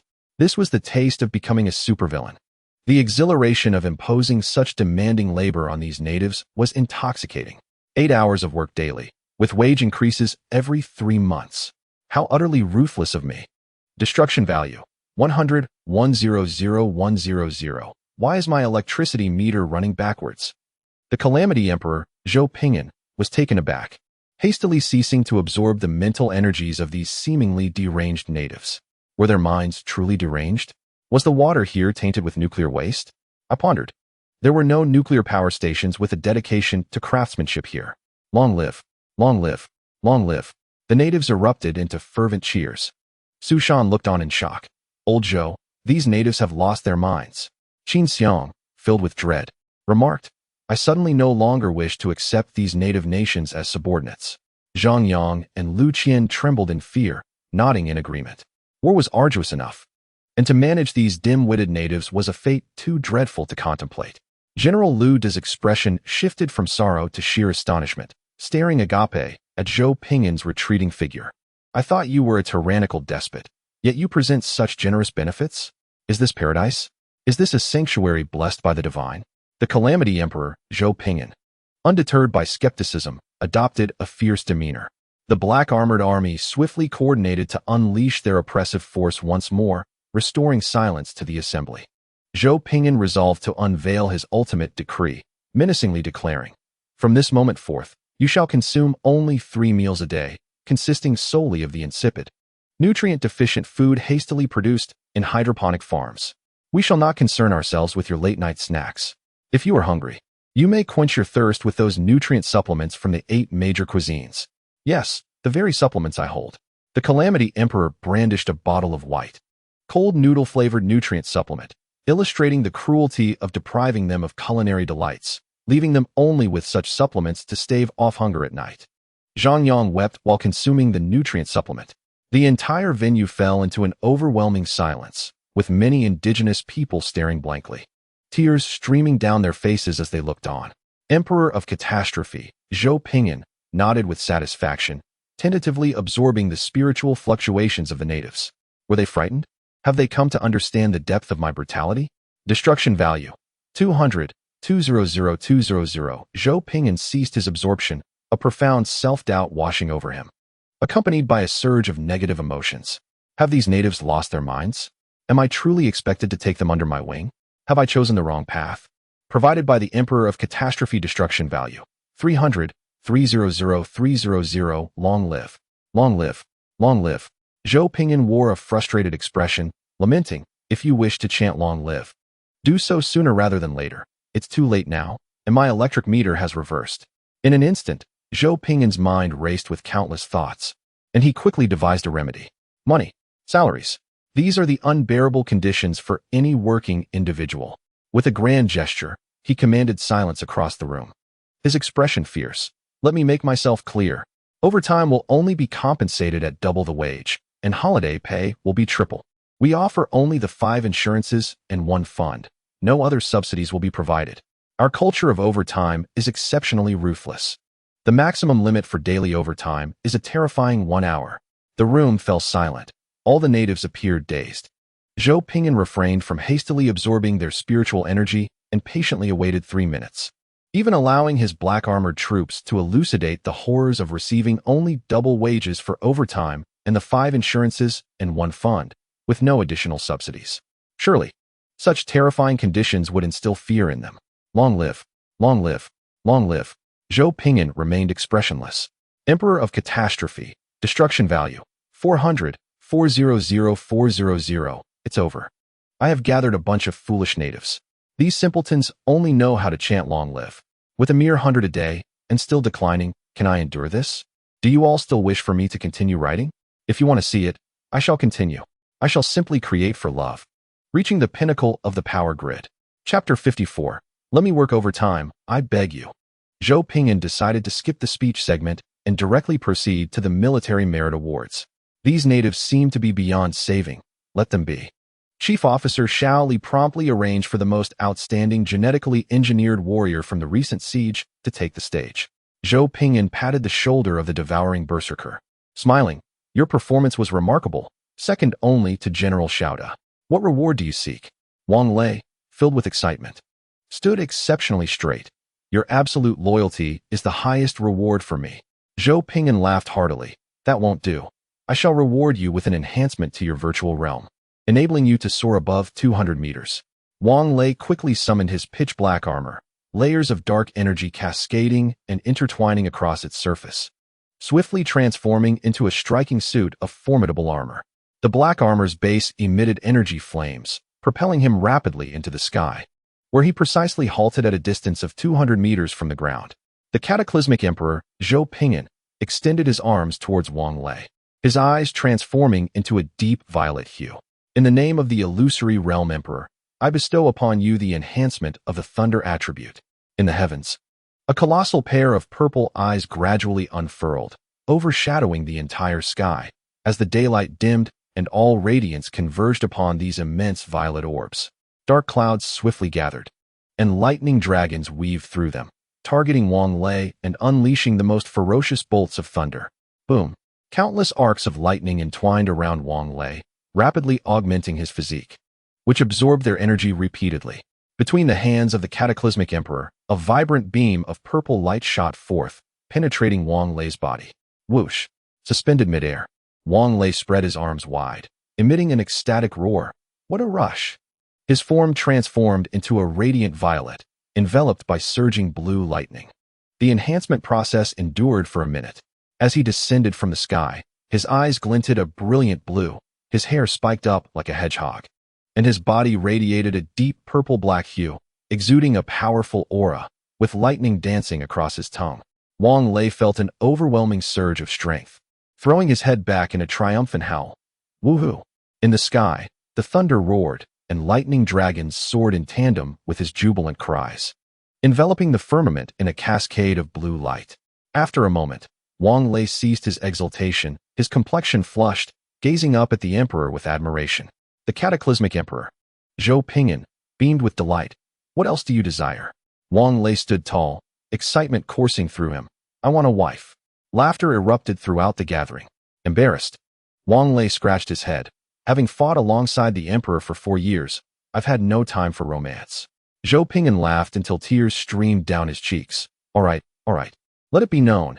Our hero is Wang Lei, endowed with the illusory realm's thunder enhancement. Are you satisfied now? Wang Lei stood straight, exclaiming enthusiastically. Thank you, Emperor. Haha. Go on. Wang Lei quickly grasped the emperor's hand, shaking it vigorously for 3 seconds. before swiftly retrieving his phone to take a selfie and posting it to his social media. He was playfully kicked by Xiao De and dashed off the stage. The cataclysmic emperor, Zhou Ping'an, announced with satisfaction, "Su Li, you will handle the remaining rewards. Indigenous people, do you see? Only those who fight valiantly in battle can earn such rewards." The indigenous inhabitants gazed with fervent admiration, chanting hysterically, "Long live! Long live! Long live!" The smile on Zhou Ping'an's face momentarily faded. Had he not experienced what he had, he would have laughed heartily. Now, witnessing the indigenous people chant in fervor, he began to suspect that they had not undergone the 9 years of compulsory education, questioning their intelligence. This cannot stand. He would have to arrange for compulsory education upon his return. My territory cannot be filled with so many fools. The cataclysmic emperor, Zhou Ping'an, withdrew, delegating the remaining proceedings to Chief Officer Su Li. In the Lord's Hall, Su Shan and Zhou Ping'an had quarreled throughout the day. Su Shan slammed the table. "The Empire mandates a 6-hour work limit. Your 8-hour workday is a criminal offense." Zhou Ping'an remained unfazed. Reclining in his chair, "I have studied this. 8 hours of work and 8 hours of leisure create a perfect cycle. This has been scientifically proven. Do not bark like a dog. My extreme measures are without fault." Su Shan's anger caused his veins to bulge. "At the very least, you should manage the late-night meals. Surely, you must ensure people are adequately fed. What is this nonsense about making them consume nutritional supplements? You have food. If it comes to it, the Alliance can provide. With a population of 40 million, the Alliance is not incapable of supplying sustenance." Zhou Ping'an chuckled softly. "One must endure hardship to reap rewards. If they cannot withstand this minor suffering, what right do they have to ascend as a civilization? Should we be destined to protect them for eternity?" Su Shan took a deep breath. A 6-hour workday. Zhang Yang entered, pale and trembling, supported by his guards, and collapsed into a chair. "Brother Zhou, I have experienced it firsthand. Their extended hours are inhumane." While Su Shan and Zhou Ping'an argued, Zhang Yang had personally broadcasted live across the city while working in the mines, determined to demonstrate to these natives the cruelty and inhumanity of an 8-hour workday. Zhou Ping'an nodded in satisfaction. This was precisely the effect he sought. "Bring Su out." Su Shan was escorted away by Xiao De, cursing vehemently. "You heartless war criminal. 6 hours is already inhumane, and you dare to impose 8 hours of extreme labor. You are devoid of humanity." The disaster emperor discreetly cleared his ears and remarked softly, "Where is the value in destruction if there is humanity, Xiao Yang? Where's the test video? Let me see." Zhang Yang, pale and trembling like a vibrating device, was hastily given a sip of nutritional supplement by his guards, which alleviated his shivering significantly. Zhang Yang burst into tears. "It is inhumane. So utterly inhumane. Brother, their overtime is barbaric." While weeping, Zhang Yang uploaded the video to the internal channel. Zhou Ping'an opened it, and the sound of hammers striking the ground resonated. Sparks flew as a group of natives mined, their faces radiant with joy. The disaster emperor Zhou Ping'an was taken aback. Have they lost their minds? What twisted spirit of slavery is this? Zhang Yang sobbed uncontrollably. 16 hours. They worked for 16 hours. I was too embarrassed to leave. My hands were covered in blisters, and it hurt so much. Brother, woe is me. Had it not been for the necessity of forcing the natives to integrate into the power grid for sleep, Zhang Yang would have had no chance to depart the mine. These natives would rather forsake learning and entertainment than stop swinging their pickaxes, even to the point of smoke rising from their exertions. This is utterly inhumane. Your overtime is barbaric. Woe is me.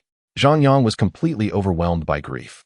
Zhou Ping'an shuddered in fear and quickly closed the video, only to discover a second one, featuring a group of natives kneeling in supplication. Zhou Ping'an's expression softened slightly. Have they finally grasped the cruelty of an 8-hour workday? Let me see. I beg you. My lord, allow me to work 4 more hours. I used to sleep only 4 hours a day and work 20 hours, with not a penny from the noble lords. My lord, I wish to earn some overtime pay. Please let me work overtime. I want to earn enough to buy nutritional supplements. Even double the overtime pay would suffice. I long for another sip of the cool, skin-flavored nutritional supplement. Then the indigenous people were forcibly dragged away from the mine by the armored troops and sent towards the buildings, where they were pressed onto beds and fitted with holographic helmets, entering a state of slumber as their excess bioelectric energy was uploaded to the power grid. The disaster emperor, Zhou Ping'an, turned off the video, his expression vacant. his worldview shattered. 8 hours of work was deemed insufficient. They were demanding a 20-hour workday. Is this not inhumane? Do you not realize this? Qin Xiang, in a state of shock, remarked, I have never witnessed such a situation during my time at school. Lu Qian echoed her sentiment. Equally bewildered, Zhou Ping'an, resting his chin on his hands, was at a loss, his worldview crumbling further. They are insisting on a 20-hour workday, demanding their overtime pay be halved, purchasing nutritional supplements with their meager earnings. Are you all out of your minds? Chief Officer Xiao Li opened the work panel, her expression one of disbelief. Brother, the average work duration is 16 hours, with a productivity efficiency of 416. There are no indigenous people engaging in leisure or learning. They are all laboring tirelessly to produce resources. This is the limit of 16 hours of work, not their ultimate capacity. Zhou Ping'an shivered. Their overtime is inhumane. I once thought a production efficiency of 200 in the disaster empire was terrifying, yet I had not anticipated the more frightening efficiency of 416 among the indigenous. Despite their low level of knowledge, their frenzied production efficiency compensated for it. The most alarming aspect is that they actually spend money on nutritional supplements that are otherwise free. Even Zhang Yang does not consume such things. Zhou Ping'an rubbed his temples in frustration. By the way, Su Shan informed me that I am to participate in a video conference with the Alliance and the Empire tomorrow. Lu Qian, do you still have the nuclear missile launchers on your battleship? Lu Qian replied, yes, what is the matter, brother? Zhou Ping'an continued, oh, take our 3 initial nuclear warheads and place them on your frigate. During the Empire meeting, let us launch 2 for effect. Qin Xiang blinked in surprise. ISNT this an alliance conference? What are you planning to do?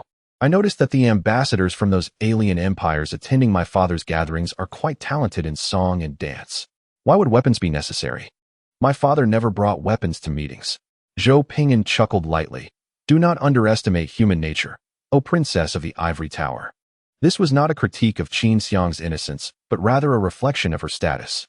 As no one in the entire Star Sea dared to offend her except for me. In this world, if you wish for other nations to perform for you, you must be an emperor, like Qin. There is a legend in the Star Sea, claiming that there are 6 supreme evil deities. And the citizens of the Great Xia Empire need only recite 4 of them, as 2 of these deities originate from the Great Xia Empire. In the presence of these supreme beings, all emissaries of civilizations are adept in song and dance. The same applies to the little daughter of the supreme deity. Prearrange for the moments past midnight. Anything earned through love is a gain, which is why I am updating so late. Good night, Makabaka. Chapter 55, Civilization. We must be civilized. For lords from the T9 civilization spent an entire night discussing the minimum wage and humanitarianism. Everyone made an effort to comprehend the so-called minimum treatment of the T0 civilization. In the end, they found solace. It was not due to a clearer understanding, but rather because dawn had arrived. The most terrifying aspect was not the lack of comprehension, but the fact that everyone had spent an entire night delving into the sociological aspects of the L6 planet civilization, yet had failed to notice the phrase minimum wage. This starkly recalibrated the perspectives of the 4 lords. Zhou Ping'an looked helplessly at the indigenous residents' asset report, pointing to the wealth figure. Are you suggesting that their savings are in the negative? Their abject poverty is inhumane. Such a situation would be criminal in the empire. The 8-hour workday must be strictly enforced. It is unacceptable to perpetually engage in menial tasks. Such a life will never allow one to evolve into a better person. Once production technology advances, the workday should be reduced to 6 hours, eventually transitioning to a flexible work system, ultimately aiming for a scenario where primary production no longer requires residents. I desire 40 million residents of a modest skill level, not 40 million slaves. Educated residents are capable of producing more valuable goods. Secondary and tertiary industries necessitate residents of varying ranks to operate effectively. For instance, cohesion.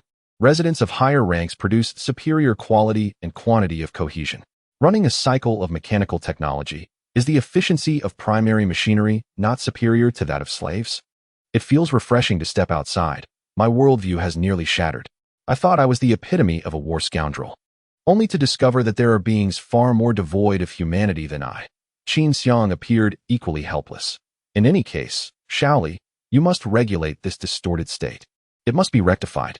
Chief Officer Xiaoli, equally exasperated, clutched her tablet. All right, the 9-year compulsory education system, night schools, and vocational training institutions are under construction. I will monitor the resident skill training. By the way, Zhou, I researched a cost-effective warfare technology last night that requires your review. Zhou Ping'an took a sip of soy milk and casually accepted the tablet, only to exclaim, "Wow." Zhou Ping'an was left dumbfounded. Genius. Qin Xiang and the others were equally intrigued and quickly synchronized the information from the tablet. Everyone hurried to view it, astonished. Qin Xiang was left speechless. Is this really how warfare can be conducted? Zhang Yang was bewildered. I've learned something valuable again. Lu Qian was astounded. Sister Shaoli, I bow to you. Please, after completing your work, do guide me in the art of war. The cost-effective DJI drone, valued at 30 summer yuan, combined with the recently developed missile and bomb technology, has given rise to an affordable and efficient drone combat group based on advanced power transmission network facilities. Without needing a single soldier, merely reallocating a bit of productivity can sustain such a highly effective airdrop bomb group. My goodness, such an economical and practical solution. From which obscure corner of the history textbooks did you unearth this? Chief Officer Shaoli beamed with a radiant smile. Were we not quite troubled by the demon tide last time? With this, we can address the issue of overwhelming low-tier enemies. Zhou Ping'an was overjoyed, embracing Shaoli tightly. I adore you. Shaoli, you are incredible. Zhou Ping'an rejoiced, spinning around before setting down the chief officer, clutching the tablet as if it were a treasure. It is not that resurrecting is unaffordable, but rather that the cost-effective drone bomb group offers superior value. Savings can be diverted, and the resources saved can be used to construct another battleship. Chief Officer Shaoli's cheeks flushed slightly as she took a couple of deep breaths, clasping her hands together to steady her emotions. With a crisp voice, she inquired, "Brother, should we sell this technology to the Alliance?" Zhou Ping'an hesitated momentarily, but ultimately opted for an alternative plan, to share it freely with them. This technology would significantly alleviate the combat losses of our members within the Great Xia Alliance. The Alliance shares universal technology with us at no cost. We cannot act in bad faith. Indeed, let's raise the price on the T1 Level 3 mechs and recoup our expenses from that side. It may be free, but not entirely so. A touch of conscience, yet not excessively so. Understood, I've already increased the mech technology price by 35. A modest profit. Chief Officer Shaoli promptly shared the research package and usage plan to the Alliance's technology repository. Qin Xiang raised her hand to check the time. It's time for the meeting. Let us prepare. Zhou Ping'an returned the tablet. All right, I'll first confirm with Su Shan. The video conference initiated. Su Shan, clad in military attire, sat upright with a serious demeanor, exuding a commanding presence that unmistakably conveyed leadership. Good morning, old Su. Su Shan, visibly exasperated, relinquished his formal posture, reaching for a glass of milk just outside the frame, sipping through a straw. I thought it was the Empire. Has Suli shared the strategy? A drone bomb squad? Excellent, excellent. Wait, it's free? This isn't like you. Zhou Ping'an chuckled. The mech prices have risen by 35. A modest gain. Su Shan fell silent for a moment. Well then, thank you for your contributions to the Alliance. It will remember your efforts. Zhou Ping'an replied. No need for thanks, it's the least I could do. Su Shan retorted, Scram, I haven't thanked you. Zhou Ping'an shrugged. By the way, how will you negotiate with the Empire? Su Shan rested his chin on his hand, exasperated. Just the usual. There are too many demons. If we don't unite, these natives will inevitably face extinction. Zhou Ping'an pressed forward with a smile. I have prepared nuclear weapons. They may not comprehend, yet they will surely submit. Su Shan, shaking his head, remarked, How did my great nation produce such a calamity as you? Civilization, we must adhere to civilization. We are a cultured nation. And we are civilized people. You must help them understand to gain their genuine support. Illuminate them with the light of wisdom, for that is how true civilization is achieved. Embracing the authentic truth. Zhou Ping'an laughed lightly. Is ignorance not, in its own way, an efficient tool? Without further ado, Su Shan opened Zhou Ping'an's territorial data. What else with your night school and vocational training? Why not let your subjects remain ignorant? Oh, are the indigenous people not considered human? Zhou Ping'an, unfazed, replied, You understand my point. You clearly possess a more efficient plan. Simply present your ancestral deities, leveraging their ignorance to facilitate effective integration. Not to mention invoking your ancestors, even erecting a statue of Sun Wukong, Erlang Shun, or Guan Yu. Let these natives experience what it means for faith to be fulfilled, with prayers answered without delay, shattering their divine networks. Conduct a divine war to achieve religious unification. Isn't that all it takes? Is it the celestial hierarchy that proves ineffective, or is it the inadequacy of the knowledge system pertaining to deities within our educational institutions? Su Shan, rendered speechless, asserts, we must safeguard the vitality of civilization itself, rather than resorting to its brutal annihilation. If you proceed as suggested, what becomes of the moral decay plaguing 3 to 4 generations? With the foundational spirit shattered, how shall we endure in a desolate and hollow mental landscape? Incapable of autonomous growth and survival? Zhou Ping'an responds with a faint smile. Hence, I have prepared a nuclear bomb, rather than a statue of the first emperor. Humans possess this tendency. When you propose opening a window, resistance ensues. Yet, when you suggest tearing off the roof, suddenly, everyone is amenable to opening the window. Su Shan retorts, no concessions shall be made. The alliance will only assist you once the conflict is resolved. Alas, the attempt to open the window has failed. Su Shan's moral compass is exceedingly strong. Zhou Ping'an shrugs. Very well, may our alliance be prosperous. Su Shan breathes a sigh of relief. Good. Half an hour later, Su Shan's complexion reddens, veins throbbing on his forehead, fists clenched tightly. Your objections are rooted solely in differing ideologies? Furthermore, you send but a single envoy to negotiate with our great Xia alliance and the holy teaching nation? Chapter 56. I protect humanity, not these fools. The envoy from the Kaisha Empire exudes arrogance. The holy teaching nation is isolationist, hoarding technology and discriminating against all non-human races. The Kaisha Empire shall not extend a hand for their safety. Our refraining from adding insult to injury is merely out of respect for our fellow human beings. The Kaisha Empire is a nation of considerable inclusivity, maintaining amicable relations with various races. The projection of the Pope size nearby, we share many differences with Kaisha. They will never place their trust in us. Su Shan inhales deeply. The video has been dispatched. Demonic disasters have already emerged. All civilizations must unite, or we shall be unable to withstand this calamity. The Kaisha envoy scoffs. The ones perishing are the citizens of the holy nation. What concern is it of ours? Little brat, do not presume that a mere acquisition of rudimentary technology grants you the air of ancient nobility. Before true ancient aristocrats, you would be required to prostrate yourself and lick our boots. Peasant, humph. The Kaisha envoy abruptly terminates the video link. Su Shan stares vacantly at the disconnected call.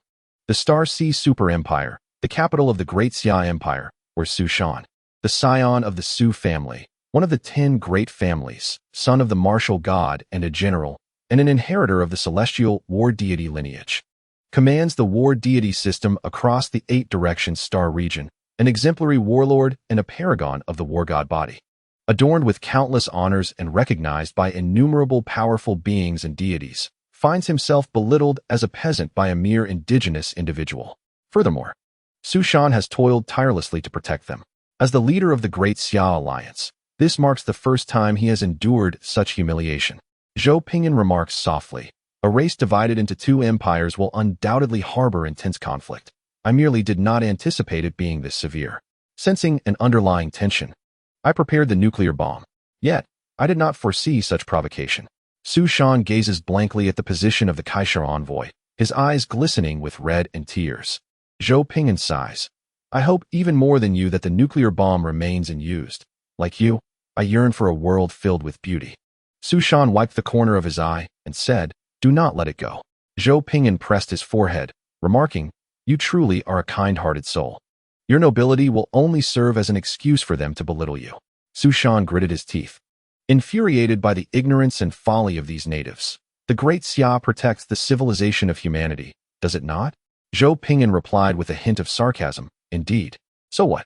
Su Shan's eyes reddened, his expression a mix of anger and pity, as the war goddess halo manifested behind him. I safeguard humanity, not these fools. Old Zhou, let us together vanquish these imbeciles. Just the 2 of us. Zhou Ping'an burst into laughter. Why not continue your benevolence? Su Shan slammed the table, cursing vehemently. I am merciful to your grandfather. I shall slay his entire family. Do not speak of your old T3. Even if you were a double T6, I would still make you smoke. I am a good person, not a fool. Zhou Ping'an laughed until tears streamed down his face, ultimately entrusting Qin Xiang to lead a cleanup of the demonic calamity while he and Su Shan made their way to the Kaisha Empire. The leader of the Disaster Wolf Empire and the head of the Great Xia Alliance boarded a guard ship bound for the Kaisha Empire. The Kaisha Empire, akin to the Sacred Kingdom, retained a relatively intact system of knowledge and production. However, due to a break in continuity, much of this knowledge became lost upon the passing of the elder generations. The reasons for this break are rooted in the harsh realities of power struggles. In response, the Kaisha Empire established the Ancient Academy, dedicated to the study of ancient knowledge, yielding limited results. They still could not prevent the entire empire from plunging into the abyss. A deleterious atmosphere permeated the Kaisha Empire, rendering their social system corrupt and unbearable. Had there been a semblance of normalcy, such foolish acts would not occur. Zhou Ping'an perused the documents, frowning increasingly. What were you thinking before? Did you not investigate? Su Shan sighed. I did. But I never anticipated they would make the worst possible choice. A dreadful outcome invariably stems from a series of unfortunate precedents.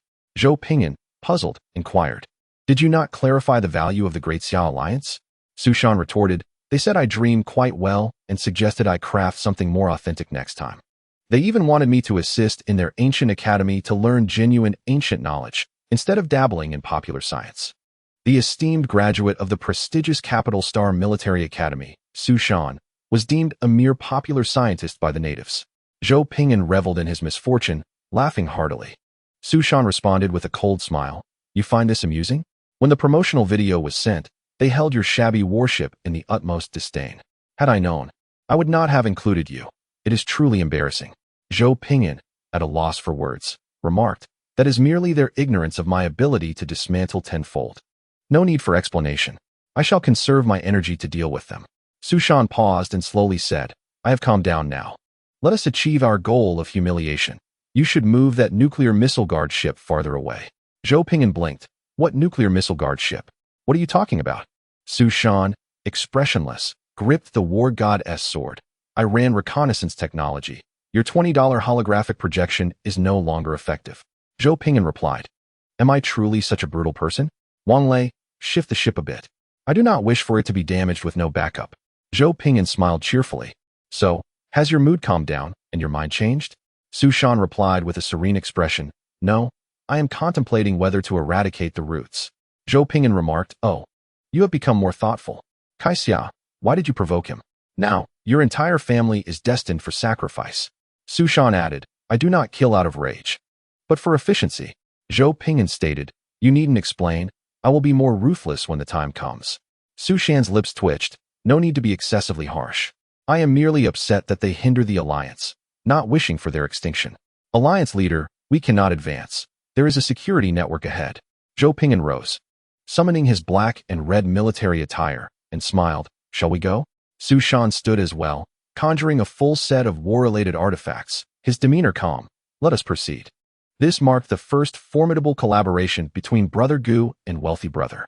Although Su Shan's strength was relatively modest, his talents, divine physique, and artifact ensemble compensated significantly. The Emperor of Calamity hovered in mid-air, directly manifesting his divine form, a towering purple-hued youth in an emperor's garb, surveying the vast multi-layered circular city below. Su Shan, the leader of the Great Xia Alliance, called out to his father as the Great Xia war god materialized, adorned in prestigious war armor. Casting a glance at his son before surveying the city below, instinctively furrowing his brow, the purple-hued divine figure mirrored his frown. Zhou Ping'an and Su Shan's brows knitted in unison. Zhou Ping'an, visibly displeased, summoned the Moonlight Sword, declaring, eerie energies swirl, countless thoughts fracture, transforming all beings into myriad fragments. What kind of refuse is this? Su Shan responded, to be fair, I originally thought it would suffice to kill a few high-ranking officials to demonstrate our strength. It seems, however, that a broader cleansing is necessary. Zhou Ping'an inquired, shall I go first, or will you? Together? Very well. The eyes of the Calamity Emperor turned purple as he entered a combat state, unleashing his absolute pressure upon the surrounding realm. The War King resonated with the artifacts adorning him and his father, reaching the pinnacle of their prowess. As terrifying war pressure descended upon the mortal realm, the capital of the Kaixia Empire, which had only sounded alarms 7 times since ancient times, now echoed with its 8th desperate wail. Warning! Divine invasion! Warning! Divine invasion! The Emperor of Calamity, the War King, proclaimed, "Royal family of the Kai Xia Empire, submit or perish." In the military academy of the Great Xia Empire, divine courses were offered. Chapter 57. Burning others' ancestors is indeed quite impolite Nuan City. The capital of the Kai Xia Empire boasted a comprehensive military defense system and was the region with the highest concentration of ancient nobility on the central continent. Alarms blared incessantly before the palace hall. The Emperor of Kai Xia, clad in T3 intelligent battle armor and wielding a scepter that released light spears, calmly raised his gaze to the 2 divine figures in the sky. After a moment of hesitation, the Emperor of Kai Xia inquired, "Why do the human gods attack us? Moreover, they are clearly not deities from the holy teaching nation. These are genuinely autonomous beings with free will." The ministers behind Emperor Kaisha exchanged bewildered glances, their faces a portrait of confusion. Above the city of Xianan, a pale blue energy shield enveloped the entire metropolis, while countless light spear cannons emerged from their concealed positions, aimed at the 2 divine statues in the sky. Emperor Kaisha raised his hand, his expression grave. "Do not engage just yet. This is the first appearance of deities since the calamity. We must ascertain the situation." "The microphone? Quickly, bring it here." "Right here, Your Majesty." Taking the microphone with a solemn demeanor, Emperor Kaisha positioned it before his lips, preparing to pose a courteous inquiry, when an unexpected tickle in his nose erupted. Achoo! A resounding sneeze resonated through the city, amplified by advanced audio technology, manifesting as a sonic assault that directly struck the 2 divine figures. In an instant, silence enveloped the city. Emperor Kaisha stared in horror at the microphone he had inadvertently crushed while sneezing. The ministers gaped in disbelief at their emperor's unintentional assault on the deities. It was over. A grave situation had unfolded. In the sky, Zhou Ping'an, dazed, was rattled by the sonic attack, his ears ringing as he gazed in disbelief at the city of Xianan below. "Do you think I am a sickly cat just because the virtual realm emperor remains silent?" Su Shan's head buzzed as he stared, astonished and incredulous, toward the palace of Xianan. "Did they just unleash a sonic attack on us? Is my divine artifact ensemble insufficiently powerful, or is my father's divine aura lacking? I admit we have restrained ourselves somewhat, but this blatant disrespect is intolerable." Su Shan's astonishment gradually transformed into fury, his fists clenched tightly. "The local natives are utterly impolite." Zhou Ping'an's anger flared as he dove toward Xianan. "Do not stop me. I intend to obliterate these uncouth wretches." Su Shan, enraged, followed suit. "Do they think I will remain calm forever?" The statues of the virtual realm emperor and the war gods simultaneously descended, their weapons charging rapidly, glowing ominously. Boom! The 2 furious statues unleashed formidable light beams toward the palace, their high-energy attributes overwhelming the lower-tier defenses. The alarm system of Xianan blared once more, as energy surged rapidly to reinforce the city's protective shield. Waves of vibrant light erupted upon the energy barrier, accompanied by a cacophony of explosive sounds, instilling sheer terror. The divine knowledge from the T9 Civilization Military Academy inflicted catastrophic damage upon the city-level energy shield of T3. Before the naked eye, the wrathful statues had begun to tear through the energy shield, their fiery gazes fixed intently ahead. Whoosh!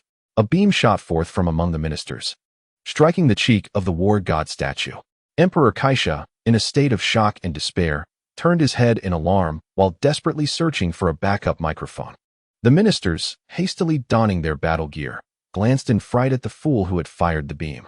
The fool, wearing a mask of desperation, watched as the rapidly firing barrel of his arm tracked the statue's head. "It's an automated attack." Emperor Kaisha bellowed in despair. "Who allowed you to engage the auto-targeting mode?" The auto-targeting mode, a conventional setting, was designed for swift eliminations. In days of yore, it proved invaluable, capable of vanquishing any assassin or adversary threatening the ancient nobility. Yet today, it falters, for the opponent is a divine statue. This complicates matters further. Su Shan, seething with rage, commanded his father, the divine seer, to dismantle the energy shield, and with a swift dive, launched himself towards the imperial palace. Activating the divine artifact set. "By the heavens! How dare you strike my father?" Zhou Ping'an, filled with indignation, traversed the energy shield, his form radiating a violet glow, and with the moonlight sword in hand, instantaneously appeared before the Emperor of Kaisha. Discarding the sword, he clenched his fist and struck down with force. I shall not relent. The Emperor of Kaisha barely had time to raise his arm in defense, only to witness the gauntlet being shredded by the unexpected blow. The claw shifted to a fist, crashing through his guard and landing squarely on his face. With a resounding thud, the Emperor's right cheek bore the brunt of the punch, muscles rippling outward. His eye instinctively closing, a solitary tear suspended in midair. A sneeze, a nation endangered. Su Shan, like a tiger among sheep, unleashed havoc upon the unarmored ministers, leaving them battered and bruised. Zhou Ping'an adeptly harnessed the properties of the illusory realm, ripping apart all of his adversary's armor, denying him any semblance of positional advantage, and rendering him a sight of disgrace. It was evident that the tactic of surprise attacks was remarkably effective, particularly when the adversary was unprepared for defense and their civilization's level was vastly inferior. Zhou Ping'an seized the collar of the Emperor. Eyes ablaze with fury. Do you consent or not? Su Shan stood by, equally enraged. Yes, do you consent or not? The Emperor, dazed and with one eye swollen shut, struggled to comprehend. What? Smack. A handprint appeared on the Emperor's face. Zhou Ping'an fumed. You obstinate old fool. You want to shed tears until you see the coffin. Will you? Old Su, escalate the punishment.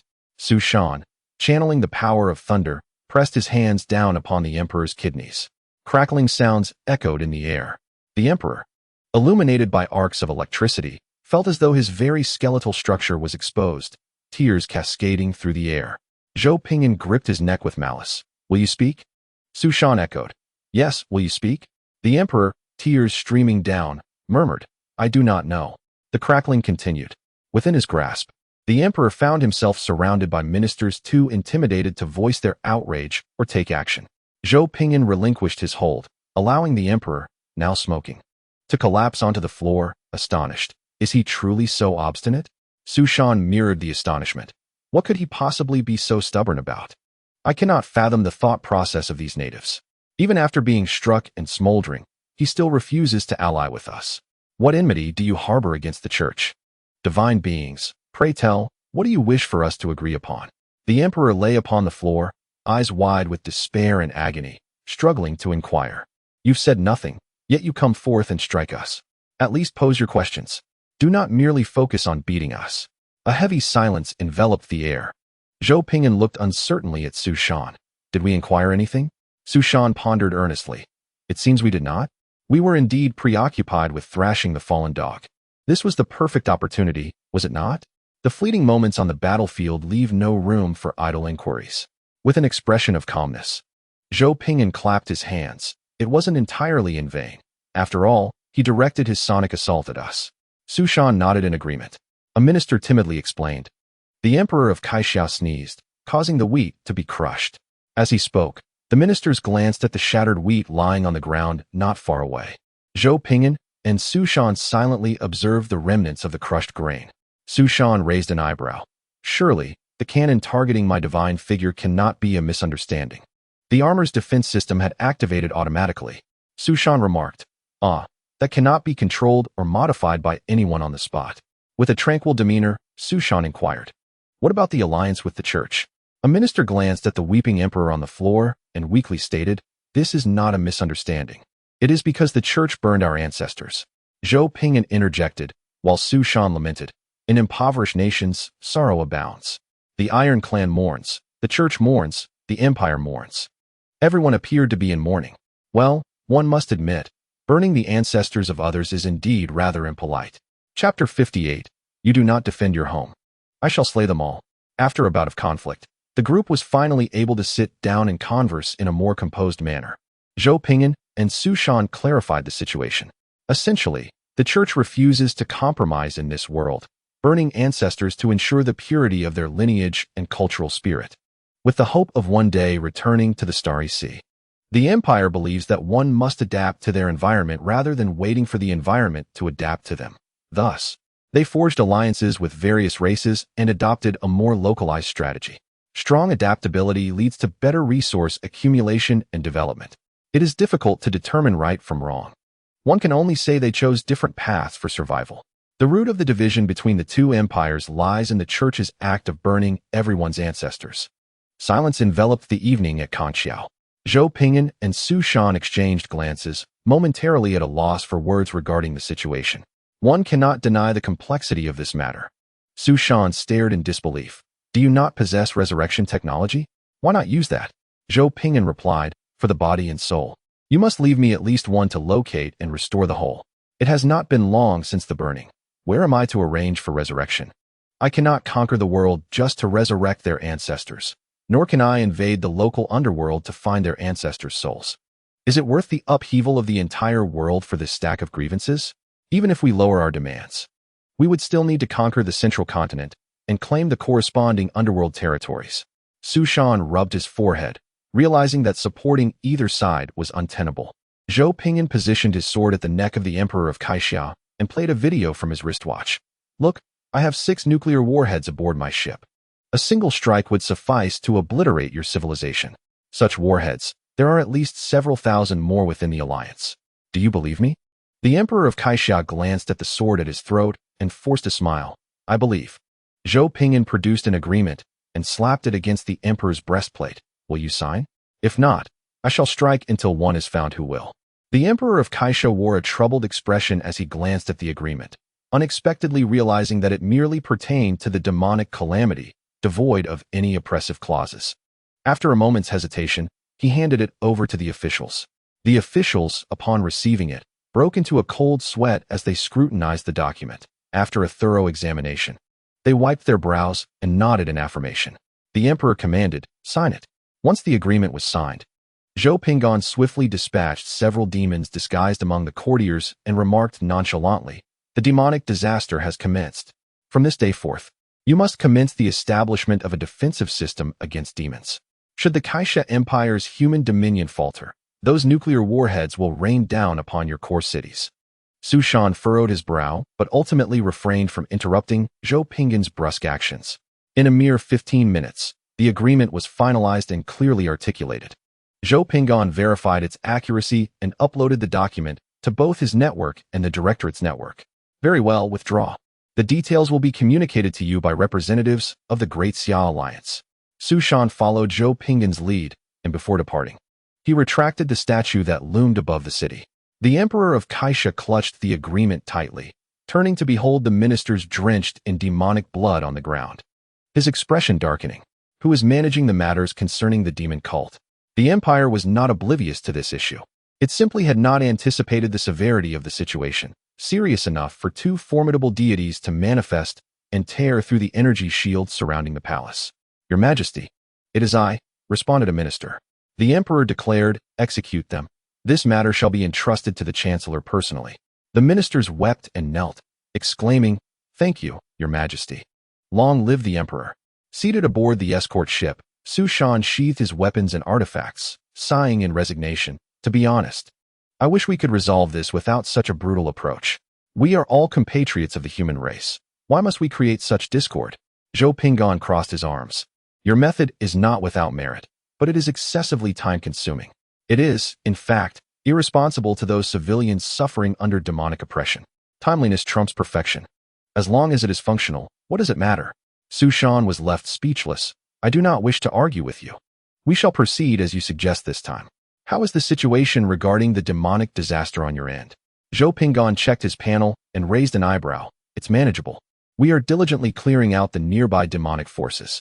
Su Shan paused for a moment, then gravely continued, the Lord of Path Cultivation and the Lord of Astral Systems, after divination, discovered that planet L6 is teeming with demons. Zhou Ping'an replied, indeed, this aligns with the intelligence I received. Su Shan mused. Then the question arises, what we have encountered is merely the tip of the iceberg. Where are the multitude of demons concealed? The escort ship circled the skies, and certainly, none resided in the heavens. The most terrifying aspect is not the existence of a demonic disaster, but the awareness of its presence. One can see it with open eyes, yet perceive no corresponding wave of demons. Zhou Ping'an stated calmly, the subspace, for instance, the divine realm. We have previously encountered orderly demonic legions within the divine realm. Su Shan rubbed his temples. So, You mean to say that within subspace dimensions yet unexplored by us, there exists a realm brimming with demons? Or perhaps the depths of planet L6 are filled with demons? Either revelation bodes ill. Zhou Ping'an wore a contented expression, his hands resting on his abdomen. Remain composed. You discuss your alliances while I vanquish my demons. We shall tackle this together, and there shall be no issues. Su Shan, with a look of resignation, replied, one can only hope. Beep, beep. Zhou Ping'an activated the video call, witnessing Qin Xiang soaring through the sky, the backdrop rapidly shifting. Even as a fireball, over 20 meters in diameter, brushed past. Qin Xiang shouted in panic, Ping'an, come back quickly. A horde of demons is attacking the city. Zhou Ping'an immediately sat upright, exclaiming, send me your coordinates. Beep, coordinates received. Without hesitation, Zhou Ping'an tore through the fabric of space, vanishing into it. Su Shan furrowed his brow, his expression turning grave. Prepare the support troops. Understood, leader. Upon his arrival, Zhou Ping'an beheld the ground teeming with a tide of demons. While various wraiths and specters flitted through the nearby sky, a swarm of self-destructing drones, each costing a mere 30 yuan, soared towards the horde, crashing into it and sending up a small splash before being swiftly engulfed by the overwhelming wave of demons. Turning to glance back, Zhou Ping'an spotted Bianshan City to the east. Without a moment's hesitation, he drew his moonlight sword and struck the ground. The ethereal energy coalesced into a terrifying sword aura that cleaved into the earth, creating a massive rift. The ground trembled as a deep, narrow canyon, hundreds of meters wide and extending for hundreds of kilometers, manifested. Within the chasm, countless sword energies roared and surged. The charging demons attempted to halt their advance, but were unable to stop, being pushed forward by those behind them, shrieking as they fell into the abyss. Torn to shreds by the whirling sword energies, their blood mingling with the lethal currents. Zhou Ping'an's hand trembled slightly as he exhaled, casting a glance at Qin Xiang. This maneuver, even for a sixth-tier omnipotent lord, was not without its toll. Qin Xiang hastily dispersed the flying demons nearby and approached, speaking rapidly. The defense of Bianshan City is currently stable. We can repurpose the energy protection system from the colonization ship for use there. After the earthquake this morning, a large pit formed, from which the demon tide emerged. The barracks are accelerating troop production. Gazing into the distance, Zhou Ping'an noted a colossal pit at the horizon, continuously spewing forth a dark tide of demons, endlessly staining the sky and earth with inky blackness. In that moment, he fully comprehended Su Shan's sentiments. Damn. We must fight from T0 to T3. No wonder this is referred to as a natural disaster. It is truly repugnant. The numbers are overwhelming. Qin Xiang hesitated for a moment before voicing her suspicion. I suspect that a demon lord has intervened in this war. Not every civilization possesses lords bound by laws. However, every member of the lord class can become a treasure for any civilization.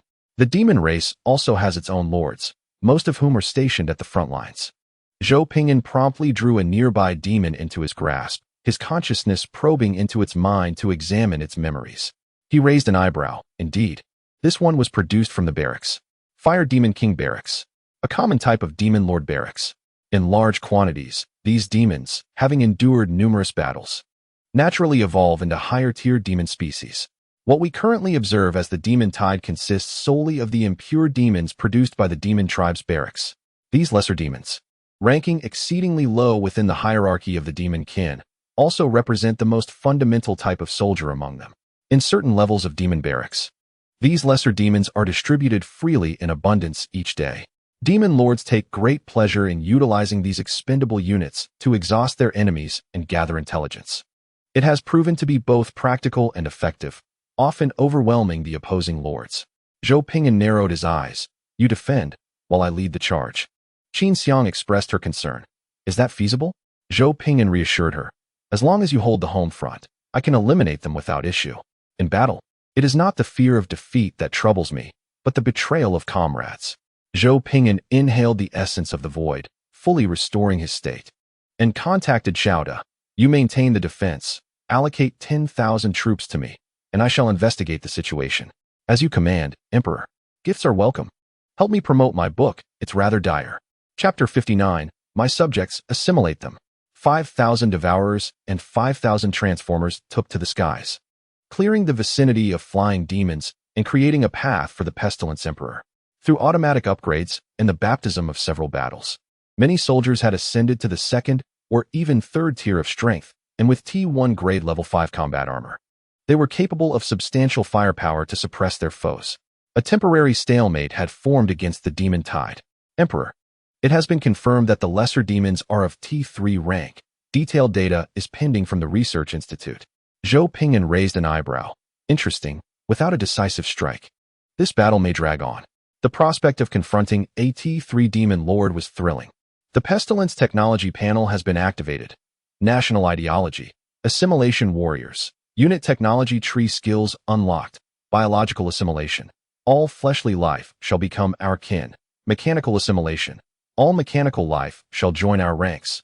This world requires no background noise, but rather a singular voice of one race echoing throughout the universe. That race can only be us, the Pestilence Empire. Gene Assimilation and Source Assimilation. Unlocked. Gene assimilation needs no elaboration. By simply injecting energy, enemies can be transformed into our subjects. Source assimilation is somewhat unique. The transformers inject energy into foes, turning them into living metal, subsequently reconstituting them as our kin.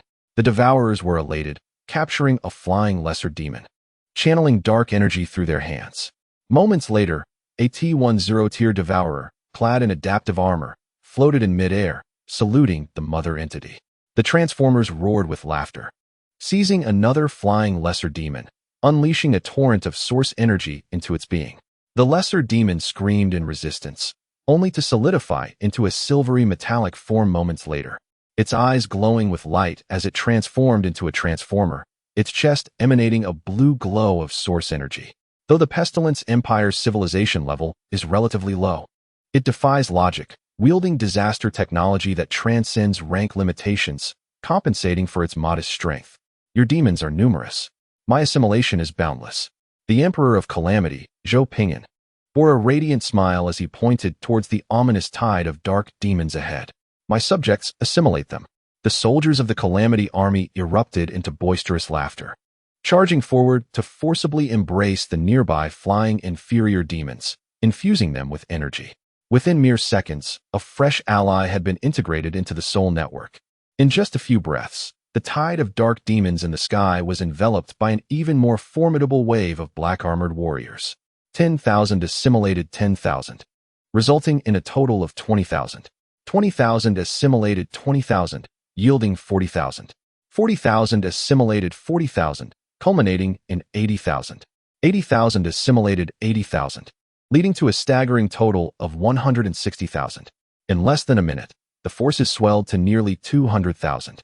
This was merely the initial level of the assimilation skill, not yet enhanced by upgrades. Such was the remarkable potential of exponential assimilation growth.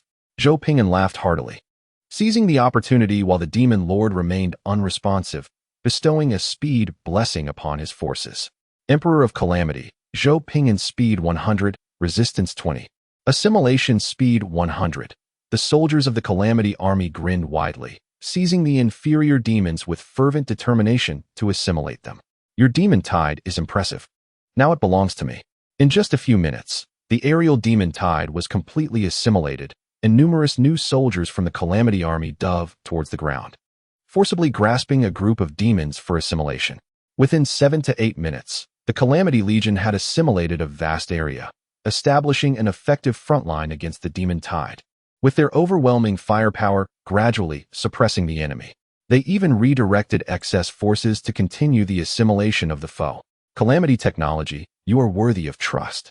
After more than 15 minutes, the demon tide was compelled to retreat, rushing back towards the massive pit from which they had emerged, their cries of terror echoing as they attempted to flee, while some scattered in panic.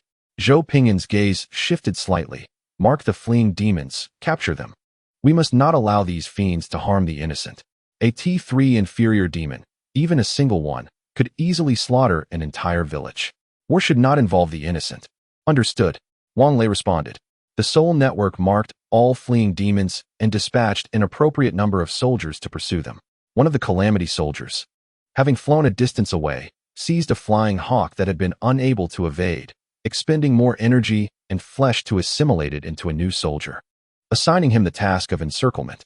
The inferior demons that managed to escape some distance from the battlefield were either clever or possessed significant strength. Regardless, these fleeing demons had been marked by the Emperor's will and could not escape their grim fate. Under the effect of the assimilation warriors, Zhou Ping'an approached the massive pit, witnessing throngs of demons frantically fleeing within, resulting in a chaotic traffic jam. Detecting abnormal energy fluctuations, please retreat. Zhou Ping'an raised an eyebrow slightly, signaling the army to fall back. Boom. The crimson hellfire surged upward from the depths of the vast pit, reducing all demons caught in its path to ash. The terrifying infernal flames warped the air, casting a blood-red hue across the entire sky, while the scent of sulfur pervaded the region. The dark forces descended with the infernal flames, beginning to taint the surrounding environment. As the hellfire dissipated, the traffic congestion within the giant pit was resolved. Zhou Ping'an raised an eyebrow slightly, gripping the moonlight sword tightly, prepared to unleash a fierce strike. A whisper emanated from the depths of hell, incredulous, joyous, yet tinged with confusion. Disaster Wolf Zhou Ping'an? Zhou Ping'an gazed at the pair of enormous blood-red eyes that illuminated the pit, arching an eyebrow. Familiar fiend? The colossal blood-red eyes within the pit fixated on Zhou Ping'an, brimming with ecstasy and fury. Just wait. You will pay for this. I shall summon a legion of demons to slay you. Zhou Ping'an, bewildered, checked the intelligence from across the way, suddenly enlightened. Ah, the unfortunate soul from when I obliterated that planet. As long as I have a high frequency of cataclysms, I need not fear a lack of adversaries. How should I put it? Firstly, I possess a rather malevolent disposition, relishing in offending others, only to see their attempts to eliminate me thwarted.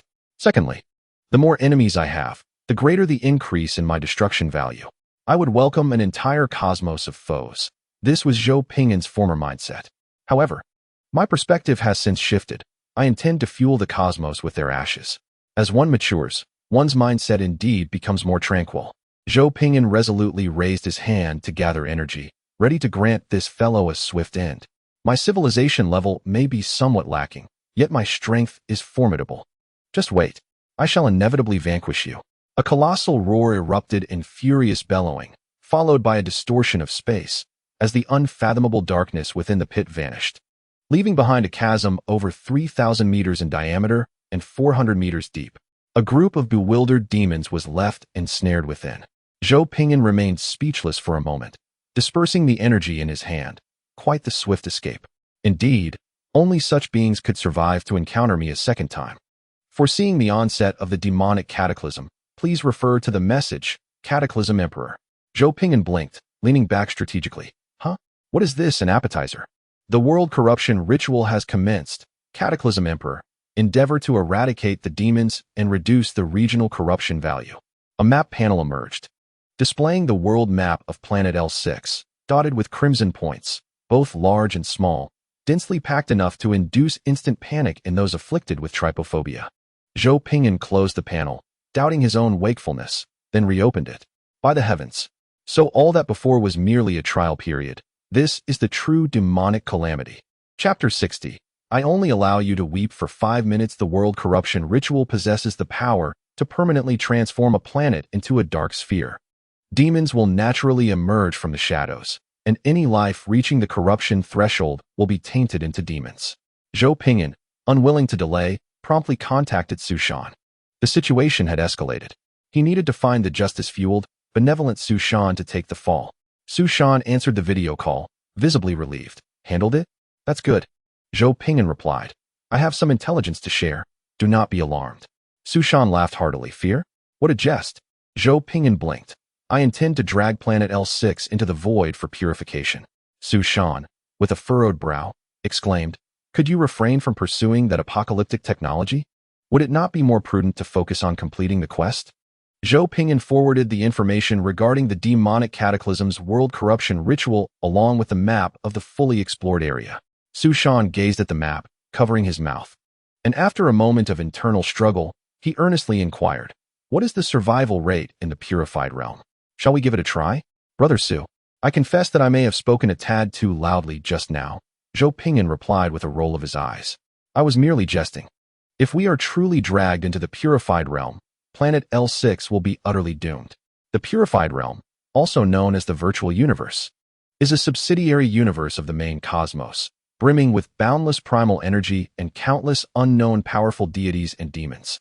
Once drawn into it, planet L6 could face any dire circumstances, with no possibility of surface civilizations surviving. Su Shan clutched his head in despair. What am I to do? I am merely a recent graduate. I just turned 21. I thought the anxiety I felt before was the limit, yet here I am, facing another complete demise. This is driving me insane. What kind of trial is this? Zhou Ping'an scratched his head, attempting to soothe him. Stay calm. We do possess nuclear weapons. Su Shan sighed. And then what? Shall we aim them directly at cities teeming with life? Some ritual sites are evidently located in densely populated urban areas.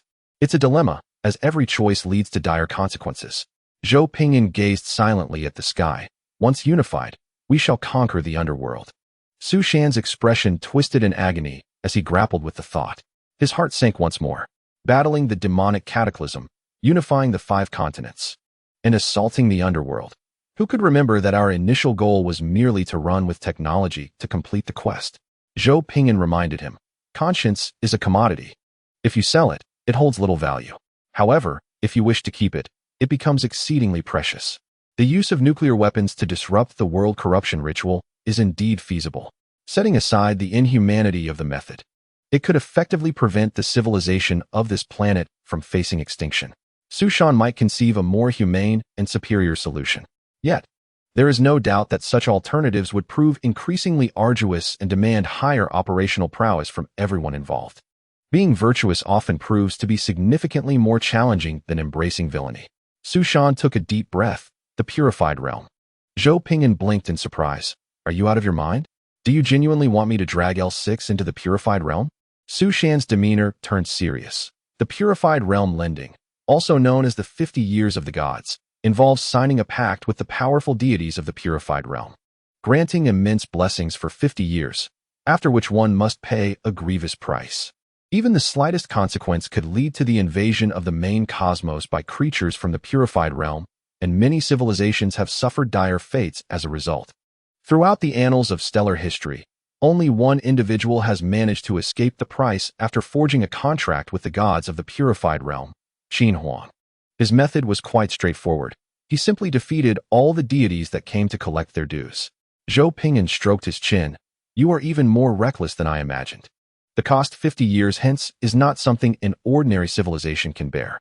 Su Shan clenched his jaw. You hold the title of the purified realm. The Alliance can propose a contract using you as the reference point, thereby solidifying your status as the Emperor of the purified realm. 50 years hence, there remains a modicum of operational latitude. Seeking out other deities within the virtual realm is futile, as they harbor a deep-seated animosity towards the great Xia Empire, eager to impose the harshest punishments. It is far more prudent to rely on one's own kin. Zhou Ping'an blinked. The name of my virtual realm emperor is indeed a tangible existence. However, should you wish to reinforce it, I am amenable. Outsiders perceive it merely as a nominal title, oblivious to its true weight. Zhou Ping'an swiftly calculated through the soul network, narrowing his eyes. Insufficient. We can only safeguard the central continent. The other 4 continents remain vulnerable. The nuclear device must still be deployed, and we must confront the underworld. Albeit the pressure will be considerably lessened. Su Shan's expression shifted, ultimately culminating in a resigned sigh. It suffices that we can protect the human race on the central continent. Su Shan, devoted to the protection of his fellow humans, ultimately succumbed to the harsh realities at hand. Zhou Ping'an inquired, shall we deploy the nuclear device? Su Shan's lips turned pale as he closed his eyes, nodding solemnly. Deploy it. Silent tears streamed down his face. The righteous ultimately wielded the bloodied blade against their own kin in the face of grim reality. Failure to act would only hasten the world's descent into chaos. Zhou Ping'an remarked, I shall strive to procure additional blessings from the virtual realm. Do not weep. I have promised to shield you. Su Shan, clasping his head, wept like a child. I am unwilling to accept this. I have not even slept, consuming nutrient solutions daily to maintain my strength. I have done so much, yet cannot protect them. So many lives, so many must perish. I cannot safeguard them. I cannot forgive myself. Zhou Ping'an, with a sense of helplessness, reassured him, they will be revived. It will be all right. You may weep for only 5 minutes. After that, We must convene to resolve this matter. Su Shan sobbed uncontrollably, gasping for breath. Zhou Ping'an, distressed at the sight, teleported closer, grasping the boy's face, offering him a tissue to wipe his nose, and wrapping his arm around his shoulder in comfort.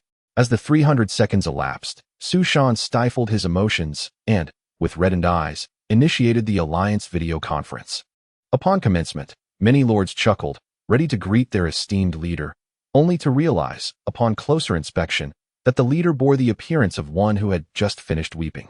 Zhou Ping'an, at odds with the leader, was visibly disheveled, tears and mucus staining his shoulder as he disdainfully wiped himself with a tissue. The assembly quickly recognized the gravity of the situation, promptly adjusting their demeanor and taking their seats. Those engaged in battle sought refuge to establish a protective barrier, awaiting the leader's briefing with grave seriousness. Intelligence regarding the demonic catastrophe was disseminated through the Alliance's official channel. Upon reviewing the information, shock reverberated through the assembly, igniting a flurry of activity in the Alliance chat. The proposed solutions lay before them, reduced to mere buttons for approval or dissent. A collective agreement was sought for the Virtual Realm Emperor to guarantee the acquisition of 50 years' worth of potent blessings to confront the cost of the contract in 50 years' time. Furthermore, the deployment of nuclear devices aboard space battleships was suggested to thwart the ritual of world degradation and prevent the demonic disaster. Zhou Ping'an shrugged and was the first to click agree. Observing their leader's decision, the Lords of the War Alliance followed suit. Although Zhou Ping'an was deemed a war criminal, he held immense prestige among the warlords. In matters of significance, the warlords consistently aligned with their leaders' choices. Su Shan expressed his agreement, pressing the agree button. Guan Ming closely followed the leader's choice and pressed agree. Upon seeing that both leaders had consented, the others ceased their hesitations and promptly followed suit. At the inaugural assembly of the Alliance, the proposal to rescue Planet L6 was unanimously passed. Zhou Ping'an's expression was grave. I appreciate everyone's effort.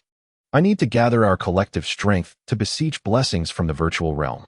Once I complete my incantation, I ask everyone to raise their hands and chant our slogan. Su Shan inquired, what slogan? Zhou Ping'an replied with a warm smile. Long live the people of Daxia. We seek free gifts. Chapter 61. The Emperor of the Virtual Realm. Engage in dialogue with the virtual realm. The war criminal Lord Zhou Ping'an, after more than a month, had become the hottest topic within the Daxia Alliance. The T1 level, 3-tier hydroponic farm had salvaged the stomachs and morale of all lords, while the free basic mech technologies of levels 1 and 2 had rescued the struggling players. Upgrades, modifications, and subsequent levels required payment. Anyone wishing to purchase cutting-edge technology could simply browse Zhou Ji's tech package, guaranteed to find drool-worthy innovations.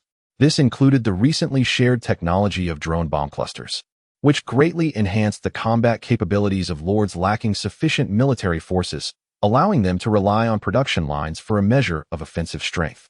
Numerous lords felt inclined to pay their respects to Zhou Gu, some superstitious ones even secretly erecting statues of him in their lord halls, offering incense daily and praying for continued blessings.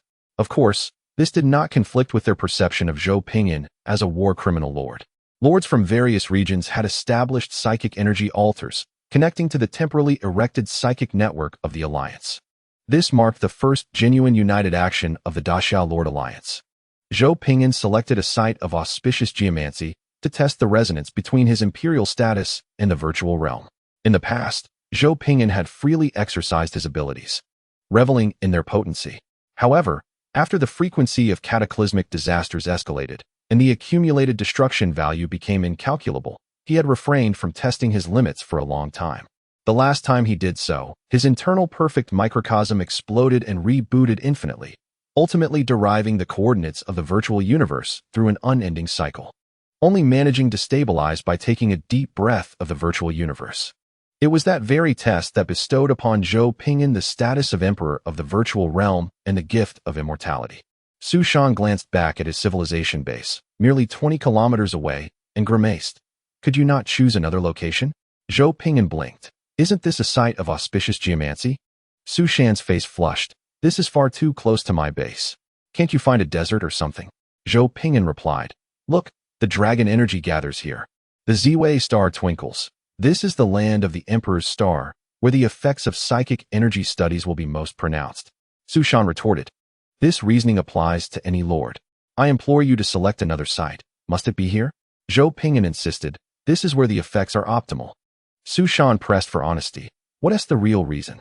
Zhou Ping'an admitted, I dare not risk my base. Su Shan lamented, it pains me greatly. This journey has been fraught with heartache. For the greater good, Su Shan reluctantly acquiesced. It's merely a base, yet it pains my heart. He lamented with tears in his eyes. Hurry, let us proceed. The longer we delay, the more I fear I shall regret it. The foundational success rate of the virtual realm ritual is fixed, influenced by the level of psychic energy and relevant knowledge, which increases the weight of success. However, the venture into the virtual realm remains a matter of fortune. In places like a certain psychic empire within the Star Sea, where the populace boasts over 20 psychic traits, one must understand that for ordinary races, possessing even a single racial trait is already a remarkable standard configuration. Regrettably, after one failure, the household registration was reduced to a mere page listing the head of the household, with only a deranged psychic emperor wandering amidst the desolate star domain, calling out to his subjects who could never return to his side.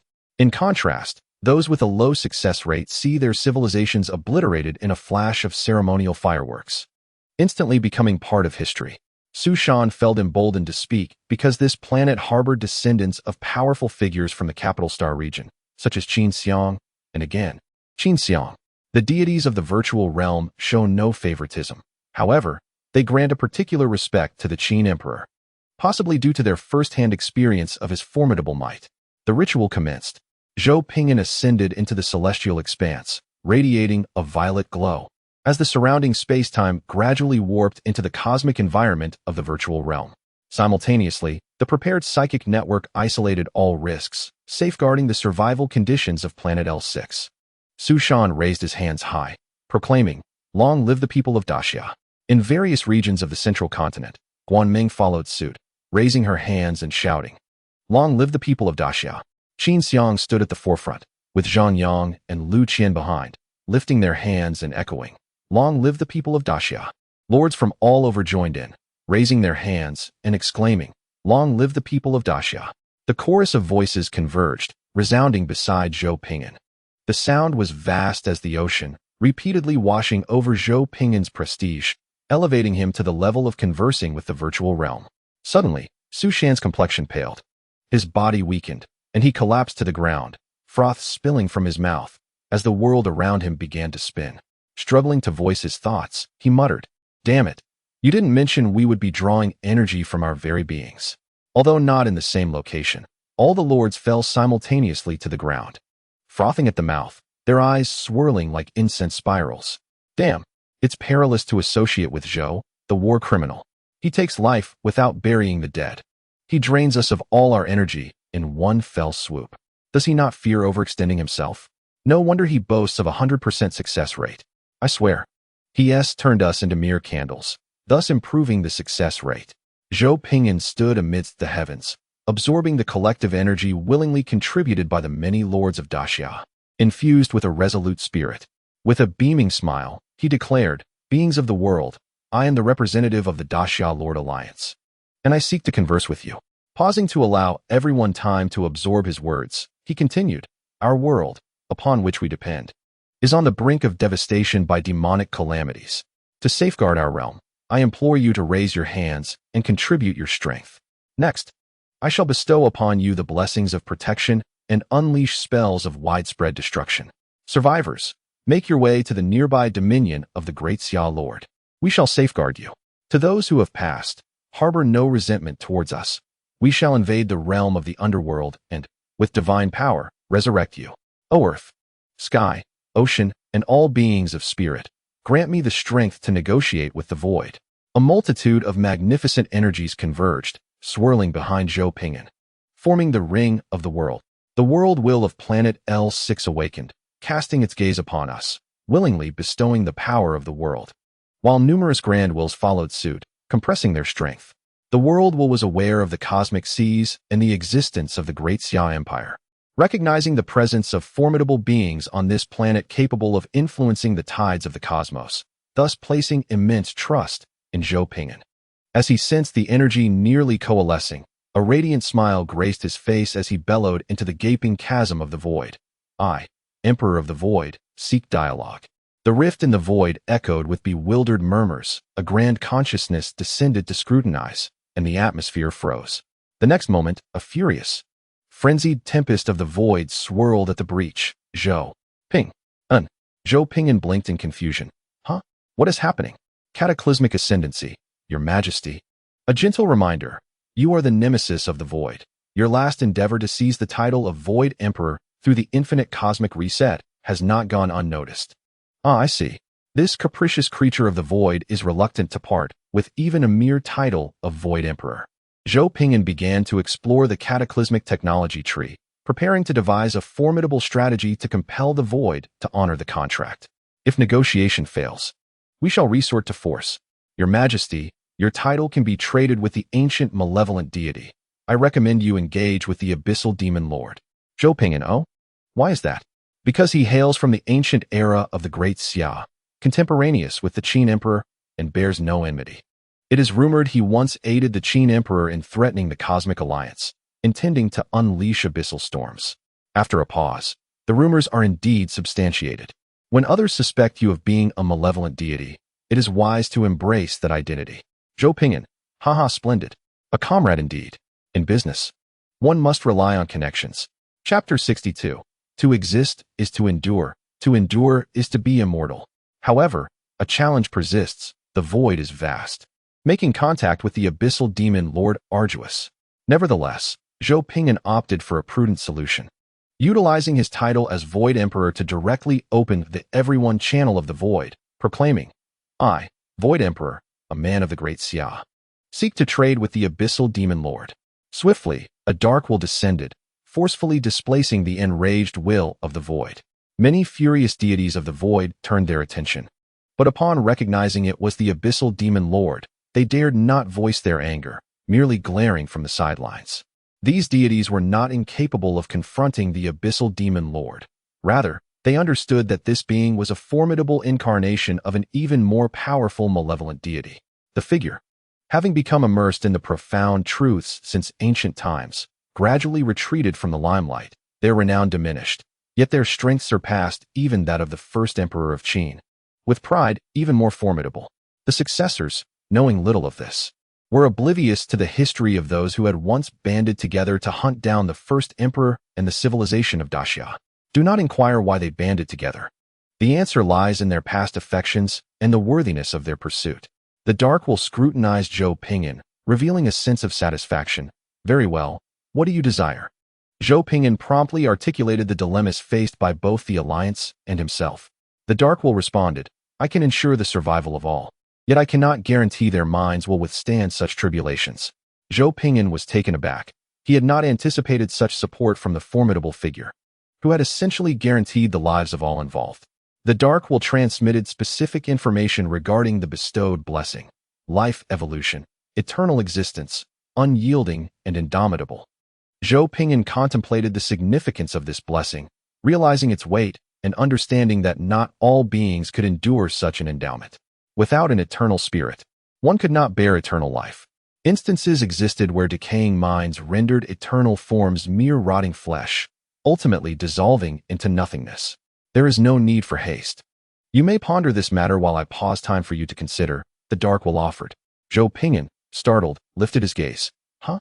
Surveying his surroundings. He found time had come to a standstill.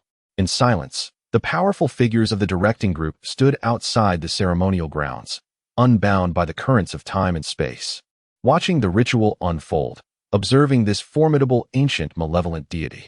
A few gods from the virtual realm struggled against the time-space currents, cursing through gritted teeth, yet dared not cross the boundary. Zhou Ping'an gazed enviously. Is this what it means to be a great one? To halt time for contemplation? O great one, I am famished, please guide me. He took his time, reflecting earnestly while calculating relevant data through the soul network. After a considerable duration, he exhaled. If their minds cannot endure, let us grant them the gentle embrace of the long night. One should not indulge in blessings to their fullest. Excerpt from Warnings from the World, Volume 3, The Three Dilemmas of Wang Engshi on Scholar Su. Leaving room for further growth is essential for the path of greatness. Allow the departed to enter the realm of the deceased, and thereafter devise a means for their resurrection. Ample time will be available to resolve subsequent issues. This is the best choice within our capabilities. The Dark Will replied, very well, though it is unfortunate my true form is not present, otherwise. Such trivialities would pose no challenge. Haha. Child, persevere. I look forward to your ascension to greatness. All beings on planet L6 receive 50 years of life evolution blessing. Those whose minds shatter shall enter the cycle of the underworld. The Dark Will began to depart, kindly sealing the rifts of the virtual realm. In the final moment before closure, a cacophony of slaps resounded. Zhou Ping'an was bewildered. Within the vanishing fissures of the virtual realm, the deities spun like tops in the cosmos, with some of considerable strength stabilizing themselves and fervently cursing the ancestors of the abyssal demon sovereign. Enraged, they pursued with unbridled fury. Zhou Ping'an remarked, "O Great One, you possess quite the playful spirit." Yet, it was evident that the Great One wielded formidable power. Otherwise, my limbs would have been severed long ago. The blessing ceremony of the illusory realm has concluded. Li Xiang rubbed his temples and remarked, "Next time we engage in such perilous rituals, please notify me in advance." Zhou Ping'an blinked in surprise. Is there such a regulation? I was unaware. Li Xiang inhaled deeply. The real danger lies with you, not others. The worst that can happen to others is the loss of their entire families. You, on the other hand, provoke the wrath of the illusory realm's will, which could easily ignite a war between two universes. Zhou Ping'an chuckled, but I have a reliable ally, don't I, teacher? Surely that ancient evil god is trustworthy? Li Xiang's expression turned peculiar as he recalled unpleasant memories. Trustworthy? That being is certainly a force to be reckoned with. But their approach is one of execution without burial. If you request their assistance, they will assure you of a resolution, but the method is beyond your concern. Just inquire whether a solution exists. The last time I sent them to mediate a conflict between two alien civilizations, it nearly threatened our agricultural planet. Instead, they enhanced the two alien species with traits of delicious, unintelligent, and highly prolific, reducing them to livestock, which were subsequently canned and sold throughout the Star Sea. Not only did they provide physical mediation, but they also boosted agricultural yield, moving the agricultural overseers to tears, who then implored the Empire never to employ such a figure for problem-solving again. Their demeanor towards humanity is exceedingly benevolent, yet abysmal towards other races, exhibiting a form of racial fastidiousness. This fundamentally resolved the issue of whether the war in the Star Sea would impact the industrial chain of the Great Xia Empire, while simultaneously deepening the stereotype surrounding the Empire. Zhou Ping'an shrugged.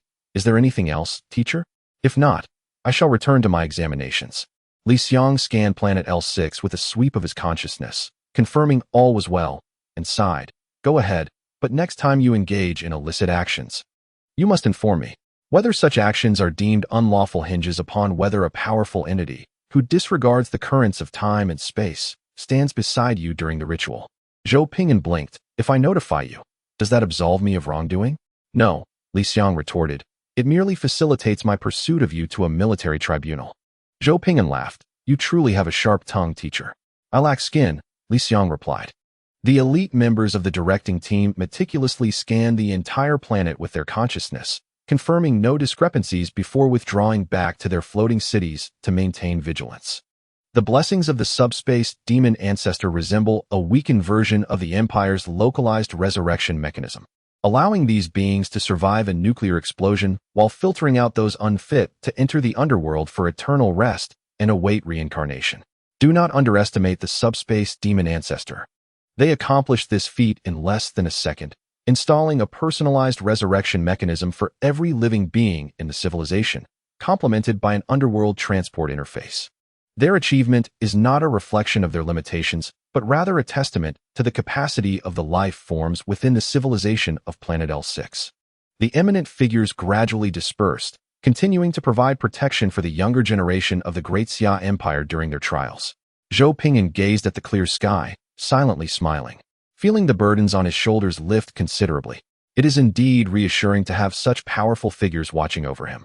Thus, one must diligently navigate through the trials to become a formidable figure akin to them. After all, these are the three cataclysms that instill terror in the hearts of the starry civilizations. Zhou Ping'an descended to the ground, observing Su Shan struggling to rise. taking a sip of nutrient solution, gritting his teeth in frustration. Zhou Ping'an wore a radiant smile. See, the matter has been resolved. Suddenly, he rubbed his face, exclaiming helplessly, to accomplish tasks, one must embrace risk. You must comprehend this. The matter of virtual realm borrowing was indeed excessive. Numerous actions deviated from the previously agreed-upon plan. From the very moment of drawing strength, it had strayed from the original blueprint. Such measures were taken solely to extract the most refined energy when everyone was at their peak vitality. The conduct was that of a war criminal. Yet the outcome was favorable. Su Shan clenched his fists, seething. You nearly jeopardized everyone's lives. Had you left even a sliver of leeway, we could have maneuvered in the face of unforeseen events. Zhou Ping'an patted his shoulder, grinning. But the result is good, is it not? Su Shan, feeling the bestowed blessings upon him, remained silent, his fists tightly clenched. Zhou Ping'an firmly grasped his shoulder, stating earnestly, I know what you are thinking. But without taking such risks, we could not safeguard more lives. Risk is also an opportunity. Su Shan, still silent, finally furrowed his brow. Next time, be more cautious. Zhou Ping'an rubbed his face in resignation. After doing good deeds, I still get reprimanded. You owe me an apology. Su Shan embraced Zhou Ping'an tightly, his voice filled with sorrow and helplessness. You are also one of the great Xia people. Should any risks arise, the first casualty would be none other than you. Zhou Ping'an smiled, returning the embrace, his eyes slightly glistening. Indeed, I am a citizen of Great Xia, hence the alliance must protect me, a son of Great Xia. Su Shan replied, I swear I will. As for the identity of the new readers of the Great Figure, they can peruse my previous work. By the way, gifts are greatly appreciated. My daily income has plummeted below 100. I am fueled by love, and I urge everyone to contribute as well. Chapter 63. The great mushroom smoke is straight, the constant core's sunset is round. Zhou Ping'an remarked, at this moment, I wish to compose a poem. Su Shan inquired, you understand poetry? Zhou Ping'an, hands behind his back, gazed at the information display screen. The great mushroom's solitary smoke rises straight, the constant core's sunset is round. Su Shan retorted, you are truly hellish.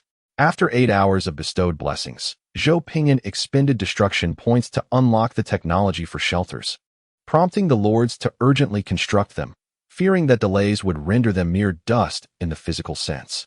All lords had moved into the shelters, while the citizens donned intelligent battle armor, and all buildings were powered with emergency energy shields, striving to withstand the impending nuclear shockwave. One by one, nuclear bombs ascended, arcing through the air, exploding at designated locations. The sky was illuminated by rounds of tremendous suns, casting light upon the entire L6 planet's heavens and Earth. Regardless of what climate L6 may have previously harbored, for an extended period, it would solely embody a nuclear winter and an era of wasteland. Su Shan sighed. Do you think, if I were as powerful as Master Li Xiang, I could single-handedly resolve the demonic cataclysm? Zhou Ping'an replied, you could. But remember this, it is only through our next endeavor that we can preserve this fragile civilization. Other civilizations that have been invaded by demonic disasters have not received such treatment. Su Shan remarked, your destruction value stands at 101010. Su Shan continued, could you refrain from undermining my resolve? Zhou Ping'an retorted, your resolve is truly fragile. Just then, Zhou Ping'an lifted his wrist to check a notification from the Directorate. Directorate. As of now, the 3rd Army Corps of the Star Sea will take over this star region to ensure the quality of the candidates' trials. Additional combat avatars from the Qin Emperor and a 19th-tier ancient cultivator will be stationed here. The interaction restrictions between candidates and the outside world have been lifted. Candidate Zhou Ping'an must be registered with the military. The message was brief, yet significant, concluding with a specific mention of the Zhou family war criminal lord.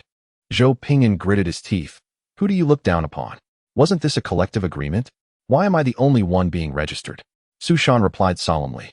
You might want to clarify with the Directorate why the will of the virtual realm reacts with such fury upon seeing you. Be thorough, lest you find yourself back in trouble. Moreover, I acknowledge that I underestimated you, war criminal Zhou.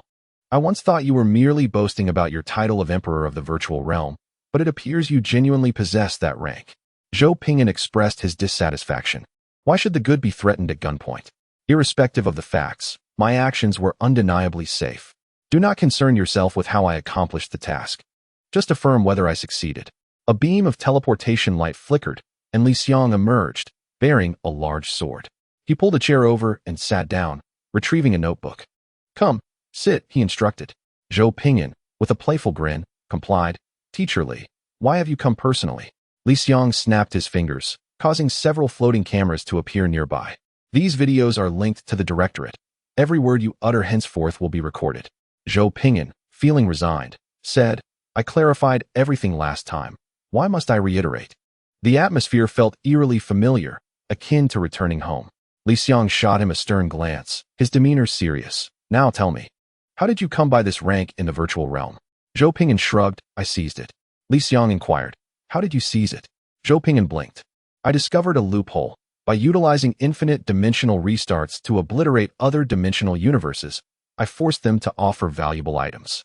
I was fortunate enough to acquire one." Li Xiang, feeling a headache coming on, stated, "I am aware of the 8th-tier evolution of the inner world and the cultivation system, and I understand the concept of infinite evolution. But what do you mean by infinite dimensional restarts?" Zhou Ping'an cleared his throat. "That day, during my experiments, I accidentally uncovered a method for infinite dimensional restarts. Realizing the gravity of the situation, I immediately transmitted it to the virtual realm." Li Xiang comprehended. "Is it a cycle of the universe's Big Bang undergoing infinite restarts?" Dimensional space and dimensional universes are two distinct matters. It's akin to the difference between having $100 in savings and $1 trillion. Zhou Ping'an nodded earnestly. Li Xiang questioned, "Are you bragging?" Zhou Ping'an exclaimed, "I am speaking the truth."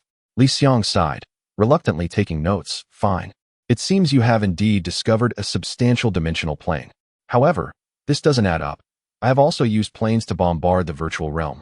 So why was I not granted a rank?" Zhou Ping'an gazed silently at the ceiling. "I did not explode just once." Li Xiang, taken aback, lifted his head in disbelief. "What do you mean by not just once?" Zhou Ping'an smiled shyly and humbly remarked, "Initially, I conducted frequent experiments for research purposes. Later, I fried 10 times each morning, noon, and evening. Once I attained the proper rank, I ceased my endeavors. I tend to know when to stop. I am rather reclusive and prefer not to roam the streets of other universes. It is certainly not due to a fear of retribution from the will of the virtual realm." Li Xiang's face flushed with disbelief. "I won't even begin to question where you found so many dimensional planes. I simply wish to ask, how on earth did you not get yourself killed?" Zhou Ping'an blinked. "I fear death, hence I chose the eternal undying talent. There are two forms of eternal undying, one from the calamity ascension and the other from the rank of the virtual realm." Li Xiang suddenly grasped the implication, his expression shifting drastically. "Where did you conduct your tests?" Zhou Ping'an replied, "During my school days." Li Xiang was astonished. "Where on earth did you attend school?" Zhou Ping'an responded, "Oh, on Capital Star, didn't you know?" Li Xiang, filled with agitation, rushed forward and grasped Zhou Ping'an by his collar, exclaiming, "You madman! Were you not afraid of blowing us all up?" Zhou Ping'an calmly raised a folder to shield himself from Li Xiang's fervent outburst, stating nonchalantly, "What is there to fear? If Qin Huang is unafraid, why should you be?" Li Xiang gritted his teeth and released Zhou Ping'an. "How do you know Qin Huang is unafraid? It was you, the immortal, who unleashed the virtual realm black hole incident." Zhou Ping'an laughed heartily. "If Qin Huang had objections, he would have captured me long ago." Li Xiang sighed. "Of course he has objections. With 30 virtual realm black holes unleashed daily, he is terrified the Capital Star's world defense system has never ceased operation. He even ordered us to capture the culprit and ensure they face public execution. Our neighbors endure constant dimension blasts, leading old Qin to believe a great demon has emerged and remain perpetually on edge to suppress the Capital Star district." Zhou Ping'an chuckled awkwardly. "Is that so? I thought the space-time barrier of the Capital Star district was resilient enough to withstand even the slightest magnetic storm.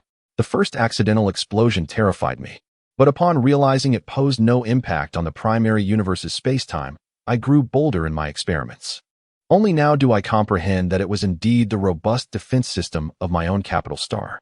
Li Xiang remarked somberly, "So, you frightened Qin Huang into 3 years of inaction, didn't you? Poor old Qin has become a monarch on the throne, too terrified to leave it for fear of unforeseen incidents." Zhou Ping'an sighed. "I have tested the data. It will not affect others. You must trust me. This has been calculated meticulously." Li Xiang's expression was grave. "I believe you. Every day, the tremors beneath old Qin's throne remain consistent. Qin Huang stabilizes the nation's fortune, while his seat quakes beneath him. Zhou Ping'an chuckled.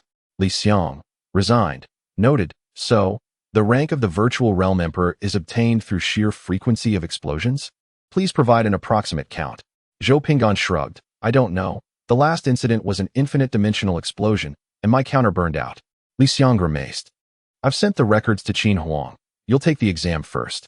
Once completed, it will be up to Qin Huang to determine your fate. Zhou Ping'an lamented. What fate? When I inherited the rank of the virtual realm emperor, Qin Huang had no objections whatsoever. Nonsense. He remains oblivious to your presence right beneath his nose. Otherwise, he would have long since dealt with you, you scoundrel.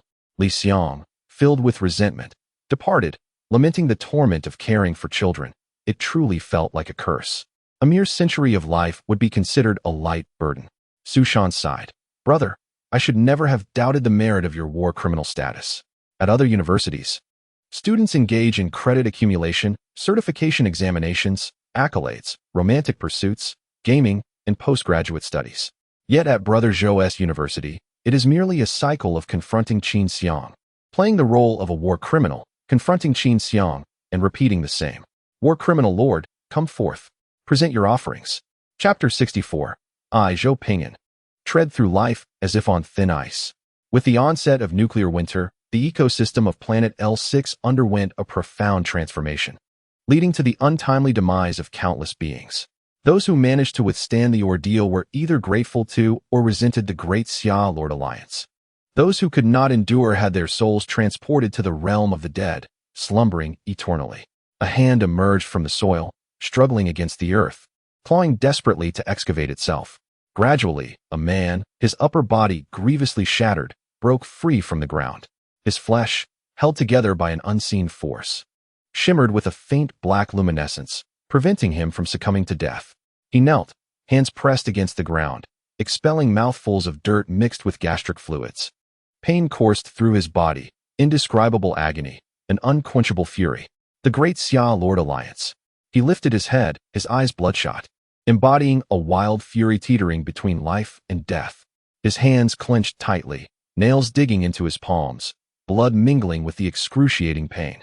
Unyielding. Why must we forfeit our choice even in death? Why am I condemned to endure this inhuman suffering? Vengeance. I shall seek retribution against you. The man trudged through the wilderness, days and nights blurring together, his shattered form healing gradually, the fissures in his wounds lessening. The fire of rage in his eyes intensified. Immortality was not a blessing, but a curse. The world lay in ruins, all resources depleted. Gnawing hunger tore at his insides, an insatiable thirst maddened his soul.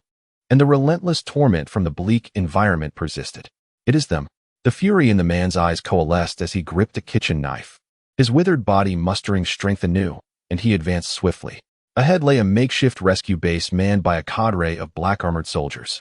Individuals in similar predicaments lay on stretchers, leaning against tents, seated or squatting amidst the rubble, waiting. The man rushed towards a black-armored soldier with his back turned, furiously swinging the knife down. Vengeance. I demand vengeance. Death. Ah, perfect timing for cutting vegetables. This knife will do after a quick wash. You seem remarkably well. Why seek a knife outside? You're gravely injured. Eat some boxed meals to regain your strength. The black-armored warrior casually took the knife, passing it to a nearby native to clean for chopping meat. The man, consumed by rage, shouted, "No, I want it." The black-armored soldier paused and handed him 2 boxes of food, opening them. 2 portions? The man's stomach rumbled like thunder. The bloodshot hue in his eyes lessened significantly as he pressed his cracked lips together and stated, "Here, this is water." Holding a box meal and water, the anger that had consumed him dwindled, leaving him in a daze. Why had I attacked him? The black-armored warrior blinked. The nutritional supplements are over there, available in various flavors. Once you recover, you can join the main force heading to Bianshan City, which is in dire need of personnel. The work consists of 68 hours a week, with 8 hours for study and leisure, and 8 hours for sleep. The base salary begins at 5,000, with additional benefits including 5 insurances and 1 fund. If you join now, you will receive a house and 5 acres of land as a bonus. If farming is not to your liking, you can lease it out for an annual return of 1,000 yuan. For more detailed benefits, feel free to inquire with the recruitment personnel over there. As the man gazed at the food and water in his hands, he felt a wave of guilt wash over him upon hearing these terms, causing his attitude to soften immensely. With a humble and remorseful expression, he said, "Sir, I." The black-armored warrior interjected, "It's all right, I understand. Where do you come from? Are there any survivors? We are organizing rescue teams for the urgent recovery efforts. The Emperor of Natural Disasters has personally ordered that no harm befall the civilians unless their lives are in danger. We are soldiers of the Great Xia, here to protect civilization, not to invade." Suddenly, the man knelt, weeping profusely. "I am so sorry. I come from He village. Everyone in my village is buried underground, and I cannot dig them out." The black-armored warrior was taken aback. "What? First, drink a sip of the nutritional supplement, then take me to the location. Saving lives is our priority." Zhou Ping'an listened to the report with a sense of helplessness. Being weak is indeed a sin. Those who perish in explosions may endure suffering but can be resurrected, gradually returning to normalcy. The unfortunate ones are those who endure immense pain, ultimately succumbing to mental breakdown and death. The demon lord of the subspace has granted the right to voluntarily die and journey to the underworld. But therein lies the issue. The natives are unaware. It is exceedingly simplistic. They only need to communicate with the power within them to comprehend. Yet, this step is akin to a pipe dream for those without any cultivation experience. It is like handing a smartphone to a monkey, waiting for it to press the power button to wake the screen. It might succeed, but without luck, it would take an eternity. Tragically, even a civilian from a T1 civilization would have access to this knowledge. Residents from T1 to T9 civilizations can easily navigate this, yet in T0 backward civilizations, such educational resources are non-existent. The plight of being backward and weak is truly sorrowful, a lamentable original sin. Chief Officer Su Li's eyes brimmed with compassion. "Indeed, I am beginning to understand why Lord Su Shan strives for improvement." Zhou Ping'an affectionately patted Su Li's small head. "Given the constraints of time and conditions, we have performed admirably. Once we pass the trial, everything will improve. Focus your gaze ahead." Chief Officer Xiao Li composed herself. The lords across various regions have commenced rescue operations, and psychological counseling efforts have begun. The city-level energy defense shields are also undergoing upgrades. Protective gear for the wasteland is now in full production. The gene clinic has been established, and Xiao Li reports one matter after another. Zhou Ping'an listens attentively, occasionally adjusting the operational direction. He tapped his fingers on the table, his expression grave. "I entrust the development work entirely to you. How is the intelligence investigation progressing?" Chief Officer Xiao Li perused her tablet, her brow furrowing. "In some regions, demon nests have formed, and we are gradually clearing them out. Although we have intercepted some world corruption rituals, the remaining ones are still effective, significantly deteriorating the environment of the entire planet. The demon invasion has taken at least a century to orchestrate. The nuclear strike thwarted their plans and prevented planet L6 from descending into darkness. However, certain locations remain vulnerable due to insufficient nuclear strikes. The number of warheads is limited. This round has directly depleted half of our resources. The remaining half is reserved not out of caution, but because it belongs to the sniper cannon series, which is regrettably unable to conduct widespread strikes. Moreover, this incident has ignited the primal instincts of the lords. The strategic core of most lords has abandoned the focus on academic credits, consumed solely by the desire to see the demons perish. Before the encounter, they were armed and ready. After the encounter, the lords are now guarding their homeland. The Great Xia is our surname. Protecting humanity is our destiny. When have the people of Great Xia endured such humiliation, forced into such a dire state? They cannot swallow their pride until the demon calamity is obliterated. What can T3 demon disasters do? Do they truly believe that our T9 civilization lords are to be trifled with? Zhou Ping'an pondered for a moment. "Find me the most challenging target. I shall personally lead the team to eradicate it." Chief Officer Xiao Li handed over the tablet. "Currently, the demons have established teleportation anchors in multiple locations. We need to eliminate these anchors to prevent their arrival on planet L6.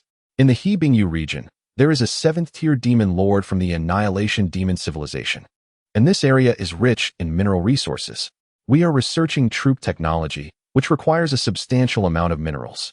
If we capture this location, we can immediately upgrade our troop technology." Disaster intelligence. Friendly reminder. The demon garrison in Banshan City originates from T0 Annihilation Civilization. but it is connected to a higher-level civilization's familiar demon. Unfortunately, that day the opponent fled too swiftly, leaving no trace behind. Zhou Ping'an rested his chin on his hand. What technology are we upgrading? Chief Officer Xiao Li blinked. The T0 Level 5 giant mechanical armor technology. Size equates to beauty and strength. Do not underestimate T0 technology. For instance, an excavator equipped with bulletproof glass and protective armor, once the door is shut, can exhibit combat capabilities akin to that of a deity in certain environments. A single sweep can efficiently eliminate lower-tier beings. Not to mention the T0 Level 5 giant mechanical armor technology. This level is sufficient to crush medium and low-tier demons from T0 to T2 and can be employed for both siege and defense. Some may wonder why T2 can also be crushed if T0 is not surprising. As the query arises, one must ponder, do the ancient shopkeepers and the modern waitstaff, merely due to the variance in their eras and salaries, necessitate the latter to be trodden upon by colossal mechanized battle armor in order to attain equity? The T2 demons possess greater intellect and don superior armor compared to their T0 counterparts. However, this does not imply that such diminutive combat units can withstand an explosive projectile from the massive mechanized units. The formidable challenge posed by the T2 demons lies in the fact that ordinary civilizations find it arduous to contend with the advanced generals of the opposing force. Nonetheless, this deficiency can be compensated for by our own Cataclysm Emperor. Zhou Ping gently stroked his chin as he scrutinized the enemy intelligence before him, 7th tier. Indeed a considerable challenge. The disparity between the 6th and 7th tiers is substantial. A 7th tier entity possesses the ability to project a realm of laws. The He-Bing domain is rather daunting to conquer. I must devise a strategy to overcome it. As Zhou Ping contemplated, he accessed the Cataclysm technology tree. Throughout his life, the Cataclysm Emperor Zhou Ping has traversed a treacherous path, relying on his resilience and diligence to reach this juncture. Now, Cataclysm ascends. Let me witness your limits. Cataclysm technology. Allocate points. War punishment of the Cataclysm Empire.